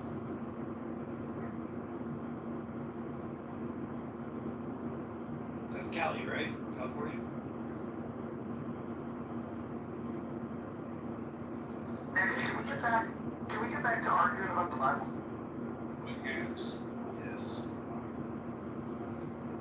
So next, you indicated that you don't believe in the truth claims in the Bible, but then you said that you never read the Bible. So how did you reach your conclusion without reading the Bible? Well, I've been in catechism school, like, for one day, and I see it in indoctrination. And I've heard people like yourself profess and, like, biblical stuff, and a lot of things. I told you I'm not a Christian. Okay, that's fine. But I've seen a lot of professions of this is how to live your life. And the Christ said this and blah blah blah. And you know what? Without disrespecting, disregarding any Bible whatsoever, I stand undecisive. I have an open book. If you have an open mind, why wouldn't you read the Bible? Because I don't want to be indoctrinated. So it sounds like you have a closed mind. Do I gotta read out the Bible? Well, I guess my question is, what are you worried about being indoctrinated with that is so detrimental to your Knowledge.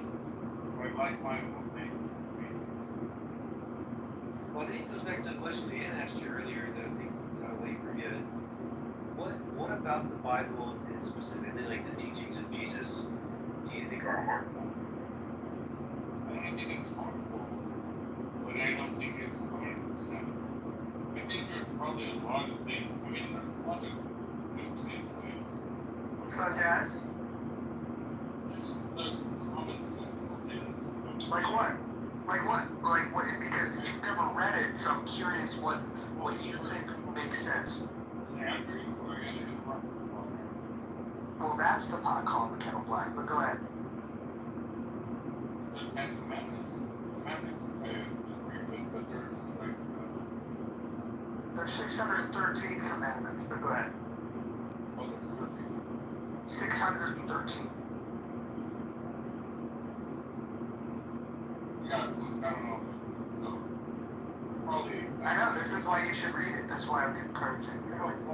What, let me ask you, why do you think I should read it? Because you formed an opinion about something that you haven't read, and I'm just a big believer in trying to help people escape ignorance.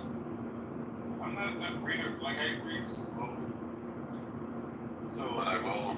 Fucking 9 years. I don't know. I will add there is some bullshit in the Bible, like the way that creationism is described through Adam and Eve and Noah's Ark. It's fucking trash. And then the way that, just the way that Genesis is used to think of the conception of existence. I'm not saying that creationism is bullshit, but definitely the way it's described in the Bible is complete horseshit. And then Genesis, this is also the way that they gauge what the interaction between men and women should be. Some of that's probably interesting, but there's a lot of horseshit in there too. How do you think of the creation of What's that? Go ahead, Dex. No, I always thought that the word firmament was a pretty cool word. It just, like, I don't know exactly what it means, but it just sounds like a dope ass way to try to talk about the beginning of the universe. I can't hate on that. The firmament. Like, what the fuck is that? Like, that's a pretty big bang. The firmament, dog. Next, what do you think the firmament means? Wow. Like that's a tough one. It is tough, dog. I ain't gonna hold you. The firmament.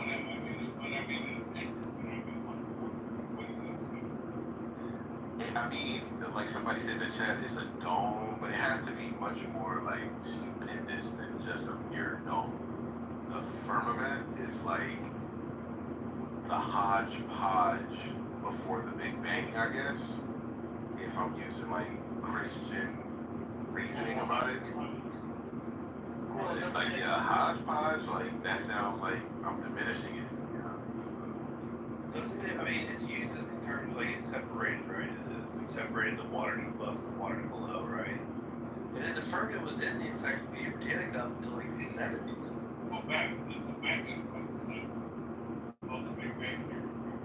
Well, hold on, it does say that God called the firmament heaven. Yeah, and also,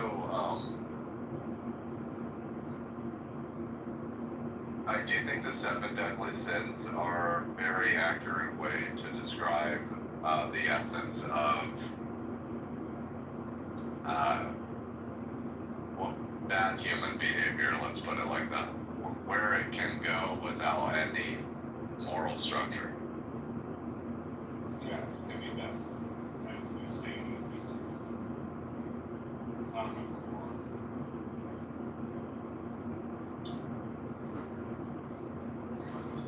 So Christopher, earlier you mentioned the creation story. So I don't know how some people were created. I do believe it. I do believe in creation. I don't know how it happened. But you said that the Bible says it's bullshit. What would you like to see done differently, I guess? Or how do you, I mean, there's no wrong answer here.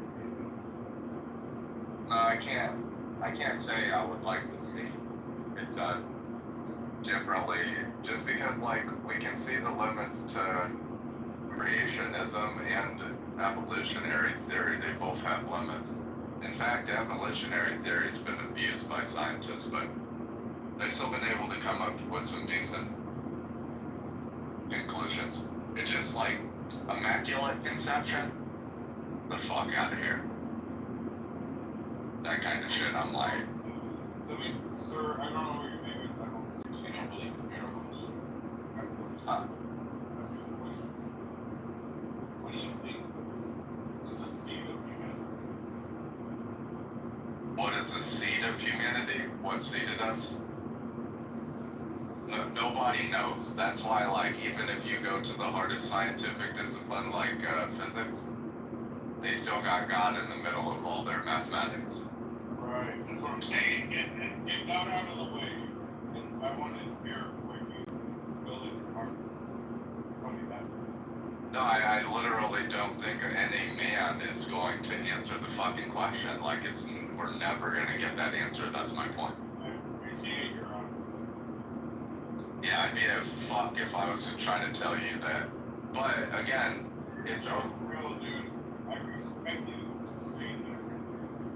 I appreciate you. But to that point, I'm sure there is some reason, reasonable reason. Figure out way from now, but we don't know it now, so we're trying to actually. What you guys are missing here is that I don't even think you realize you're saying it here. Again, no wrong answer. I agree with you guys. You don't know, right? But what you're missing here is your stance is that you don't know, but you're saying that the Bible's explanation of it's wrong. But you don't have an explanation. No, I didn't say it's wrong. I said it's bullshit. It definitely is bullshit. Noah's Ark, get the fuck out of here. Yeah, but you don't have an answer. Immaculate conception.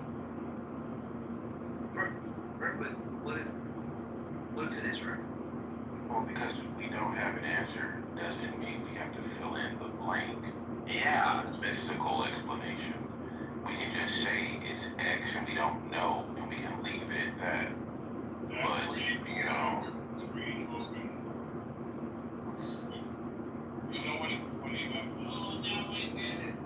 You can't get it if you're stuck on something. You have to have your mind open to receive that new possibility. Yes, and to Council's point, thank you, Council.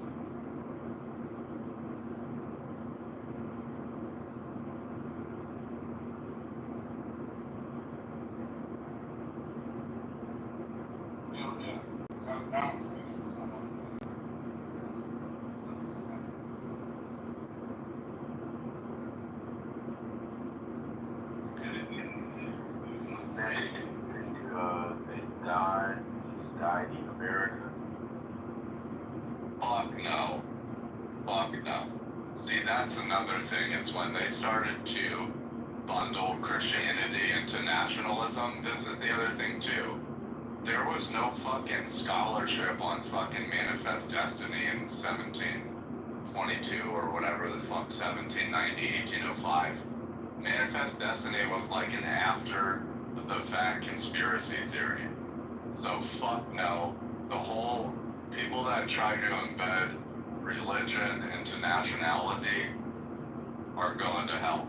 Because nationality is just a weapon for ideology and exclusion. It's in their finding their colors and for us. Like, I have really no problem, but it's a nut for when it's hard for I'm cool with In God We Trust, but I'm not cool with moral clarity in international relations.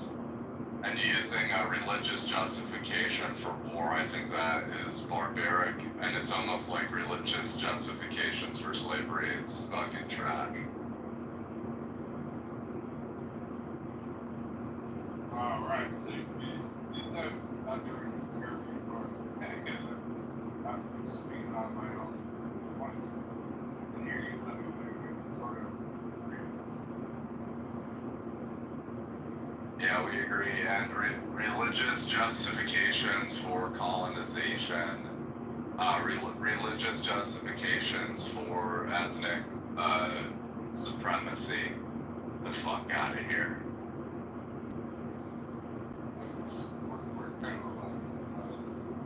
Wait, Teresa, y'all aren't atheists though, right?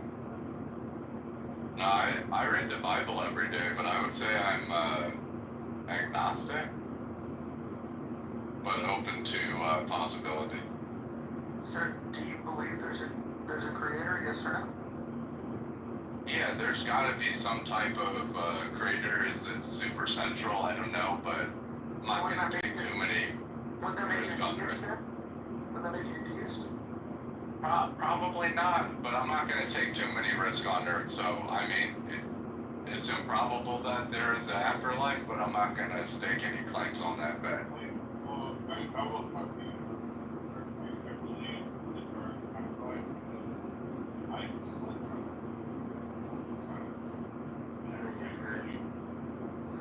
What? You what? I soul travel.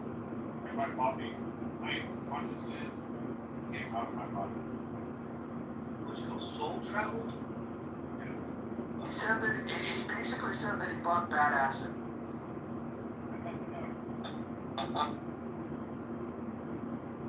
I mean, there's a lot of things that we don't understand in the spiritual realm, and the science is only going to be able to make conclusions that are physical in nature, right? I understand, I get that, but I try not to get too far away from physical reality, but not so rigid that I'm like deterministic and can't accept that there is a wide open space of possibilities.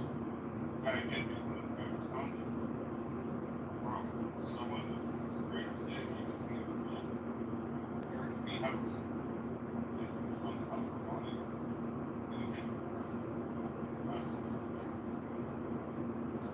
Picture of it. I want to get back to soul travel, I guess. I don't know what is soul travel like? Why did I use your map? I get what you're saying. It's a thing that. Yeah, I am curious about that. I am a little bit curious about that. But Christopher, before I get to something next, Christopher, it sounds like I actually like you, dude. You seem like you're very level-headed here, so don't take any disrespect from this. It sounds like you're kind of like hedging up down. You're kind of like, well, I'm gonna think logically about this. But just in case there is an afterlife, I'm gonna go ahead and keep that one in my back pocket. You're right. Yeah, I was kind of like that a little bit too, buddy. I probably will hold on to that, and it's possible I become more religious later in my life, but I'm definitely not going to go backwards towards atheism. And also, I know atheists that are just as religious zealots, and I hate them almost more. Like I call them. Atheists, they know so much about religion, it's wild. Some do, but then also there's atheists that don't know fuck about the origins of atheism, and it just blows my mind.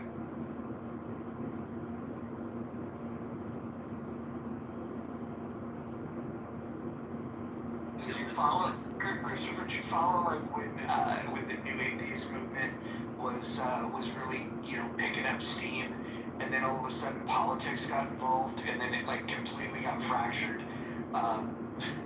Like listening to some of these debates amongst atheists, like they totally cannibalized each other. It was an interesting thing that it became popular, specifically when they had their whole Four Horsemen thing happening. But once once college campuses started having these debates, they couldn't get away from the political polarization. And so if you weren't an atheist that believed in left-wing politics, then they didn't want you, or vice versa. And so they still allowed the politics to divide, their thought. And couldn't even keep it simple enough to just acknowledge that they agree that God doesn't exist. They had to. You had to have this political agreement that goes along with it. It's fucking just fascinating. Yeah, well, it's kind of a stupid break, but I think that, again, like, the new atheism was informed by the Oxford atheism, which I would say is backed by your boy, Richard Dawkins, who is a response to the modern atheism from, I forgot his fucking name. This is all, like, post-existentialist thinking, whatever. And they wrapped in the altruism, and I think that was what people perceived as left. Even though I don't even think altruists are leftists because they're capitalist, and they'll also make a moral argument that they're the most equipped to save humanity. So I'd say they're more of like a internationalist liberal type that has like a social justice dimension. Would you agree that Sam Harris is one of the stupidest public intellectuals that's ever come along? Not stupid, but I hate that he believes that everything is deterministic and believes that all of our behaviors are predetermined. I hate him for that. Yeah, his book Free Will is the worst thing I've ever read on the topic. He does this weird trick where if he's on a talk show, it works.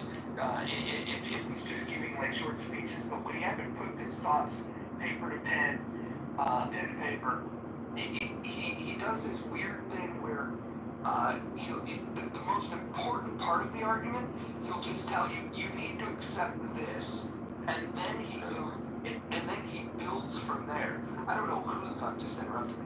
But he'll go and try to build an argument after saying, well, you must accept this part. But the part that he's telling you you must accept, he doesn't go into detail of. He doesn't prove his point, and so he just says, well, trust me on this, essentially. And then he starts building his point. I think he's really dishonest.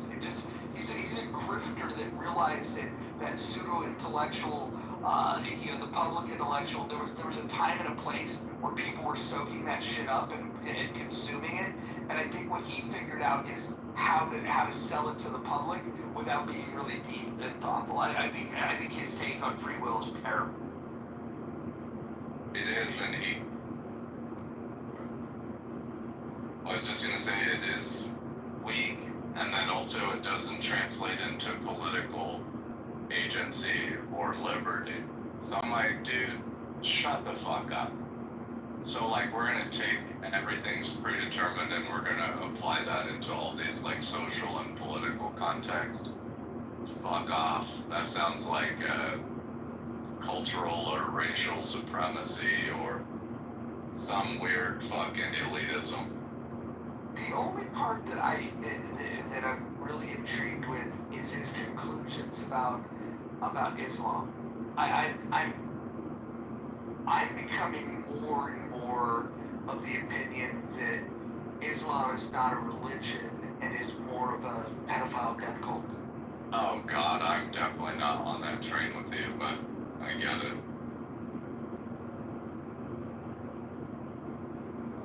Are you familiar with the Prophet Muhammad's wife Aisha? Bro, I understand all of that, and we can do that in the Christian Bible too, but I mean, Brady Boyd just got kicked out of New Life Church in Colorado Springs for fighting child sexual abuses after Ted Haggard, who founded the fucking church, was having sex with men and expressing homophobia and also doing methamphetamine. So I mean, there are so many different churches around the world that have abused children sexually, including the Catholic Church. I'm not gonna I would agree with that. The problem is in 2025, you have regimes like the IRGC that if a father gives permission, they can marry a girl that's 8 years old, 9 months. Sounds like Alabama. Oh, not in 2025. Oh, fuck, what, Alabama just regulated marrying 13-year-olds like 5 years ago?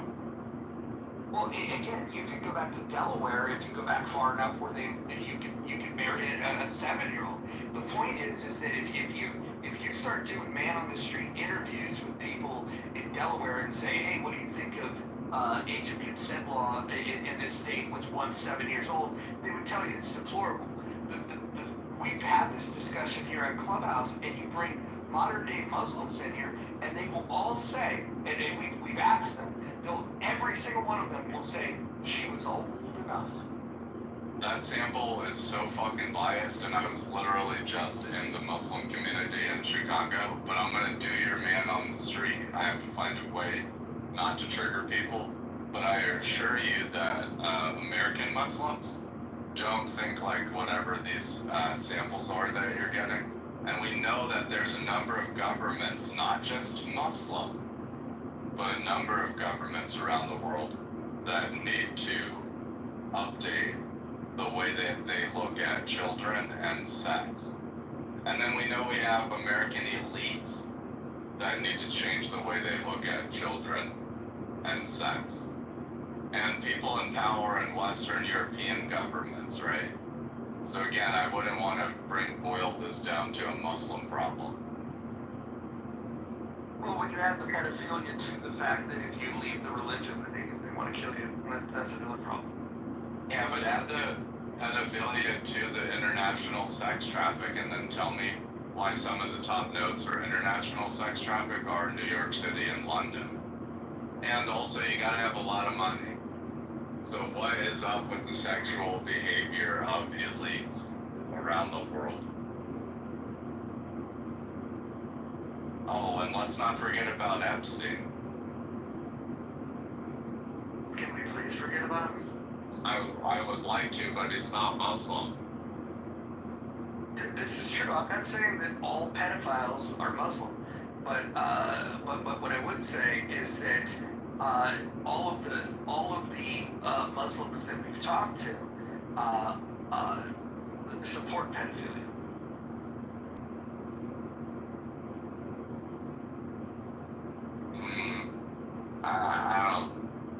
You need to do a better survey. Mike, what do you think of the people that we've come across that practice Islam when confronted with this question? It was 100% every single one of them.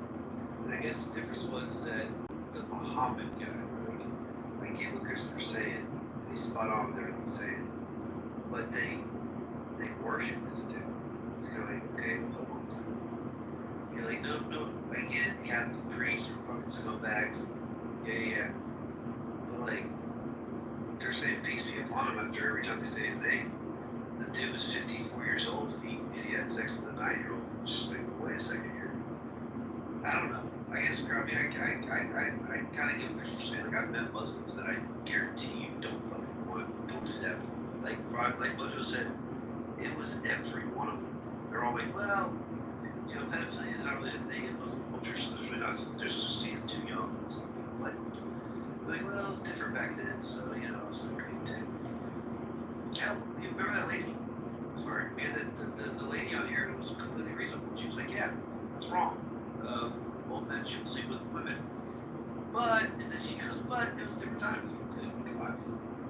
It was wild. Yeah, and what about all the incest in the South? Yeah. Is it happening in 2025 at a high degree? Oh, goddamn. A high degree, maybe not, but certainly happening. People would be blown away. Americans can't even talk about sex. So we don't even act honest about sexual behavior anyway. Yeah, we try to get Monty up here. I think he's a Muslim. But Chris, really, I get what you're saying, but again, like, these are prophets.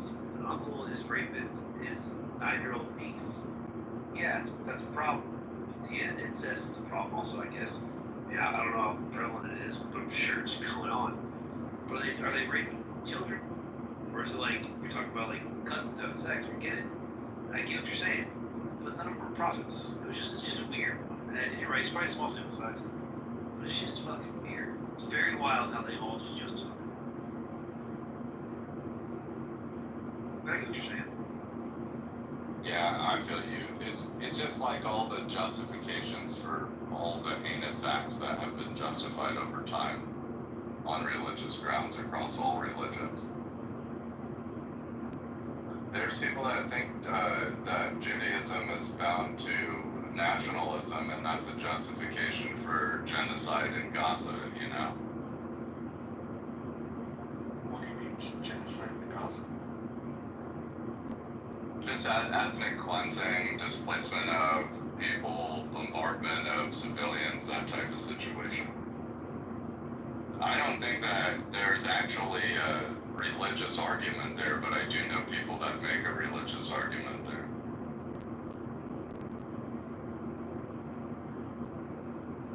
So you think there's a genocide going on in Gaza?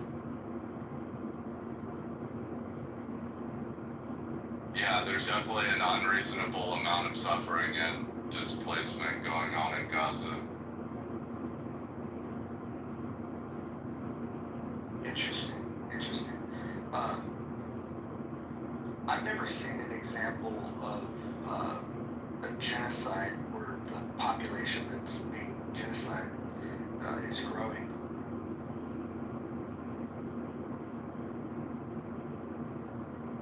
I've heard that weird straw man argument, it's all. Well, if the intent was to eliminate or displace, clearly Israel has the weaponry to do it. I see the care in which they're operating is pretty impressive. In fact, when you compare the civilian casualties to enemy combatant casualties in this particular conflict to other urban warfare, they're doing a phenomenal job of being very careful. Yeah, I've heard these arguments. I would never justify American atrocities in Afghanistan or Iraq, and I would never try to measure human life in a ratio of missiles to civilian casualties. Well, but civilians die in warfare, and in this particular conflict, the conflict was started by a terrorist organization, Hamas, who is funded by Iran. And what happened on October 7th was the intentional targeting of civilians to rape, to murder, and to kidnap. And the war objectives are to destroy Hamas and to free hostages. I feel you, bro.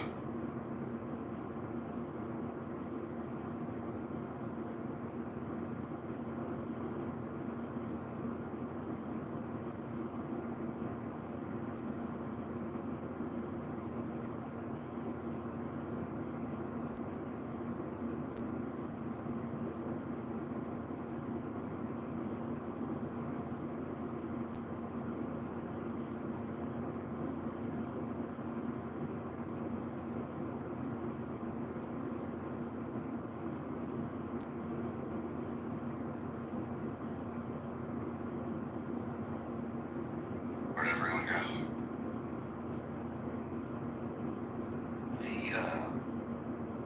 The next guy is in the audience. He's got his hand up, but we can't bring him back up.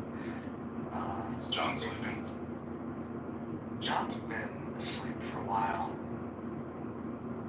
I like that he can't get on the ballot. I think the biggest challenge for him, it's as you know, ballot access is a thing, and the rules are not in favor of political outsiders for sure. But I think that there might be some technicalities about whether or not he's even in the right district.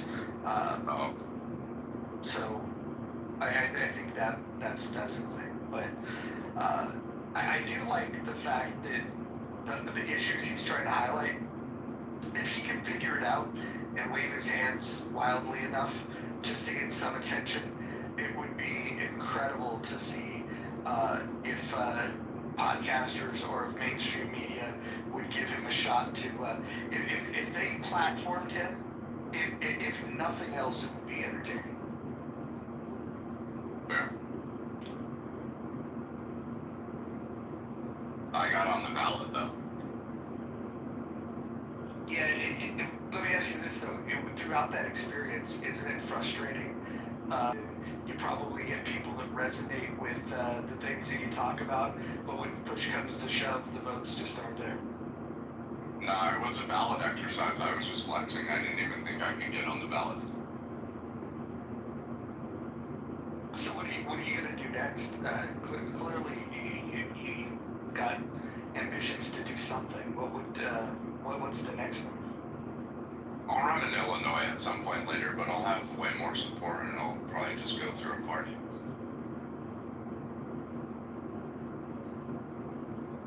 Yeah. But for now, I'm just focusing on business.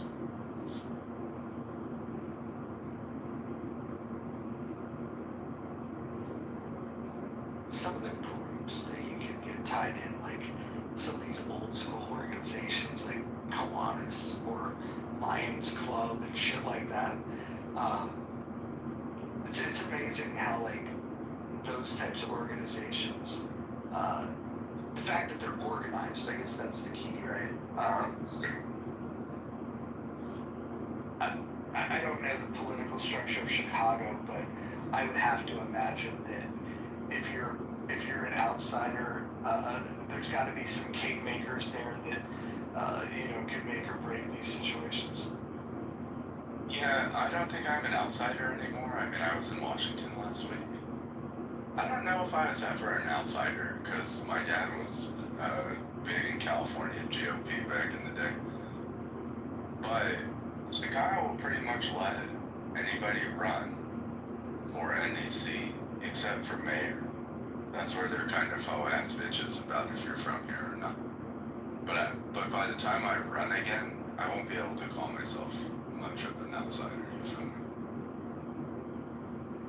Yeah, that's cool. The other thing is, the closer you are to Chicago, the harder it's going to be for a Republican. But I would never run as a Republican out here. Yeah, but if you could get yourself in some rural part of Illinois. I'm not going to do that. I don't want to be around those people anymore. That's how I grew up. I mean, I'll be in the city center for the rest of my life. That seems to be the big divide, is you have the city, you have the suburbs, and then you have the rural areas. And, I mean, that's, if the further away from the population center you are, the more you have a luxury of having Republican politics. And when you're in a big city, the Democrats are going to win. Like, right. Especially if you're in a city, if you're in a metro area that has 1 million plus people, like Republicans just aren't going to win because the Democratic platform lends itself to people that are going to vote that have demands on the government that the Republicans just don't align with. To a degree, because like when we categorize the Democrats out here, we kind of do have to put them into like 3 types of politics. So we call Republicans out here, we call them conservative Democrats. If you want an example of a conservative Democrat, the state of Illinois comptroller Susanna Mendoza, who's for sure going to run for mayor in this next cycle. It'll be her second attempt for mayor. This is what we'd call a conservative Democrat. She's basically a Republican. But again, like you said, there's not really room to run through a Republican Party. So she's a Democrat. And then you have like your like core Democrats, which I would say is more like Louis Garcia. And then you you have your, like, progressive Democrats, which I would say is more like Delia Ramirez, and then actually there's a fourth. There's a leftist. That would be like Rosana Rodriguez or Byron Sigcho Lopez. And then the leftist support for electoral politics is going to be the Democrat Socialist Alliance, which I know we've seen that in New York, but they actually have 6 seats in the city council and only like 1 or 2 seats in the state house. No seats in Congress in Illinois. So technically you have like 4 sects of people that are affiliated with the Democrat Party in Chicago.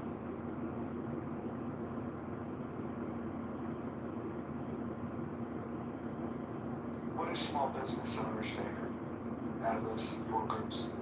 They're definitely going to lean towards your conservative Democrat, but it depends because you do have some neighborhoods that are pretty like leftist strongholds, but it's not many. There's a few. Like Pilsen is well known as like one of the most progressive neighborhoods in Chicago.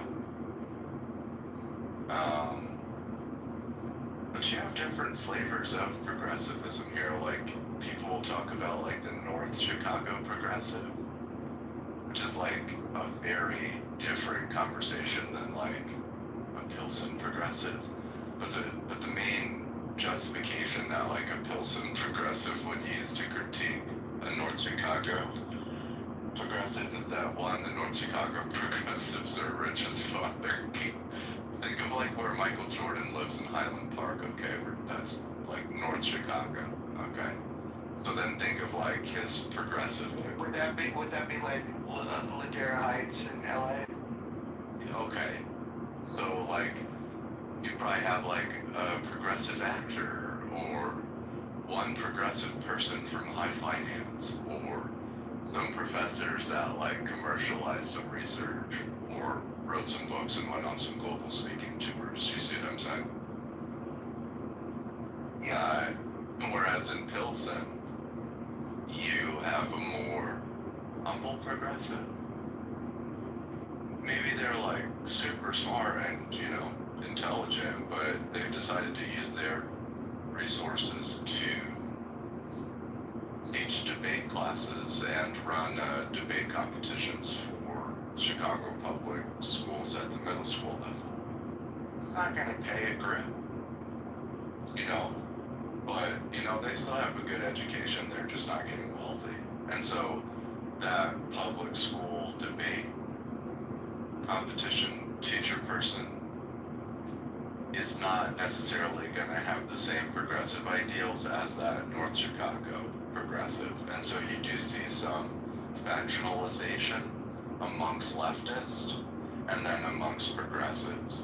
Less factionalization amongst like, so like, think of this, I'm a real estate developer, or maybe I'm even a hedge fund manager or some kind of private equity manager, even wealth manager, and I live in Chicago. I went to Harvard. I'm registered as a Democrat, but I talk about the progressives like the Republicans do. I make strawman arguments that the progressives are ruining my city. This would be like your conservative Democrat that like meets a lot of Democrat markers, but truly is not very left, right? They might be a Democrat, just like Bobby Rush, right? On the South Side. You know, Bobby represents one of the largest black constituencies in Chicago. Can't be that fucking progressive in the black community. That shit doesn't work. So, you know, so like, Bobby is pretty conservative if you think about it. He's not the congressman anymore. He stepped down a couple of years ago, but he held the seat for like 25 or 30 years, and it was pretty fucking conservative. I would venture to say that if you look at like the Black Congressional Caucus, which is what the largest caucus in the Congress, it's got 66 members right now. would say that they're maybe like 2 or 3 of their members would be considered progressive. It's like that woman in Georgia that lost both of her elections but made a shitload of noise. I forget her name.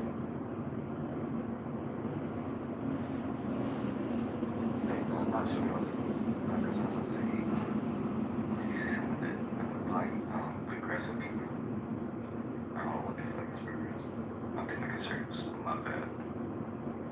What's that? I'm tripping. I hear conservatives and progressive mixed up. I'm just saying that like progressivism is not that big in the black community when it comes to electoral politics. And what do you think the separation is? Do you think it's like things like gay rights, trans rights? Like where do they break with the progressives? I was about to say that. Well, definitely on sex and gender, but I don't think it's about gay anymore, right? Like I think everyone's kind of moved past gay, where less people are tripping about that, right?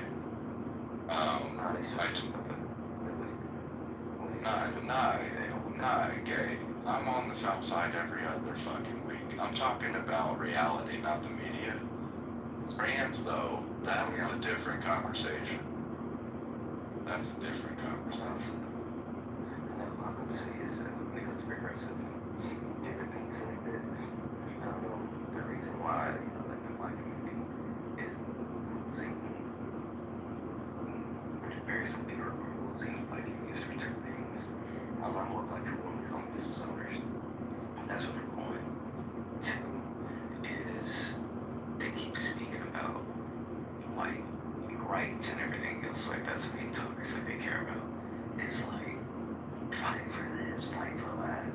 But a lot of people just want actually going to college, learning how to do business, learning how to depend on all the different things like compared to things where people kind of like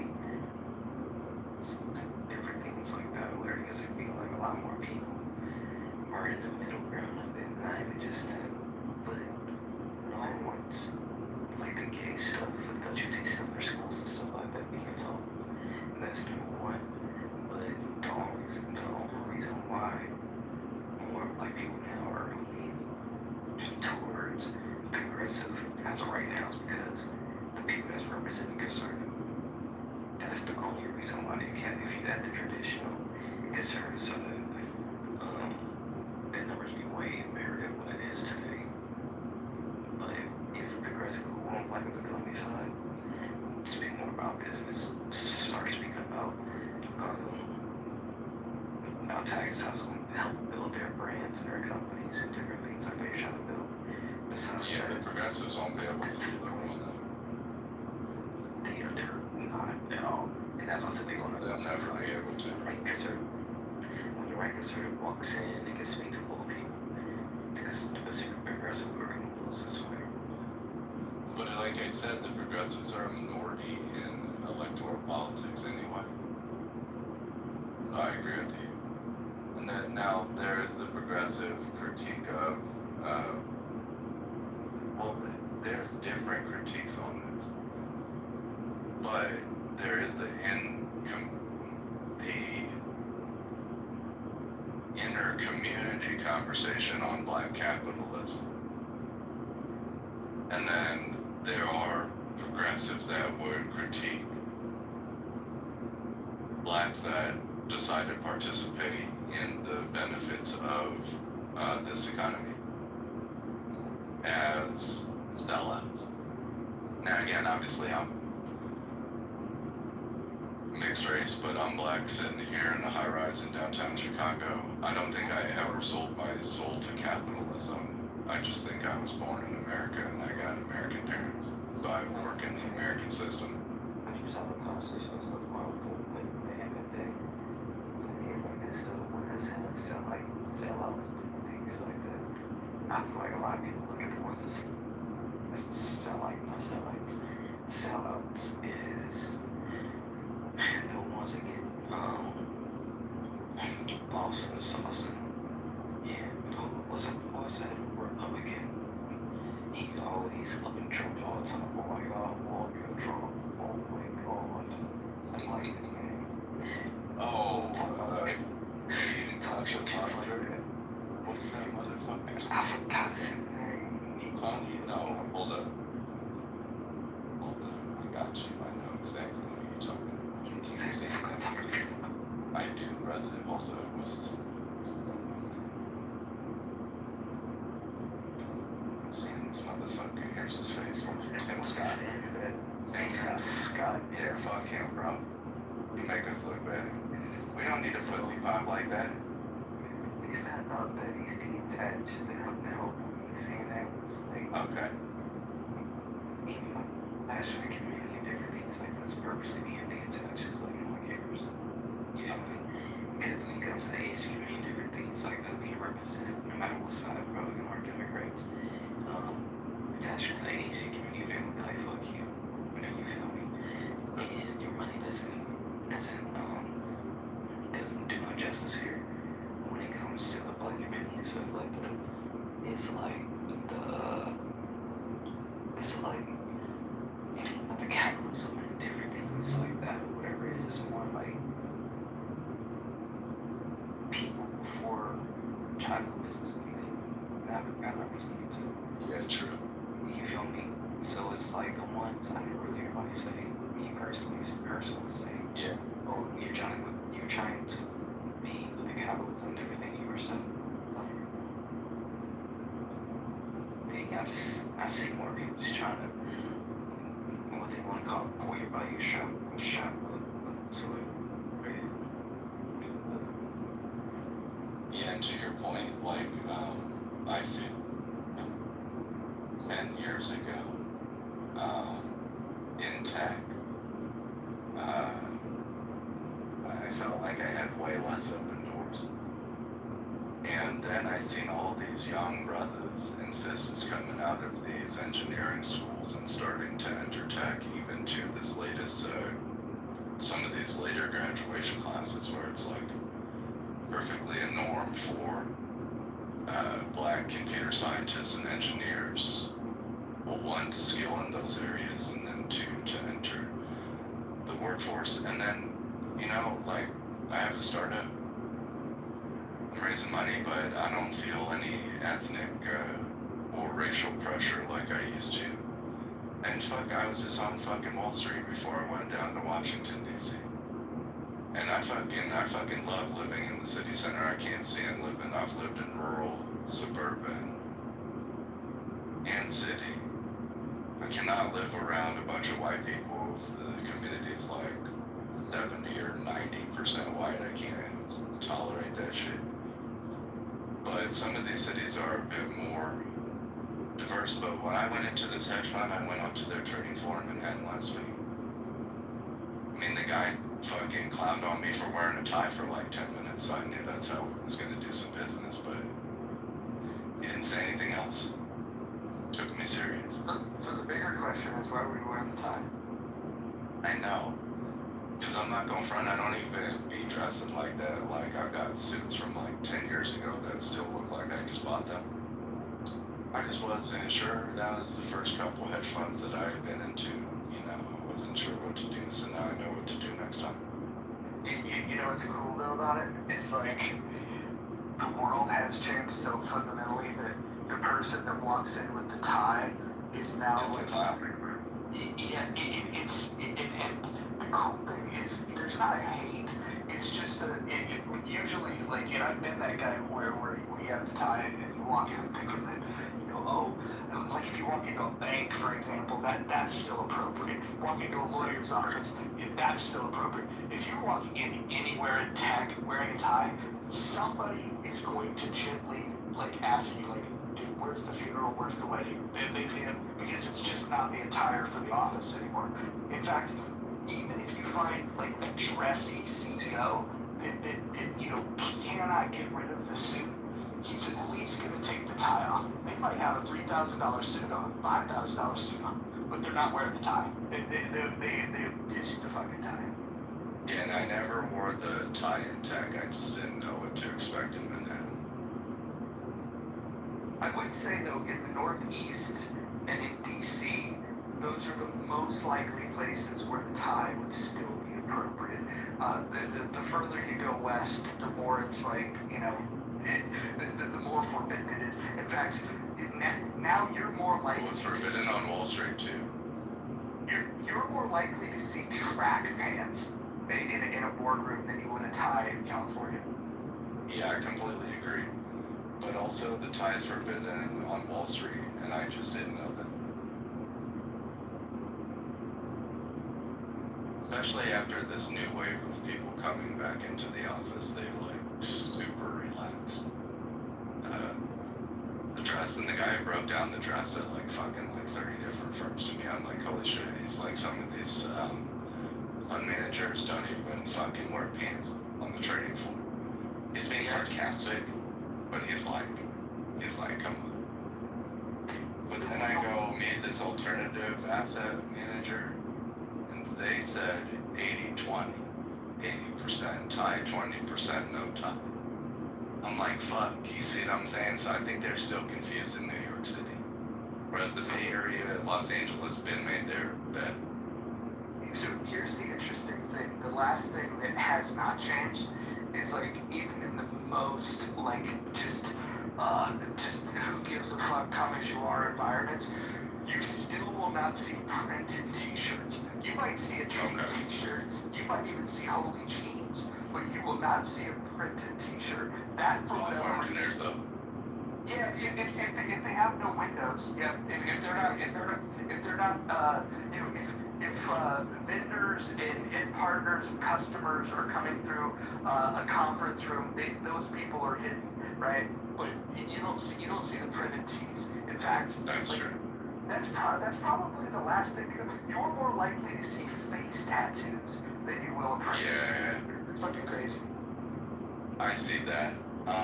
In Chicago, I'll have to see what the Chicago trading floor is like. I would say firms are still more conservative in Chicago than they are in New York. Why do you think that is? Just the Midwest, just being more conservative. Do you think there's anything to do in Chicago and in New York with it? It wasn't just bankers that wore suits or lawyers that wore suits. Even the gangsters like made it stylish to wear suits. It feels like those are the cities where like, even if you're outside of you know, the halls of big corporations, there was a trendiness around. If you were serious, you wear a suit. I think of like the scene from The Irishman where Al Pacino's playing Jimmy Hoffa, and he's getting all pissed off because the guy came to a meeting wearing shorts. He's like, you come to a meeting wearing shorts? Like, and so, like, I think the gangster influence maybe in Chicago and New York might. I can't put I wouldn't stake a bet on this, but I would guess that has something to do with it. Yeah, I do think it's easier to wear a suit in Washington, D.C., because there's still a bunch of that bullshit. Those guys wear cheap suits, though. They do not wear expensive suits in Washington. So they get paid shit, most of them, except the politicians stealing our money, right?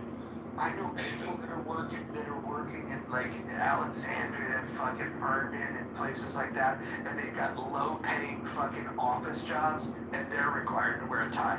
So like around that area, they will still put a fucking tie on. Right, and then obviously in the core city center of DC now, my biggest thing, having more self-awareness now. The last business that I had, I worked with a lot of insurance entities that were conservative, had a lot of ties. I used to go into their fucking offices with hoodies on. Some of these motherfuckers were like what you were saying, wearing the $5,000-$7,000 suits and bullshit like that. And I'd still go into there with a hoodie.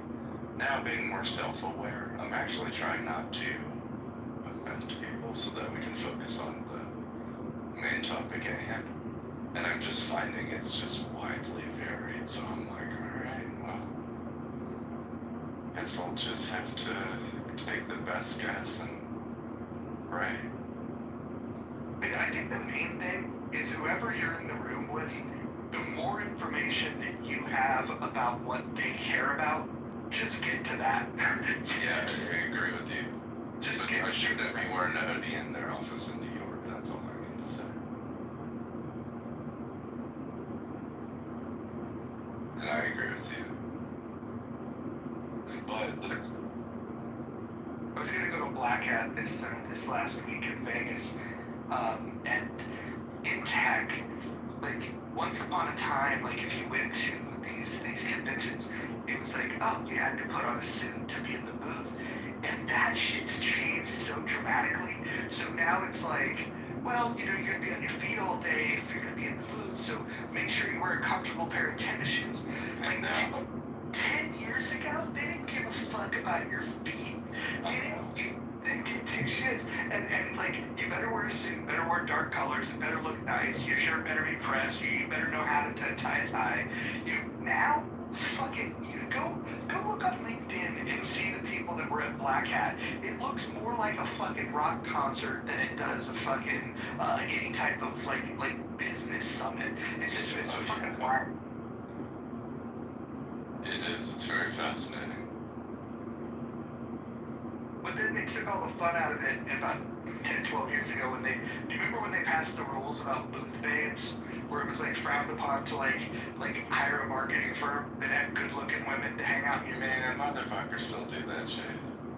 Well, you know what they do now is that you can't just hire good looking chicks and just say, hey, like just make it a booth babe. But what companies will do is their marketing department is littered with good looking chicks, even if it's just interns that are gonna go to the events. So then it's an employee and it's not frowned upon because they've got the company email and all that kind of shit. But I think it's weird that people give a fuck. Like it's like, wait a minute, so people were more likely to want to go to these things because they know there's going to be this presentation of beautiful women at these things. And it was effective. Like executives, they would go out of the presentations, they would go onto the expo floor precisely not to, you think they give a fuck about grabbing marketing collateral? They have like minions that can go gather that shit for them. But the executives would walk the floor because they wanted to experience that shit and get invited to what's going to be the head of this party. You're in Chicago, you know, when there's a big convention down at McCormick Center, you know, you have the buses that'll take people to the rooftop parties. Those executives, when they hit the floor of those expos, the first thing that they're looking for has nothing to do with products. It has to do, where's the coolest party going to be? Yeah, I feel you on that. And it's not going to be one that is published and widely available. Christopher, what do you usually like to drink when you go to a corporate party? It's water or something lightly carbonated. When was the last time you had a steak? A steak?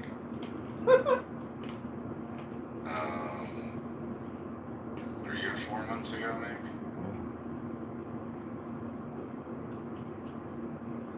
You might be transparent like your PTO.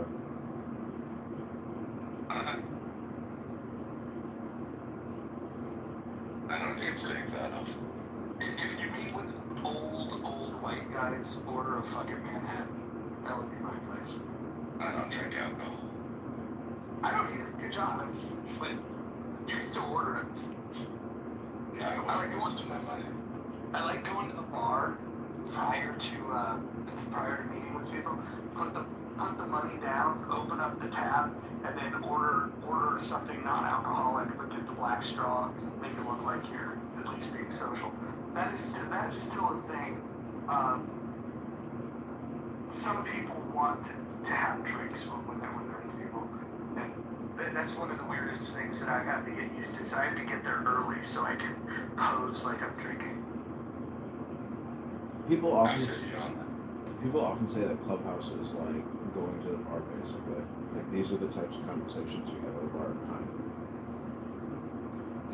I don't think so. I wouldn't hang out with any of you guys at a bar.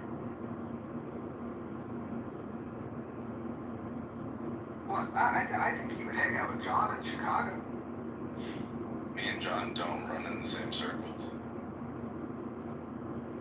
That doesn't mean that you guys wouldn't find time to meet up and talk about how you see the world differently.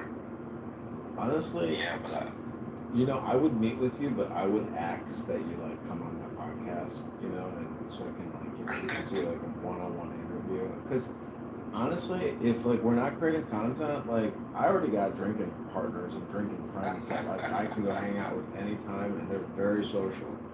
So I'm just saying, like I'm looking for interviews. I mean, you know,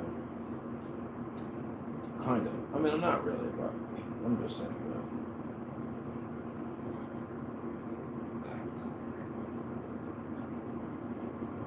You know, if you guys are ever in the Pacific Northwest, we're not meeting up at a fancy bar. We can either barbecue at the house, or we can go and take advantage of my long-standing Elks Lodge membership. We can go hang out at the club.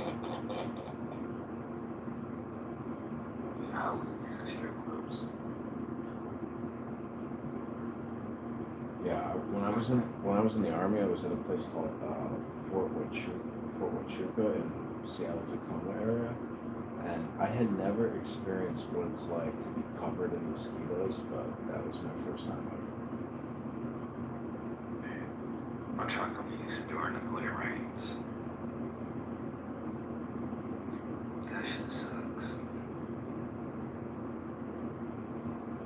John, why do you record so many Clubhouse conversations?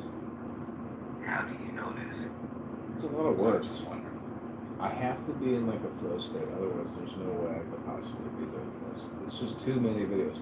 20,000 YouTube and 20,000 Instagram videos over 5 years. It's a lot of videos. What inspired you? I don't know, it's like a technology. It's honestly like, you know, getting a toy or getting video games or like figuring out, you know, how to play some kind of video game. But it's at like personal, you know, expense and cost, because when people watch just, you know, 2 to 3 minutes of the John Kitover podcast, it's enough to know, okay, you know what, I don't want to go on that third date with that guy, because this is weird. You know, who's he talking to?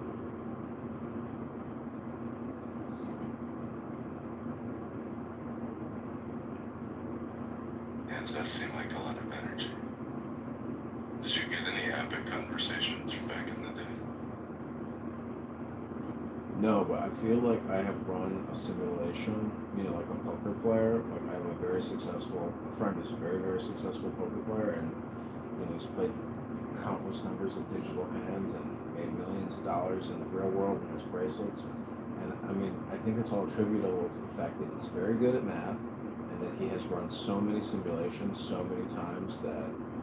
So what I'm trying to say is, like, after enough Clubhouse conversations, it's a little bit like watching every imaginable TV show and movie ever made. So it's like, there can't be anything new. I've heard pretty much every permutation that could possibly be conceived.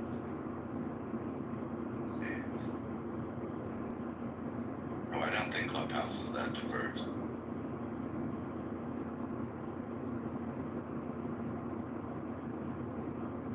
You know, America is Black America. Hey, John, is your poker friend named Tom, by chance? Yeah, Tom Coral.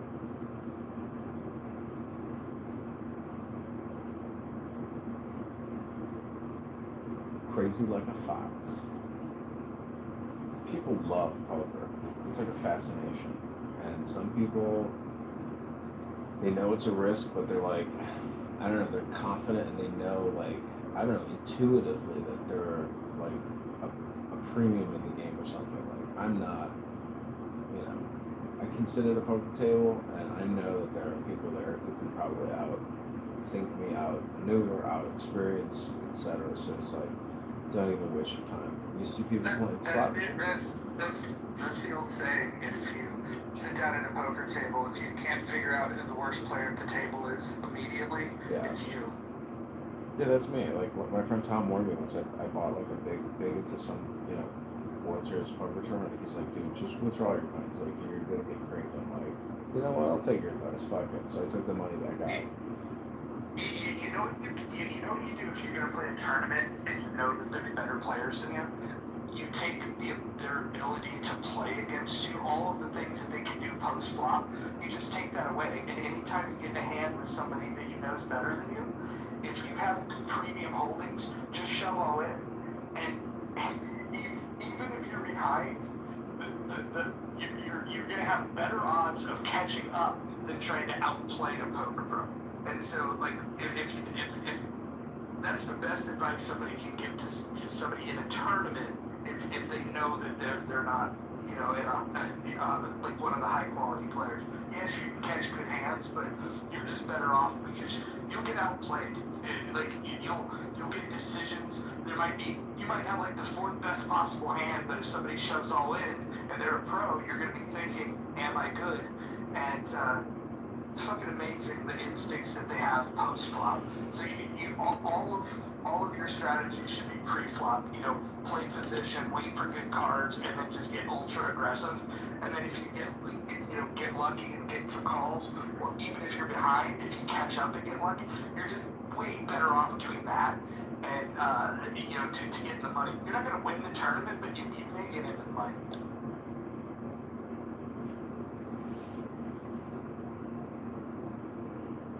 Yeah, I mean, I like poker, and I like the experience, but, you know, it's a little bit like day trading. It's like a job, and it's time, and at least if it's a clean poker room, nobody's smoking cigarettes, like, then it's like, you can really experience that experience, but I just don't play poker. I don't do anything. I don't gamble in the stock market anymore. It's like, I don't do anything other than, you know, having digital communications, apparently.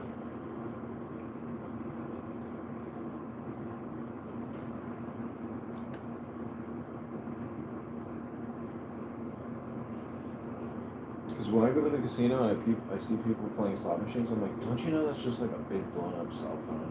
It's just like hitting all your dopamine. I mean, it's just such a trick. It's so smart, but you can't reverse engineer it because it's that good. So, but it's just a blown up version of your cell phone. And it's costing you money to play with your cell phone. It's like stupid.